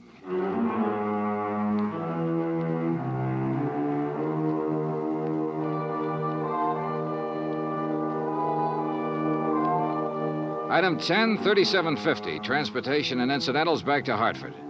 Expense account total $187.40. Remarks? Cooper's awaiting trial. About Art Wesley? Well, I guess that sugar bowl was a dead man's revenge. And come to think of it, that revenge was pretty sweet. Yours truly, Johnny Dollar.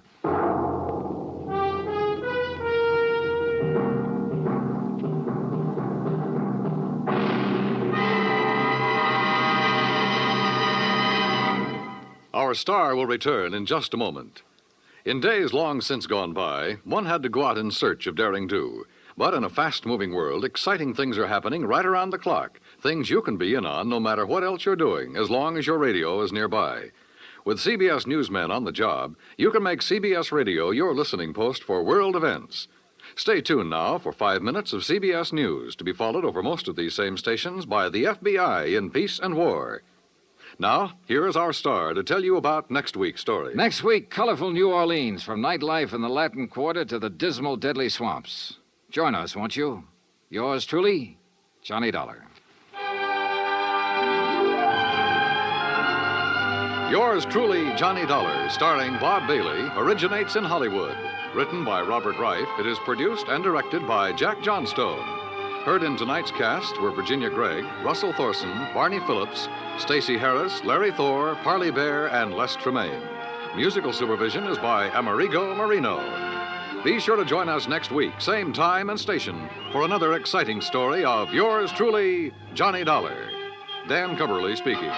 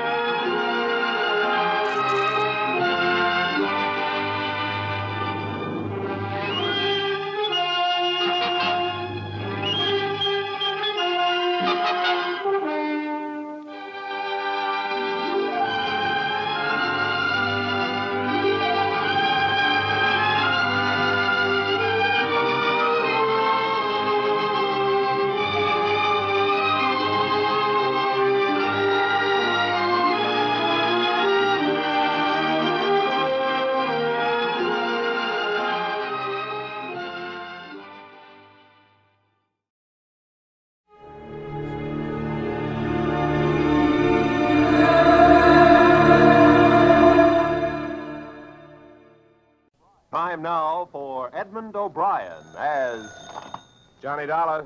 Dollar, thank goodness I found you. Why, what's up? You've got to leave for New York, Dollar, immediately. A policyholder. He's afraid for his life. Here we go again. Who's he afraid of? Well, he wouldn't say over the telephone. All I know is, to us, he's worth $100,000 alive. Well, that makes it simple. He must be afraid of somebody to whom he's worth $100,000 dead.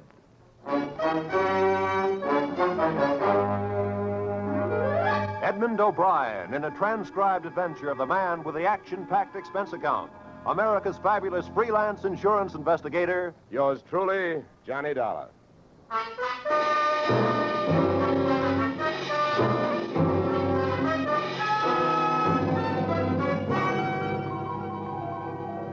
Expense account submitted by Special Investigator Johnny Dollar to Home Office, American Continental Life Insurance Company, Hartford, Connecticut. The following is an accounting of my expenditures fulfilling your assignment as a bodyguard. The body being that of your late policyholder, Robert W. Perry.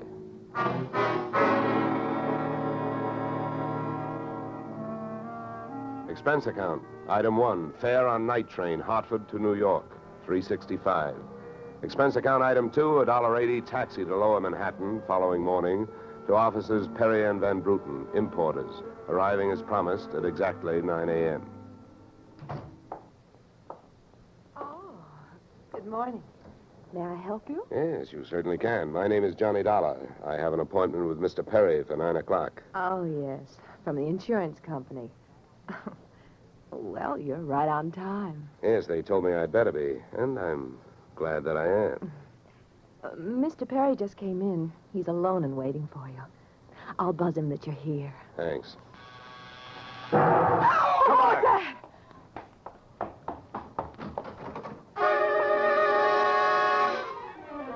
What was left of your policyholder, Mr. Perry, was just sliding out of a swivel chair as I hit the room. The top of his desk had erupted, and splinters of mahogany pointed their sharp fingers upward through lazy circles of smoke, swirling toward the ceiling. The buzzer from his secretary's desk had been rigged to a booby trap. Oh, no. Mr. Perry. Stay away from him. Come on, there's nothing you can do. He's dead. Oh. What happened? What happened? Whatever happened? Let's go. Let's get back out of here. Here you are. Sit down. I'll get you a drink of water.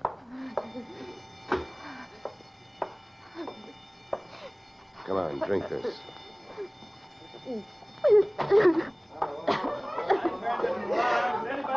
There's a doctor on the 3rd floor. Shall I call him? Never mind the doctor. Go call the police. Nobody gets in here till they arrive. Now, the rest of you, go on, run along, beat it, will you? And have the building superintendent turn off that alarm.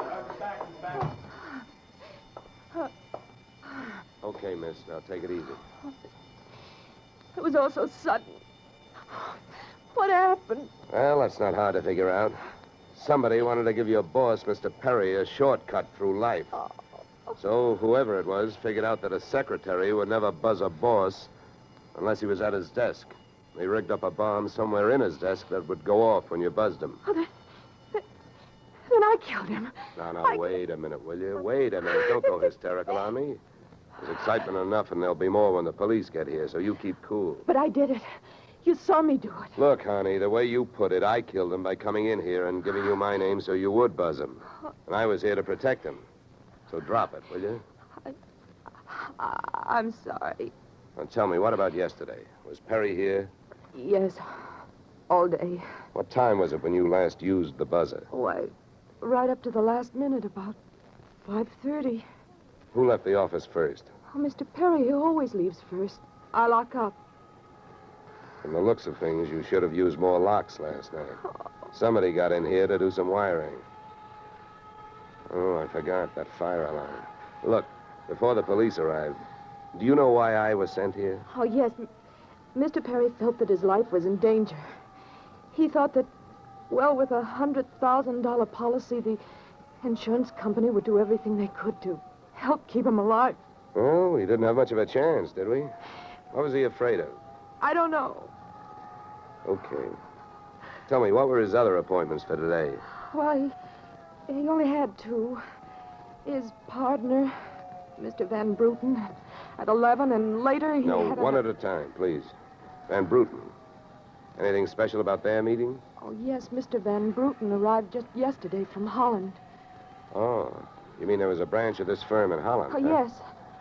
Mr. Perry was buying out Van Bruten's interest. They had a final meeting at Van Bruten's hotel last night. I see. Van Bruten was coming by this morning to pick up his money. Cash? No, a cashier's check. The bank is to deliver it here at 10:30. Well, Perry's other appointment, who is that? Christine, his wife. Now she tells me. Christine, the beneficiary. Yes, she wouldn't have been the beneficiary in about another 2 weeks. They were getting a divorce. Thanks for the motive. You don't like her. Well, I didn't mean it that way. Well, how about Perry? Did you like him? Okay, here's an easy one. What's your name? Susan Gates. Now, isn't that about enough? Okay, Susan, you better save your voice. During the next few hours, you're going to have to do a lot of talking. I've been everywhere else. Is the fire in here? Well, you'll have to stick around. When the cops get here, somebody will get burned.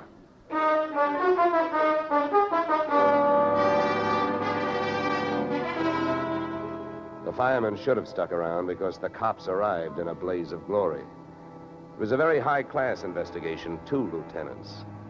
Finally, after about an hour, the police photographer ran out of flash bulbs, the office of the deceased ran out of fingerprints, and the lieutenants ran out of questions. So the on-the-scene phase of the investigation was closed.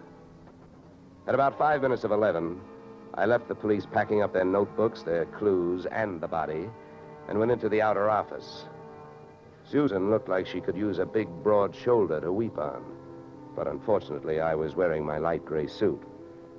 About then, a dark blue suit and a deep green voice entered the room from the corridor. There. There's a fellow out here says he belongs here. His name is Van Bruten. Well, what do you think? His name is on the door you just opened. Oh. Well, now, my name happens to be Murphy, and it's on bids all over the country. But that don't mean I'm stuffed with feathers, does it? Well, never cross tongues with an Irishman. All right, send him in, officer. All right, you can go in. There's a policeman out there. There's trouble here? I am Brian Van Bruten. Where is Mr. Perry? What? He is waiting for me, no? No. But my appointment... He's not keeping any. He's dead. Dead? This is not possible. Last night I saw him. He was well. What happened? He was hit by a buzz bomb. A buzz bomb? Oh, please. You mean that there was foul play? Yes, it was very foul. Oh, please. I may sit down. My first visit in all these years since before the war. It was to be so happy. But now tragedy like this. He was a good man, a good partner. I understand that as of last night, you were no longer partners. Yeah. I am glad you mentioned that. I realize, of course, that it is indelicate to speak of such things as money at a time like this, but that is why I am here, to receive my payment. Just because Perry got his, there's no reason for you not getting yours, huh? Oh, but you misunderstand me. I am deeply grieved, but, well, since the transaction was consummated, what is there to do? A delay would be a needless waste of money. I have already paid for passage back to Antwerp tomorrow. Your check is here, Mr. Van Bruten. Oh. Here you are. Thank you. In all of my years of business, this is indeed the saddest moment. Yeah. Well, if I didn't have some work to do, I'd sit down with you, and we'd all have a good cry.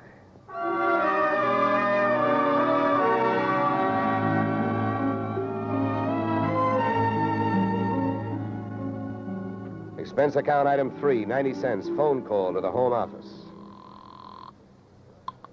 Mr. Gordon's office. Look, honey, this is Johnny Dollar. I want to speak to Mr. Gordon. While I'm telling him what I've got to tell him, maybe you'd better sit there in his lap with some smelling salts. I'm not that type of a secretary. Besides, he doesn't have a ladder. Hello, Dollar. How are you making out? Out? About $100,000. What's that? Yeah. You know, you should have sent me earlier. Somebody turned Mr. Perry into a firecracker just after I got here. He's dead. Oh, that's bad news. Big policy. Yeah, what I want to know is, shall I stay on the case? Well, certainly, Dollar, by all means.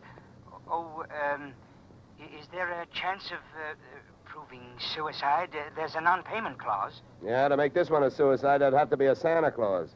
Nobody could hate himself enough to do it this way. What are the fraud possibilities? Fair, there's an estranged wife. She's the beneficiary, but she wouldn't have been in a couple of weeks. Divorce coming up. I'll start with her. All right, Dollar. Good luck. But watch those expenses. Why, Gordon, I'm surprised. I think an insurance man would be the first to want to see a fellow live a little.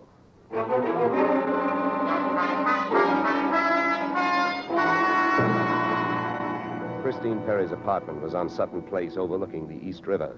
I took the elevator up to the 24th floor, and there I discovered that our garden-fresh widow was living high in more ways than one. Everything about the place was French. The maid who led me into the living room through a long foyer, the decor, and the perfume which reminded you that breathing can be fun. I looked up from enjoying my nose to see Mrs. Perry looking down hers. Mr. Dollar, Mrs. Perry. I believe we can dispense with the social amenities. You're an insurance investigator, interested in the death of my husband. So naturally, you're here because you've jumped to the conclusion that I killed him. You're the one that's jumping to conclusions, lady. And careful you don't break your leg. What do you want? The policy's in order. Premiums are fully paid. You know, I'm not quite sure what I want. I know that you've got a great motive. So far, the only motive I've found. You haven't had much time to look, have you? Check. This is my first stop. Maybe you can help me. Do you know anyone who would be happier with your husband out of the way? I know very little about my husband's friends. For that matter, his activities for the past 6 months. That's when I left him. Well, that's not much help for either of us. You know, without someone else to suspect, I may just have to concentrate on you. Mr. Dollar, I picked the men I want to concentrate on me. I hope you're as long on alibis as you are short on temper. Where were you last night? With a friend, Al Donovan. For a while, the same place my husband was. But I have witnesses to prove who was with him. Anybody at the Clover Club can tell you. Save me a trip. I can't afford the prices they get over there. Certainly. A pleasure. My husband was with his beautiful little secretary, Susan Gates. Well, I wouldn't be more surprised if your late husband walked through that door and said... All right, mister, that's enough. Al! Yeah. How much did you hear? I'm a big guy, baby, 6'4". I've got big ears to match. Al, please. Would this be Mr. Donovan, your companion of last evening? I'm getting you out of here, Christine. Al, you don't know what you're saying. You lie to me. How can I help you if you lie to me? You call me stupid. The way you're playing this, you'll alibi yourself right into a cell. Now, I'm getting you out of here. What are you doing to me, Al? You're crazy. Come on. She's right. You are stupid, Donovan. She was doing just fine till you dropped in. Mister, you've been asking a lot of questions. Now I'm going to give you one answer. All right, Christine. So much for the wise guy. Now, about you and your alibi. You wasn't with me at the Clover Club last night. And if it's so easy to prove that your husband was there with his secretary, who were you there with? Remember, baby, you told me you were going to be with your husband. When Al measured me for that swing, I measured my chances with him. To me, he looked like one of those corporate assets of Murder Incorporated. So I rolled with the punch and kept my eyes closed and ears open. What I heard was Christine's alibi flying out the window, Mr. Donovan giving her a few loving cuffs, and finally, the pair of them flying out the door.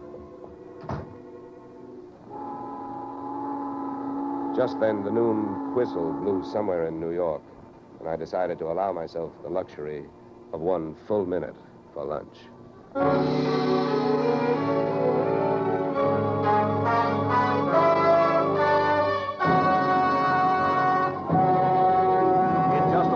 return to the second act of Johnny Dollar. But first...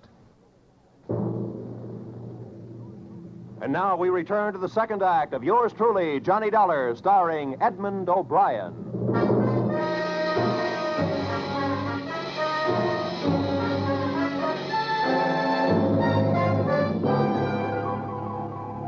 I spent the minute I took out for lunch eating a handful of Mrs. Perry's bonbons on the run.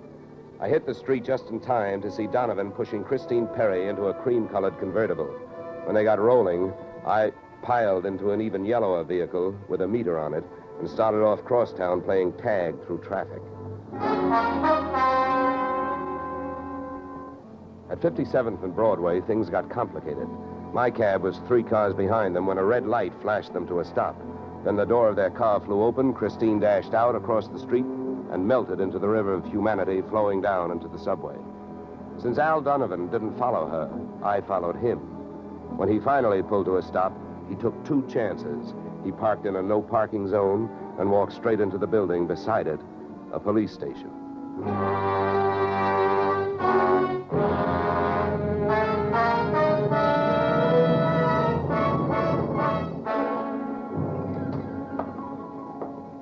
This is Mr. Dollar, Lieutenant. He's been waiting for you. Well? My name is Johnny Dollar, Lieutenant. Here are my credentials. Insurance, huh? Yeah. The Perry murder in particular. You've come to the right place, Dollar. A man named Donovan just walked in here and made a full confession. He what? That's right. My clerk's just typing it up. In the meantime, the gentleman is down in the tank having a bite of lunch on the city. He confessed. Well, does his story add up? As far as I know, I haven't heard too much about the case myself. It's not in my precinct. Yeah, but what did he use for a motive? Jealousy. Says he's in love, wanted to marry Perry's wife. Did he say how he managed it? Yeah, he stole a key to the office from the wife's apartment, entered the building last night, and wired the bomb to the buzzer system. Well, I guess guys do a lot of strange things in the name of love. It looks like Donovan did. Yeah, he either killed the man or he's trying to cover up for someone who did. Say, Lieutenant, don't execute him for a couple of days, will you? I spent the rest of the afternoon downtown in the offices of Perry and Van Bruten, importers. The partners' correspondents told me 2 things. They had been extremely friendly, and Van Bruten was extremely bald. Perry had been sending him toupees from a famous Hollywood makeup firm. At 4:30, I got to the employment files, which rocked me with 2 minor explosions of their own. First, I learned that Al Donovan had been employed over a period of years as Perry's bodyguard, and that he had been canned the day before the murder. That confession of his, which had been a little hard to swallow, was suddenly more digestible. On top of this came blast number 2. The employment application of Perry's secretary, Miss Susan Gates, informed me that during the war, she had worked in a munitions plant, her specialty, wiring bomb fuses. When Miss Susan Gates reached home at 8:30, she found a visitor, me.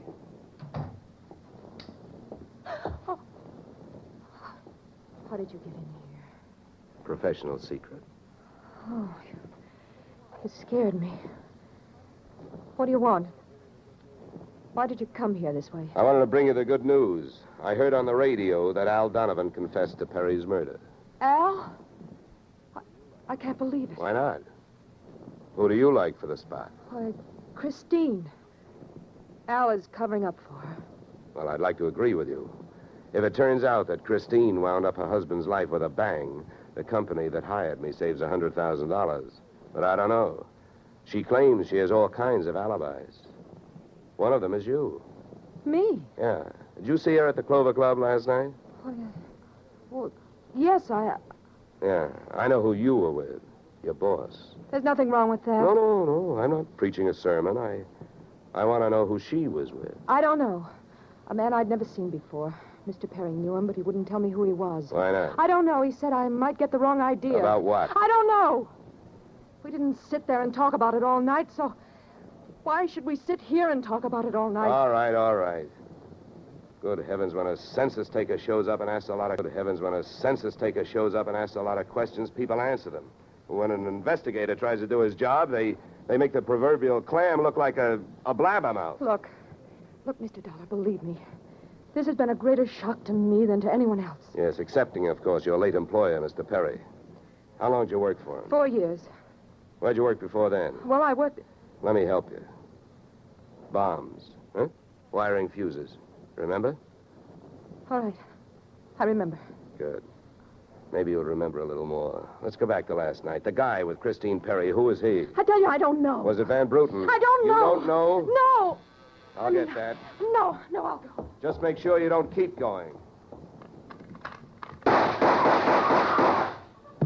Susan! When Susan snapped the spring lock to open the door, the gun outside opened up. The first slug caught her in the left shoulder, spinning her out of the way of the rest of them. It was getting monotonous. Every time a buzzer went off, things started booming.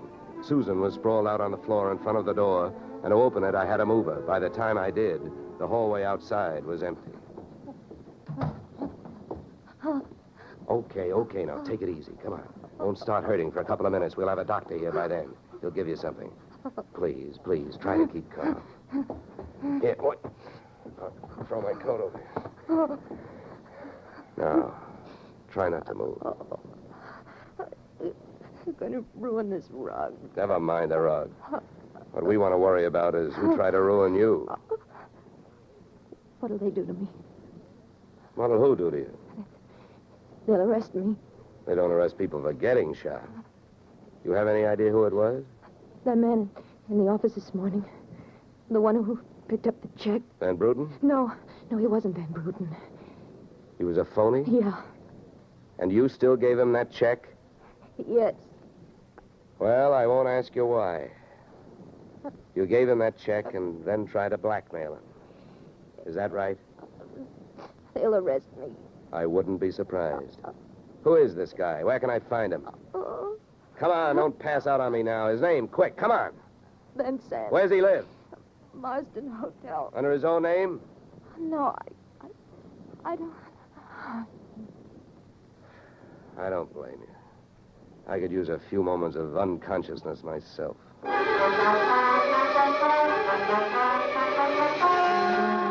Marsden Hotel didn't have a Dutch name on the register, so I got a hold of the housekeeper and found out how many rooms her staff hadn't been able to make up all day because of no disturb signs on their doors, and then I went a-calling at those particular rooms.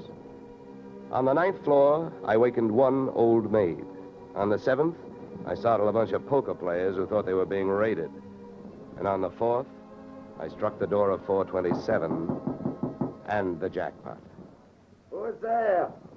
Don't you see the sign? I do not wish to be disturbed. Sorry, I must have the wrong room.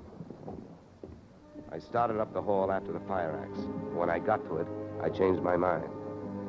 Out of the few things I learned about this guy, Van Sant, was that he loved to shoot people through doors. So I decided against trying to chop his down. Then I remembered the way those people came pouring out of those offices earlier in the day when they heard that fire alarm. So I picked up the little red hammer next to the big red fire axe, broke the little glass window, pulled the little brass hook, and set off a big brassy noise. And then I rushed back to 427. Fire! Fire! Hey, fire! Fire! There's the fire. Right here in my eyes, sweetheart. Why you come here, you wish you don't? Never mind the dresser. You're through shooting guns. What do you think, Van Sant? You want to try some more? You cannot make me stay here. It's a fire. We will all die. You'll look good barbecued, but I'll make a deal with you. You talk, and if I like what I hear, I'll show you how to get out of here alive. How I know this? You don't think I'm going to stay here and fry, do you? And if you don't start flapping that tongue in a hurry, I'll probably just tie you to a chair and run. So first, where is the real Van Bruten? You will find him in the bedroom. Yeah? He'd better be alive. He's out cold. What's the matter with him? He will be all right. He's under sedatives. Where did this identity switch start? Come on, hurry up, talk. I smell smoke. I knew Van Bruten from Antwerp. I know about the sale of his interests. I know the girl in the office here had never seen Van Bruten. Look, we go now. Don't get up. Come on, keep talking. I can feel it getting warm in here. Oh, It's our firefighters. We will be safe. Don't be too sure. They always start at the top floor and work their way down. Come on, I can hear those flames crackling. Your nose arrest. Last night, when the transaction was all finished with Perry, I gave to Van Bruten some sedative in his cocoa. So you set up that bomb so Perry'd get it before you showed up to pick up the check, huh? Yeah, I told you that. How the girl knows I am an imposter, I don't know. Well, let me tell you. She's been sending old Van Bruten toupees for the last 4 years. Gray ones, my red-headed friend. I can stand up now. We go out from here, no? We go out from here, no? Yes, out. Cold.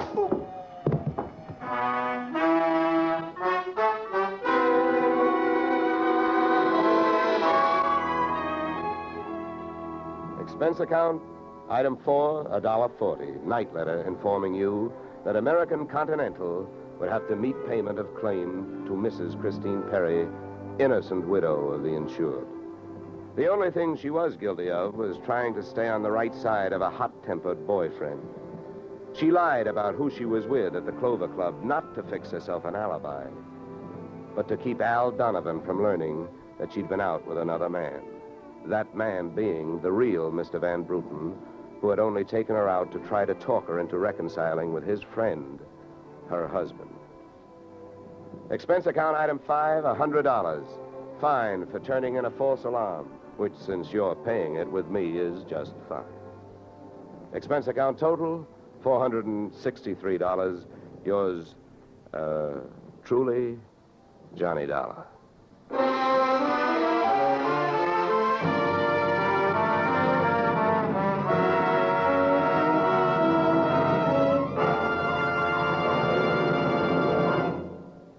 Yours truly, Johnny Dollar, stars Edmund O'Brien in the title role and is written by Paul Dudley and Gil Dowd, with music composed and conducted by Leith Stevens.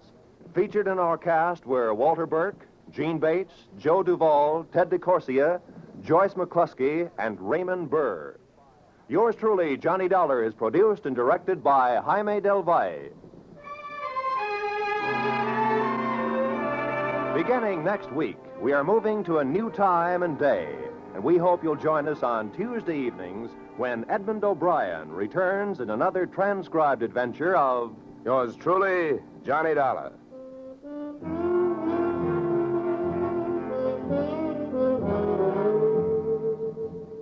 Yoo-hoo, Mrs. Bloom. Molly Goldberg's famous invitation to fun in the Bronx now echoes across the country each Saturday night on CBS.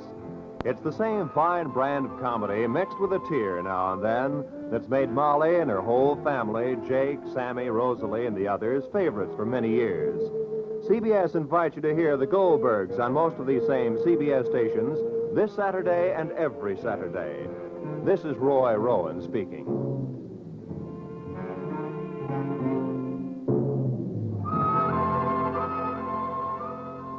Disaster is no respecter of persons, and it can strike any time. But your Red Cross never sleeps. It has to be ready constantly in case of an emergency. This is your protection. Keep it strong. Now is the time to support Red Cross for your sake. Remember, for every dollar you gave before, this year add a quarter more. If you gave Red Cross $10 last year, this year give it $12.50. Give gladly. Join Red Cross.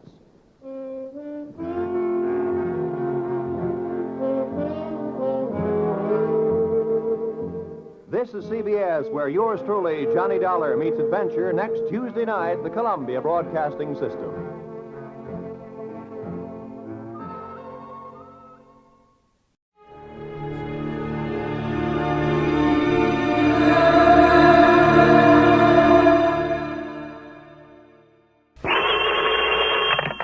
Johnny Dollar. Pat Fuller, Johnny, at Universal Adjustment Bureau. Well, hi, Pat.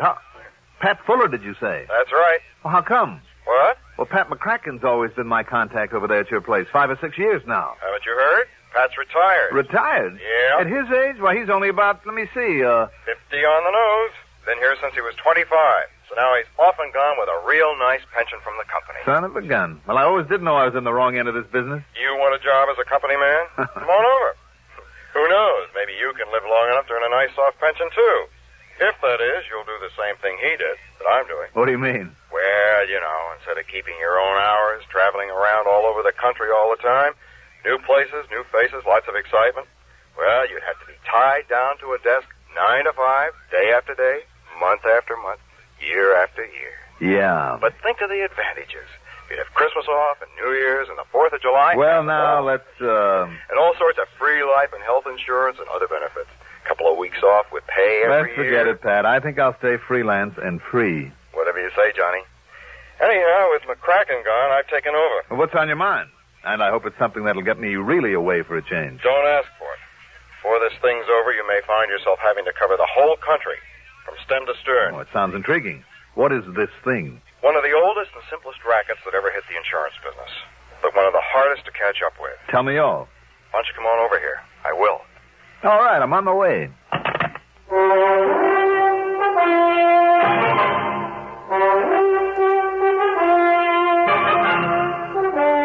The CBS Radio Network brings you Mandel Kramer in the exciting adventures of the man with the action-packed expense account. America's fabulous freelance insurance investigator, yours truly, Johnny Dollar.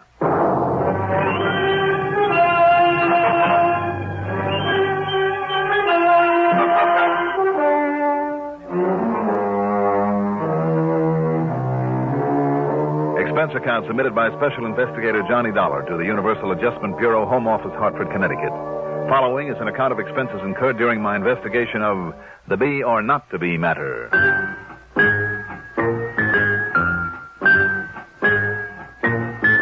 Expense account item 1, $1.20 for a cab to Universal Adjustment Bureau down on the square. Pat Fuller was about 40, I'd say, and in spite of his easy, casual manner, it was obvious he didn't miss a trick. Very much like his predecessor, Pat McCracken. Wow, glad to see you, Johnny. How are you, Pat? Fine. Sit down. Let me tell you all about it. Okay. Cigarette? Thanks. Now, as you know, Johnny, here at Universal Adjustment, we handle claims for a list of insurance companies as long as you're on. I know. And all over the country, every state in the union. Uh-huh. But only the sizable claims. The little ones for a few hundred, a few $1,000s, well, it's cheaper for the companies to handle them, to pay them off themselves. Sure. However, they're all required to inform us about them, even if they involve only pennies. I see.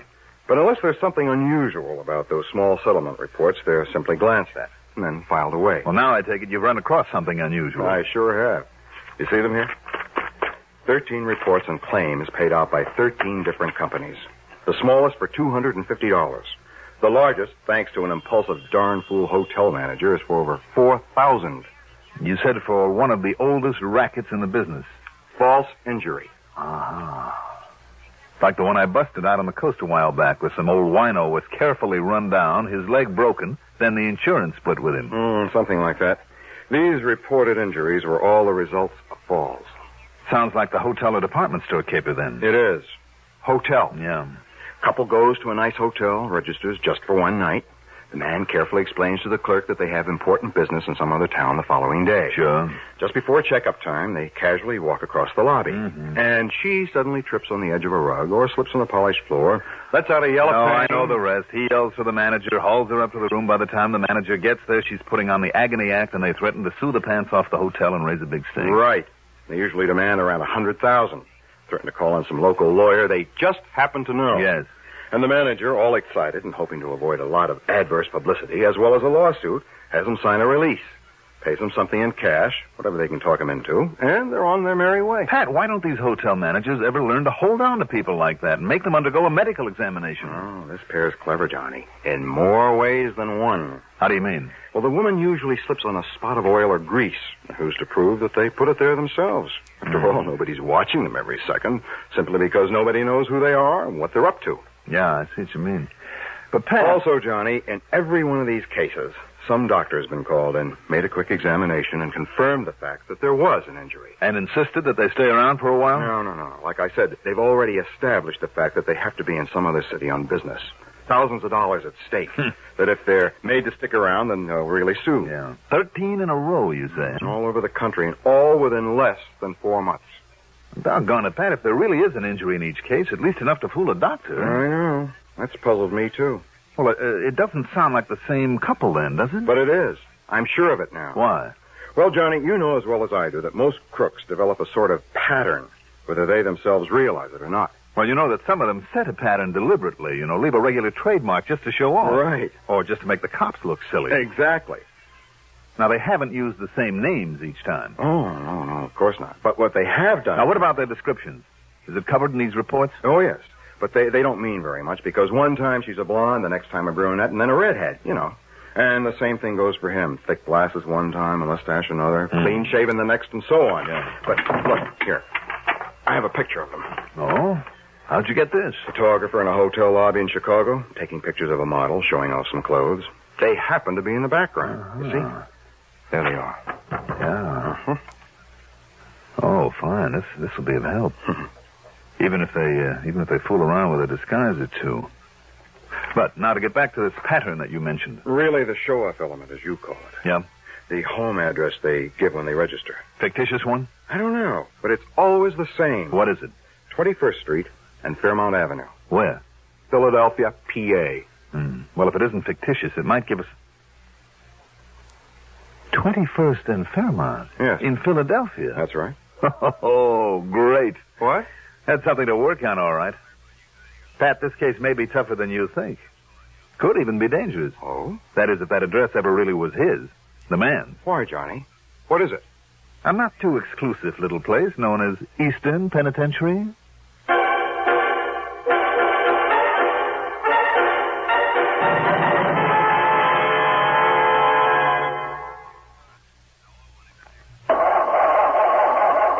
For cars left out at night or in unheated garages. Don't ask for trouble. Ask for DuPont Xerox Antifreeze. Wintertime is trouble time for many of us who leave our cars out at night or in unheated garages. So don't ask for trouble. Ask for DuPont Xerox Antifreeze. Xerox outlasts winter. It protects your car against sudden drops in temperature all winter long. It won't boil away, even during a warm spell. And Xerox has an exclusive rust inhibitor, MR8, that protects all engine metals, including aluminum, against rust and corrosion. So, for safe, dependable protection, do as millions of motorists have done for over 20 years. Ask for Xerox Antifreeze. It's made by DuPont. Remember, for cars left out at night or in unheated garages. Don't ask for trouble. Ask for DuPont Xerox Antifreeze.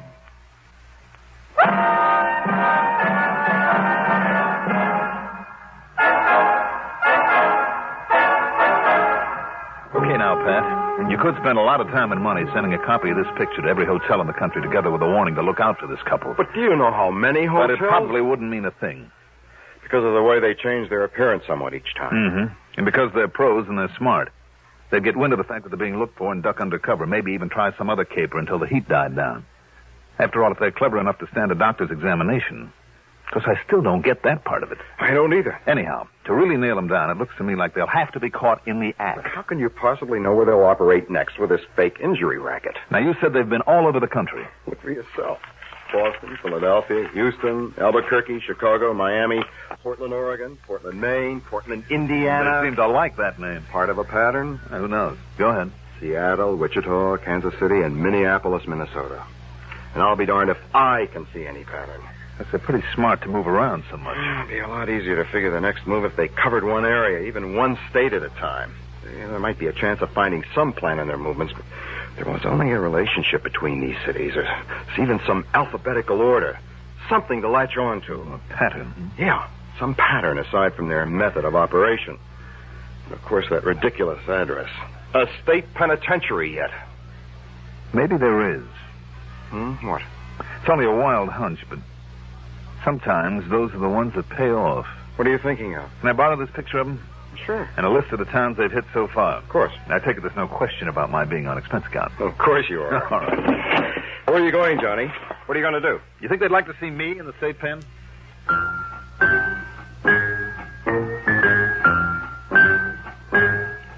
Expense account item 2. 2410 for a cab to Bradley Field, a plane to the city of brotherly love, and then a cab to 21st Street and Fairmount Avenue, Eastern Penitentiary. One of the assistant wardens was all cooperation, and after studying his records for a few minutes, he came up with some highly valuable information. Yes, Mr. Dollar, it's Harry Bain, all right. There's no question of it. Harry Bain? He finished out his term for burglary only a little over a year ago. Burglary? Yeah, and I must confess, I'm not at all surprised that he's operating again. Also, I'm not surprised that he's changed his type of operation. Why do you say that, Wood? He's a very clever criminal. If for no other reason than that he was able to escape conviction for so long. He had an arrest record a mile long, you know. No, I didn't know. Yes, all over the country. Chicago to Houston to Seattle to Miami, all over. I see. But they could never convict him. Because always, before he'd pull a job, he'd enlist the services of some local mouthpiece. Go on. Yeah, he'd have an alibi rigged before he made a move. It was only by actually catching him in the act, with the goods in his possession, that they were able to nail him down here in Pennsylvania. In other words, what you're saying to me is that I'd better catch him and that female partner, catch him in the act. Yes. But are you sure that he and his partner have pulled all these fake injury jobs? You're thinking of a doctor's opinion each time that there really was some injury to the woman. A really sprained ankle or a busted knee or whatever. Yeah, of course. After all, recovery from something like that some 13 times in only 4 months. I know. It bugs me, too. Unless you can definitely prove there's no actual injury after one of her falls, and regardless of a doctor's opinion, mind you. In other words, Mr. Dollar... In other words, Warden, the first thing I have to do is find out where they're going to pull their little stunt next and be there when they do. Yes. All right, then. Maybe that's where you can help me. How? You have a list of all the cities where this Harry Bain operated before you got him? Yeah, right here. Boston, Houston, Portland... No, wait, just 1 minute now. Just let me check your list against this list of mine.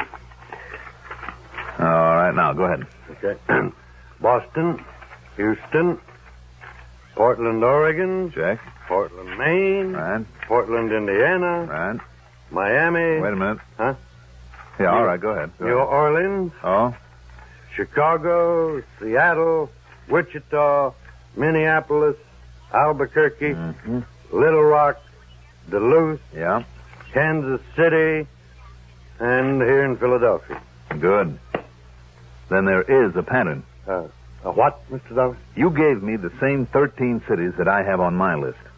All of them places where he already had a contact with a crooked lawyer from his burglary days. Oh. Also, you gave me 3 new ones. New Orleans, Little Rock, and Duluth. Towns that he hasn't hit yet with this new racket. But I'm betting that he will hit them. New Orleans, Little Rock, and Duluth. Right. And if I can be there when he tries it... excuse me. Yes? Is Mr. Johnny Dollar there, Warden? Yes, he is. Just a minute. It's for you, Mr. Dollar. Oh, thanks. Johnny Dollar. Pat Fuller, Johnny. They've done it again. Where? Little Rock, Arkansas. Good. Good. Sure is, Pat. I'm on my way. What? Where to? Well, take your choice. New Orleans or Duluth, Minnesota. What?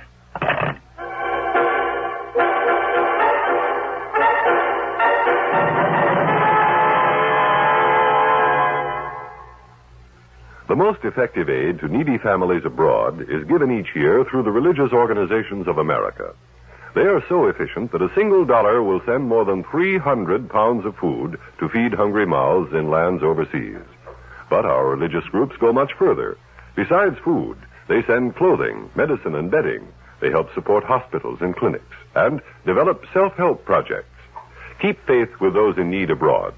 Give through your faith.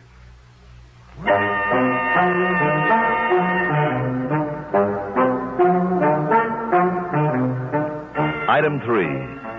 2 1/4 for a cab to the Bellevue Stratford. And there I ran up item 4.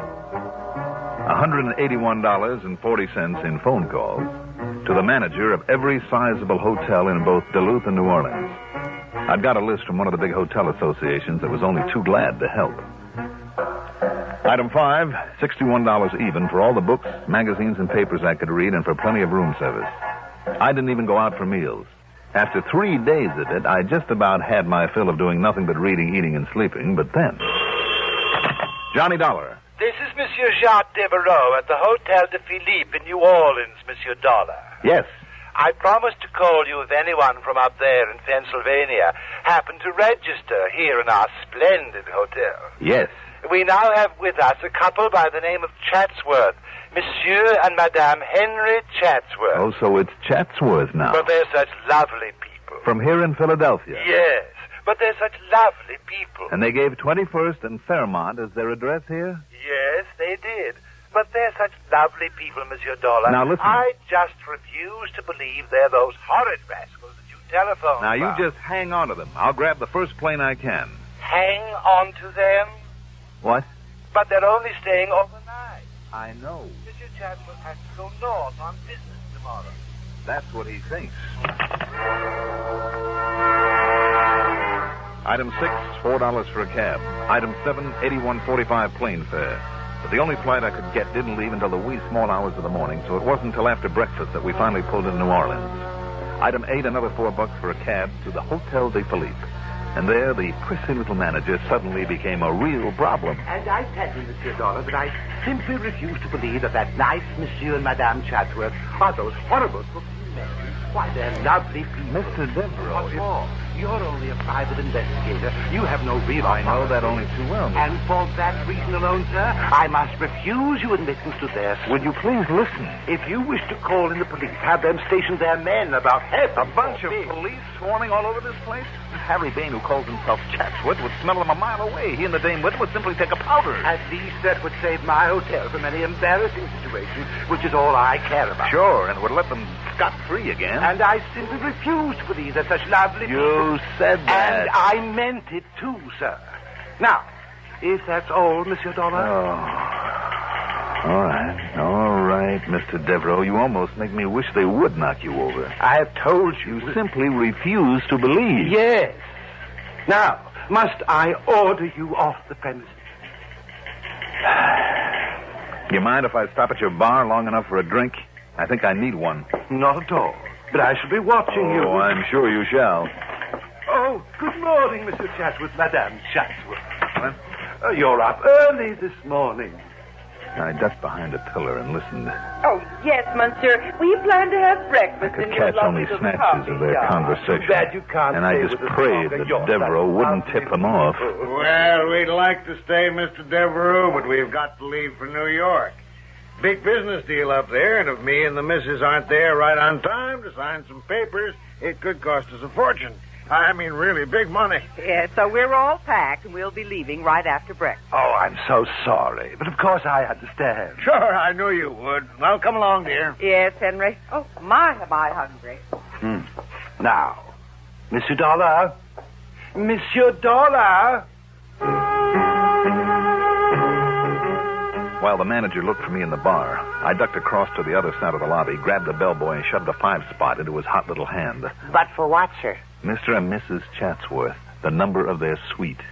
Well, it's 214, but may I ask, Good. sir, why... Now, where can you and I have a little talk, all alone?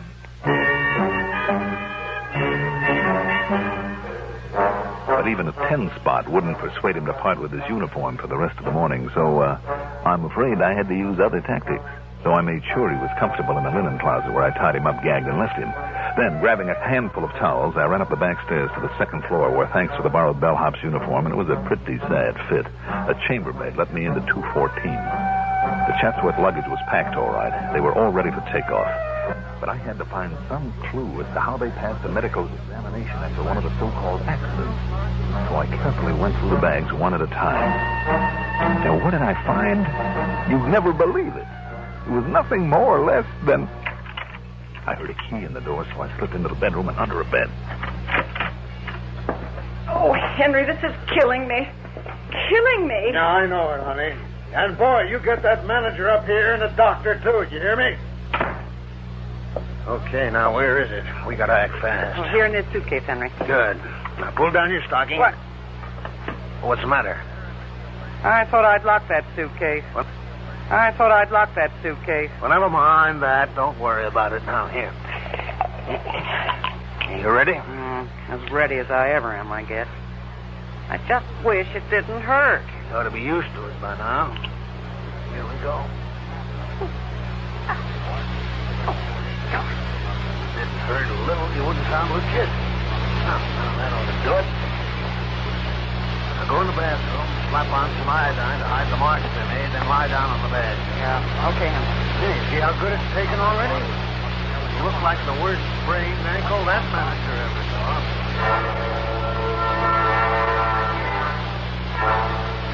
Clever. It was sheer genius. And when the manager brought a doctor, then they put on a pack that should have won an Oscar. Just one look by that doctor, and he was completely sober. But when he suggested to Bain, alias Chatsworth, that she stay around for a hospital care. Why, you old fool, didn't you hear what I said? If she isn't in New York with me by tonight on that business deal, it could cost us $1 million. So if you make her stay here, I'll sue you, too. The way I'm going to sue this hotel for that slippery floor down there in the lobby. Please, Mr. Chatsworth, not so loud. You know what's good for you, Sawbones? You'll give her something to ease the pain so we can catch our plane. Then you'll get out of here. Please, Doctor, you better. And as for you, Mr. Devereux... Yes, sir. Well, I've heard plenty about cases like this, about you hotel guys being so careless with slippery floors. And I'm going to sue you for $50,000. Please, Mr. Chatsworth.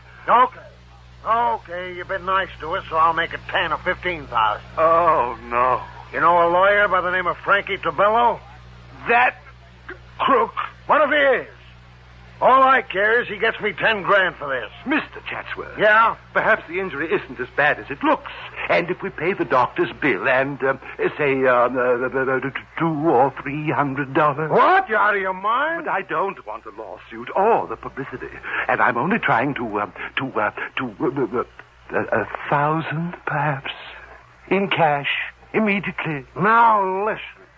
I've got you over a barrel and you know it. So you're going to pay for this, and plenty. Now make me a decent offer. And the price they settled on?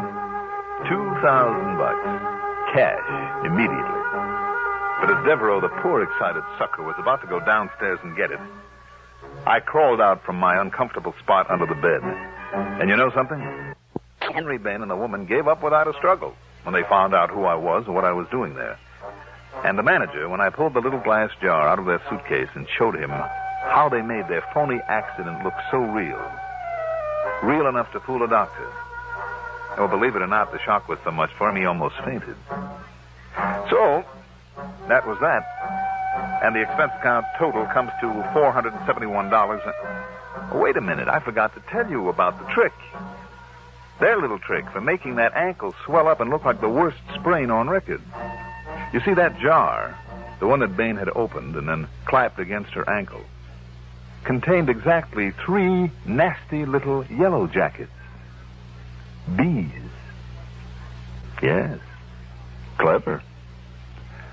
Yours truly, Johnny Dollar.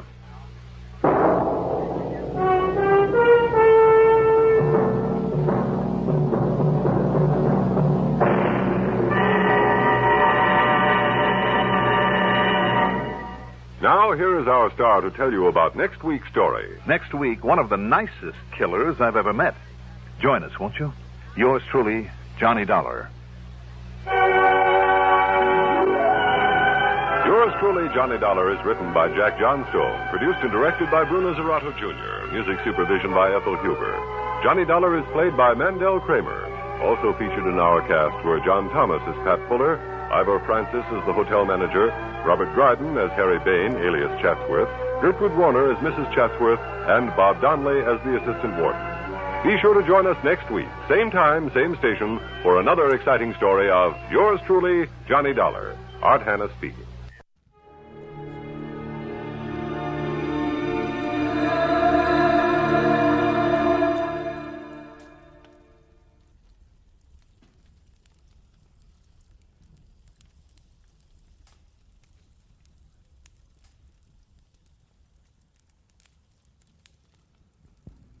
Get this and get it straight. Crime is a sucker's road. And those who travel it wind up in the gut of the prison of the grave. There's no other end. But they never learn.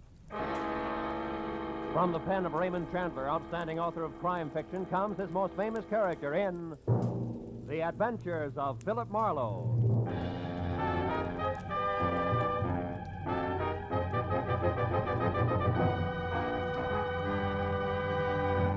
Now, with Gerald Moore, starred as Philip Marlowe, we bring you tonight's exciting story, The Dark Tunnel.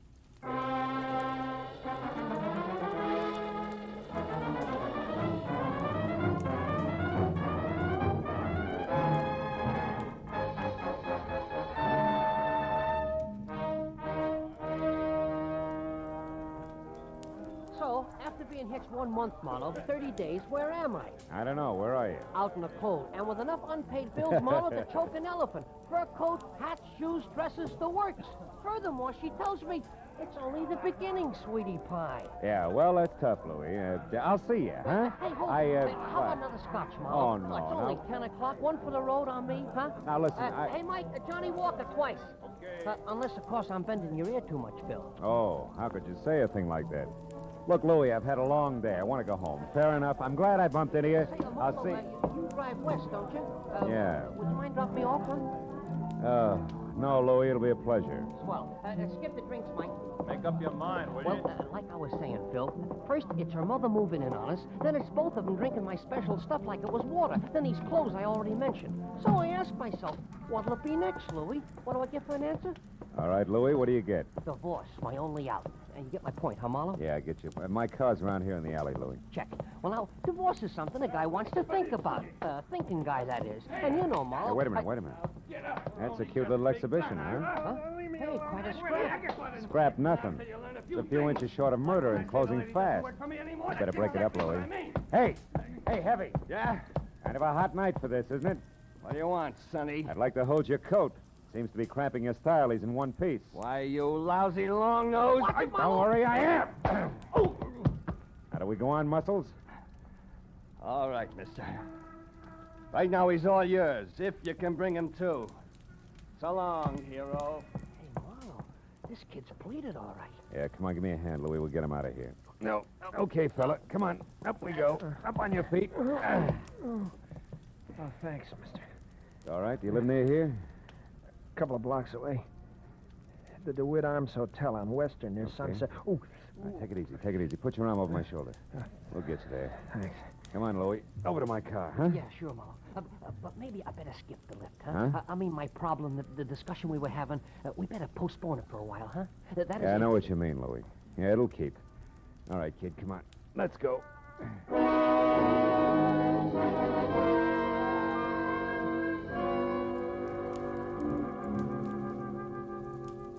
The DeWitt Arms on Weston was one of those cheap stucco and neon sign little hotels where the lobby floor is threadbare carpet and cigarette butts. The furniture is chained in place, and there are always the usual number of John Smiths on the register. By the time we were there and in the dingy, cramped room, number 111, it was no bigger than a cell. I knew that the boy with the swollen face who leaned heavy on my shoulder was 25. Answered to Ira Clausen, and he knew that I was a private detective without a job on my hands. Then I began to learn a little more. That slick guy in the alley, Mr. Marlowe, his name's Link. Austin Link. He runs the New Blossom Dance Land on North Hoover. Well, what has he to do with this Julia Thayer? Well, I'm not sure. It was the last place she worked just before she dropped out of sight a month ago. I don't think I'll need this towel anymore. I feel... Ooh, take it easy. You better stay on your back, kid. Oh, yeah. Anyhow, Mr. Marley, I went to the New Blossom Dance Land tonight to see if I could pick up any kind of a lead on Julia. Where she went, or why, anything at all. And you found out what? In Austin Link's office, in a desk drawer, this newspaper clipping. Mm-hmm. It's a month old, like Julia's disappearance. But otherwise, it doesn't make any sense to me. It was stapled to this picture of Julia. Here. Guess it was used in an ad for the dance hall or something. Hey, she's a pretty girl, isn't she? That clipping, what's it all about? Well, I'll read it to you. You mind closing the window first, Mr. Marlowe? I think I'd rather have it hot in here. Yeah, I know I would. Every jerk thinks he's Valley. All right, go ahead, kid. Well, the headline is Faye Patillo killed in car wreck, and then mystery surrounds death of famed gangland woman. Faye Patillo. Hollywood's glamorous first lady of crime in the rackets. Yeah. Says she was killed late last night when her car plunged from Lookout Mountain Road at a hairpin turn. However, the police are puzzled by the fact that although the 40-year-old redhead was in her own car, she was not found at the wheel but in the back seat where, according to the condition of the wreck, she could not have been thrown. Furthermore, no sign of any driver dead, injured, or otherwise was or has been found. I know all about that one. Now, look, is that all you have to go on? Well, not quite, Mr. Marlowe. There's one thing more. What? Just before Link caught me in his office and I ran and hid, as far as the alley where you found me, Yeah. I overheard him talking to someone on the phone about Julia. I have no idea who it was, but Link was very respectful, and he was given a private telephone number. A number he was to remember, not write down. You know what it was? Yeah. Washington 7017. Wait, 7017. That's it, Mr. Marlowe. That's not quite, Ira. That's only half of it. What do you mean? You and Julia, why you want to find her, what she means to you, why you haven't gone to the police. Well? I'd rather not say, Mr. Marlowe, if you don't mind. Okay. Suit yourself. Well, good luck, kid. When you're on your feet again, play it a little neater, huh? You'll stay on your feet a lot longer that way. Mr. Marlowe, wait. Hmm? Please. I want you to work for me. I'll tell you everything. That's better. May help, kid. Anyway, it can't hurt. No. Not any more than it has already. Began back home, Mr. Marlowe, a couple of years. The story Ira Clausen told me I'd heard before. So had anybody who'd spent more than a weekend in Hollywood. Only the names were different.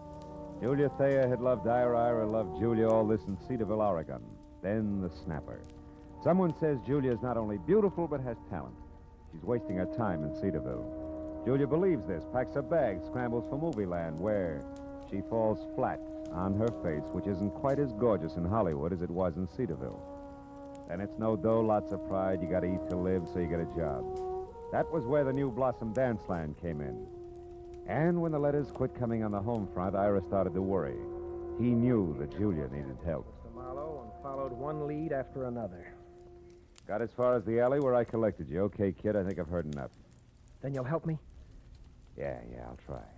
Call you later.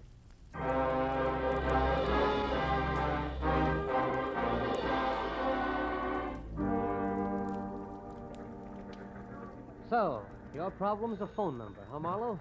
Washington, what was it? 7017. Hey, Callahan, that's a handy book. Newspapers need handy books, Marlowe. People clam up too much these days. I blame the movies myself. Hey, no such animal. It could be a new number, or didn't I mention that? You didn't? All right. We'll try the supplements. Get one from the phone company every month, like a bill. Let's see. Wallace, Washington, 5,000, 6, 7, 7,000. Yep, here it is. 7017. Good. Address 1622 Ramona Boulevard, which would be East L.A. and Industrial. Listings Southern Cities Warehouse. Ring a bell? A cannon. Southern Cities Warehouse is just one of the interest of L.A.'s answer to whatever became of the big bootleggers. I mean Joe Stapp, a very smooth, very nasty man. Yeah, this I've heard. Now tell me, Callahan, does he also happen to own the New Blossom Dance Land over on North Hoover? He does? Now you tell me, Phil. There's a story I could use here? Oh, no story. Uh-huh. You know, Marlowe, it's just like I said. People clam up. Too much these days. Yes, all right. Good night, Callahan.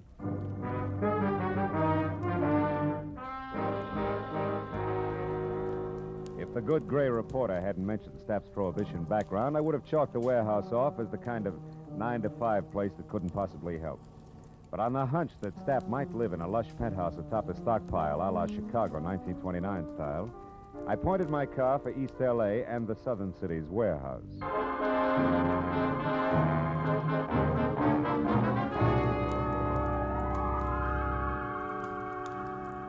20 minutes later, when I was there and saw a step-down Hudson outside and soft light oozing over the edges of the roof, I didn't regret my move. Not at least until I'd found a flat metal door and had pushed the button attached there, too. Then I began to wonder because Aladdin himself couldn't have gotten a quicker response. Nor could his genie have been any more of a mountain than the item I drew. Out of a nearby shadow, not the door. Okay, Charlie. Lay it out nice and neat. Who are you and what do you want? Joe Stapp. Name's Marlowe, occupation private detective, now you. The handle's pork. I work for Stapp and... Hey, now wait a minute. What's it to you who I am?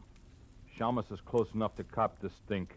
And I'll beat it before I start thumping on your boy wonder and turn you into something vest pocket size. Steady, pork.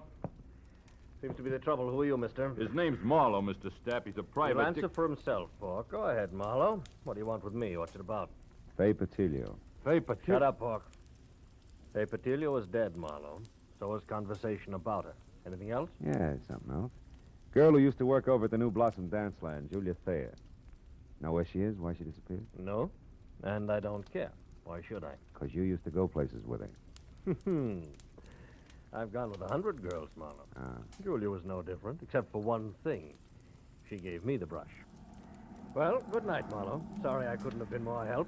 I won't be long. One Paul. more thing, Joe. Do you mind telling me who Julia dropped you for? Not at all.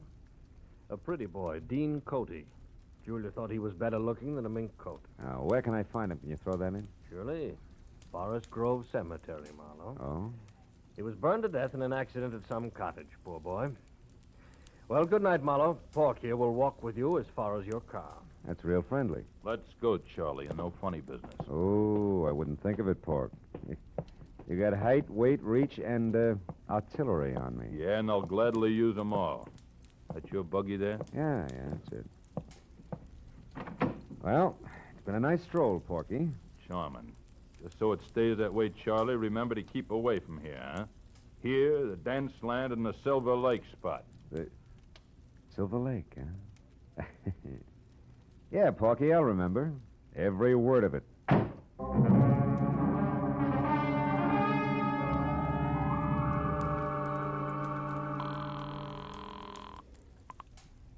City desk. Callahan, go ahead. Marlowe again, Callahan. Now listen, on Joe's staff, does the Silver Lake spot mean anything to you? It does. Yeah? It's on the north end of Silver Lake Road, Marlowe, overlooks the reservoir.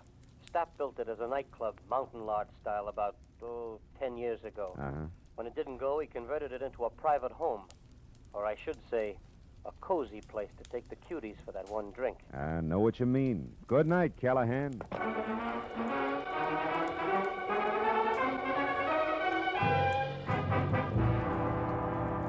The Silver Lake Reservoir was only a mile off Lower Sunset Boulevard, but the setting could have been a street in Switzerland. The lodge Callahan told me about stood out among the neat little chalets that skirted the water's edge like a Sherman tank in Toyland. Also, it was showing light from a screened-in porch. So when I was out of my car across a shaky rustic bridge that spanned the promise of a creek and moving up close, I didn't have any trouble spotting the girl I saw inside talking earnestly into a telephone as Julia Thayer, by build, size, and color of hair. About the face, I couldn't say. It wore a hat that sported enough veil and mosquito-proof twin beds. Oh, well, that's different. The tunnel. All right, I'll wait there. Yes, as soon as possible. Goodbye. Hello, Julia. Who are you? What do you want? Quite a bit, honey. But for a starter, let's say that I'm a private detective named Marlowe, working for a guy who's worried sick about you. Ira Clausen. Ira Clausen? Well, who's that? Yeah, well, I'm not sure, but maybe he's the world's greatest sucker. Now, let's level, baby. It's getting late for guessing games, huh? I'll pay it. Oh, what's the use? What do you want to know, Mr. Marlowe? Too much to chat about here. The owner's no friend of mine. Come on, we'll take my car. All right, whatever you say. I'm tired of running. Let's go. Will you take my arm, please? This darn bridge scares me silly. Oh, sure. Just watch your heels on those loose planks, huh? You okay? Uh-huh. I think I'm going to be just fine, Mr. Marlowe.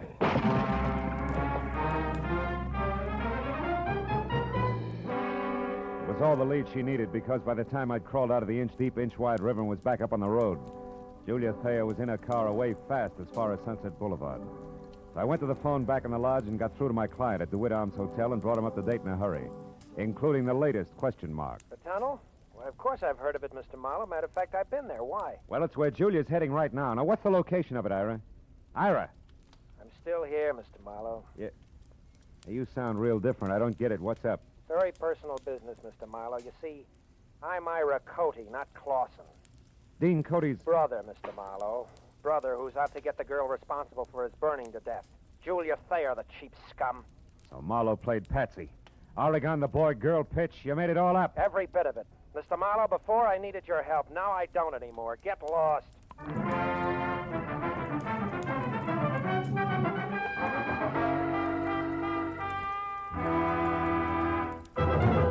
In just a moment, we will return to the second act of Philip Marlowe. But first, there will be 4 more amateur songwriters on hand, and one of them will sell his songs for nationwide plugging and distribution when Songs for Sale comes along tonight on most of these same CBS stations. Songs for Sale gives these new songwriters a great chance. Their songs are judged by a panel of experts. Their music is sung by Rosemary Clooney and Richard Hayes. They're made to feel at home under the guidance of the experienced showman, Jan Murray. For an hour of fascinating fun behind the scenes of Tin Pan Alley, here's Songs for Sale tonight and every Friday on CBS. Now with our star, Gerald Moore, the second act of Philip Marlowe, and tonight's story, The Dark Tunnel.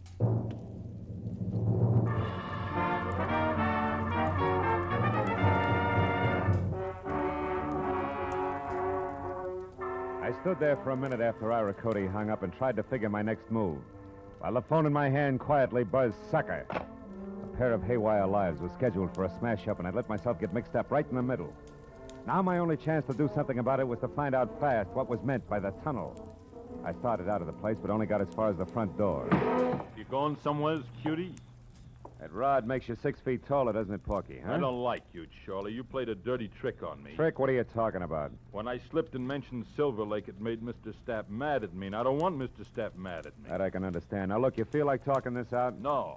Oh, listen, you dumb ape. It's for your own good. Something's going to happen tonight that'll make your boss a lot madder than he is now. I'm the only one who... You're just trying to trick me again, but it won't work. Not this time. First, we lift your gun. Now, get going.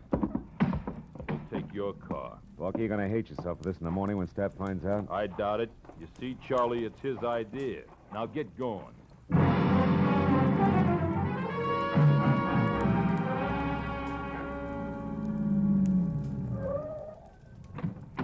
Over there, Marlowe, the big door. I don't suppose Stapp would bother to tell you why he wanted to see me, would he, Porky, huh? No. That's none of my business. Yet. What do you mean by yet? Oh, he might want you to tell him something you might not want to. Then it's my business, Charlie. Go on, open it up. That's enough. Inside. Well. Real genuine warehouse, huh? Chains, tackle, even a hand truck. Well oiled, too. Don't tell me your boss is going legit. Never mind that junk. Just stand right there till I get this crazy door locked. Here, Pork, try something heavier. Like this truck. Oh, my leg, why you... Now it's your chin. Good night, Charlie.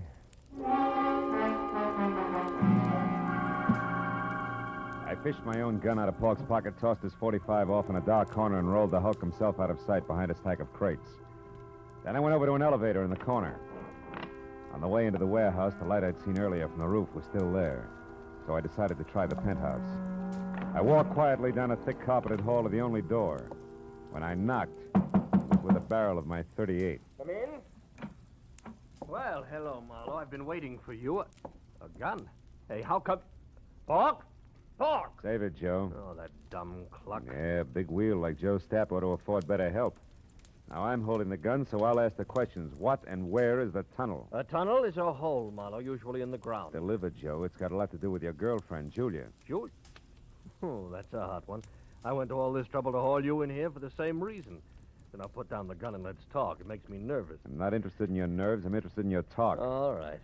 Now, you've got a long nose, Marlowe, and poking it around, you might find out enough to get real curious and call in the cops. That I can't afford. Uh-huh. So I'm going to level with you, tell you what you want to know, just so you'll lay off. That a deal? I'll let you know.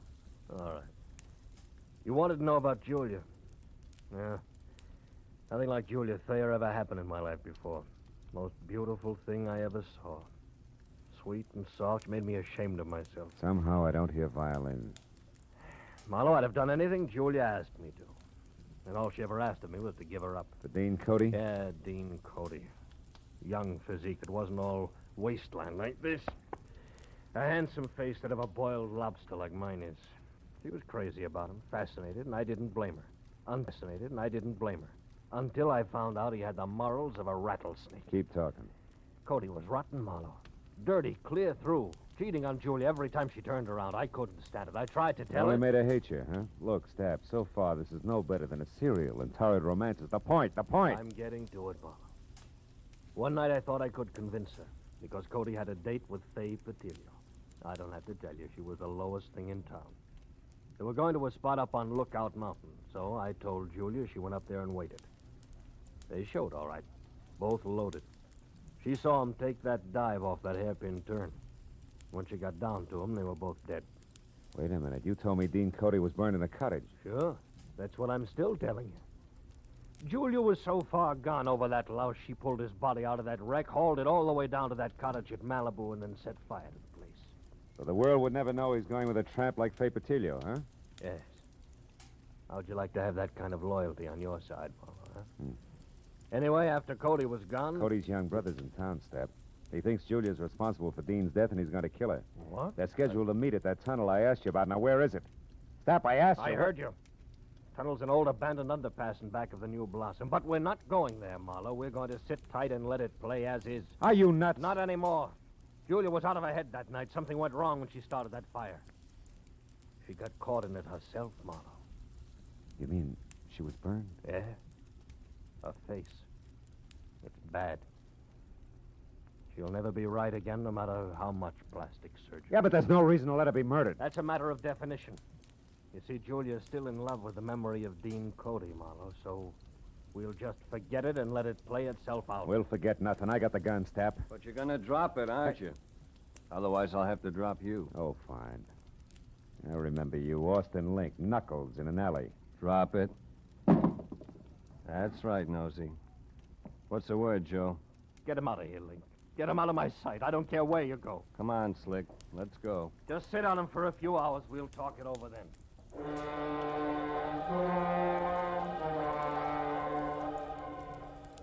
Link was a professional. He stayed exactly far enough behind me to be always out of reach, but always close enough to keep me under control. All the way down in the elevator, I watched for a chance that never turned up. And as I rounded a corner and headed for the big door again, I glanced at the stack of crates. Pork had come too. He was on his feet behind them, a heavy steel pulley block in one hand, his face a stupid mask of blind hate. He slammed the block at me with everything he had. I'll kill you! I dropped to the floor and heard the thing connect behind me. It had caught Link dead center. He fell like a bag of sand. Before Pork realized what had happened, I charged the stack of crates through my shoulder against it. Made it to the door and out in one dash. My car was sitting where I'd left it. I heaved a sigh of relief and piled in.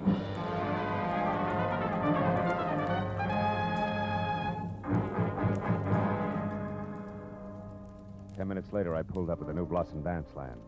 It was just closing. I ran along the side of the building to the back where a yellow light above the rear door cast an out-of-place halo over...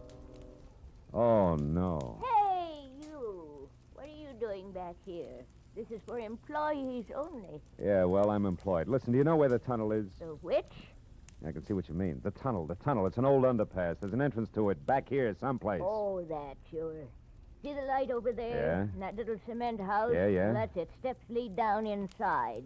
But why? Nobody ever uses that anymore. Well, I tell you, I got a date in there with a couple of screwballs. Oh, well, you'll be right at home. Good night, dearie. A baker's dozen steps led down into the thick darkness littered with newspapers, weeds, and wine bottles, all long dead. As I eased down inside, I heard voices, low and tense, amplified by the rolling, hollow echo in the tunnel.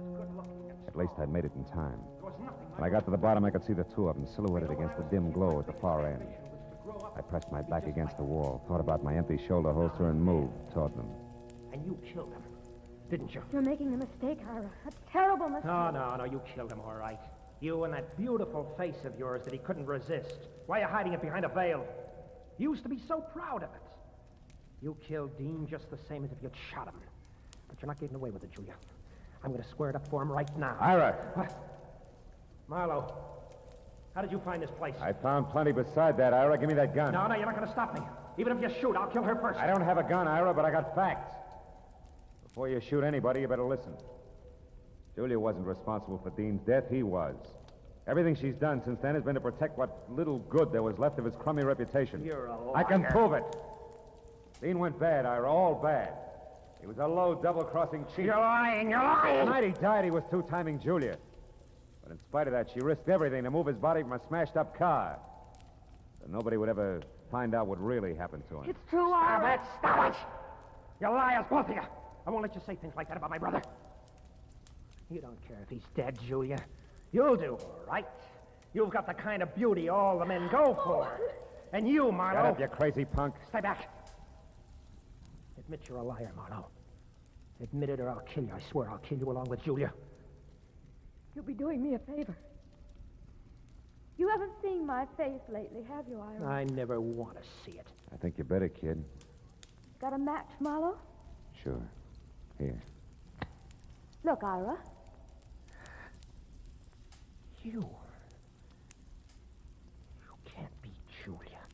I was burned, Ira. It happened to me when I tried to hide the Kind of rotten trash that Dean had been mixed up with. The only reason she did it was because she loved him, maybe more than you did. Now, come on, kid, let's have that gun. You don't want to kill anybody. No. I don't want to kill anybody. Julia, I'm sorry. Ira! Let him go, Julia. The hard part's over now. He'll be all right. I'll look in on him after a while just to be sure. But, what about you, huh? What about me? I'll be okay, Marlowe. After I've done some thinking. This shock, I think it's what I needed. Goodbye. It's a dark tunnel, honey. Think you can find your way out alone? Yeah? Yeah, I'll find a way out alone. One of these days.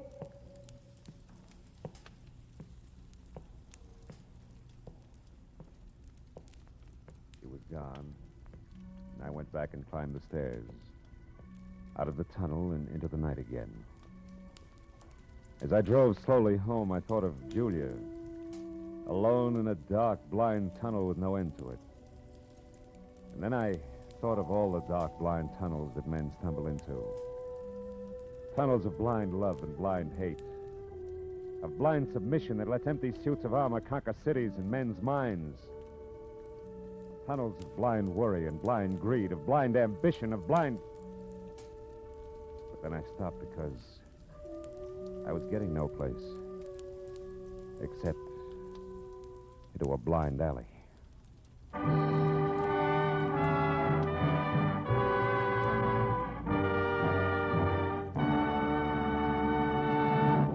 The Adventures of Philip Marlowe, bringing you Raymond Chandler's most famous characters, star Gerald Moore, are produced and directed by Richard Sanville and written for radio by Robert Mitchell and Gene Levitt.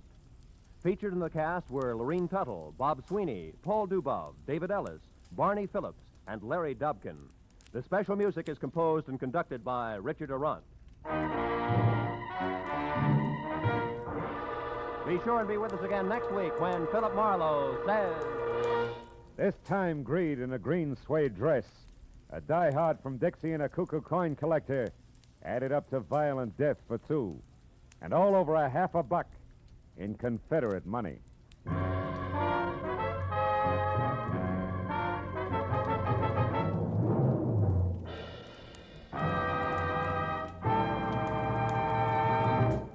Every Friday night, CBS brings you stories taken from the files of parole boards of the 48 states. With only the names changed, these stories give in complete detail the events of a criminal's life up to the time he is up for parole. Then, before you hear the board's decision, you can make up your mind. Is this man ready to be set free? It's been hailed by press and public alike as an outstanding anti-crime show. And you can hear it now by staying tuned, because Up for Parole follows immediately on most of these same CBS stations. Roy Rowan speaking. This is CBS, where you play Sing It Again every Saturday night, the Columbia Broadcasting System.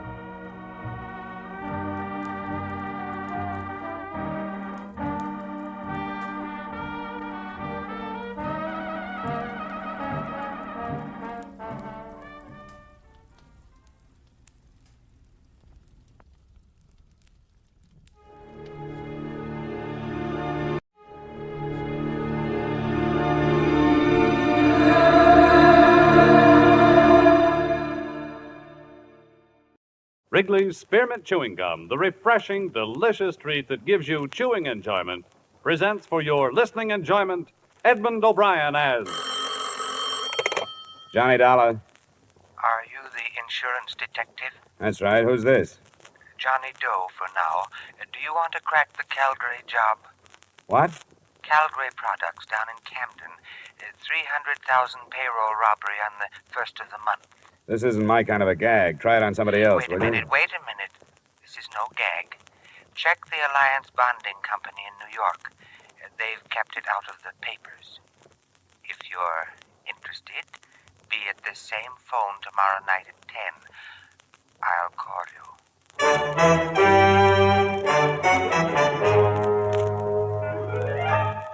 The makers of Wrigley's Spearmint Chewing Gum bring you Edmund O'Brien in another adventure of the man with the action-packed expense account.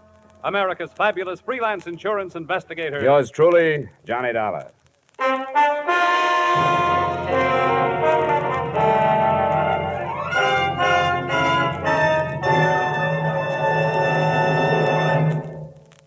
To make every day more enjoyable, treat yourself often to refreshing, delicious Wrigley's Spearmint Chewing Gum. Here's a taste treat you can enjoy indoors, outdoors, at work, or at play. The cool, long-lasting mint flavor refreshes you. The smooth, steady chewing helps keep you fresh and alert. Adds enjoyment to whatever you're doing. Wrigley's Spearmint Chewing Gum. Healthful, refreshing, delicious.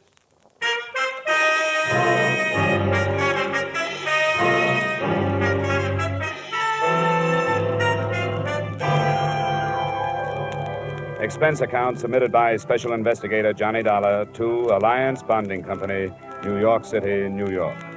The following is an accounting of my expenditures during investigation of the Calgary matter.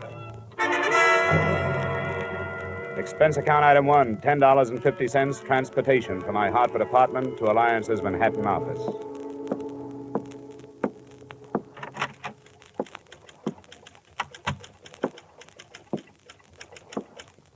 Good afternoon, sir. Hello. I think Mr. Matthews is expecting me. The name is Dollar? Oh, yes, Mr. Dollar. That door. Just go right in. Thank you. Yes. All right, Al. That'll be fine. The first bout starts at 8, but we don't care if we miss that. All right, I'll see you then. Sorry, but you can't hurry a son, you know. That's all right. I'm Johnny Dollar, Mr. Matthews. Yes, so I thought. Sit down, won't you? Uh-huh. Yes, sir? I don't want to be interrupted for the next hour, Miss Mills. Yes, sir. Mr. Dollar, do you put any stock in that telephone call? Oh, I haven't any idea. I don't know anything about it. I've done a lot of thinking since you phoned me about it, and of course there's nothing for us to do except to follow it up. But I can't help wondering if this man isn't a crank of some kind. Well, that's what I thought, too, until you bore him out by telling me there'd been a robbery that had been held from the press. Why has it been kept a secret?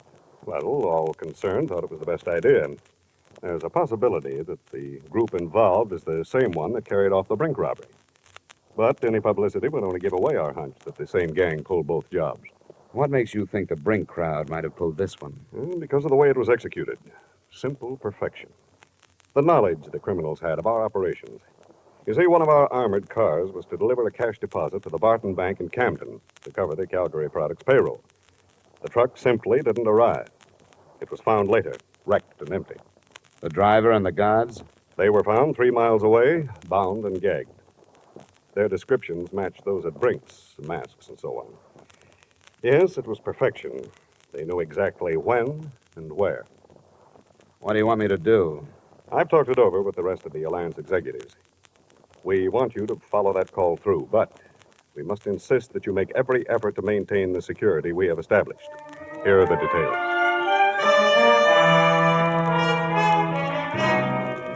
Expense account item 2, same as item 1, transportation back to Hartford. At 9:45 that night, I was in my apartment waiting for the promised call from John Doe. At 10:05, my phone rang. Johnny Dollar. Stanley, 3469. Yes? 1 moment, please. Philadelphia's calling. Philadelphia. Your call to Hartford is ready. Go ahead, please. Mr. Dollar, Yeah? what did you decide about the Calgary job? Well, what happened to the man I talked with last night? He didn't dare phone you tonight. He was afraid you'd be set up with the police to trace the call. I haven't talked to the police. Don't. If you do, it's all off. He doesn't want to be arrested. He wants to surrender to the New Jersey District Attorney's men. The guy I talked with last night? No, he wasn't involved with Calgary. It was a friend of his. Do you want to talk it over with him? Where? There's a room reserved in the name of Charles Randall at the Branford Hotel in Bridgeport. Check into it between 7 and 8 tomorrow night.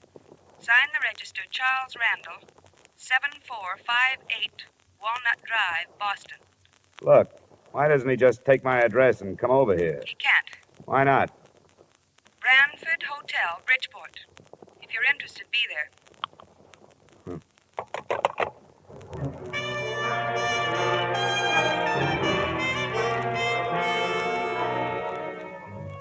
Expense account item 3, $5, mileage to Bridgeport and the Brantford Hotel. It was a weathered frame building in the harbor district. I felt conspicuous walking across the lobby to the desk because I was the only man in sight who was wearing a tie. I wondered, since I was so out of place, why that address had been picked for a meeting that I assumed was not supposed to attract attention. My room was in the rear on the ground floor. I'd no more than opened a single window to air the room of the traces left by its previous tenant when I was signaled to the door.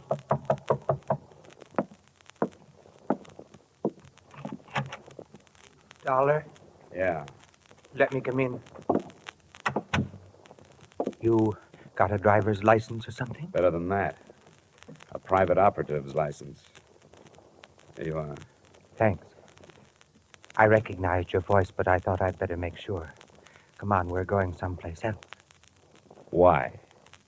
Because I'm not sure you weren't followed here. But I'll be sure we aren't going to be followed where we're going. I don't like it. It must be this way. You've got to believe me. He has to be careful.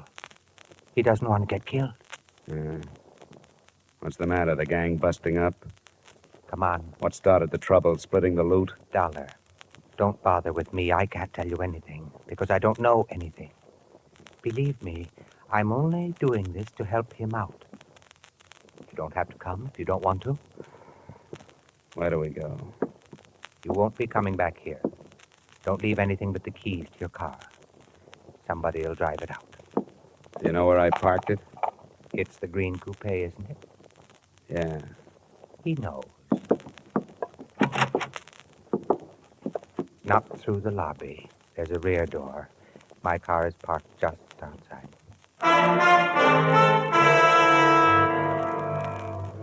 We drove without speaking, crisscrossing town and backtracking until he was satisfied there were no followers, and then out of town in roughly an easterly direction, following the shore of Long Island Sound.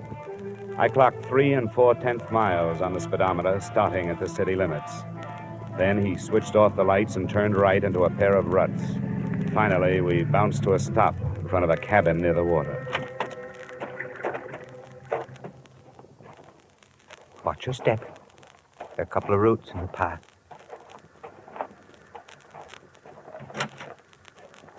Did he come? He's here. Good. You wait in the car, will you? I don't think it'll take long. The first thing that impressed me as I walked past her into the single room was her youth. She didn't look much over 20. In spite of rather nondescript short brown hair and a band of freckles across an Irish nose, she was attractive. She was very small, and her violet eyes were very frightened. I'm glad you've come. Where's the man I've come after? He left. He decided at the last minute that it would be better if he didn't meet you tonight. Look, I've had enough. I don't play this way. I don't like to be made a fool of. But you aren't.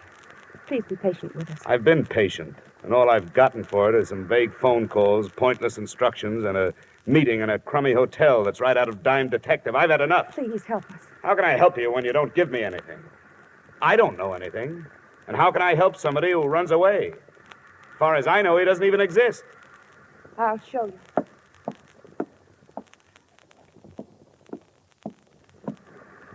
Open it. His share of the Calgary money's in it. Because you can take the wrappers off. I can take this with me? Yes. I don't get it. Does it matter? He wants to give himself up. Why this way? I told you on the phone. He doesn't want to be arrested in this state. He wants to go directly to the district attorney's office in New Jersey where the robbery was committed. He'll turn state's witness? Yes. But he has a demand. Promise of immunity.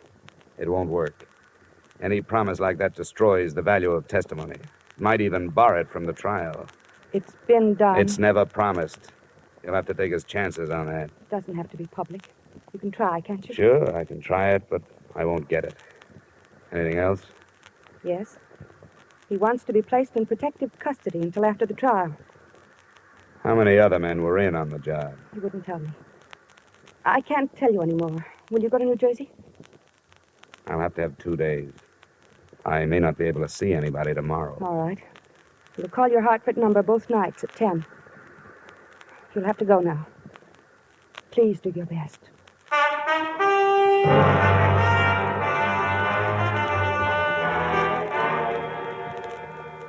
Don't be ridiculous, Dollar. That's one of the most impertinent requests I've heard since I took office. Nothing personal, Mr. Kreider. I was asked to make it, and I did. Well, would you see that he's placed under protective custody until after the trial? Why should I grant this criminal any favors? Well, if it means breaking the Calgary matter, it seems to me a favor or two would be worthwhile. We'll break it in due time. You know where he is? No, but I've been close. I may be able to bring him in if I can get you a word on a few of these things. Yeah, we'll see. Do you mind telling us where you've been operating? Now, you know I can't tell you that. These people are my clients now, more or less. I have to keep their confidences. Now, what's your answer? Answer? Definitely no immunity. Protective custody? All right.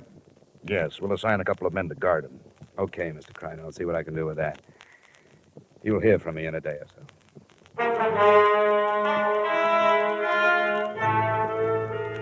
Expense account items 4 and 5, $40 traveled from New Haven to Trenton, New Jersey, and from Trenton back to Hartford.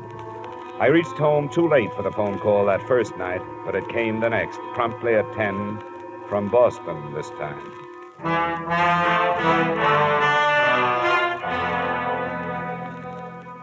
What happened, Dollar? How did you make out? No worse than I expected to. Protection, but no immunity. Oh, that's not so good. They weren't too happy with the situation. I think because they want to make an arrest themselves. Were you followed? Yeah, 2 men. They're watching my building now. But I can lose them if you still want to negotiate. Can you come to Boston? Tonight? Yes, if you're sure you can shake the New Jersey men. Where do we meet? You're sure your line isn't tapped? They haven't had time, but they will if you don't quit stalling. Drive up through Springfield and Worcester. Just outside Boston, you'll pass through Auburndale. On the other side of it, there are 2 bridges. After you've crossed the second one, pull off the road and wait. All right, I'll be there. Well, let me tell you something. This is the last trip. Get your man off the dime. I can't spend the summer touring New England.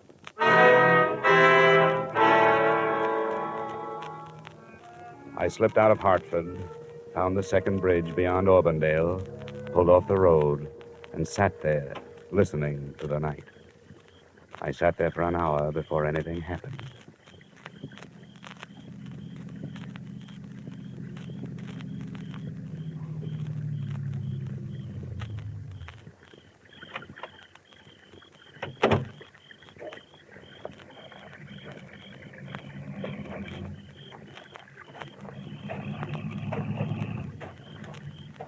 My name is Gannett, Mr. Dollar. Oh? Are you the one? Yes, I'm the one. Get in. Thank you. Well, you caused quite a stir, Gannett. Yes, so I understand. I've heard that crime pays only those who write about it and those who investigate. Are you armed? No, but satisfy yourself. The DA in Trenton? Then, by all means, the DA and friends will be at the cottage by the Sound side after you have delivered me. It wasn't a silent trip, but the subject of our scattered conversation was always far removed from the Calgary matter. Gannett's only typically criminal attitude was one of fear. He was never satisfied that we weren't being followed. We weren't. I learned that at 9:30 the next morning when we pulled up in front of the State Building in Trenton. We hadn't been followed. They were waiting for him.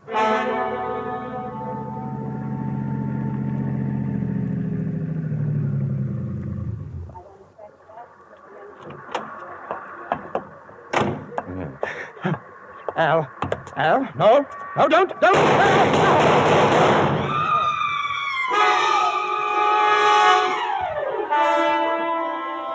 Someone in the crowd, it was impossible to know who, shot Gannett to death and disappeared in the confusion. It was sudden and unexpected.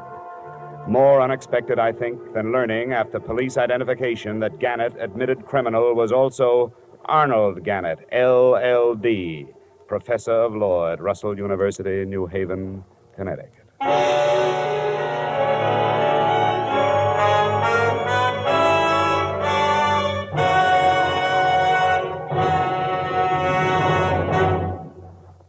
make every day more enjoyable, treat yourself often to refreshing, delicious Wrigley's Spearmint Chewing Gum. The lively, full-bodied, real mint flavor cools your mouth, moistens your throat, freshens your taste. And the chewing itself gives you a little lift, helps you keep going at your best. So for real chewing enjoyment that's refreshing and long-lasting, always keep Wrigley's Spearmint Chewing Gum handy. Healthful, delicious Wrigley's Spearmint Gum will make every day more enjoyable. And now, with our star, Edmund O'Brien, we return you to the second act of yours truly, Johnny Dollar.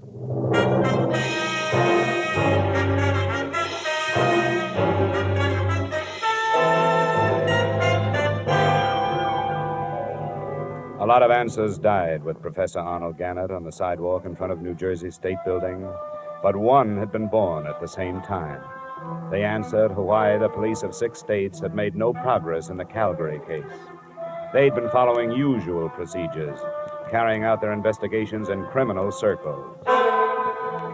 There was nothing for me in Trenton except the possibility of a session of questioning by the district attorney's men, so I faded out of sight and started back towards the cottage on Long Island Sound.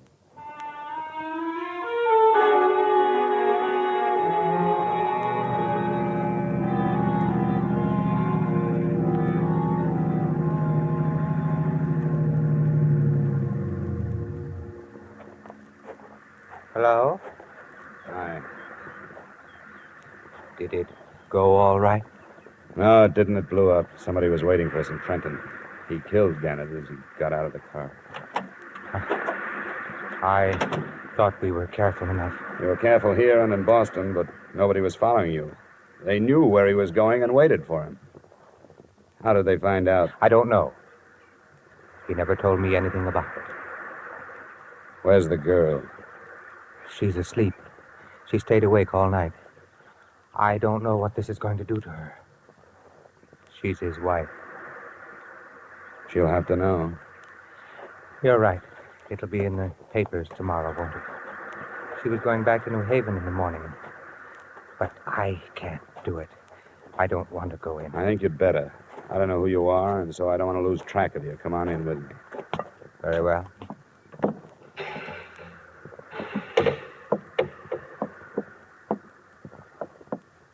Mrs. Gannett? Mm-hmm. Mrs. Gannett? Oh, what is it? There's been trouble. Yes, there has. Where's Arnold? He's dead, Mrs. Gannett.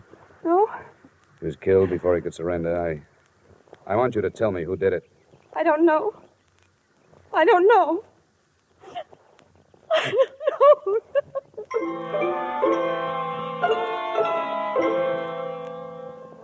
I gave her an hour to get hold of herself.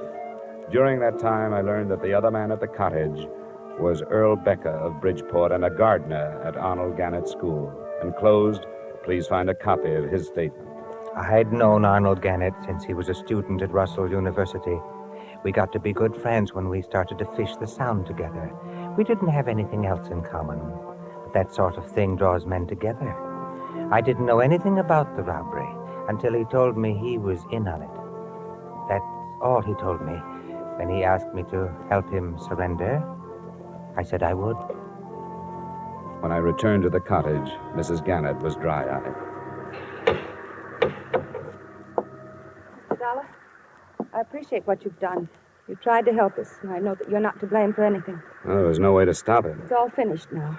And I want you to go back to Hartford. Oh, it's not as simple as that. I've put myself out on a limb with the New Jersey district attorney. I won't get off it until this is cleared up. Are you telling me the truth when you say you don't know who your husband was teamed up with? I don't know. He wouldn't tell me. He said it was safer if I didn't know. What did he tell you? Nothing until after it was all over. 2 weeks after. And I knew he was awake at night because something was troubling him. He couldn't lie to me. Your husband was a brilliant man, a doctor of letters. How did he get mixed up in this thing? On Tuesdays, he taught criminal psychology. Before the end of the semester, there was a lot of discussion on the Brink robbery in Boston. And he thought he had the best theory of all. That the men who robbed Brinks had never been criminals before? Yes. and were able to come back to their respectable lives and hide in them. Did he offer that theory to his classes? No. That's what started it. He couldn't get it out of his mind. He told you this. Not until afterwards. It grew into a challenge that he had to do something about. So he did it. And was successful. When he told me, I made him promise to give himself up. I made him. I'm sorry I have to keep after you, but there are things I have to know. These classes of his, how many students? It was a large enrollment this year. There were hundreds. Did your husband ever mention a man named Al? Oh, there were so many. I can't remember. Well, he must have kept records. Where can I find a list of his students? At our house in New Haven. Well, then we'll have to go there. I'll be outside. Please let me know as soon as you feel able to leave.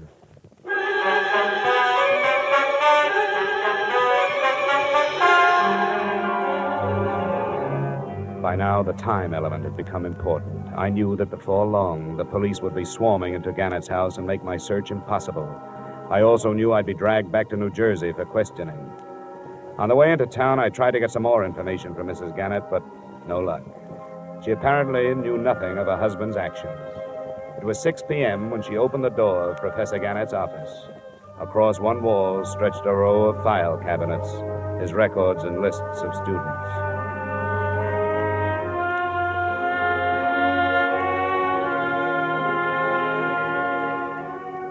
I never knew how many men's names start with the letters A and L.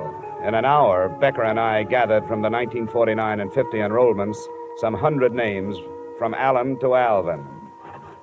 There aren't any more here. What do you do with a list like this? They live all over the country. Here's one from Arizona, Nebraska, Florida. I don't think we'll have to bother with them. You're dropping it? No. I think I've found it. Which one? Hey, that car. Check the window, will you? See if it's police. Yes, it is. I can't talk to them now. Show me the back way out of here, will you? This leads to the hall. What shall we tell them? Well, don't lie yourself into a trap. Tell them I just left. You don't know where I was going.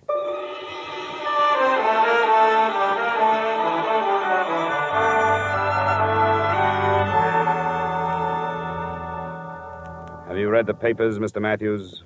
Professor Gannett? Yes, it's hard to believe. You knew him? Yes, I'd met him. I'm awfully sorry about this. But now you know how the robbery was carried off with such perfection, don't you? What do you mean? You mentioned it yourself. They knew exactly where the armored truck would be and when. Your son Albert was a student of Professor Gannett's. What are you intimating?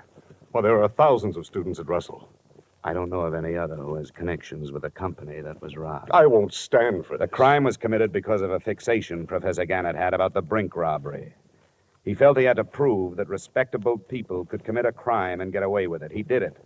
But he couldn't have without knowing where your truck was going and approximately when it left New York. Where is your son? Strangely enough, this possibility had crossed my mind, too, but I just can't believe Where it. is he?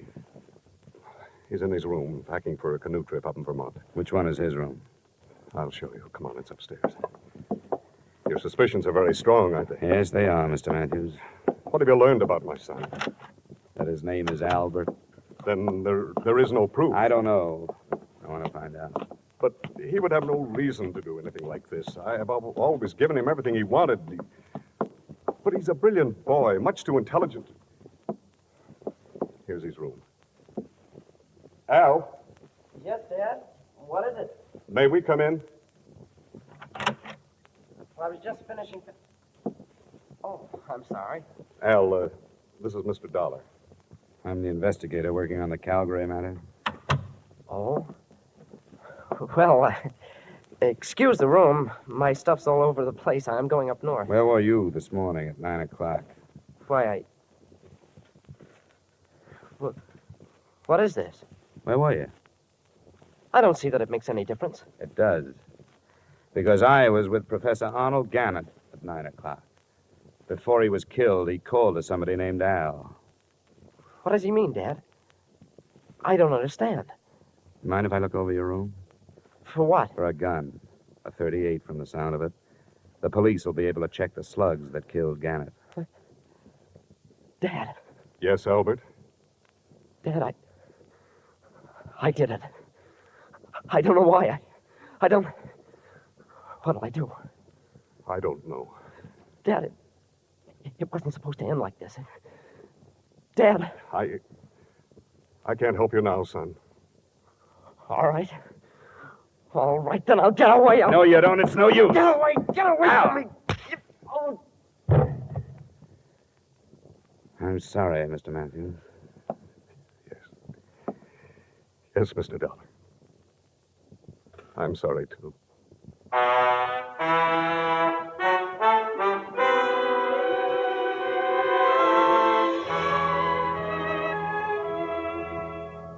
Albert Matthews' statement, by the time he had finished, involved two other law students. They, too, were from families that should have not included criminals. And I wonder if Professor Gannett's unsuccessful experiment doesn't mean that the Brink robbery, $2 million, wasn't committed by persons now hiding behind respectable lives. Expense account total, $1,180.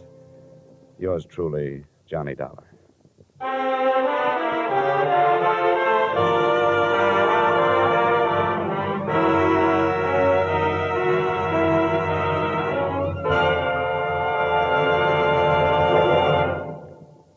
Remember, friends, to make every day more enjoyable, treat yourself often to refreshing, delicious Wrigley's Spearmint Chewing Gum. There's lots of cooling, real mint flavor in every stick. And chewing Wrigley's Spearmint helps keep you feeling fresh and alert. You feel better, work better, get more fun out of doing things. So indoors, outdoors, wherever you go, keep some healthful, refreshing Wrigley's Spearmint Chewing Gum handy. To make every day more enjoyable, treat yourself often to delicious Wrigley's Spearmint Chewing Gum.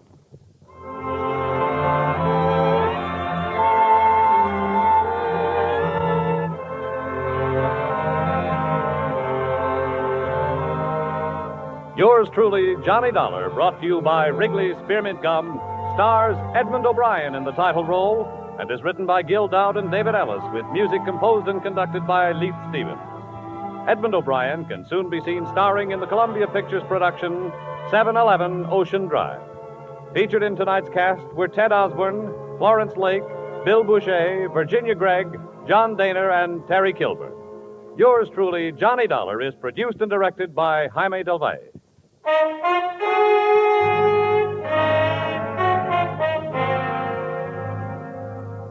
The makers of Wrigley's Spearmint Chewing Gum hope you've enjoyed tonight's story of Johnny Dollar and that you're enjoying delicious Wrigley's Spearmint Chewing Gum every day. We invite you to join us again next week at the same time when, from Hollywood, Edmund O'Brien returns in another adventure of Yours truly, Johnny Dollar.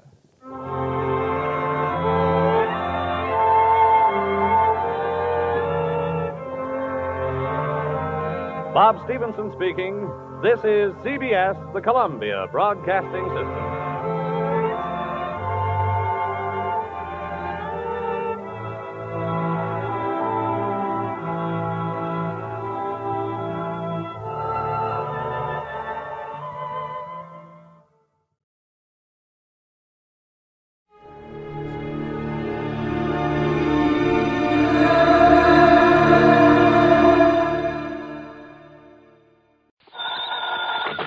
Johnny Dollar. This is Harry McQueen, Johnny, up here in Gloucester, Mass. McQueen? That's right, 4 State Mutual. Oh, sure, Harry. How are you? What's on your mind? Johnny, I have a real funny one for you. Okay, so I'm laughing. Oh, I mean funny peculiar, you know. Do I? Why don't you tell me about it? We'll see. Well, it appears that somebody's threatening the life of one of our clients. You call that funny? I told you, Johnny. Yeah, you told me. What's the name of this client? Amos R. Weatherby, an old retired sea captain. Lives in a little town of Annisquam up on Cape Ann. How much insurance does he carry? $50,000 straight life. And who's the beneficiary? His pretty young niece, Thelma Jane Weatherby. Oh? She lives with him, sort of takes care of him. But she just can't wait for him to die a natural death. Oh, wrong, John. She's the one who called me about it a few minutes ago. Asked that you be sent up there. Well, now, Harry, you know as well as I do that if she's smart, And she is. and if she has got any intentions, the best way to keep suspicion from herself. Wrong again, Johnny. I'm sure of it. Yeah. Just wait till you see and talk to her. Well, Young, did you say? in her late 20s. And pretty? Very. The most gorgeous girl I think I've ever seen. Okay, then, Harry, give me the address and telephone her that I'm on my way.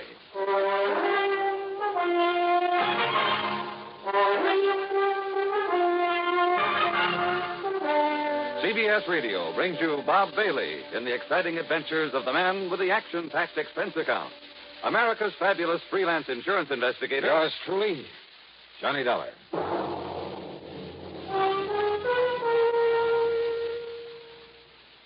Now, Act One of yours truly, Johnny Dollar.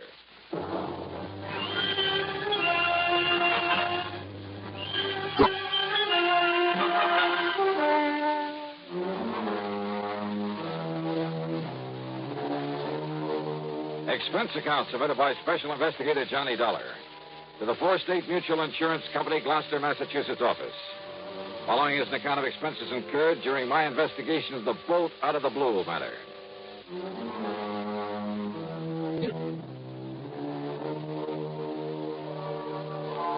Knowing the Cape Ann country pretty well, I decided to use my own car on this one. So, expense account item 1, $14.70, mileage at the rate of 10 cents a mile, and a bargain for the company at half the price.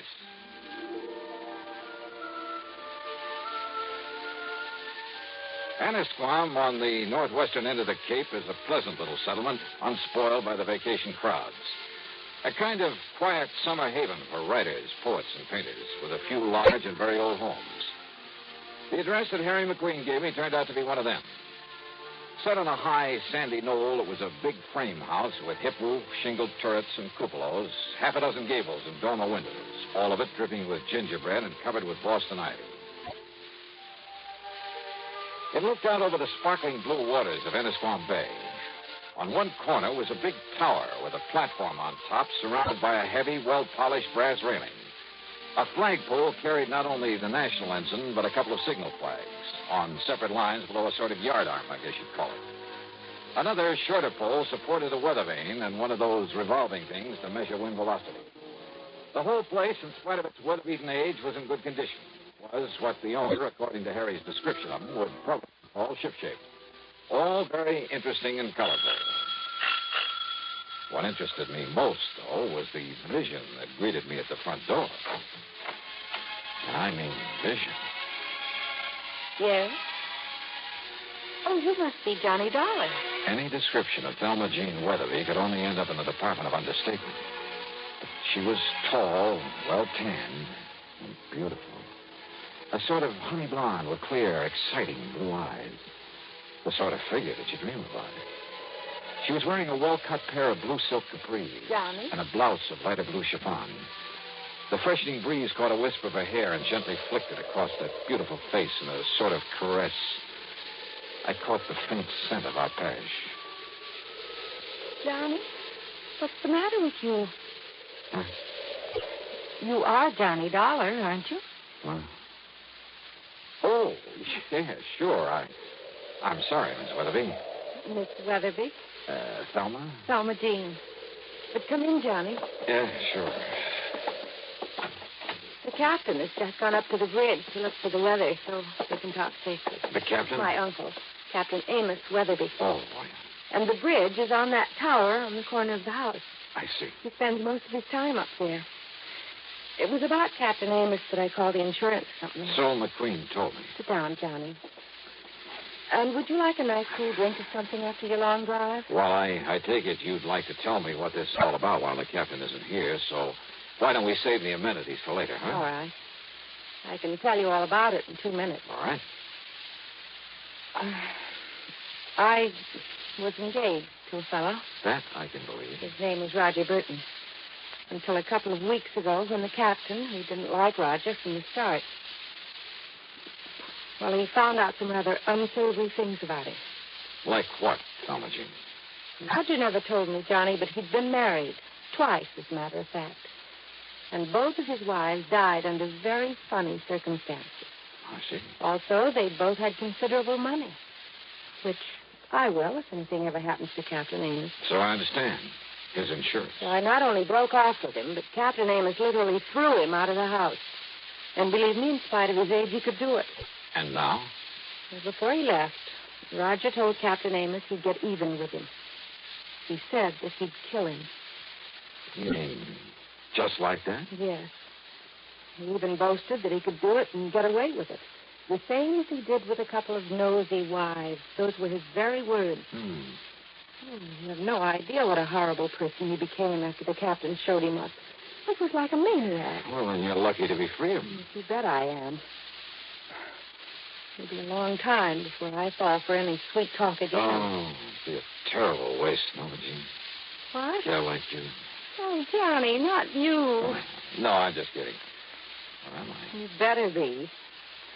And yet, if all the stories I've heard about you I don't are believe true. one of them. And to prove that I didn't come up here just because Harry McQueen said you're the most beautiful, the most gorgeous gal. Queen told you that? You're sure right, 1,000%. But Then now... if I'd known that, and if you hadn't come, I'd never have forgiven you. Yeah, but now let's get down to what... Especially after what he said over the phone about you. Like what?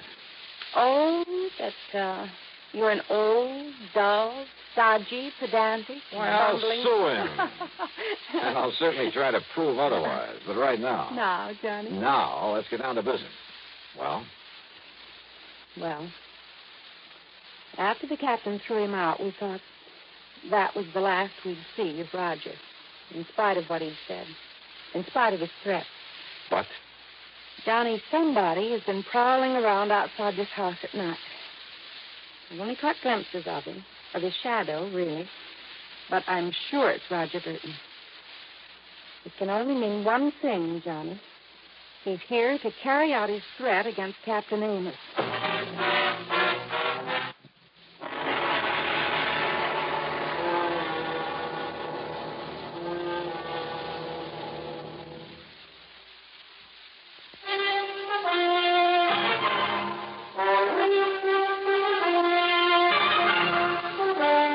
You're sure it's Roger Burton you've seen prowling around the place? Yes, Johnny, and only at night.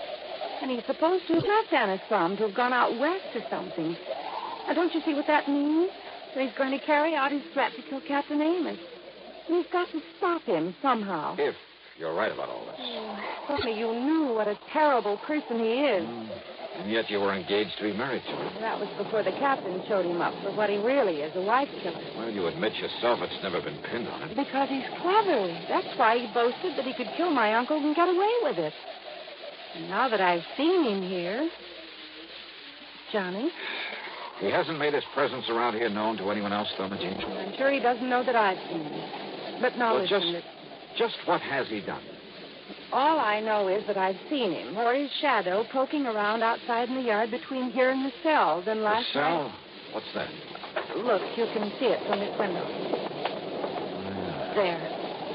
That concrete building, whatever it is, at the edge of the property? It used to be a kind of jail back in the days of the sailing ships. Now the power company uses it for transformers or whatever you call them. Yeah, I see the power cables leading down from the pole. I've looked for his footprints out there in the mornings, but there's always a wind at night, so... Maybe I'd better take a look in that cell, as you call it. Oh, it's all locked up, Johnny. And the tiny windows with the bars over them are so dirty you can't see a thing inside. Have you any reason to think he somehow got into it? Hey, that storm's really coming this way. Yes, and Captain Amos will love it. But now, Well, Johnny... hadn't you better get him down off that tower before it hits? During the storm? Why, you couldn't drag him down with a turning mule team. Oh. Take him back to the old days when he used to ride out a storm on the open bridge of a sailing ship. Donald Jean, does he know about Roger showing up again? No, Johnny, I haven't told you. But listen, I've been trying to tell you. Tell me what? That I not only heard him prowling around last night, but this morning I found some ladder marks in the ground. Where? Out beside the tower. As though he'd used a long ladder to get up to it from the outside. Ladder? I don't know what else they could be. This feller, and for the moment we'll assume that it is Roger Burton. Oh, I'm sure of it. He's made no attempt to enter the house? Oh, he's too smart for that. And don't forget, Johnny, he doesn't know that I've seen him around again. Well, before this storm really breaks, Thomas Jean, I'm going to take a look at that transformer building out there and see if... And you better hurry, Johnny, before... Oh, McGee! Hey, McGee! yeah, Captain. Where are you? In here. Where in tarnation did you put my sou'wester? It's up in the cabin just below the bridge where it always is. I told you a storm was making up. It's going to be a big one. Now you got to get me back on the bridge. Well, now who's this, tell me, Jean? Captain, this is Johnny Dollar. Dollar, huh? Hiya, Captain Amos. Another crooked landlubber come here to trouble you? Oh, no, Captain. Johnny was just an old friend who dropped in. Yeah? With the storm coming up, Big one, I tell you. Been in all the papers. But me, I told you it was on the way 5-6 days ago. The way the barometer on the bridge has been behaving. Yes, I know. So I've asked Johnny to stay for the night. Oh? Well, whatever me little girl wants, Selma Jean, you know that. But, Johnny? Yes, sir? You do anything to hurt me little girl, and by Jupiter, I'll keel haul you. Don't worry, Captain. All right. Sou'westers in the cabin up there? Aye, sir. And I'll see you below here when the storm's over. I'll bring your dinner up to you. Oh, when I'm riding on the storm? Don't be silly, woman. Aye, sir. Johnny, if you're going out to look at that cell... First, I want you to show me where you found the letter marks, okay? Aye, sir.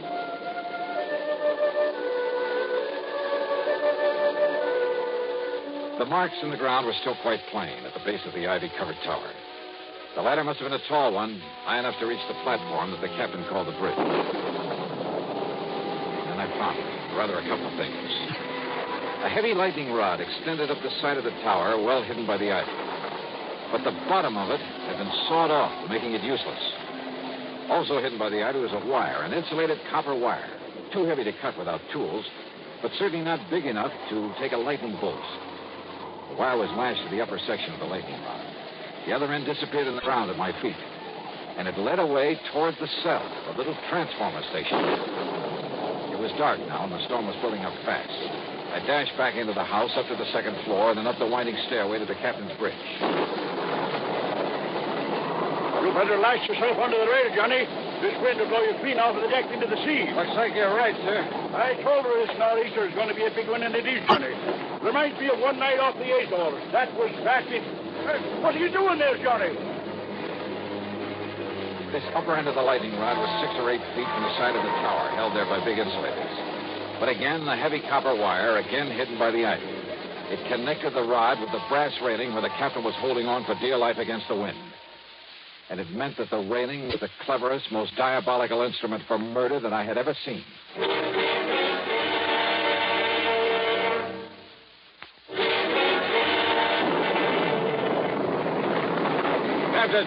Captain Amos. Listen to her blow, Johnny. Listen, we've got to go below. Below, and Mr. Storm like this? Come on, Marlowe. It'll thunder like hysteria. Listen to me. Keep away from that rail. Let go of this rail, it'll blow us into the sea. I tell you, get away from that Keep rail. your hands off me, you blubber, you... Sorry.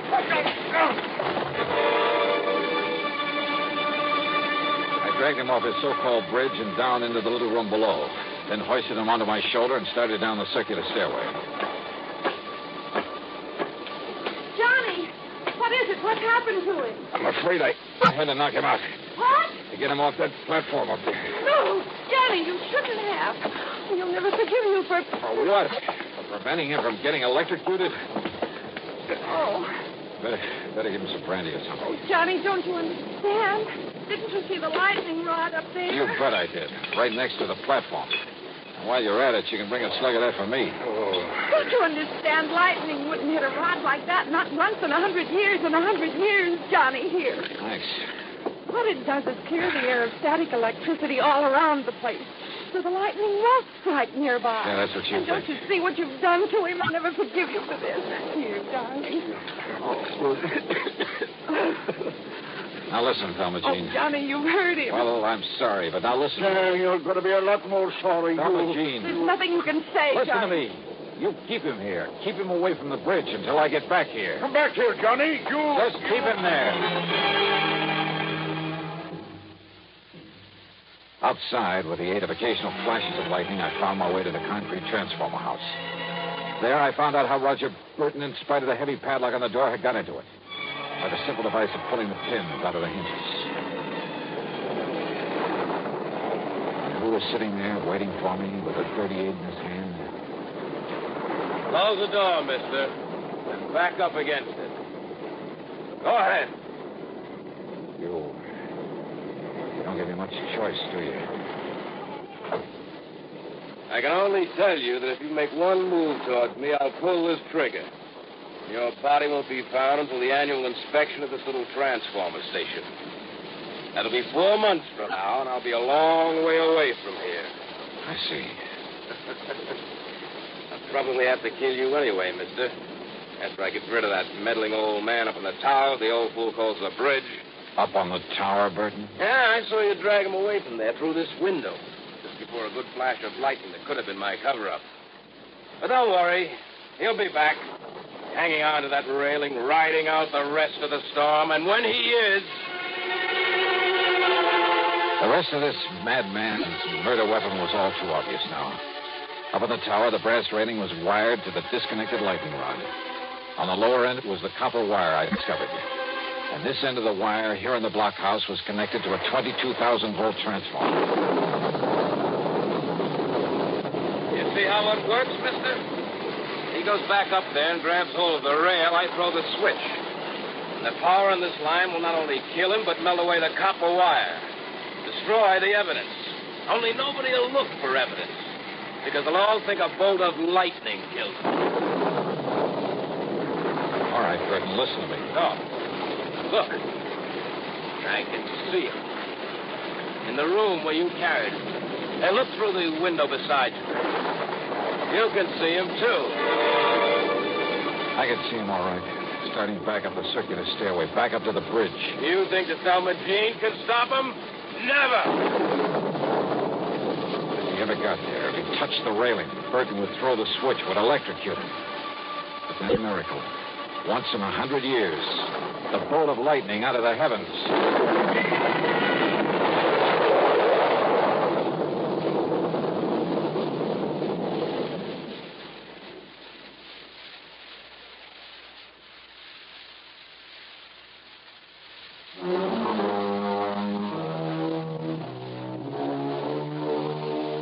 Yeah.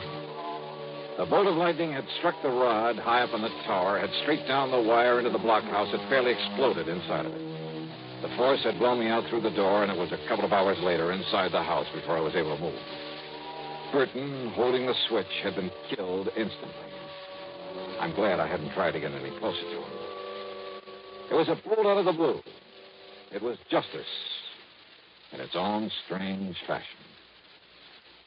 Expense account total, including a checkup by one of the local medicos, some new clothes, mine were in shreds, incidentals, and the trip back to Hartford, $171.50.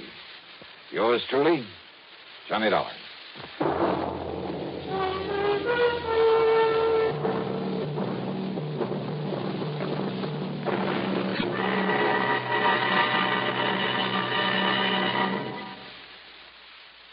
Star, to tell you about next week's story. Next week, a vicious racket that a lot of respectable people fall for, that you ought to know about. Join us, won't you? Yours truly, Johnny Dollar.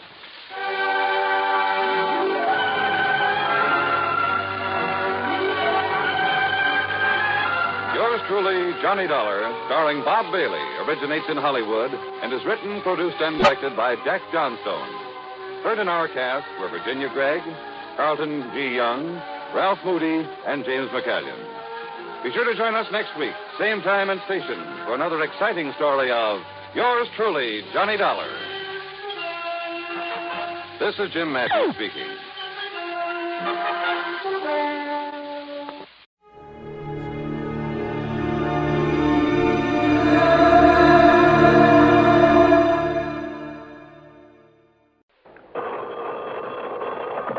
Johnny Dollar. Johnny, this is Don Riegel at Worldwide Mutual. Oh, sure, Don. Out in Chicago. No, guess again. You've been moved? Yeah. Where? I hope it's been a promotion. Well, Johnny, I'm sitting here looking out the window of my office at the vast blue expanse of the mighty Pacific. Or at least I would be if the fog weren't so dark and thick this afternoon. San Francisco. Right. One of my favorite towns. Go on. I'll bet you say that to every city in the United States. No, I mean it. I have some real fond memories. Oh, yeah? Who is she, Johnny? I mean memories of nice, big, fat fees. Uh-huh. You know, Don, every case I've handled in that fair city of yours over the years has paid me very nicely. How about this one, Don? Let's wait and see, huh? What's the problem? Man missing. Anybody I might know? Well, I doubt it. His name is Harvey Lehman. And, Johnny, I find we have the gentleman insured to the tune of exactly $250,000. Wow. Yeah. Okay, Don.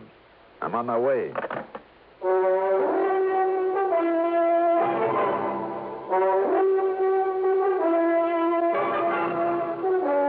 The CBS Radio Network brings you Mandel Kramer in the exciting adventures of the man with the action-packed expense account. America's fabulous freelance insurance investigator, yours truly, Johnny Dollar.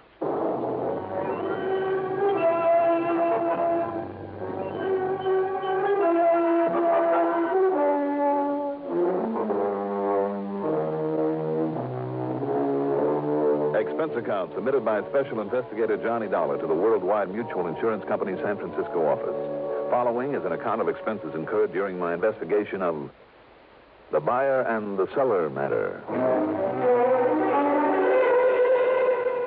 Item 1, after a quick early dinner, is $6 for a cab out to Bradley Field, and item 2, $175.70 plane fare. It was quite late by the time we sat down at San Francisco International Airport, so item 3 is another $6 for a taxi into the Huntington Hotel, high on famous Nob Hill, where from my window I could look out over Telegraph Hill and Chinatown, Fisherman's Wharf, the Embarcadero, and other familiar spots of this wonderful, colorful city. First thing in the morning, I dropped in on Don Regal at his office right near station KCBS that carries these reports of mine on CBS Radio every week. You know, come to think of it, the last time I was in San Francisco, a couple of them in at KCBS helped me solve an important arson case. Yeah, I remember that one, Johnny. Where are you staying this trip? Over at the Huntington, as usual. Well, I hope you didn't bother to unpack your bag. Oh, why? Well, you may have a little more traveling to do. What do you think I did to get out here? Had my way, I'd stick around and enjoy this town of yours for a little while. Well, no reason why you shouldn't. You can come back after you've cleared up this case for us. And believe me, I hope you can, Johnny. What's it all about, Don? Well, as I told you on the phone, the man's name is Harvey Lehman. As I also told you, he's disappeared. And if somebody's knocked him off, you'll have to pay a nice hunk of insurance. Yeah, exactly $250,000. But if that man ever had an enemy, I'm crazy as a bedbug. Well, I've always suspected that. Who's the beneficiary? His wife, Doris Lehman. They've been getting along all right? No, to be honest with you. Uh-oh, here we go again. Oh, no, wait a minute, Johnny. Don't start jumping to any fancy conclusions. Why not? That's a lot of money. Yeah, sure it is. But Harvey Lehman is only 48, 49. All right, so why wait around for him to grow old and die before collecting on him? No, Johnny. What I mean is that he has a good business going, and it'll be worth a lot more over the years than any hunk of insurance is now. Even 250 G's? Even that. Even if it means putting up with him over the years? Well, any putting up with it, Johnny, I'd say is on his part. How do you mean? Well, Lehman's a real solid, hard-working citizen who's so completely straight and decent that, well, he's the sort that other folks often take advantage of, especially his wife. Yeah? Domineering. She's overpowering. And while he's working, she's spending, and not on him or his house, anything like that, mind you, but on her own selfish self. Well, then you've just opened up possibility number 2. That he's disappeared deliberately to get away from her? Sure. No. Why not? Well, he's simply not the type. And there's a stubborn streak in him, Johnny, and I'm sure he'd keep trying to make a go of it in the hope that she'd get over this extravagance and nagging one day, and... Well, I just don't think he'd give up. I know he wouldn't run away. Maybe. Maybe not. I'm sure of it. How long ago did he disappear? By the way, what sort of business is he in? Well, he's a buyer, Johnny. I guess you'd call him a commission buyer. Oh, buyer of what? Well, antiques, that sort of thing. You want a giant ruby from some ancient Persian idol, Lehman would get it for you if anyone could. Or the suit of armor that King Arthur wore. Or even a whole room from some Scottish castle. You know that sort of thing. Well, anyhow, he left here just a week ago. A week ago? Well, that means a pretty cold trail. Yeah, I know. He told his wife he was going down to Los Angeles, to Beverly Hills to be exact, to see a man. Told her he'd be back the following day. But he wasn't.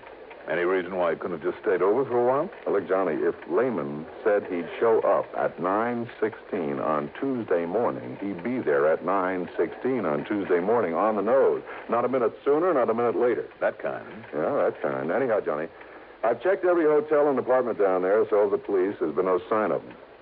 What about this man that he went to see?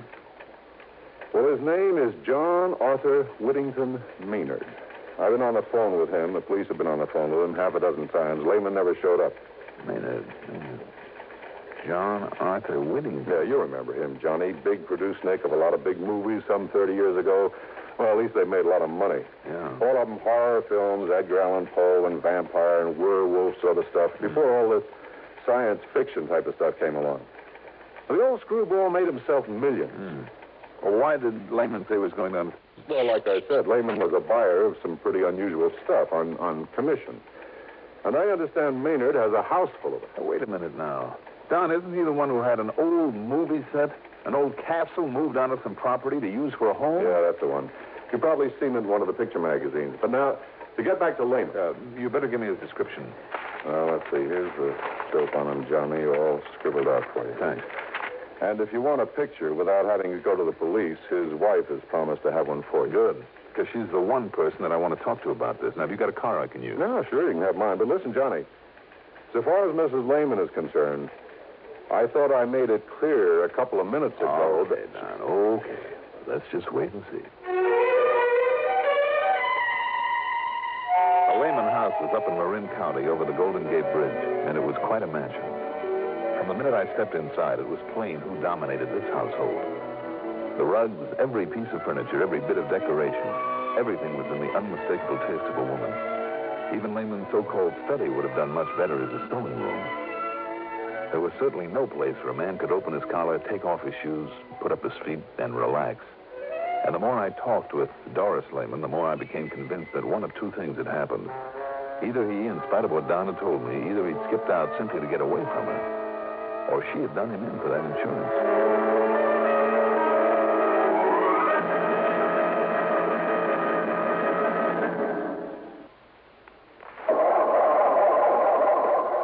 Cars left out at night or in unheated garages. Don't ask for trouble, ask for DuPont Xerox antifreeze. Wintertime is trouble time for many of us who leave our cars out at night or in unheated garages. So don't ask for trouble. Ask for DuPont Xerox antifreeze. Xerox outlasts winter. It protects your car against sudden drops in temperature all winter long. It won't boil away, even during a warm spell.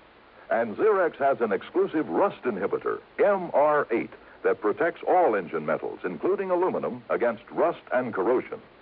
So, for safe, dependable protection, do as millions of motorists have done for over 20 years. Ask for Xerox antifreeze. It's made by DuPont. Remember, for cars left out at night or in unheated garages. Don't ask for trouble, ask for DuPont Xerox antifreeze.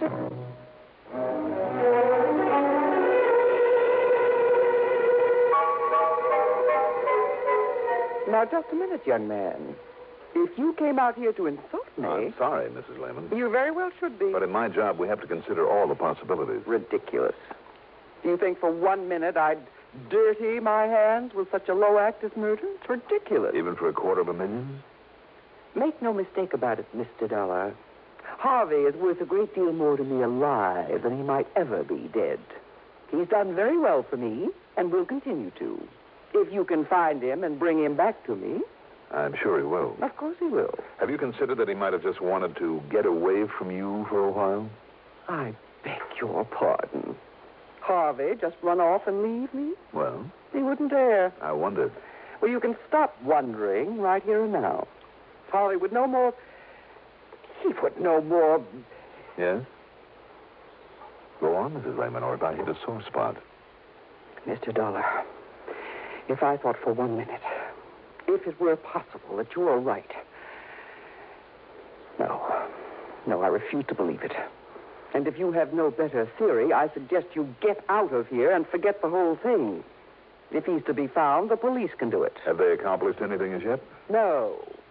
Big, talking, do-nothing men. They haven't accomplished a thing. And those bumbling, movie-struck police down there in Beverly Hills are just as bad. Now, just a minute. It just happens that Beverly Hills is a mighty fine police department. I know. I've worked with them. Then why haven't they found him? That's where Harvey went. Well, how do you know? How do you know that he ever got there? Because he telephoned me from Mr. Maynard's home. If you can call that atrocity a home. He said that's where he was calling from? The night of the morning he left here. Harvey always calls me when he gets to a destination, wherever it is. I insist on it. And naturally, Harvey obeys. I'm sure he does. Did you tell that to the police? Of course I... Yes? No, I guess... was so confused. These stupid police annoy me so with their endless questions and insinuations. They're even worse than you are. Thank you very much. What? Don't you realize they're only trying to do a job for you? Then why don't they? Why don't they know that Harvey got there? Because you didn't tell them. Why did he go to see Mr. Maynard? To collect the money due for a lot of junk he bought for him. $10,000. Junk? Oh, chunks from some ancient Roman ruin. Artifacts out of the temple of some old pagan god. And a lot of other nonsense that castle is stuffed with. Maynard simply refused to pay. He told Harvey he should feel honored for having been able to contribute to the decoration of that silly place. And that if he didn't stop dunning him, he'd what, Mrs. Lehman? Oh, I don't know. All I know is that he threatened Harvey, and more than once. For simply trying to collect a bill? Well, you don't know that crazy old Maynard. Oh, I guess I don't. Anyhow, I got fed up with it. I told Harvey to go down there and collect that money or else. Why should I tell you this? I don't like you. It's none of your business. So just leave and forget about it. Goodbye, Mr. Dollar.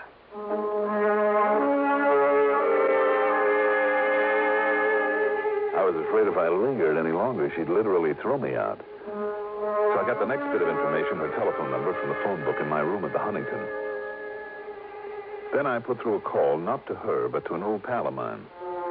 Under the circumstances, it wouldn't be diplomatic to give his right name, so we'll just call him Brady. Sergeant Brady, the Beverly Hills Police Department. And 15 minutes later, he called me back.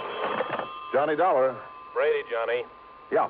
Well, as you suggested, I snooped the phone company, and yes, there was a call to that Marin County number the same night Lehman should have arrived down here. All right, then, Brady. So maybe old Maynard called to see why he hadn't.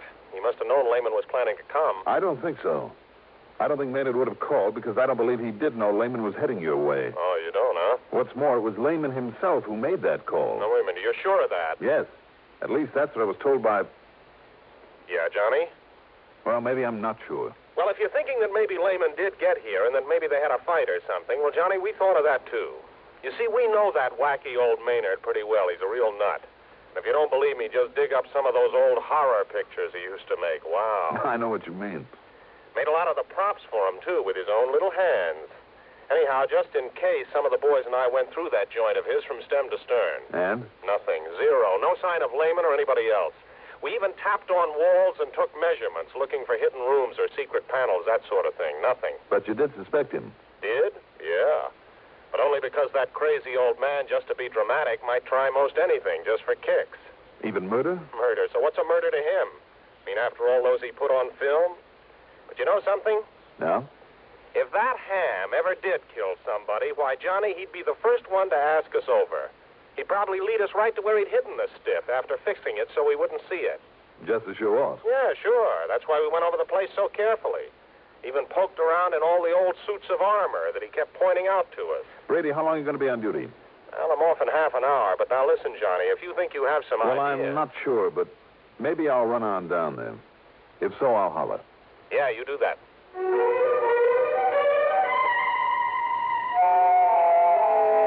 Item 3, $83 even for a cab to the airport, a jet to Los Angeles, and a deposit on a rental car. I drove into Beverly Hills to police headquarters. As I suspected, Brady wasn't there, nor did a phone call raise him at his home.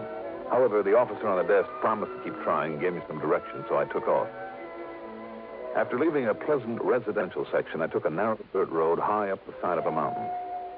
I could see all of Beverly Hills and most of Los Angeles spread out below me, and Catalina Island over 20 miles out in the blue Pacific like a jewel, fairly sparkling in the late afternoon sun. I could also see the crummy castle where John Arthur Whittington Maynard lived alone among the tattered glories of his past in the film business. And suddenly, that wee, small voice in the back of my brain spoke out loud and clear. Watch it, Dollar. You may be getting into more than you bargained for, so watch it, Dollar. Watch it.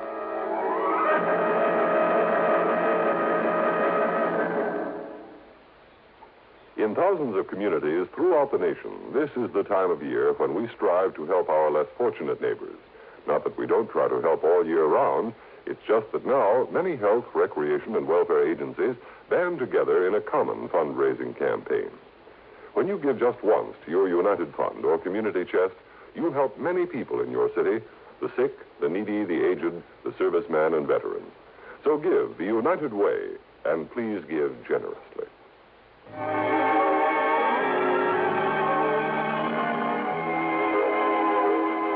Picture it for yourself.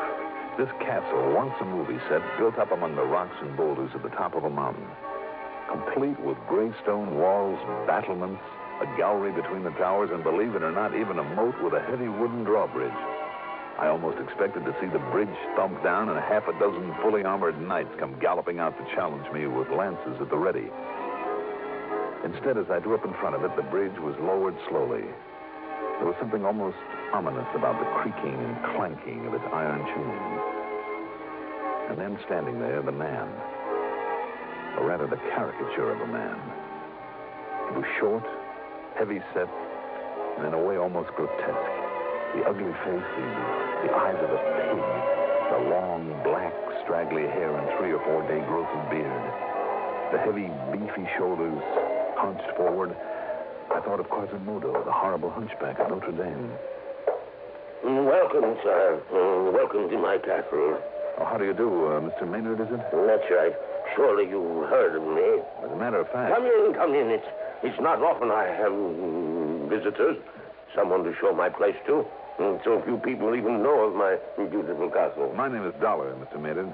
I'm an insurance investigator. Insurance? Not a salesman. I'll have none of it. Get out. Leave my place. No, I said I was an investigator, Mr. Maynard. I'm trying to find out what happened to a Mr. Harvey Lehman. Harvey? Oh, yes, of course. A very old and very dear friend of mine. Come. Let me show you some of the wonderful things he has brought me over the years. Well, I would like to ask... Magnificent suits of armor, regal pennants and banners, beautiful tapestries.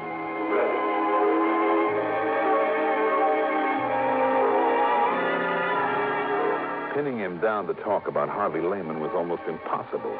But I must confess that the trip around that phony castle was interesting, to say the least.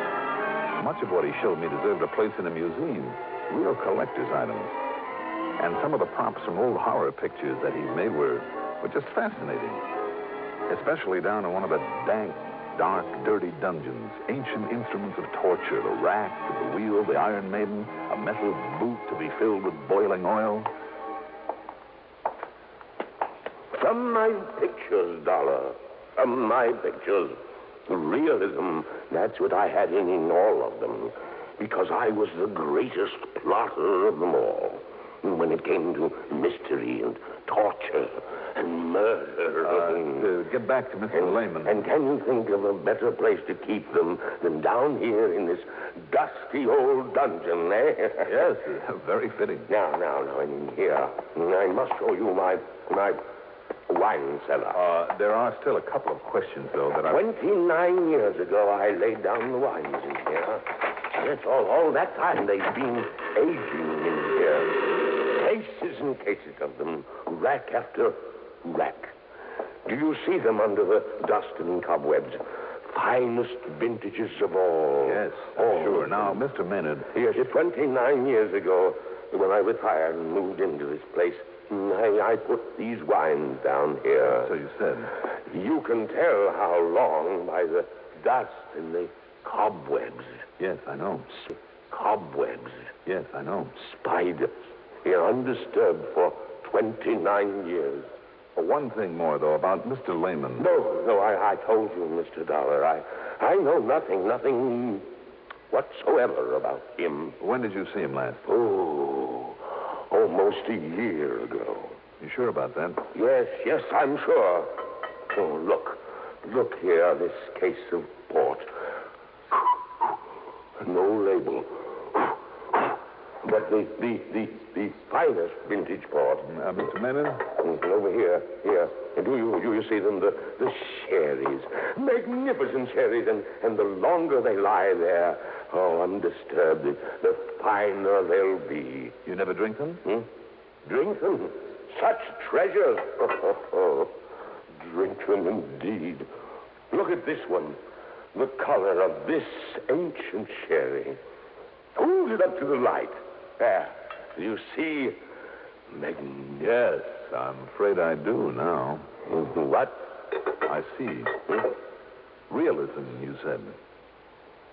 Didn't you mean what looks like realism? By the time it was shown on a movie screen? I don't understand, Mr. Dollar. Tell me the truth, Mr. Maynard. These torture machines, for instance, in the other room, and some of that armor upstairs. Well, some of that armor cost me a fortune because it's genuine. Maybe so, some of it. But how about the rest? You mean you could tell? That it's only imitation? Stuff that was made up for some of your old movies? But I made it myself. I have a skill in such things. I thought it was perfect. It would have fooled me, all right. Well, then I don't understand. Even as the dust down here and the cobwebs fooled the police, too, didn't they? What? When they came around here a few days ago for a look. Now, just a minute. I'll bet by way of showing off, you dragged them down to this wine cellar, too. You were so sure of yourself. Dollar. Phony cobwebs are almost like the real thing. Phony? All the dust. What is it, Maynard? Full as earth that you've scattered around? You don't know what you're talking about. The whole setup would have fooled me royally if you hadn't picked up that bottle of wine and held it up to the light. I'm going to take a look under some of these cases, Mr. Maynard. No! You leave them alone. Why? Because they cover up something you don't want me to see? No, don't do that. What was the name of that gruesome old picture in which you had a man buried under a cellar floor? I said stop it. If you don't, I'll pull this trigger. Oh, I see. There. That wild, silly guess of mine paid off. That's right. Harvey Lehman is buried under your feet, and you will join him there. Now, put down that gun, Mr. Maynard. Stand back, Dollar. You heard him, Maynard. What? Put it down. The police. I'll kill you. Watch him, Brady.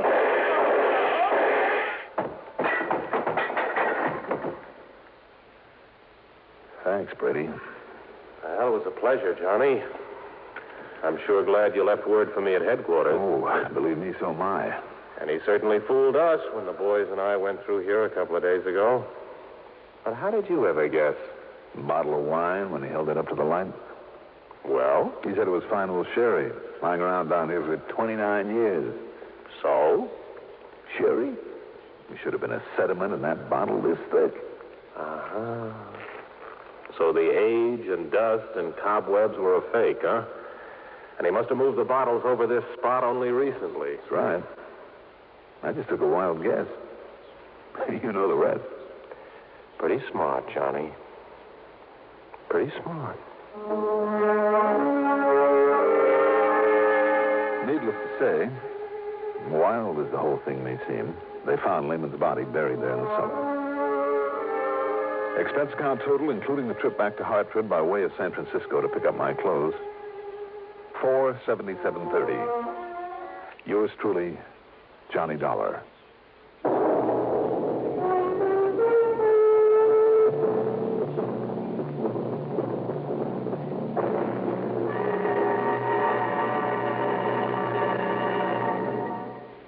Now, here is our star to tell you about next week's story. Next week, Savannah, Georgia, after one of the cleverest crooks I've ever had to tangle with.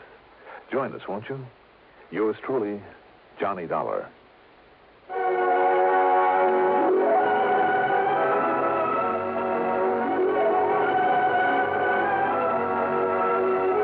Yours truly, Johnny Dollar, is written by Jack Johnstone, produced and directed by Bruno Zerato Jr., music supervision by Ethel Huber.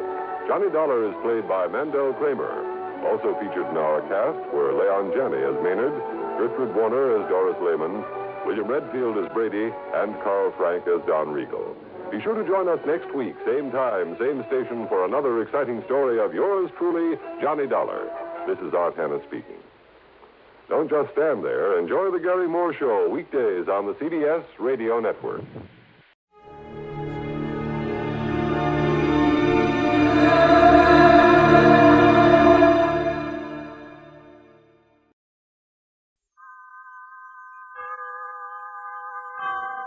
Autolite and its 98,000 dealers bring you Mr. Richard Widmark in tonight's presentation of Suspense.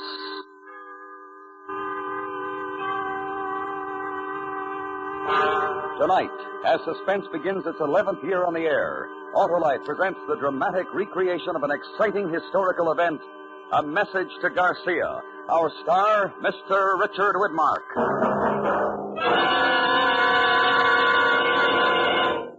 Hello, Harlow. How was your vacation? Ah, swell, Hap, and I never had to fill my battery once. Hey, you must have an Autolite stay full, Harlow. Ah, you know it, Hap. The famous battery that needs water only 3 times a year in normal car use. And how are you feeling, Harlow? As alive and alert as an Autolite Stay Full, the battery that's full of pep and ready to work in a wink.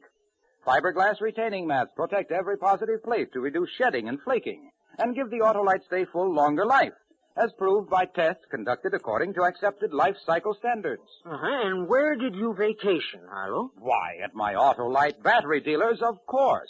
He's an expert on servicing all makes of batteries. To quickly locate him, call Western Union by number and ask for Operator 25. I'll gladly tell you the name of your nearest Autolite battery dealer, where you can get an Autolite Stay Full, the battery that needs water only 3 times a year in normal car use. And remember, from bumper to tail light, you're always right with Autolite. And now, Autolite presents transcribed A Message to Garcia, starring Mr. Richard Widmark, hoping once again to keep you in suspense.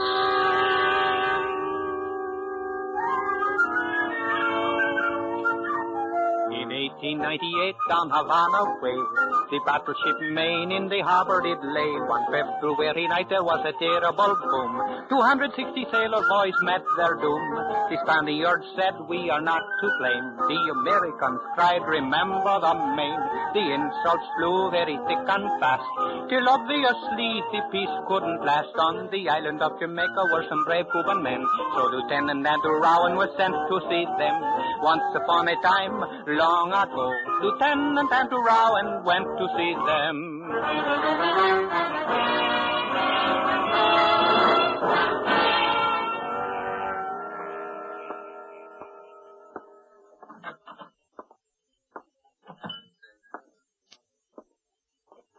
Oh, Rowan, over this way.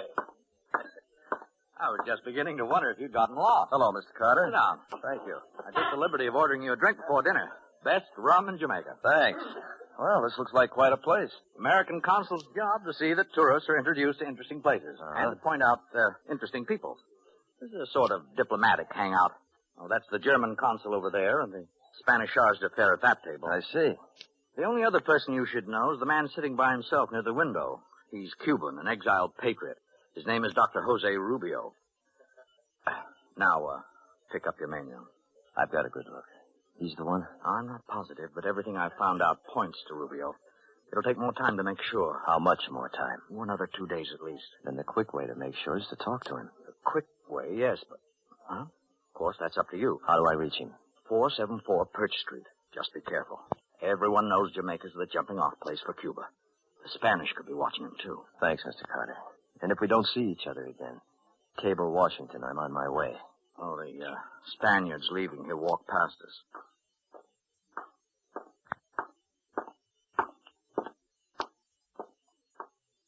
I guess he liked his dinner. He looked quite satisfied. Maybe he's had good news. He's usually a poker face. Anyway, I hope he gets heartburn.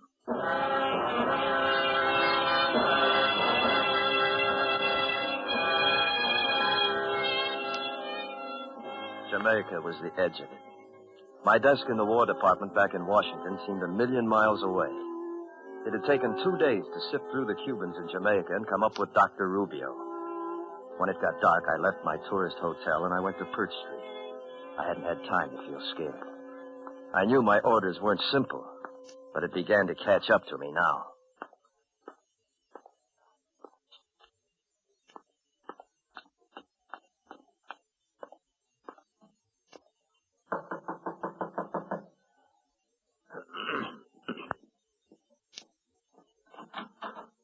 Yes? Dr. Jose Rubio? Yes? My name is Rowan, sir. American? Yes, sir. May I speak to you privately? Won't you come in? I hope you will pardon this clutter of papers about the room. My work habits are not the tidiest. You're alone? Can we be overheard? Overheard? No. Good. These are my credentials. Andrew Rowan, Lieutenant, United States Infantry. I've been sent here to contact you. I have information that you work for the freedom of Cuba, that you maintain certain relations with the Cuban guerrilla forces fighting the Spanish. General Garcia's forces. Lieutenant Rowan, I am a doctor of philosophy. Jamaica is a British possession. The British frown on such activities. Yes, I understand, sir, but this is urgent. Is there a way a man could be sent to Cuba? To General Garcia? If such a thing were possible, why would it be so urgent? Well, I'll say it plainly, Doctor.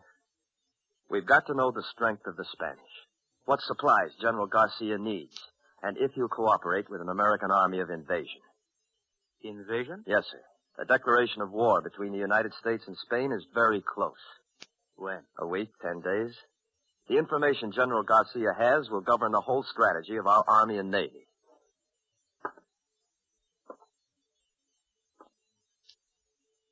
You should have come a long time ago, Lieutenant, when the cause of Cuban independence first needed help. Maybe so, sir, but I don't make policy. I will tell you truthfully. I do not know of what assistance I can be. The Spanish have suddenly become very strong. They use this new force to press General Garcia tremendously. Well, if you could get me to him, sir, I'm sure I that... want to get you to him, Lieutenant. I have received no word from Cuba in 6 weeks. I am not sure where General Garcia is. I'm not sure even that my communications are still secret. Is there any proof that they're not? No, unless silence is proof. I want to help you, Lieutenant, but you must know the risk to me, to you, to General Garcia. I'm ordered to get to the general, sir. If you're the only way... You like to fish, Lieutenant? How's that, sir? Fish. Out to sea in a boat. I have a friend who knows all the best fishing places between here and Cuba. Oh, yes, sir. I like to fish.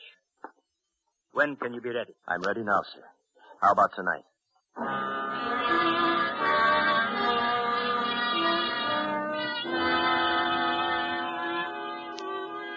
It takes 36 hours for a fishing boat to cross to Cuba.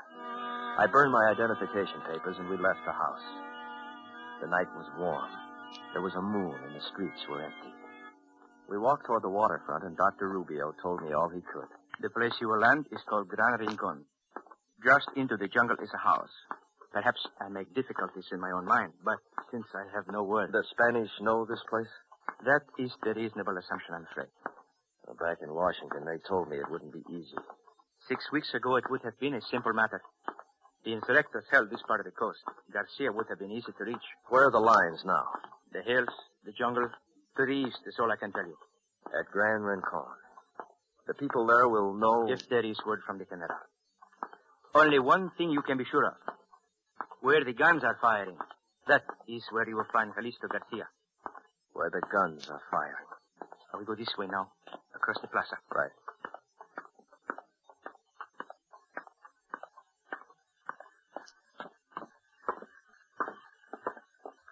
The third fishing boat. That is my friend. Even if you couldn't see it, you could smell it. Servacio! Servacio! I'm here. Wait. Dr. Ruby, Servacio. The dogs are busy tonight. Can you stay? As long as there is wind. Dragnet. To Gran Rincon. Rincon? I will take him then. What? Sure. It is urgent. It must be done. He is American. His country sends him to Garcia for Cuba Libre. Americano, come aboard.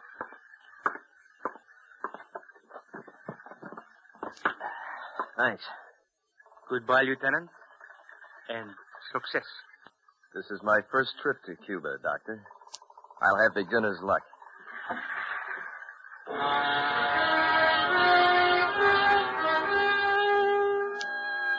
Servacio hoisted the big shingle sail. It caught the wind easily, an ordinary fisherman on an ordinary sea.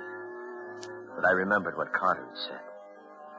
Everyone knows Jamaica's the jumping-off place. And there was a moon. The dock dropped behind us, and Rubio's white suit faded into the dark. I felt the boat take the main swell of the ocean. And then something caught my eye. There's not much of comfort on this boat. What do you look at? That light at the edge of town, the way it blinks. Huh? The shimmer of the air. I watched it. Maybe it was my eye, but the blink seemed more than just a shimmering in damp night air. Then it went out. And somewhere behind us. Savasio, you hear it? A steam launch. Supply boat for one of the plantations. You sleep. I will sail. I stretched out on a pile of fishnets and I listened. The sound disappeared in the night. And we were alone on an empty sea.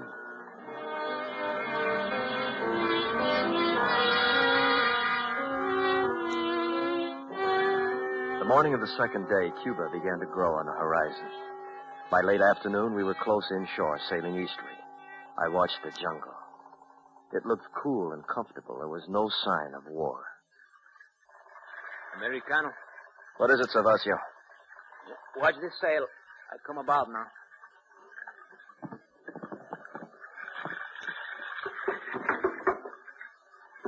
You're in Cuba, Americano. Thanks, Savasio. Aha, it feels good. There's a path that leads into the jungle. I see it. Then I leave you quickly. Spanish patrol boats hide in the coast. Thanks. It is all for one, Americano. Cuba Libre. Our eyes held for a moment, then I pushed the boat away from the dock. She caught the wind and curved outward. And then I felt the nakedness of standing there, and I started toward the jungle. My imagination was very good, and I was sure that 1,000 eyes were watching me. I looked for some movement, something, somewhere ahead.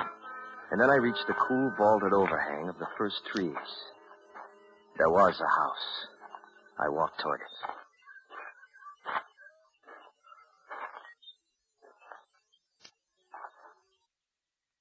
Hello?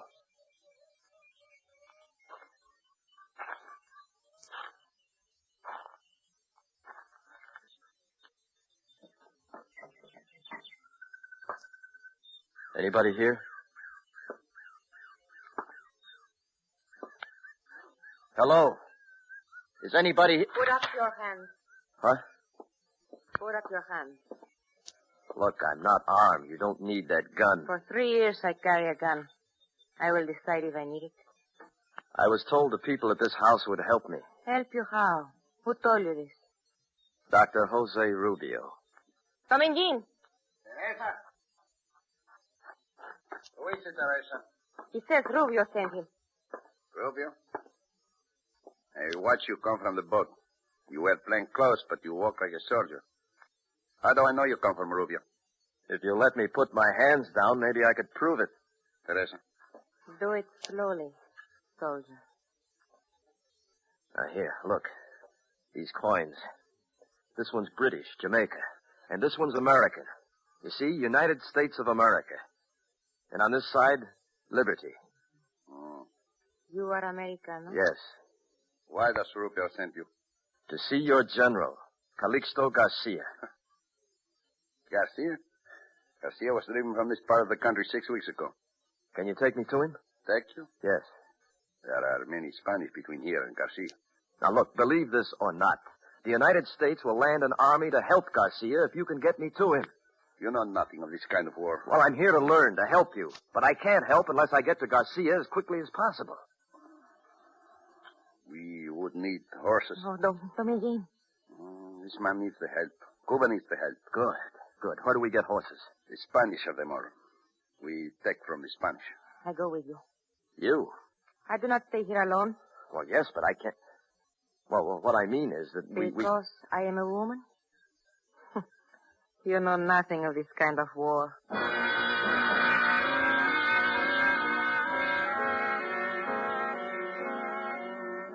The sun was almost down when we left, and the jungle had filled with shadows.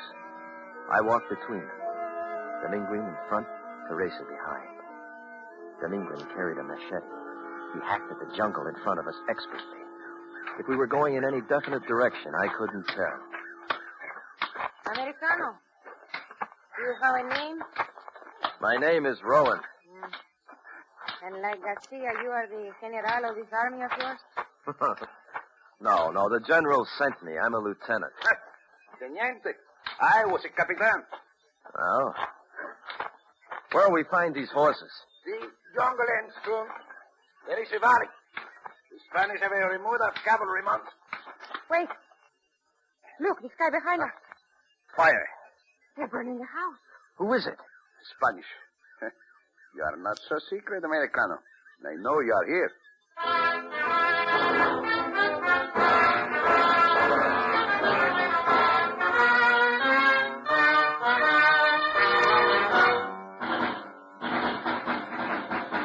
Autolite is bringing you Mr. Richard Widmark in A Message to Garcia. Tonight's presentation in radio's outstanding theater of thrills, Suspense.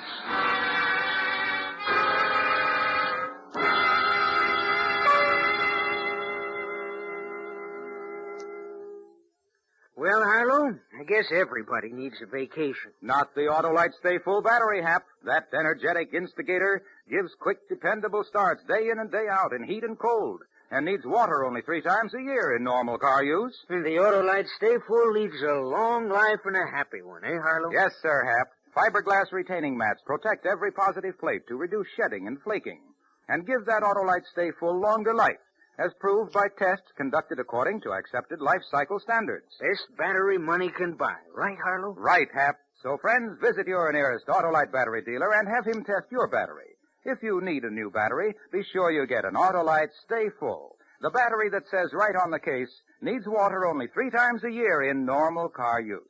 You can quickly locate your nearest Autolite battery dealer, phone Western Union by number, and ask for Operator 25. And I'll gladly tell you the name of your nearest Autolite battery dealer. And remember, from bumper to tail light, you're always right with Autolite. And now, Autolite brings back to our Hollywood soundstage Mr. Richard Widmark in Elliot Lewis's production of A Message to Garcia, a dramatic recreation well calculated to keep you in suspense.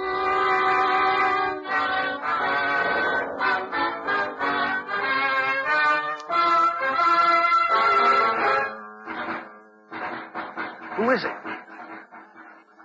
Spanish. This way.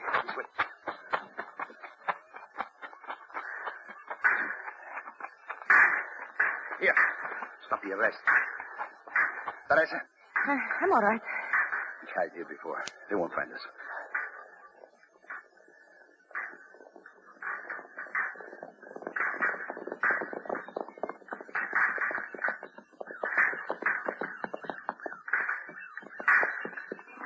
No estar aquí.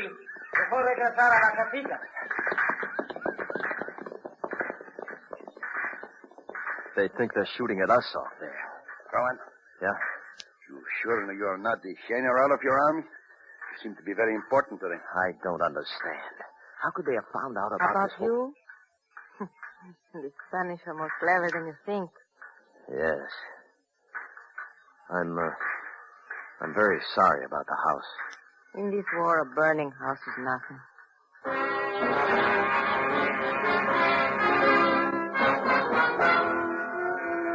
We waited there as the sun set. It was the first contact with Spanish war. They knew I was in Cuba. They were looking for me, and they were strong. What safety there was would be in the night. Finally, the shadows combined into a velvet black curtain. Dominguez listened to the sounds in the jungle and said it was safe to go. We left the jungle in another mile and came out in the valley. Then we walked along a dirt road until Dominguez stopped. There was the smell of horses in the damp night air. I knew this just through those trees. Teresa, wait for us here. See. Give me the gun, Teresa. No gun. There are only a few cards. If it is necessary, I use the machete. She'll be all right? Teresa? She can take care of herself. 4 horses. Saddled and ready to go. Presents from the King of Spain. You take yours. I will lead the races. Oh, boy. Let me quit. What? A soldier.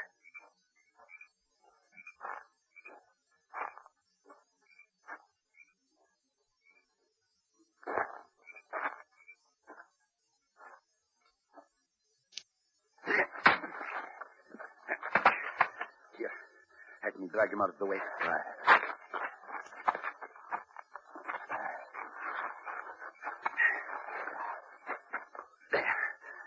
While you wait, get the horses.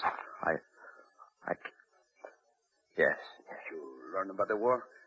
Yes, I learned. Easy, boy. Easy.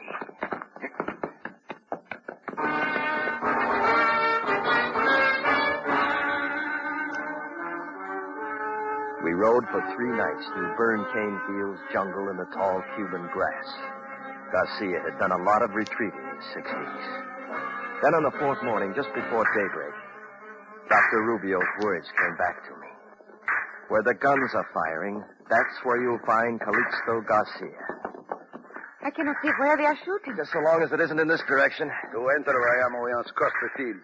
No more jungle to hide us. Is Garcia there in the town? I think so, yes. Then we've got to go.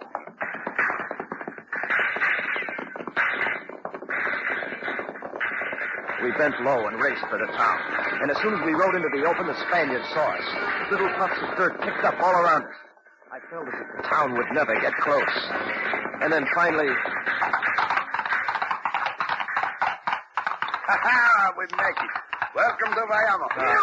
You people! Hello. You crazy?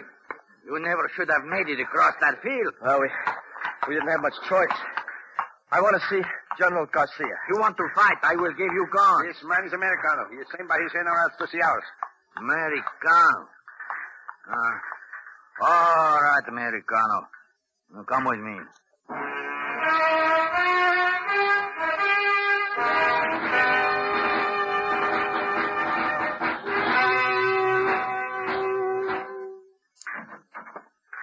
That is the situation. What are you waiting for, Mendoza? Send your men to the front position. Gomez, I want a report on the ammunition.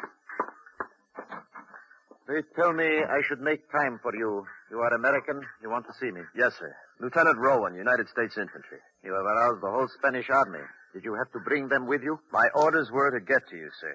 I'm instructed to tell you that the United States is prepared to enter the war against Spain. The War Department requests your knowledge of the Spanish army and wishes to know if you will cooperate with our forces. The destruction of your battleship, is that it? That, sir, and the Spanish treatment of your people. When will this war be declared? It might be already declared. When I left Washington, they told me the Spanish would declare on us or we on them in a week to 10 days. And that is why the Spanish drive me so hard. To destroy the insurrectos quickly so you will have no base. I will need supplies before your army gets here. Guns, ammunition, food. I need them quickly. They'll be sent to you, sir. The guns, Lieutenant. What kind will you send? Our standard guns, sir. Then I will show you something. Can they compare with this? Mauser. It's German. And it fires a clip. 5 shots by working the bolt. A man does not have to reload by hand. And our guns fire single shots. Each man who has one is made into 2. The Spanish are armed with Mausers. Well, we don't have anything like it. Then send me your automatic guns, the Colt, the Gatling, and make many more. Tell your generals they come to no simple war. Yes, sir. I see. May I take this with me? Take it, and get to your generals quickly. General Sanchez? General? I want you to escort Lieutenant Rowan as quickly as possible to the north. See that he leaves the shores of Cuba safely. Si, General Garcia. I trust you are the forefront of your army, Lieutenant. For Cuba Libre.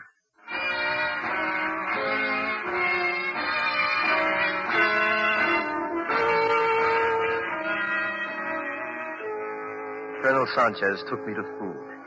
And again there was the waiting for the night. I watched the Mauser in action, and the Spanish knew how to use them. It was no simple war. As the shadows began to lengthen, the fighting died down. Sanchez picked 3 men, and we started north. There was luck, And we reached the ocean in 2 days. The boat is not much, but at least it does not leak. Thanks, Sanchez. With the good wind, you should make the British island of Inawa tomorrow. We will be waiting for your army. It'll be here. Cuba Libre.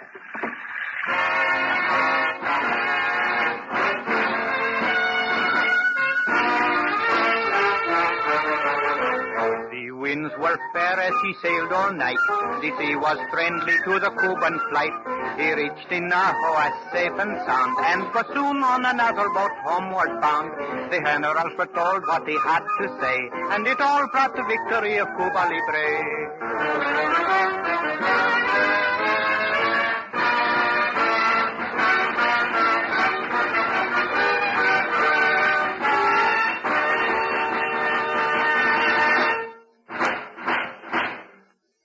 Suspense. Presented by Autolite. Tonight's star, Richard Widmark, will return in just a moment. This is Harlow Wilcox speaking for Autolite, the world's largest independent manufacturer of automotive electrical equipment. In 28 plants from coast to coast, Autolite makes over 400 products for cars, trucks, tractors, planes, boats, and industry. These products include batteries, such as the famous Autolite Stay Full, ignition-engineered Autolite spark plugs, both standard and resistor types, Autolite starting motors, generators, coils, distributors, voltage regulators, wire and battery cable, and Autolite original service parts for all Autolite electrical systems. Autolite is proud to serve the greatest names in the industry. So, from bumper to tail light, you're always right with Autolite.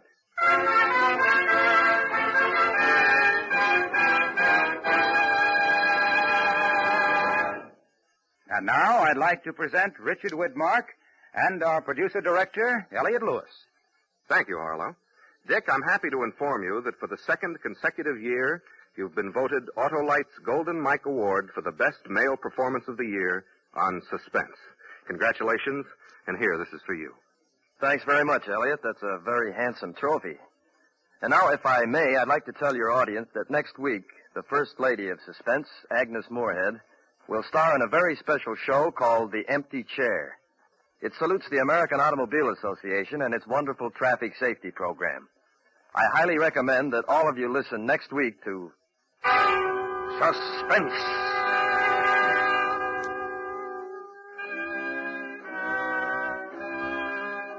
Suspense is produced and directed by Elliot Lewis, with music composed by Rennie Garrigank and conducted by Lud Gluskin. Portions of this program were transcribed. A Message to Garcia was adapted for Suspense by Richard Chandley. Featured in tonight's cast were Anthony Barrett, Joseph Kearns, Lillian Baeff, Jack Crucian, Ted DeCorsia, and Edgar Barrier. Our singer was Ernest Newton. Richard Widmark appeared through the courtesy of 20th Century Fox, producers of the Technicolor production The Robe in CinemaScope. No special glasses needed. World premiere in New York, September 16th, in Los Angeles on the 24th. And remember, next week, Miss Agnes Moorehead in The Empty Chair. This is the CBS Radio Network.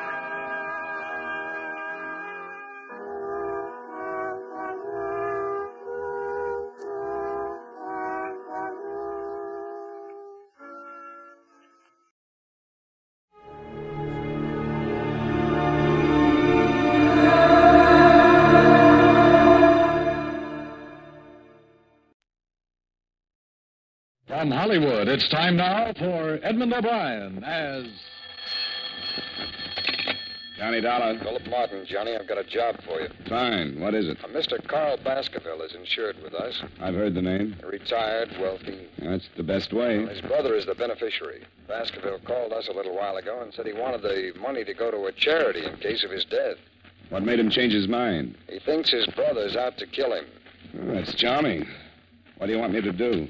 He's insured for $500,000, Johnny. You just made me a bodyguard. At least until we found out how true Baskerville's story is.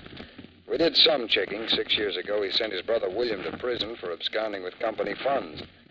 William was released from state prison a week ago. Oh, yeah. That's where I've heard the name. I remember the case. Now, it's a strange setup. Sends his brother to jail, names him as beneficiary, wants it changed because he says his brother's going to kill him. Cain and Abel really started something, didn't they?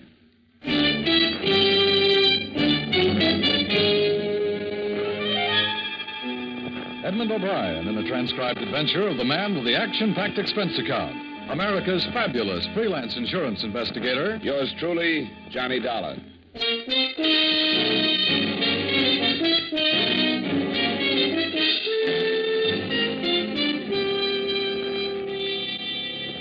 Expense account submitted by Special Investigator Johnny Dollar to Home Office, Columbia All Risk Insurance Company, Hartford, Connecticut.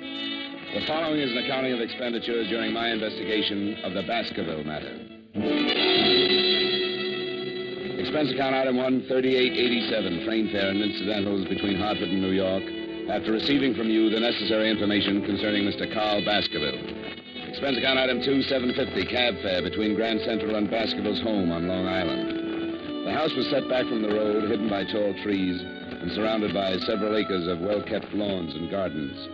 I walked up the long gravel path to the front door and knocked. I lit a cigarette and waited. The afternoon sun was warm on the back of my neck, and the air smelled of wet grass and bright flowers.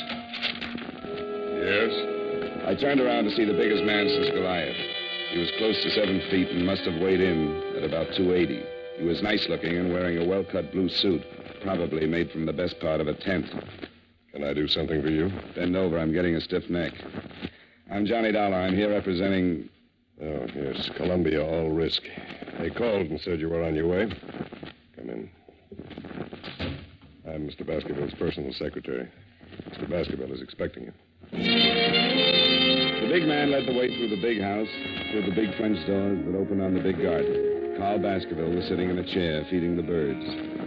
He was reaching his late 50s with the sour look of a man that didn't want to. As he tossed the breadcrumbs out on the gravel walk, a big diamond on his little finger flashed in the sun.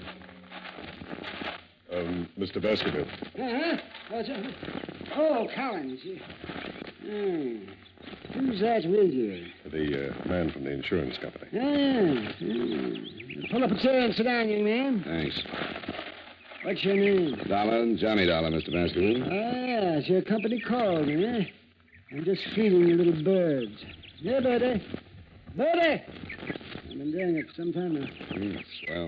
What are you standing around for, Collins? I want to talk to Mr. Dollar in private. Oh, yes, sir. Yes. If you need me, I'll be in the study. I won't need you. Yes. How tall is he? 6 feet 9 inches. He's been with me for some time. I've been retired for 5 years, Mr. Dollar. I always wanted to spend my afternoons in the garden feeding the birds.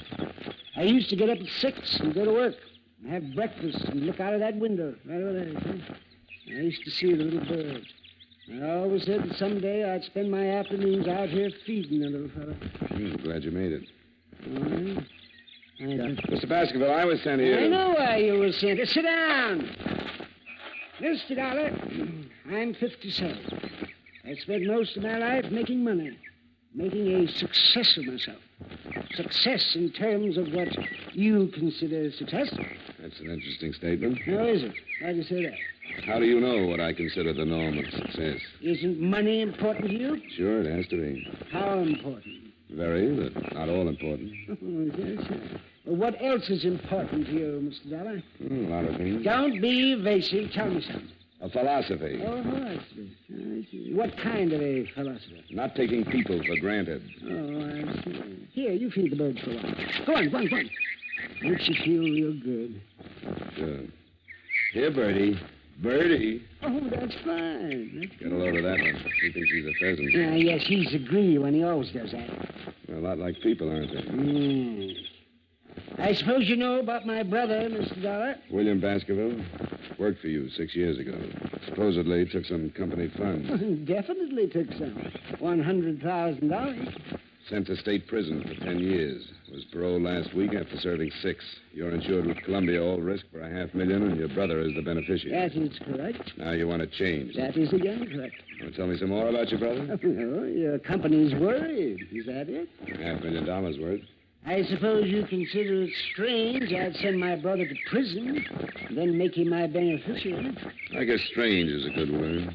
I don't particularly care if you believe this or not, but I hated to prosecute my brother.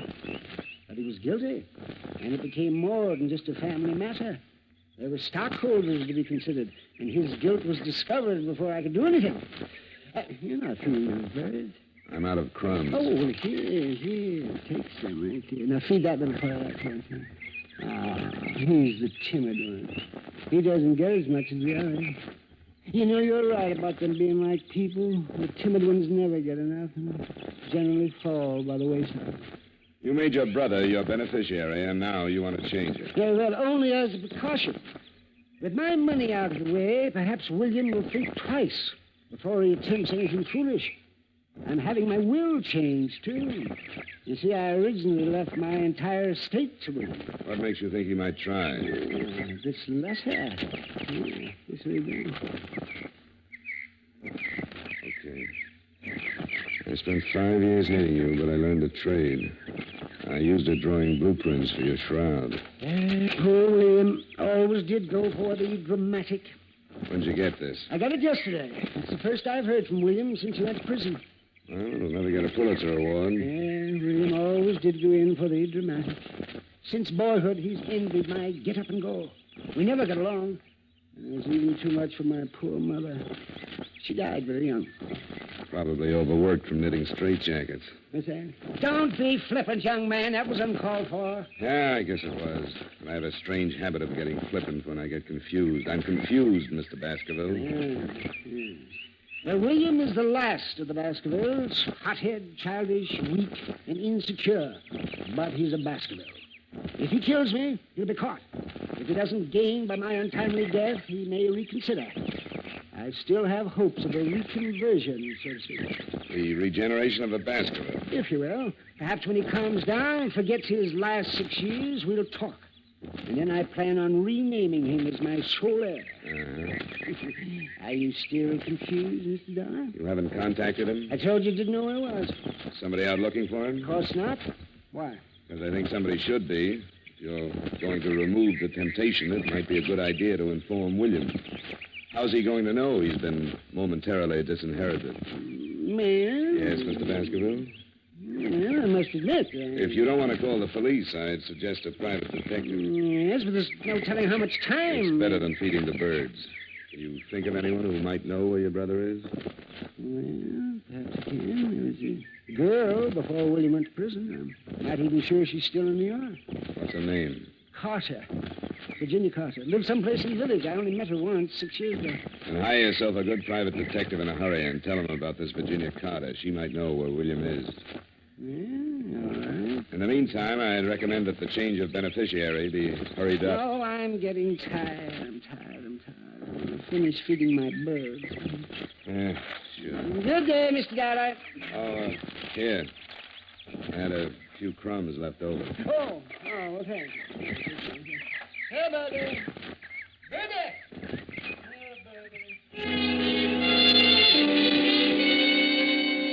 I left him sitting with his friends. He'd have one good deed to take along with him. I went back through the French doors and started back through the house.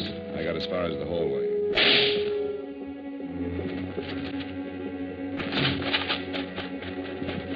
Baskerville. Oh, swell. He was sitting in the chair with a bullet hole just over his heart. His head was resting on his chest, and he still held the breadcrumbs in his hand. He seemed to be smiling like he knew he was going to be able to feed the birds for a long time. Mr. Baskerville! Mr. Baskerville! Good Lord. Where were you? What? Where were you? In the library. I heard the shot. I saw William. Where? Over there at the far end of the garden. He had a gun. He turned and ran. Let's call homicide.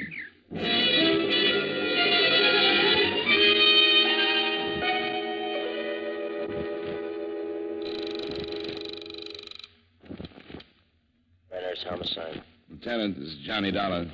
Well, hello. Haven't heard from you in a month. I've got a killing for you. Who? I'm out at the Baskerville estate. The Baskerville? He used to be Carl Baskerville. He was shot a few minutes ago in his garden. Oh, William did it. I saw William with a gun. What? Baskerville's secretary says he saw William Baskerville with a gun. The brother? The one who just got out of state? That's right. I'm here because Carl thought William was going to kill him. He showed me a letter. Holy... A letter? Get out here. I think I just made the mistake of my career. I shoved Collins aside and ran back out in the garden. Baskerville was still smiling, and things looked about the same. I went through his coat pockets and found what I was looking for. Nothing. The threatening letter from William was gone. I went back in the library faster than I'd come out. I remembered what Baskerville had said about a girl named Carter. I grabbed a phone book on a wild hunch and started looking up the Carters in Greenwich. Only one Virginia in that part of town, so I said a quiet prayer to the gods that be, visioned my employer's reaction when they found out their investigator had been on hand when they lost a cool $500,000, and called a cab in the hopes that I might at least save half a face. I told Collins not to touch anything and to wait for Lieutenant Brenner's. Expense account item 3, $8.75 cab fare to Greenwich Village. It was a long shot, but it could be the same girl that had known Martin. I went up the stairs of an old brownstone and knocked on the door. When it finally opened, I got the quickest scalding in history. She was wearing something thin enough to make a silkworm hang himself. Yes? I bet you had a hard time finding something to wear in July. I'm not cold-blooded. What's on your mind? I'd like to know about William Baskerville. Oh, that one. I haven't seen him in years. Maybe you've got a picture of him? I've got lots of pictures. There might be one of William somewhere. Well, let's look through the whole flock. I've got lots of time. Before I let you in, you'd better tell me your name. I don't want you to steal anything from me. Honey, if anybody stole anything from you, they'd get their fingers burned off at the elbows. Come in. She opened the door and led me into the living room, sat down. The shades were drawn, and I had a hard time finding the couch. Oh. Pardon me, I'm flying blind here. You must have studied Braille. Well, how do we look at the pictures? With a magic lantern? I thought maybe you wanted to relax a minute. Put something in a glass. I'll cool down. I don't drink. Never keep the stuff around. Doesn't leave you much of a field. What do you major in? Cigarettes. Have one? Yeah. I haven't got a match. Just hold on to it. It'll light up. I think I'd better get the pictures. I'll be right back. I get lonesome in the dark. I'll just be a second. Turn on the radio. Where is it? By your elbow. Oh. That's nice. Picked it out myself. You can start with these. If William isn't in this file, I've got lots more. You're not in a hurry, are you? Not a bit. Good.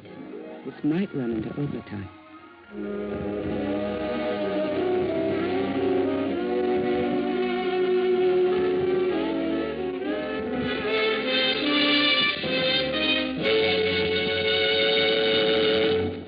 We will return you to yours truly, Johnny Dollar, in just a moment. Saddle up the sofa and ride off to adventure with CBS Radio every Saturday night. That's when most of these same stations bring you the Gene Autry Show and Bill Boyd as Hopalong Cassidy. Rustlers don't stand a chance. Crooks of the range go down under fire when those two riders for justice, Gene Autry and Hopalong Cassidy, empty their holsters. Enjoy their latest adventures tonight on CBS Radio. Now with our star, Edmund O'Brien, we bring you the second act of yours truly, Johnny Dollar.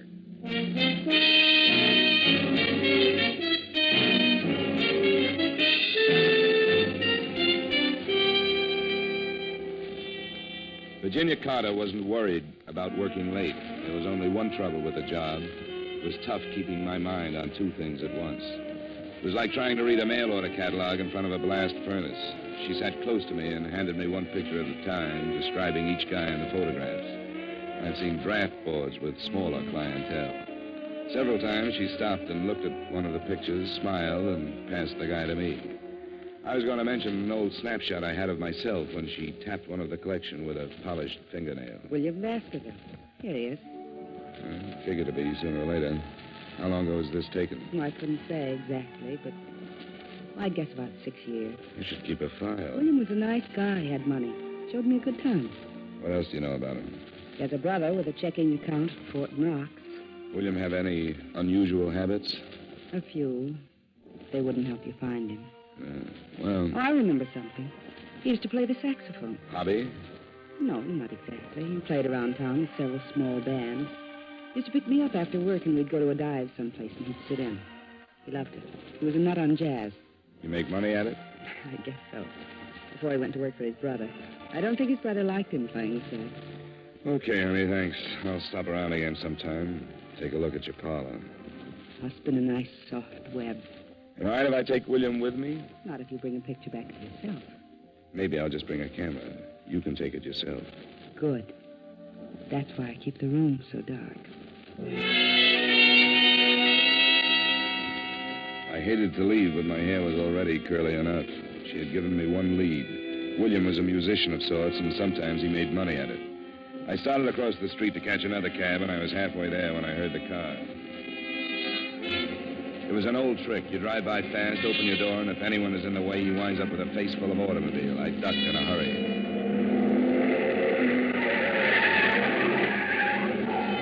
I picked myself up and thought about chasing him, but he was so far down the street I couldn't even get the license number. Expense account item 4, $3.35. Another cab to local 802 of the Musicians Union. I went in, and a little short guy with a twitch looked up at me from behind a big desk. Yeah, something I can do for you, Pops? That twitch? Yeah. Too much, Pop. You know William Baskerville plays sax? Has he got a card? He makes money. Well, if he ain't, he better have. See if he does. I'm an old friend, and I'd like to get in touch with him. Between twitches, he found what I was looking for. William had just renewed his card. It didn't show a home address, but his mail was being sent to one of the swing joints on 52nd Street. I said thanks and left the little man in the middle of a twitch. Expense account item 5, $3.85. Still another cab to the address on 52nd Street. On a table, huh? I'm looking for William Baskerville. Baskerville? Plays the sax. Yeah, you'll have to ask one of the musicians. I don't pay no attention to the music. Tone deaf. Thanks.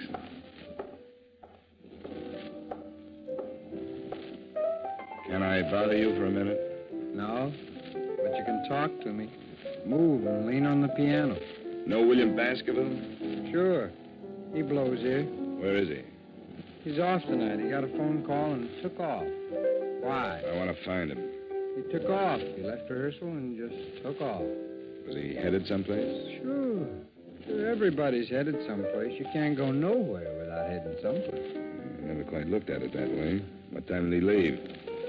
About 4:30. What do you want Willie for? I got a message for him. You a cop?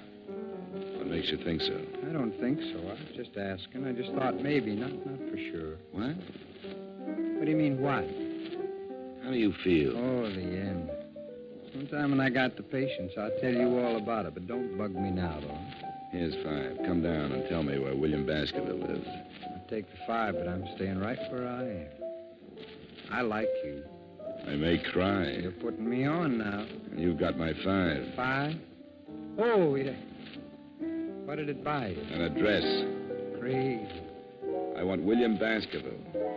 Okay, I can't make this much longer anyway. 69 East 12th Street.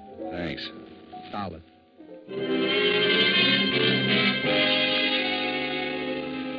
Expense account item 6, cab number 4, 75 cents to the home of Brother Baskerville. I climbed the stairs of a beat-up building and stopped at a door on the 3rd floor. According to the landlord, Brother Baskerville's room was on the other side. I tried my knuckles again and put my ear to the door. I couldn't figure it out at first. It was a strange sound, the light scraping like a rope over wood. I tried the door. I'd been right on both counts. It was rope and it was rubbing on wood. Because Brother Baskerville was making the sound effects, but he was doing it the hard way. He was on one end of the rope, hanging by his neck. He was turning slowly like a weather vane in a soft breeze. The chair was tipped over at his feet, and there was a phone on a table. I crossed to it and was about to call Lieutenant Brenner's when I looked at the dead man again, and my stomach jumped up and kicked my mind into high gear. I walked back to him and picked up the chair. What I saw threw the suicide theory right out of the window. If he had used the chair to stand on, he would have still needed a ladder just to tie the rope to the rafters. I've seen a couple of guys that hang themselves, but never one that jumped 4 feet in the air to do it. I shoved the chair under him just to make sure. He cleared it by a good foot.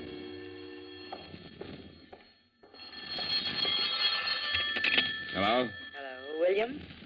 He's tied up right now. Who is this? Hello, who is this? Sometimes you get lucky. A guy would have to be congenitally deaf to Miss Virginia Carter's lovely voice. She'd been lying when she told me she didn't know where William lived, and I just have a natural aversion to lying women, especially when they're mixed up in a murder. guessed it. Expense account item 7, cab fare, $1.55 back to Greenwich in Virginia Carter's dark room.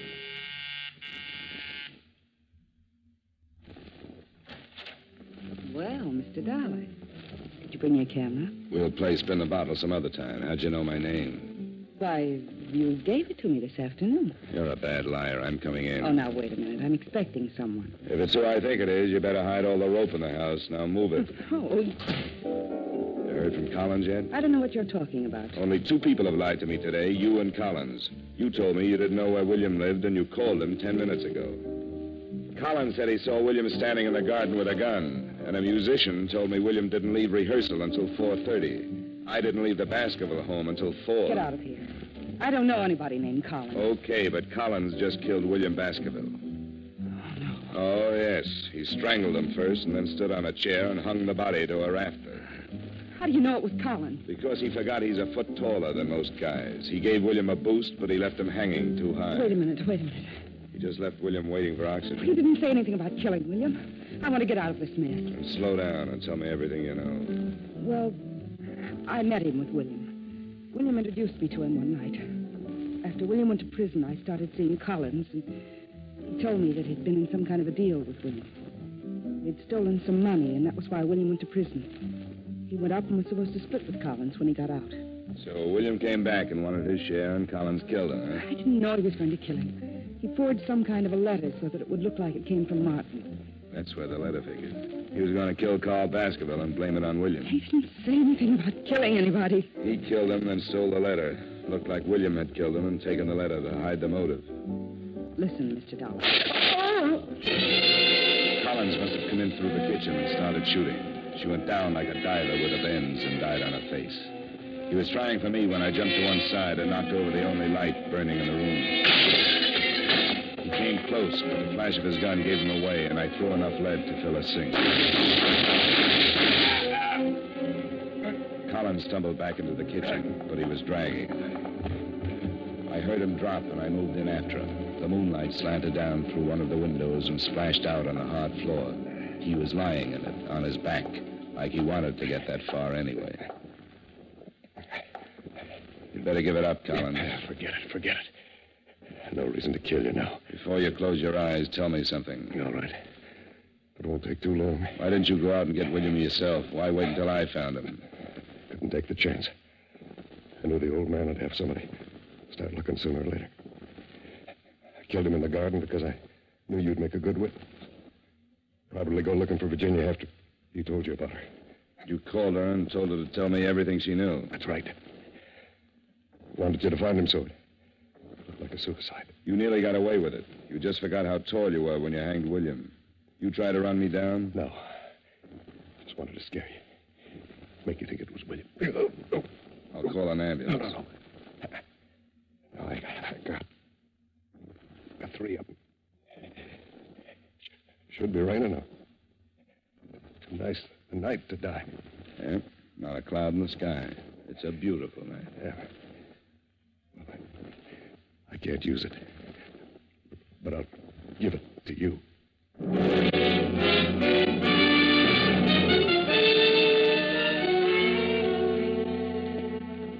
I called Brenner's, and he came over with his boys and cleaned it up. Virginia, the girl with the rogues gallery, was dead, and Collins wasn't long catching up. It was pretty simple. Collins and young Baskerville had taken $100,000 from the brothers' company, and William was caught. He did 6 years, knowing that when he got out, there would be $50,000 waiting. In the meantime, Collins had his girl, and enough time to think that $100,000 was better if it wasn't split in the middle. Collins framed William with the letter and then started killing.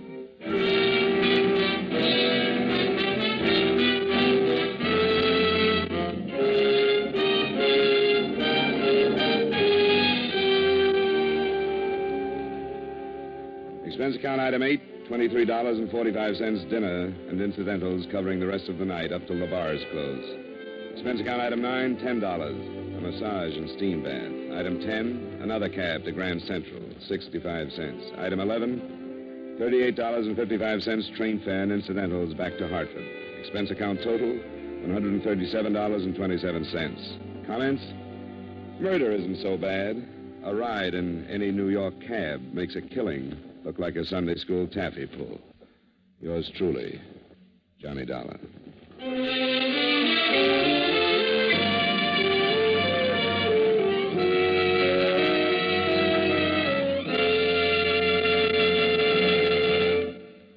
Yours truly, Johnny Dollar, stars Edmund O'Brien in the title role and was written by Blake Edwards with music by Wilbur Hatch.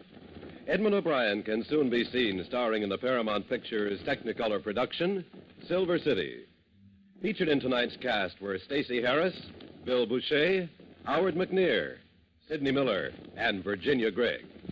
Yours truly, Johnny Dollar, is transcribed in Hollywood by Jaime Del Valle.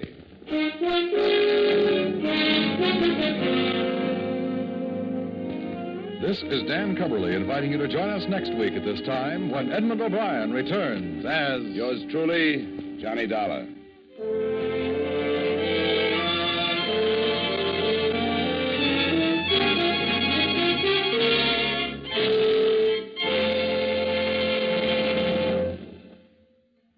This is Edmund O'Brien again. I'd like to speak to you for a moment about one of the most important duties of American citizens. Today, every American has an opportunity to share in our common defense effort. And right now, this opportunity has become a duty for all of us. The armed forces of the United States need blood, our blood. The Korean campaign has gravely depleted the supply on hand, and this must be replenished if we are to afford our servicemen the protection they are giving us. No matter what your age, sex, or station in life, you can contribute to American defense by donating a pint of your blood to the men of your Army, Navy, Air Force, or Marines. Call your local blood donor center or Red Cross chapter today for an appointment. Remember, your donation of blood may save the life of a wounded serviceman. Give your blood today to save a life tomorrow.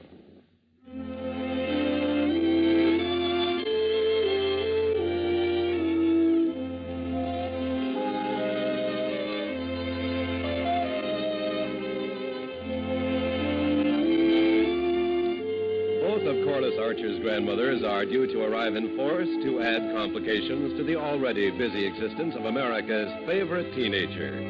This invasion of grandmothers is scheduled for tomorrow evening when you meet Corliss Archer on most of these same CBS radio stations. Listen for the family fun with Corliss and all her friends tomorrow night. Stay tuned now for the Vaughn Monroe Show, which follows immediately over most of these same stations.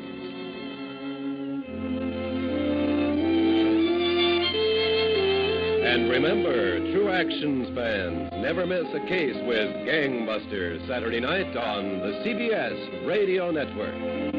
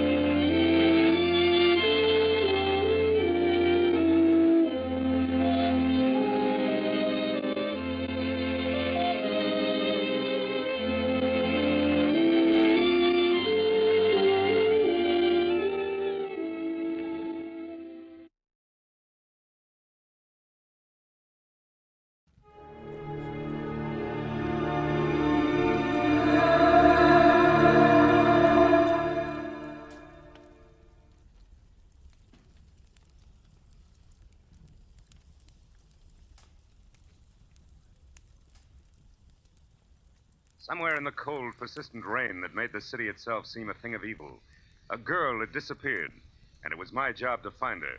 But before I did, I found death and a devil. From the pen of Raymond Chandler, outstanding author of crime fiction, comes his most famous character as CBS presents The Adventures of Philip Marlowe.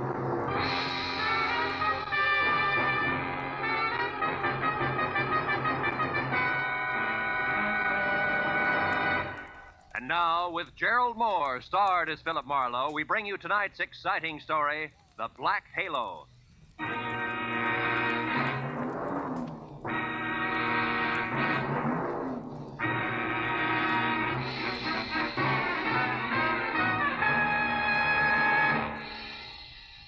For 3 days, an ugly storm had lashed at the west coast from northern Oregon to the tip of Lower California. And although it was only noon when I drove up to the sprawling red brick house just south of Santa Barbara to meet a new client of mine, the black that was in the sky and the driving rain that was everywhere left the day bleak and wet and cold. Left it the kind of day that made you feel that logs blazing in a fireplace and a warm, dry robe were the only things that could matter to anyone. But when I got inside the house, Felix Drum, 350 uncomfortable pounds of executive in a wheelchair, who made his living importing perfumes, was very worried. And not about the weather outside. Marlowe, Julia Perry is gone. I want you to find her and bring her back. And the sooner you do that, the better. And the more I know, Mr. Drum, the easier it'll be. Exactly who is Julia Perry? My assistant. Very capable girl, who in the past 6 months has practically taken over my entire business. She handles most of the work from her cottage here on the grounds where she lives. Mm-hmm. She also has some little cubbyhole in Los Angeles where she keeps her files and some sample stock. Do you have the address of that cubbyhole? If I knew the answer to everything, I wouldn't have hired you. And anyway, it isn't important. Hand me that little bottle. This there, one? please. Yes. No. Here. Thank you.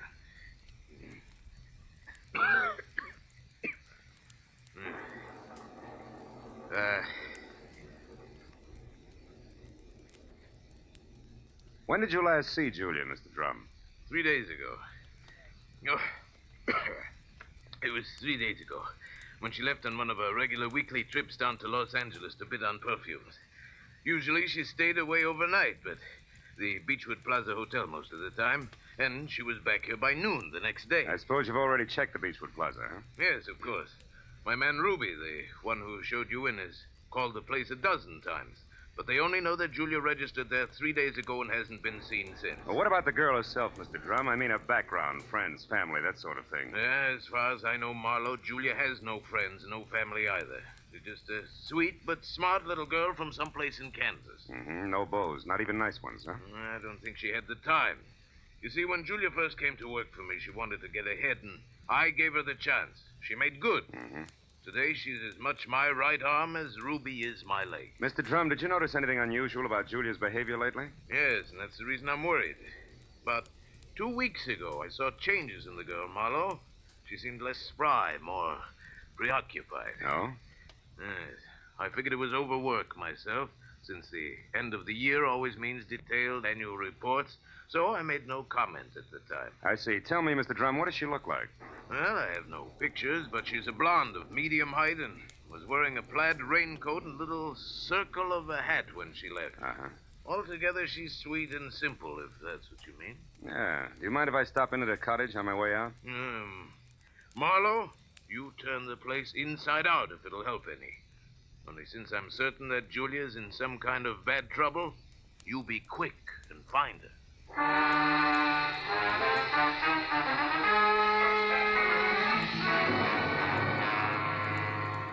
Julia Perry's cottage was strictly the 50-50 arrangement that Drum had mentioned, with one room office and the other living quarters. In the office, I found everything in its proper place, so I moved to the other room. The moment I stepped over the threshold, the white fluff that trimmed the quilted bedspread and the splash of color in the drapes said that Julia Perry had to be something soft and warm.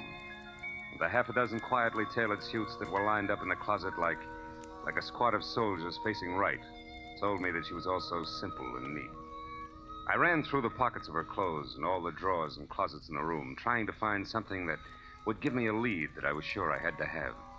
For after 20 minutes, I'd found only a leather cigarette case, a package of peppermint lifesavers, and a maroon and gold monogram book of matches, the cover of which was half torn off so that I could only be certain that the middle initial was a V and that an E or an F were on either end. But since the name and address of an L.A. novelty company was on the inside, I bought the matches as a starting point, dropped them into my pocket, and headed for the door. When I opened it, I was surprised to find Ruby, Drum's right-hand man, purple scar and all, standing in the rain, and staring at me like my ears were spinning. seem to be a very thorough man, Mr. Private Detective. And you seem to be a very nosy one. What do you want? To help Julia, nothing else. Here's a postcard that came for her this morning. It was mailed in L.A. yesterday. Yeah? Dear Julia, tried to reach you at Santa Barbara 1181 both yesterday and today, but got no answer. I'm leaving. I'm leaving town tomorrow. As one little girl who fled life in Haven, Kansas to another, I would have enjoyed seeing you again. For a bit before I moved on to who knows where. And Santa Barbara 1181. That the number here? Yeah. It's Julia's private business phone. Well, what do you think? The postcard any help? Possibly. Tell me, Ruby, why didn't you show this to Mr. Drum? I forgot about it until just now. You're a liar. Well, it's on account of the postcard was delivered here to the cottage. Which is no man's land for you? Yeah, sort of.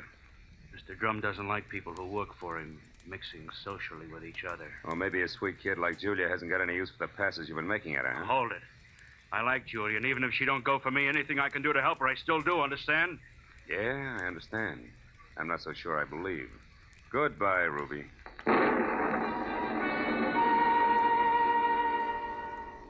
It was pushing 5 o'clock and still raining by the time I got back to L.A.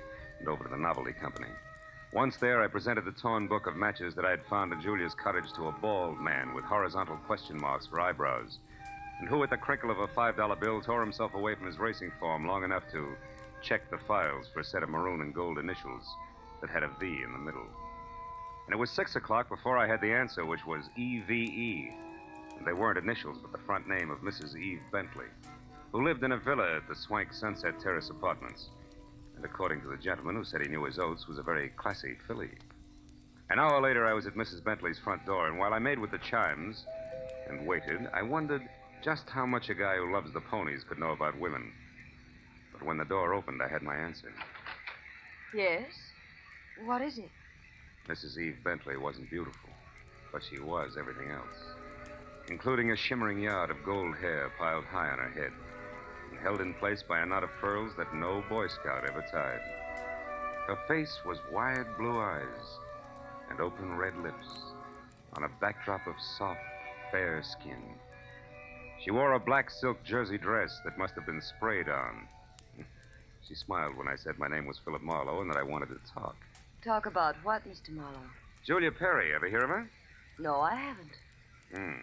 So I'll try again. What do you know about Ann somebody from Haven, Kansas? Absolutely nothing. This torn book of matches says otherwise. I found them in Julia Perry's cottage. Julia Perry's missing. I'm a private detective who was hired to find her, and the matches turned out to be yours. Now, may I come in? Why, yes. Thanks. Now, Mrs. Bentley, maybe we ought to start all over. No, wait just a minute, Mr. Marlowe. I may be able to help you. Did this Julia Perry deal in perfumes? That's right. Now, how did you know that? Because I just remembered something. And now I'm sure I can explain why my matches showed up where they did. Just a minute. You know, whenever I'm talking to a beautiful woman, somebody's always creeping around in the kitchen. Who is it this time? Oh, really, Mr. Marlowe? There's a storm outside, and there are windows and trees. If you put those three things together, that noise could have been a branch scratching on a glass pane. Or somebody with squeaky shoes and a lot of curiosity. Somebody like Mr. Bentley, for instance. Huh? Oh, I doubt that, Mr. Marlowe. You see, Mr. Bentley's been dead now for 3 long years. Oh. Yes. Well, you were saying something about the matches. Oh, yes. This, Julia Perry must somehow or other gotten hold of him through my fiancé, Marvin Whitaker. How does that figure? Like 2 and 2. Marvin is in the perfume business. Ditto Julia. Also, I think he mentioned her name once. Said she was very clever for a girl who looked like somebody's kid sister. That fits all right. Where will I find said fiancé? At his favorite bar and grill. But won't you have a drink first, Mr. Marlowe? No, thanks, Eve. There isn't time. Now the bar and grill. The Blue Boar. Blue which? Boar, Mr. Marlowe. Yeah. It's a very English spot over on Wilshire, opposite Arthur Murray's studio. But before you dash, do you at least have a match? Yeah. Whole book of them, honey. Torn cover and all. And I want you to keep them. After all, they brought us together, didn't they?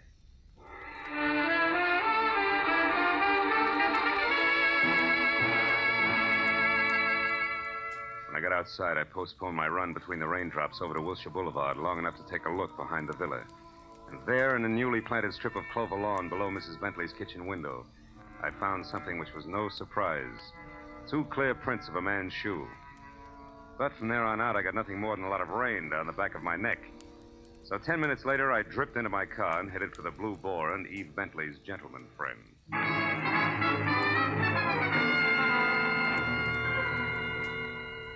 I located Marvin Whitaker, a handsome, hale fellow well met, in a white turtleneck sweater and riding breeches, behind a hot rum toddy in a corner booth that was pictures of steeplechase mounts against newly antique mahogany. And when I told him that I was looking for Julia Perry, he flashed a lot of glistening teeth at me, insisted that I join him in a warming glass of spirits, and started to talk, gesturing all the time with a riding crop. Why, yes, old man, I know Julia Perry. In fact, almost did some business with her today.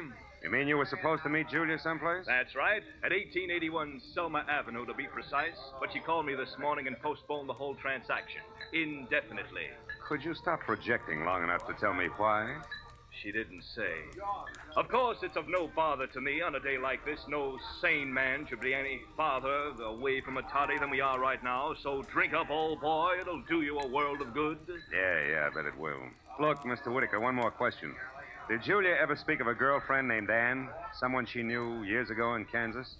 No, I don't believe she did, Marlowe. Matter of fact, Julia never talked of anything but perfumes. Now drink your drink, fellow, before it's chilled through. Thanks, but no thanks, old bean. I do have to run, really. It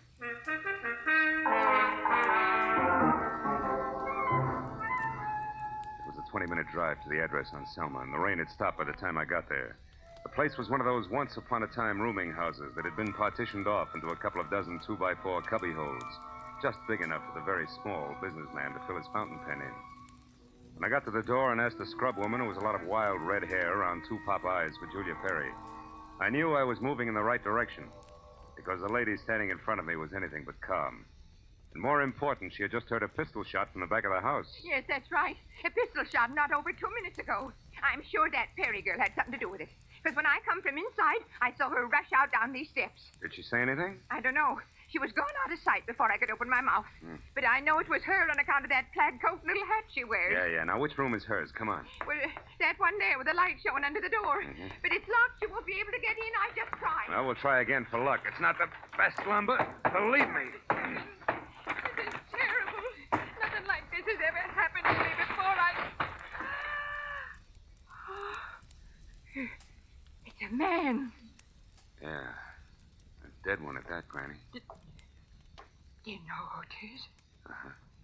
From the mud and clover grass on the bottom of his shoes, I'd tag him as a guy who was looking in a lady's kitchen window about an hour ago. But from that purple scar on his chin, I can do even better than that. The name Granny is Ruby, a guy I thought was still in Santa Barbara.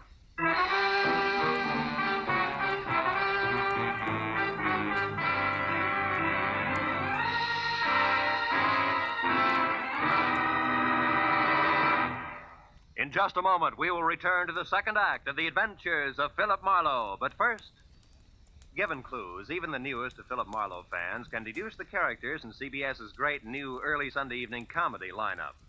The washboard leads you to the one and only Spike Jones. The bumblebee? Well, of course, that's for America's most famous non-virtuoso violinist, Jack Benny, who follows Spike Jones on CBS. The two A's, Amos and Andy, who are heard on CBS immediately following Jack Benny.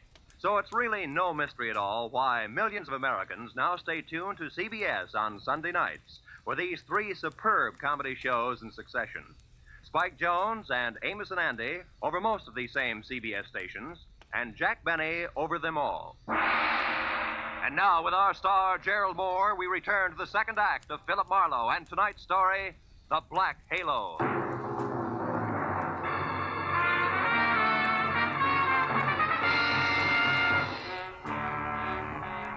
Ruby's body sprawled on the floor, and the girl in the plaid raincoat running away from it meant one thing.